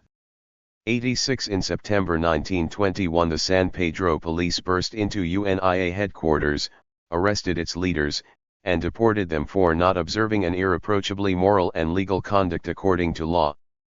87 In Haiti the UNIA also made a brief appearance, though its activism had even less traction. A UNIA-connected business was apparently established in summer 1920, but there exists no trace of its survival. 88 For Haitian Independence Day on October 26, 1924, the elites Georges Sylvain allied with the UNIA to parade banners announcing "Down with the occupation, long live Haiti, long live the Negro Improvement Society, and long live government of the people, by the people, and for the people." Occupation authorities reported that 90% of attendees were of the lowest class and that in Cap Haitien, a town of 20,000, only 200 took part. 89 The crowds were exclusively black and urban, meaning that peasants, mulattoes, and the elite stayed away. A Cap paper, Les Annales Capoises, denigrated Garvey as a workman who does not possess that beautiful Latin culture, that civilization of which we are so proud and which distinguishes us from all the other Negroes in the world. 90 Despite the discrimination they faced, African Americans played a disproportionate role in transforming nation-based anti-occupation movements into transnational crusades. Haiti was a major concern for a diverse group of African American leaders, from communists such as Cecil Briggs of the African Black Brotherhood, to capitalists such as Robert Moton of the Tuskegee Institute, to feminists such as Addie Hunton, who in 1919 founded the International Council of Women of the Darker Races, which investigated the lot of Haitian women and children. Those traveling, writing about, or otherwise defending Haiti were a veritable who's who of post-war Black America. In 1919 Madam C.J. Walker allied with A. Philip Randolph to found the short-lived but important International League of the Darker Peoples to oppose the occupation. Margaret Murray Washington, the wife of Booker T., presided over the ICUDR. Visitors to the Black Republic included some of the brightest lights of the Harlem Renaissance and 1920s civil rights: Langston Hughes, Zora Neale Hurston, William Scott, and Arthur Spingarn. They linked the cause of Haitian independence to larger struggles for racial justice. 91 I am an American citizen, though of the colored race, which means that I am little, or not at all regarded at home, yet I cannot help to be loyal to the mother country. So wrote James Blackwood to the U.S. Chief of the Haitian Gendarmerie to denounce its abuses. 92 Blackwood's letter demonstrated that, for African Americans, patriotism meant pressuring their nation to meet its own standards. The only African American working for the occupation in Haiti, Napoleon Marshall, became a critic of the occupation and helped connect Haitians and U.S. citizens.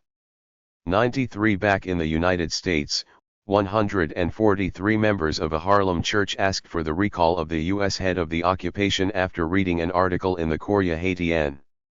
94 The African Episcopal Church in New York, under Reverend John Hurst, a Haitian native, also spoke out for the 500 or so New Yorkers from Haiti.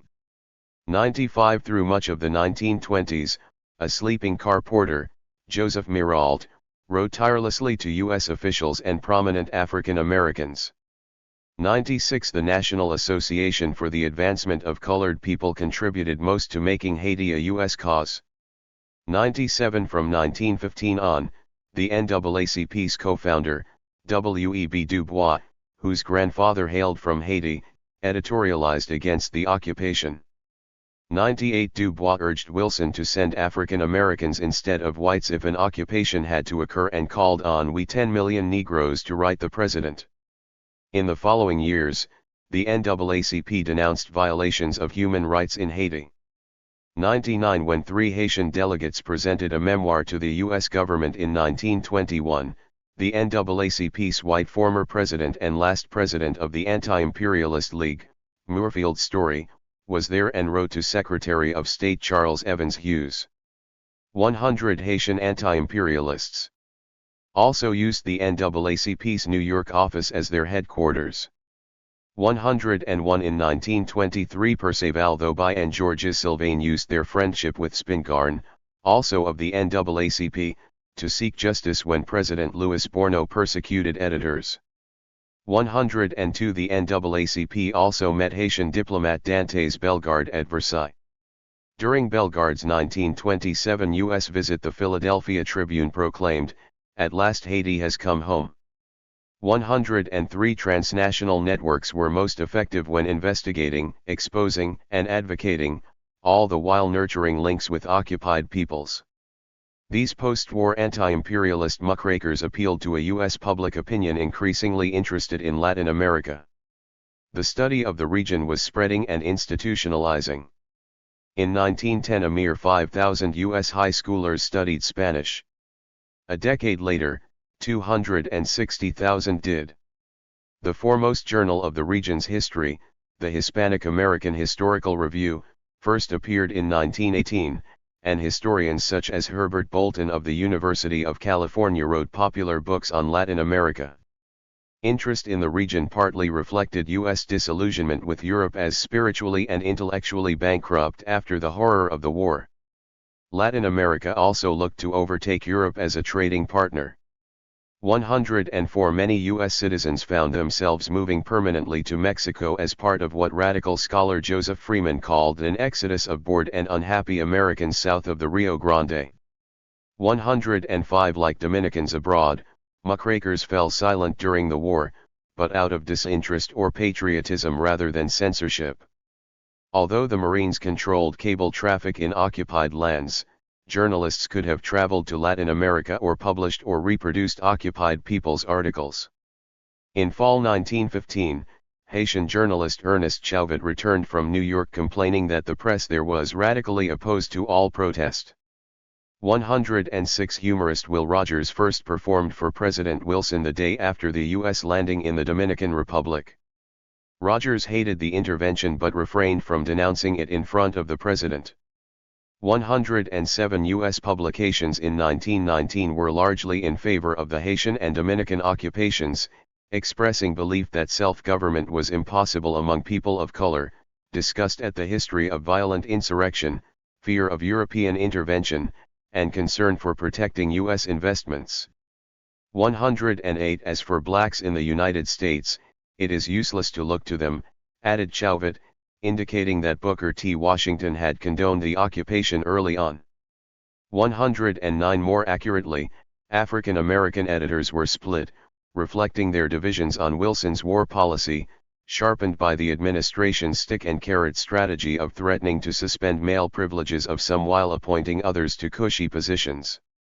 110 In 1916 the NAACP hired its first black field secretary, the writer and former diplomat James Weldon Johnson.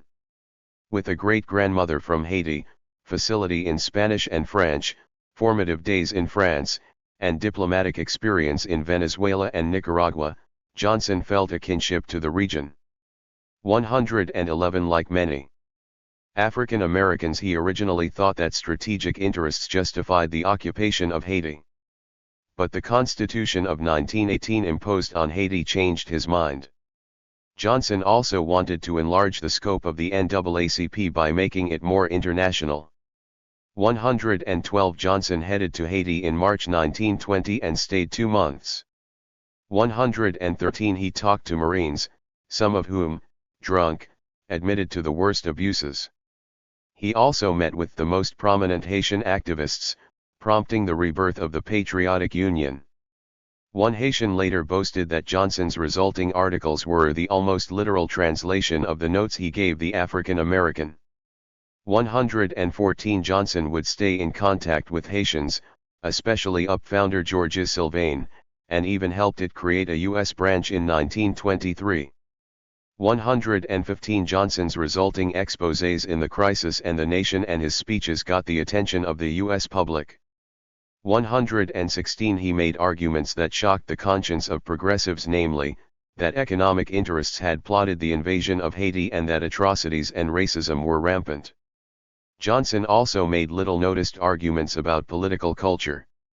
Some of what he claimed was tendentious or flat-out wrong, but overall his intent was to show that Haitians had achieved a high level of civilization, with no crime, no homelessness, and no filth and squalor, and so had nothing to learn from U.S. invaders.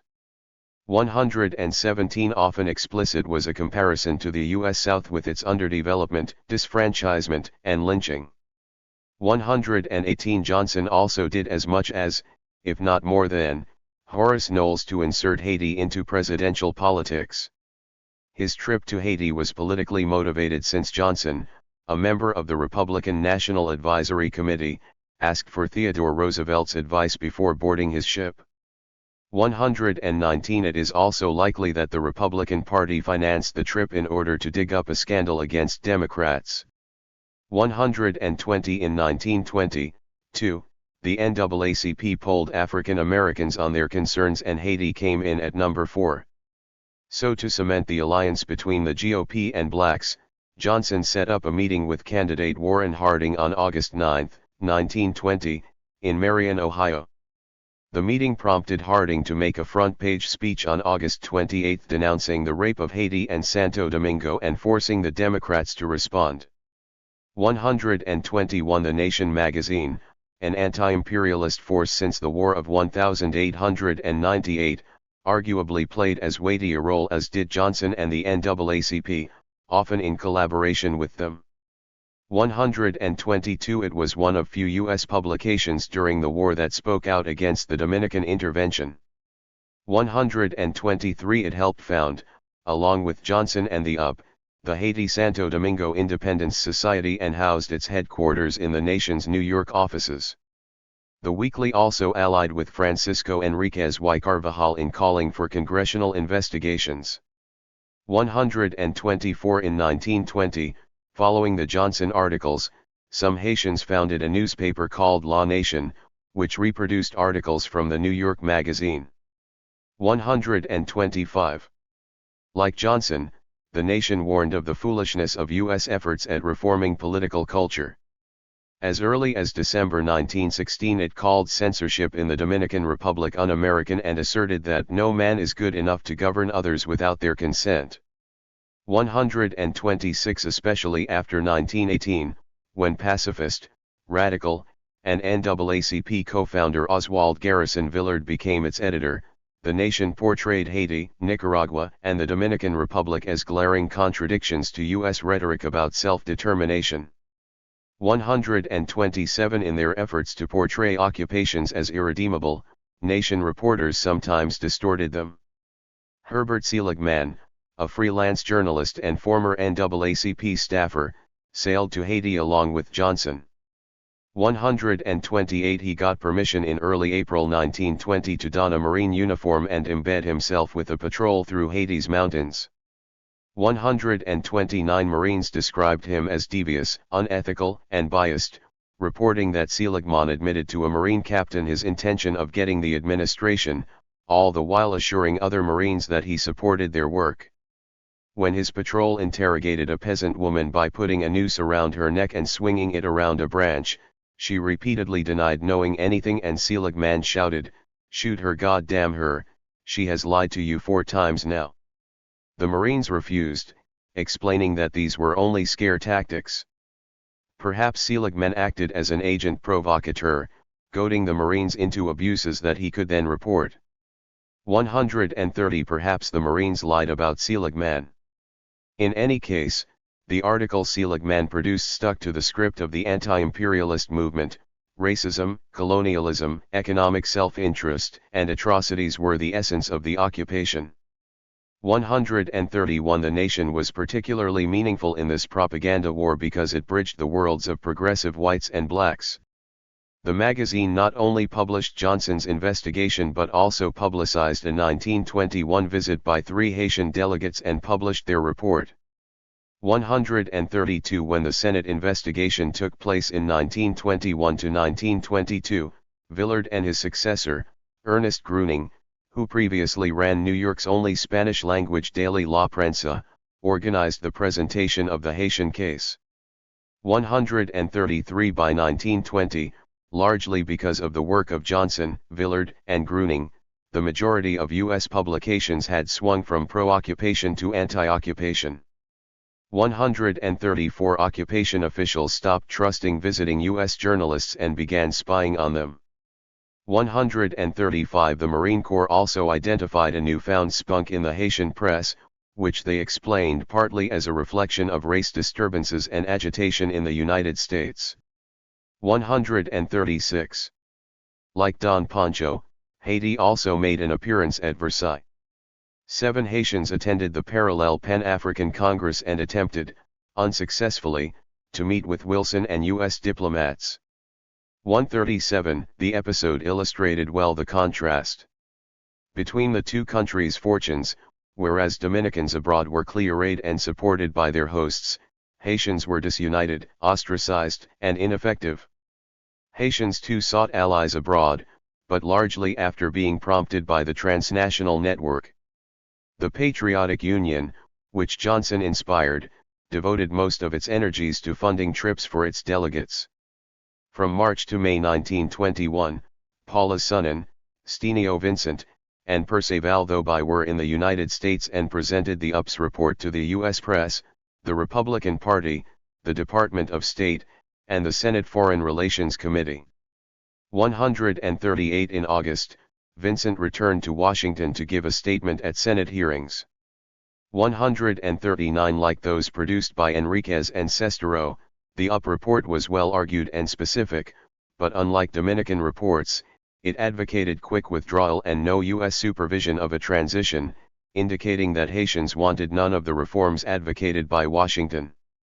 140 The radical stance of the Haitian resistance earned it much less traction with U.S. audiences.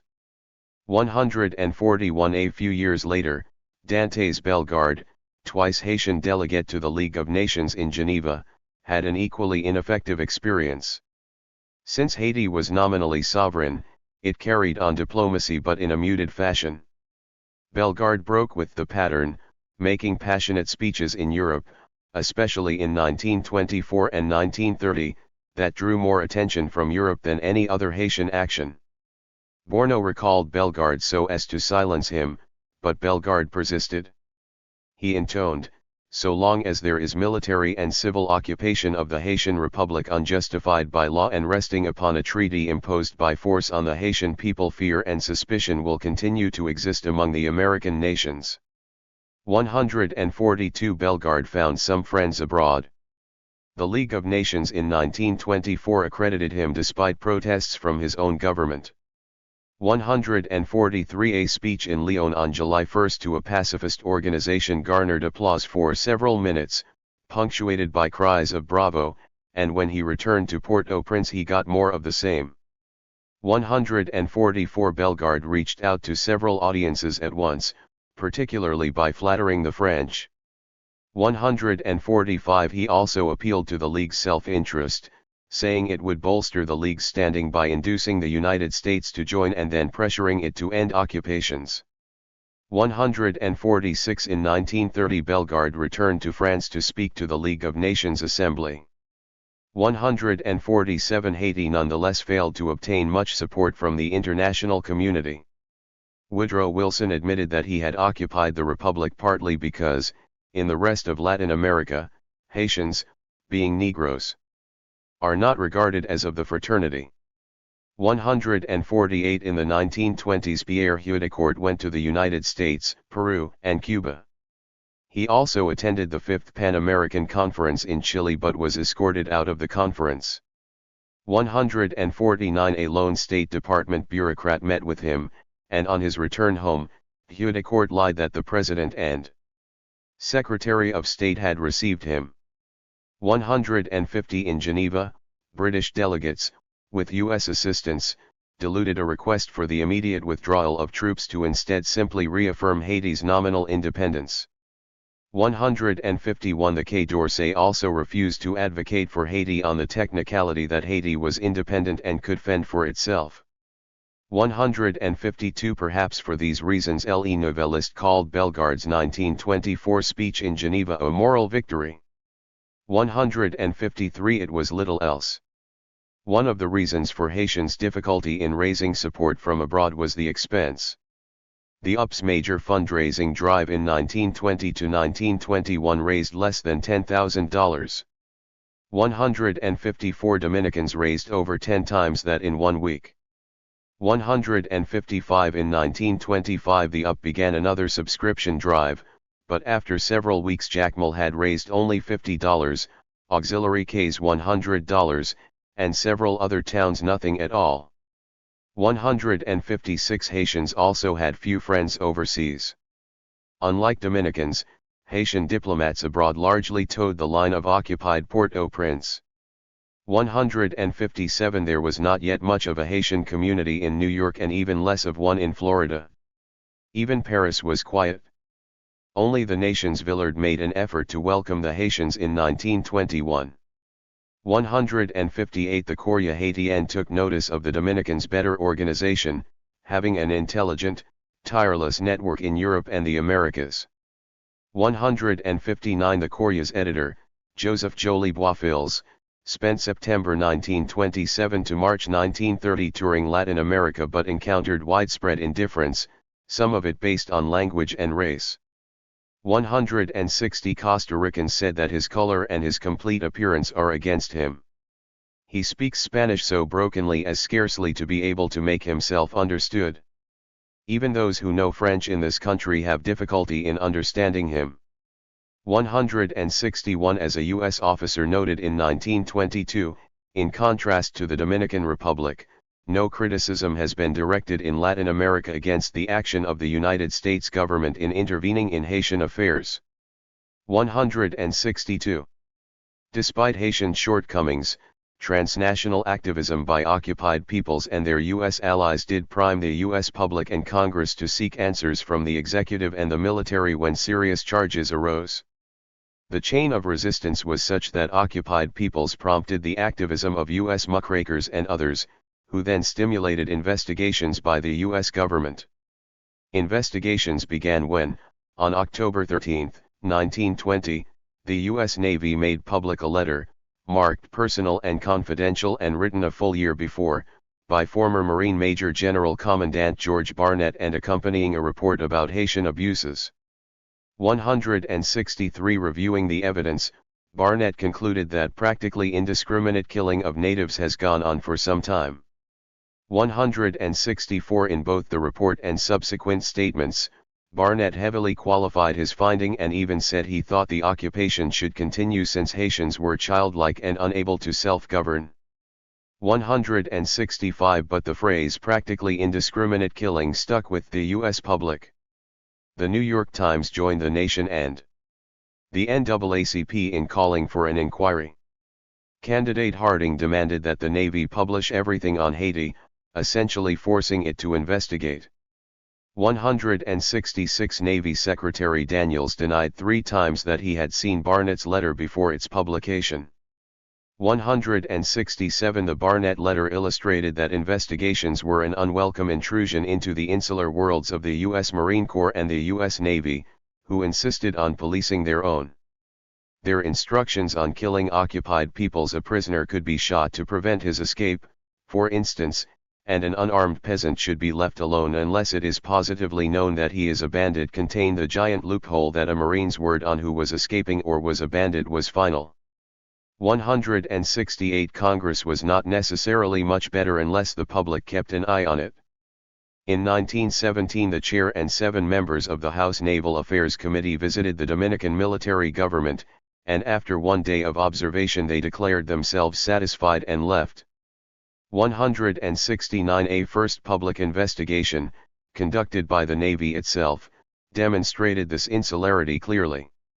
Rear Admiral Henry Mayo headed the Court of Inquiry, which landed in Port-au-Prince on November 8, 1920. 170 Haitians anticipated, the upwrote, that a work of truth and justice was at last going to be carried out. Alas! Not a single rule was ever established for the inquiry, and no form of procedure was indicated.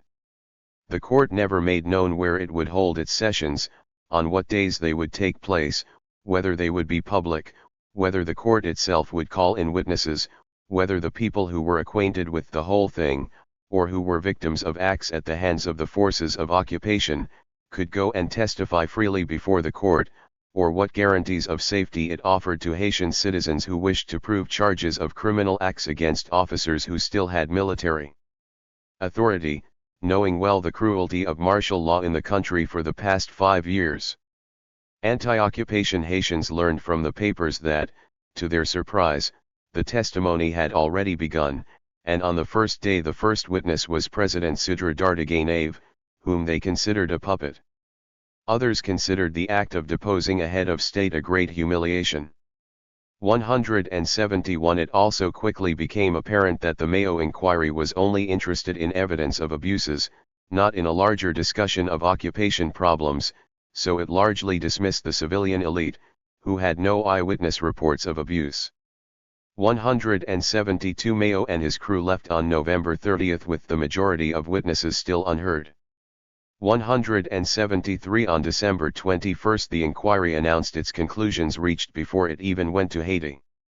It found only 2 unjustified homicides and 16 incidents of severe violence. All were isolated acts of individuals, all duly brought to trial. It also made sure to undermine Barnett's accusations, express anger at the U.S. media, and justify torture against savages. 174 Despite the Mayo whitewashing, public investigations were crucial in the development of resistance movements. Their very existence resulted from the hard work of transnational networks and so strengthened their resolve. 175 Their visits to occupied countries compelled resistors not only to clarify their arguments against occupation but also to set aside divisions and organize demonstrations, testimony, and press coverage. Witnesses whom Mayo declined to hear, for instance, published their testimonies in Haitian newspapers.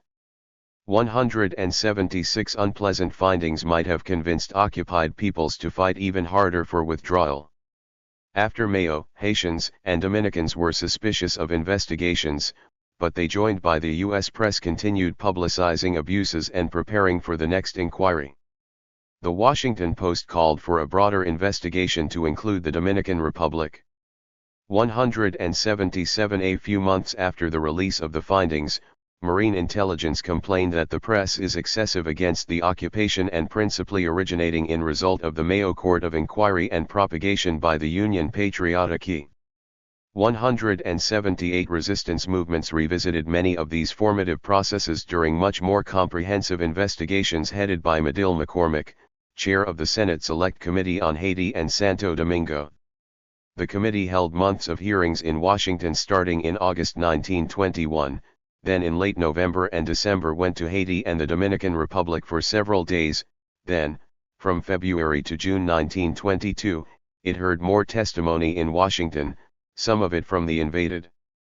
The hearings included representatives of groups who both supported and opposed the occupations, even fire-breathers like Jolie Boisfils. 179 The testimonies also prompted coverage from the U.S. press, advocacy groups such as the NAACP, and the occupied press, which printed almost every word of the hearings. 180 Almost all observers at the time agreed that the work of James Weldon Johnson and the NAACP, the Nation, the speeches of Harding and members of Congress, and the UP's visit to Washington in spring 1921 had prompted McCormick to correct the mistakes of Mayo. 181 The Sestero Group in New York City set up a Dominican Republic Information Bureau at 280 Broadway that churned out press releases, as did the NAACP. 182 Ernest Angel, a U.S. citizen, represented the SDs, the NAACP, and the UP in Haiti and not only testified but arranged for others to do so. The coming of the committee to countries under occupation prompted all stakeholders on the ground to prepare for a propaganda showdown. The military government drew up lists of allegations and investigated all possible witnesses so as to accurately answer or deftly dodge difficult questions. 183 Dominican military governor Samuel Robeson even warned Knowles, in Santo Domingo, for the hearings, to refrain from creating enmity toward the United States or the military government by his speeches or activities. 184 In 1921 Ernest Gruning, fluent in French and well-traveled in Haiti, went there to screen those scheduled to testify before McCormick, mediated between Haitian opposition groups, and served as a witness. 185 When the committee landed in Port-au-Prince they were met by 10,000 Haitians carrying 42 banners, 8 of them in English and suggested by Gruning. 186 When the senators moved to the Dominican capital, a demonstration of 5,000 to 6,000 met them.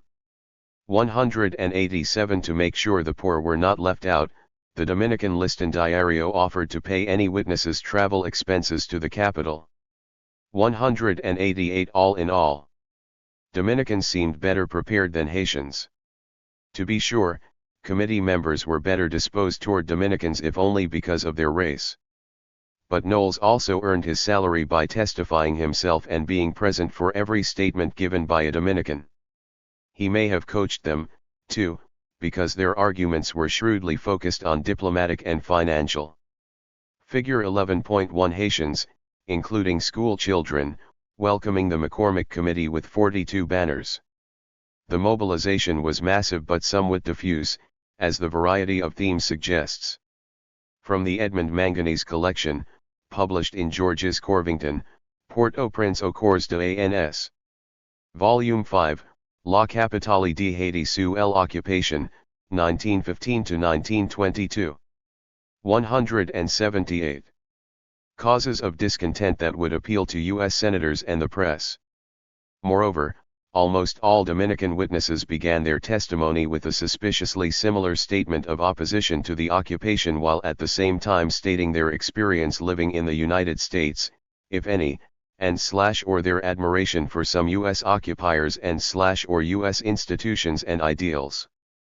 189 Haitians, by contrast, mostly revisited episodes of abuse that the Mayo inquiry had already dismissed, at times embellishing with lies or exaggerations. 190 senators and other U.S. officials tended to conclude that all Haitians were liars, so they required indisputable evidence for all allegations.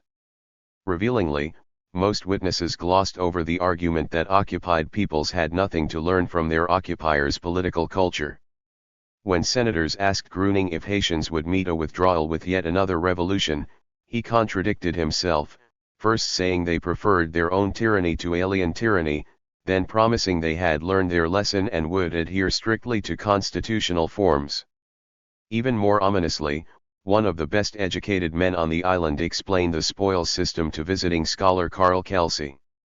Those of us who have been trained have never been trained to work physically. We do not believe in it. We have no respect for it. We have to go into the government service. It does not make any difference whether the lowest type of man gets into office or the highest type in this country. The moment he gets in and appoints his assistants, there are many more disappointed people than satisfied ones. And the disappointed ones immediately begin to counsel together to know how they can get rid of him. That has been true all through our history, and it will be true the minute you leave. Kelsey, who had investigated both Hispaniola occupations, suggested that the Marines should stay in the Dominican Republic if the reasons that led us to go in there in 1916 were the ones stated. We have not yet developed a functioning government in Santo Domingo. 191 Yet the testimony taken in Hispaniola, in contrast to the Mayo inquiry, still impacted investigators. Committee member Atli Pomerine said his colleagues and he were very much distressed to learn of so many abuses. 192 We sent here very poorly prepared agents, McCormick confided to a Frenchman in Port-au-Prince. 193 While still in Santo Domingo, Pomerine wrote to Secretary of State Hughes confirming a widespread change of sentiment from pro to anti-occupation, coming about 2 years after the Marines landed in each country. 194 While the commission was in Santo Domingo, Francisco Enriquez y Carvajal set foot on Dominican soil for the first time in 5 years. The presence of a returning exiled president further legitimated the Dominican cause in contrast to the Haitian one. In Monte Cristi and Puerto Plata, delegations showered Don Pancho with flowers while the national anthem played in the background. 195 In the capital, Enriquez stood on a balcony of the city hall to oversee processions and in the following days virtually held court for prominent visitors. 196 Yet anti-occupation activists were not as united as they seemed. Fissures especially appeared among Dominicans, who could taste the coming withdrawal. Rumors abounded that Knowles, the agent of Enriquez, kept the partisans of Federico Velázquez from testifying to the committee. A handbill circulated accusing Enriquez of being against any plan or plans other than the reinstatement of the government of 1916, that is, his return as president. 197 As the senatorial committee's work came to a close, Dominicans swiftly proceeded with negotiations for withdrawal, so the committee, at the request of state, withheld its Dominican report. 198 On June 26, 1922, however, it made its Haiti recommendations. Those expecting withdrawal should not have been surprised to be disappointed. McCormick had written in The Nation in 1920 that U.S. policy in Haiti had been a failure, but also that we are there, and in my judgment we ought to stay there for 20 years. 199 President Harding, also writing to The Nation, confirmed. 200 McCormick identified the problem as merely one of maladministration. There were too many U.S. cooks in Haiti's kitchen. He recommended appointing the present head Marine, Brigadier General John Russell, as High Commissioner directly answerable to the State Department, thus handing to state authority over all U.S. matters in Haiti. 201 To prevent this colonialism masquerading as reorganization, the National Popular Government League, an ally of the NAACP, and the Foreign Policy Association, a grouping of 24 prominent U.S. lawyers including Moorfield Story, launched a last-ditch attempt at convincing Secretary Hughes to evacuate Haiti. Gruening wrote the FPA report. Reflecting elite U.S. sentiment, the NPGL report abjured the very notion of political reformism because the United States had enough of racial troubles at home without seeking to infinitely multiply them by gratuitously assuming the task of regulating the affairs of the 30 million colored and mixed peoples of the Caribbean region and Mexico. 202 Another politically popular argument was that the estimated $50 million already spent in the previous 6 years in Hispaniola could be better spent on domestic issues. Overall, the NPGL argued that imperialism was contrary to U.S. national identity. 203 Other denunciations poured in. The Anti-Imperialist League of Boston and the Progressive Friends made statements against the Dominican and Haitian occupations. 204 The SDs suggested that a civilian, perhaps James Weldon Johnson, should be High Commissioner. 205 Weeks later, on May 1, Senator Borah delivered a speech at New York's Carnegie Hall that was written by Knowles at an event organized by Gruening. Knowles reserved box seats for journalists and Latin American ambassadors. In addition to the 3,500 in attendance, radio stations broadcast the speech live nationwide. 206 Speaking of Hispaniola as a whole, Borah warned presciently, "We are in to stay unless American opinion brings us out." The New York Times called the speech sensational. 207 Meanwhile, in the Senate, William King tried to stop the confirmation of Russell as High Commissioner in Haiti. 208 The main reason the Dominicans moved toward independence while the Haitians did not was the judgment by U.S. policymakers and observers that Haitians, primarily because of their race, had a long way to go to absorb modern political culture. In typical remarks, the Latin American division urged the Department of State to distinguish at once between the Dominicans and the Haitians. The former, while in many ways not advanced far enough on the average to permit the highest type of self-government, yet have a preponderance of white blood and culture. The Haitians on the other hand are Negro for the most part, and, barring a very few highly educated politicians, are almost in a state of savagery and complete ignorance. The two situations thus demand different treatment. 209. The McCormick Committee agreed that early withdrawal of or drastic reduction in the American Marine occupation force in Haiti would be followed certainly by brigandage and revolution. 210 W.E.B. Du Bois was furious. If ever a senator deserved defeat for betrayal of the Negro race, Medill McCormick is that man. 211 As a result, Haiti degenerated into a pseudo-colony. Its undemocratic Council of State chose as President Louis Bourneau, a former minister who pledged closer collaboration with High Commissioner Russell.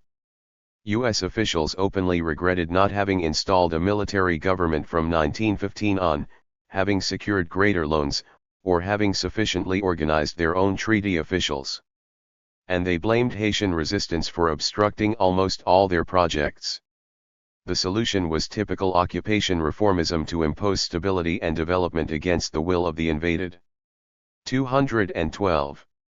While in the early 1920s U.S. policymakers were not ready to give up on occupations, part of the public was. This anti-imperialist U.S. public was not swayed by arguments about race or geopolitical self-interest, nor was it dissuaded from caring about the suffering of those under occupation by investigators who denied all but the most fastidiously documented abuses. For this small but increasing slice of the U.S. public, moral arguments won the day. These arguments held that the very practice of occupation, in every case, brought about evils incompatible with the identity of the United States. A 1924 article published in the Atlantic Monthly by Samuel Guy Inman, a missionary who had traveled with the Marines to Haiti and the Dominican Republic, proved a landmark in the evolution of the U.S. public's thinking about empire. 213 The article posited not only that imperialism was contrary to U.S. values but also that U.S. exceptionalism was a farce, that U.S. values did not rise above base imperial practices. Inman also emphasized foreign public opinion. We are piling up hatreds, suspicions, records for exploitation and destruction of sovereignty in Latin America, such as have never failed in all history to react in war, suffering and defeat of high moral and spiritual ideals.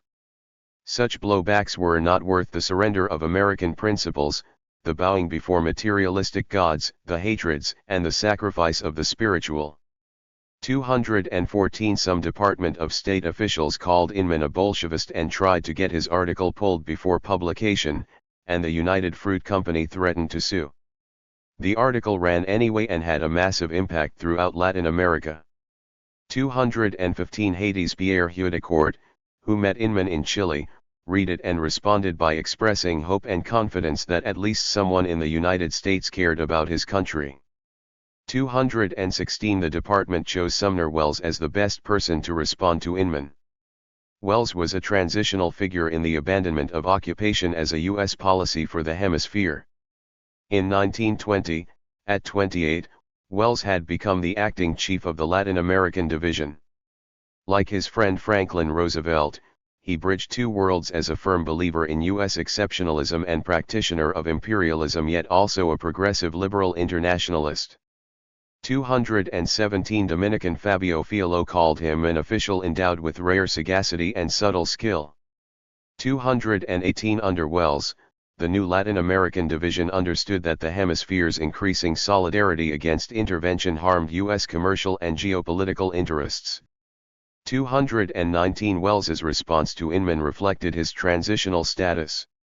He resorted to some shop-worn arguments, such as the one that anti-imperialism represented only a small group of U.S. opinion and a small proportion of the inhabitants of any of the republics on this continent.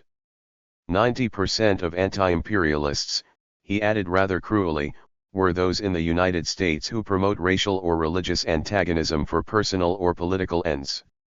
Yet, somewhat contradictorily, Welles posited that the United States was becoming less imperialistic, dollar diplomacy was in decline, U.S. troops would leave Nicaragua after 1924, and Washington was mediating rather than invading. Most important, Welles reaffirmed the U.S. willingness to occupy as long as failures of political culture remained. The United States wanted to strengthen the foundations of constitutional and stable government and would remain until certain of these countries have developed a firm tradition of orderly, constitutional government. 220.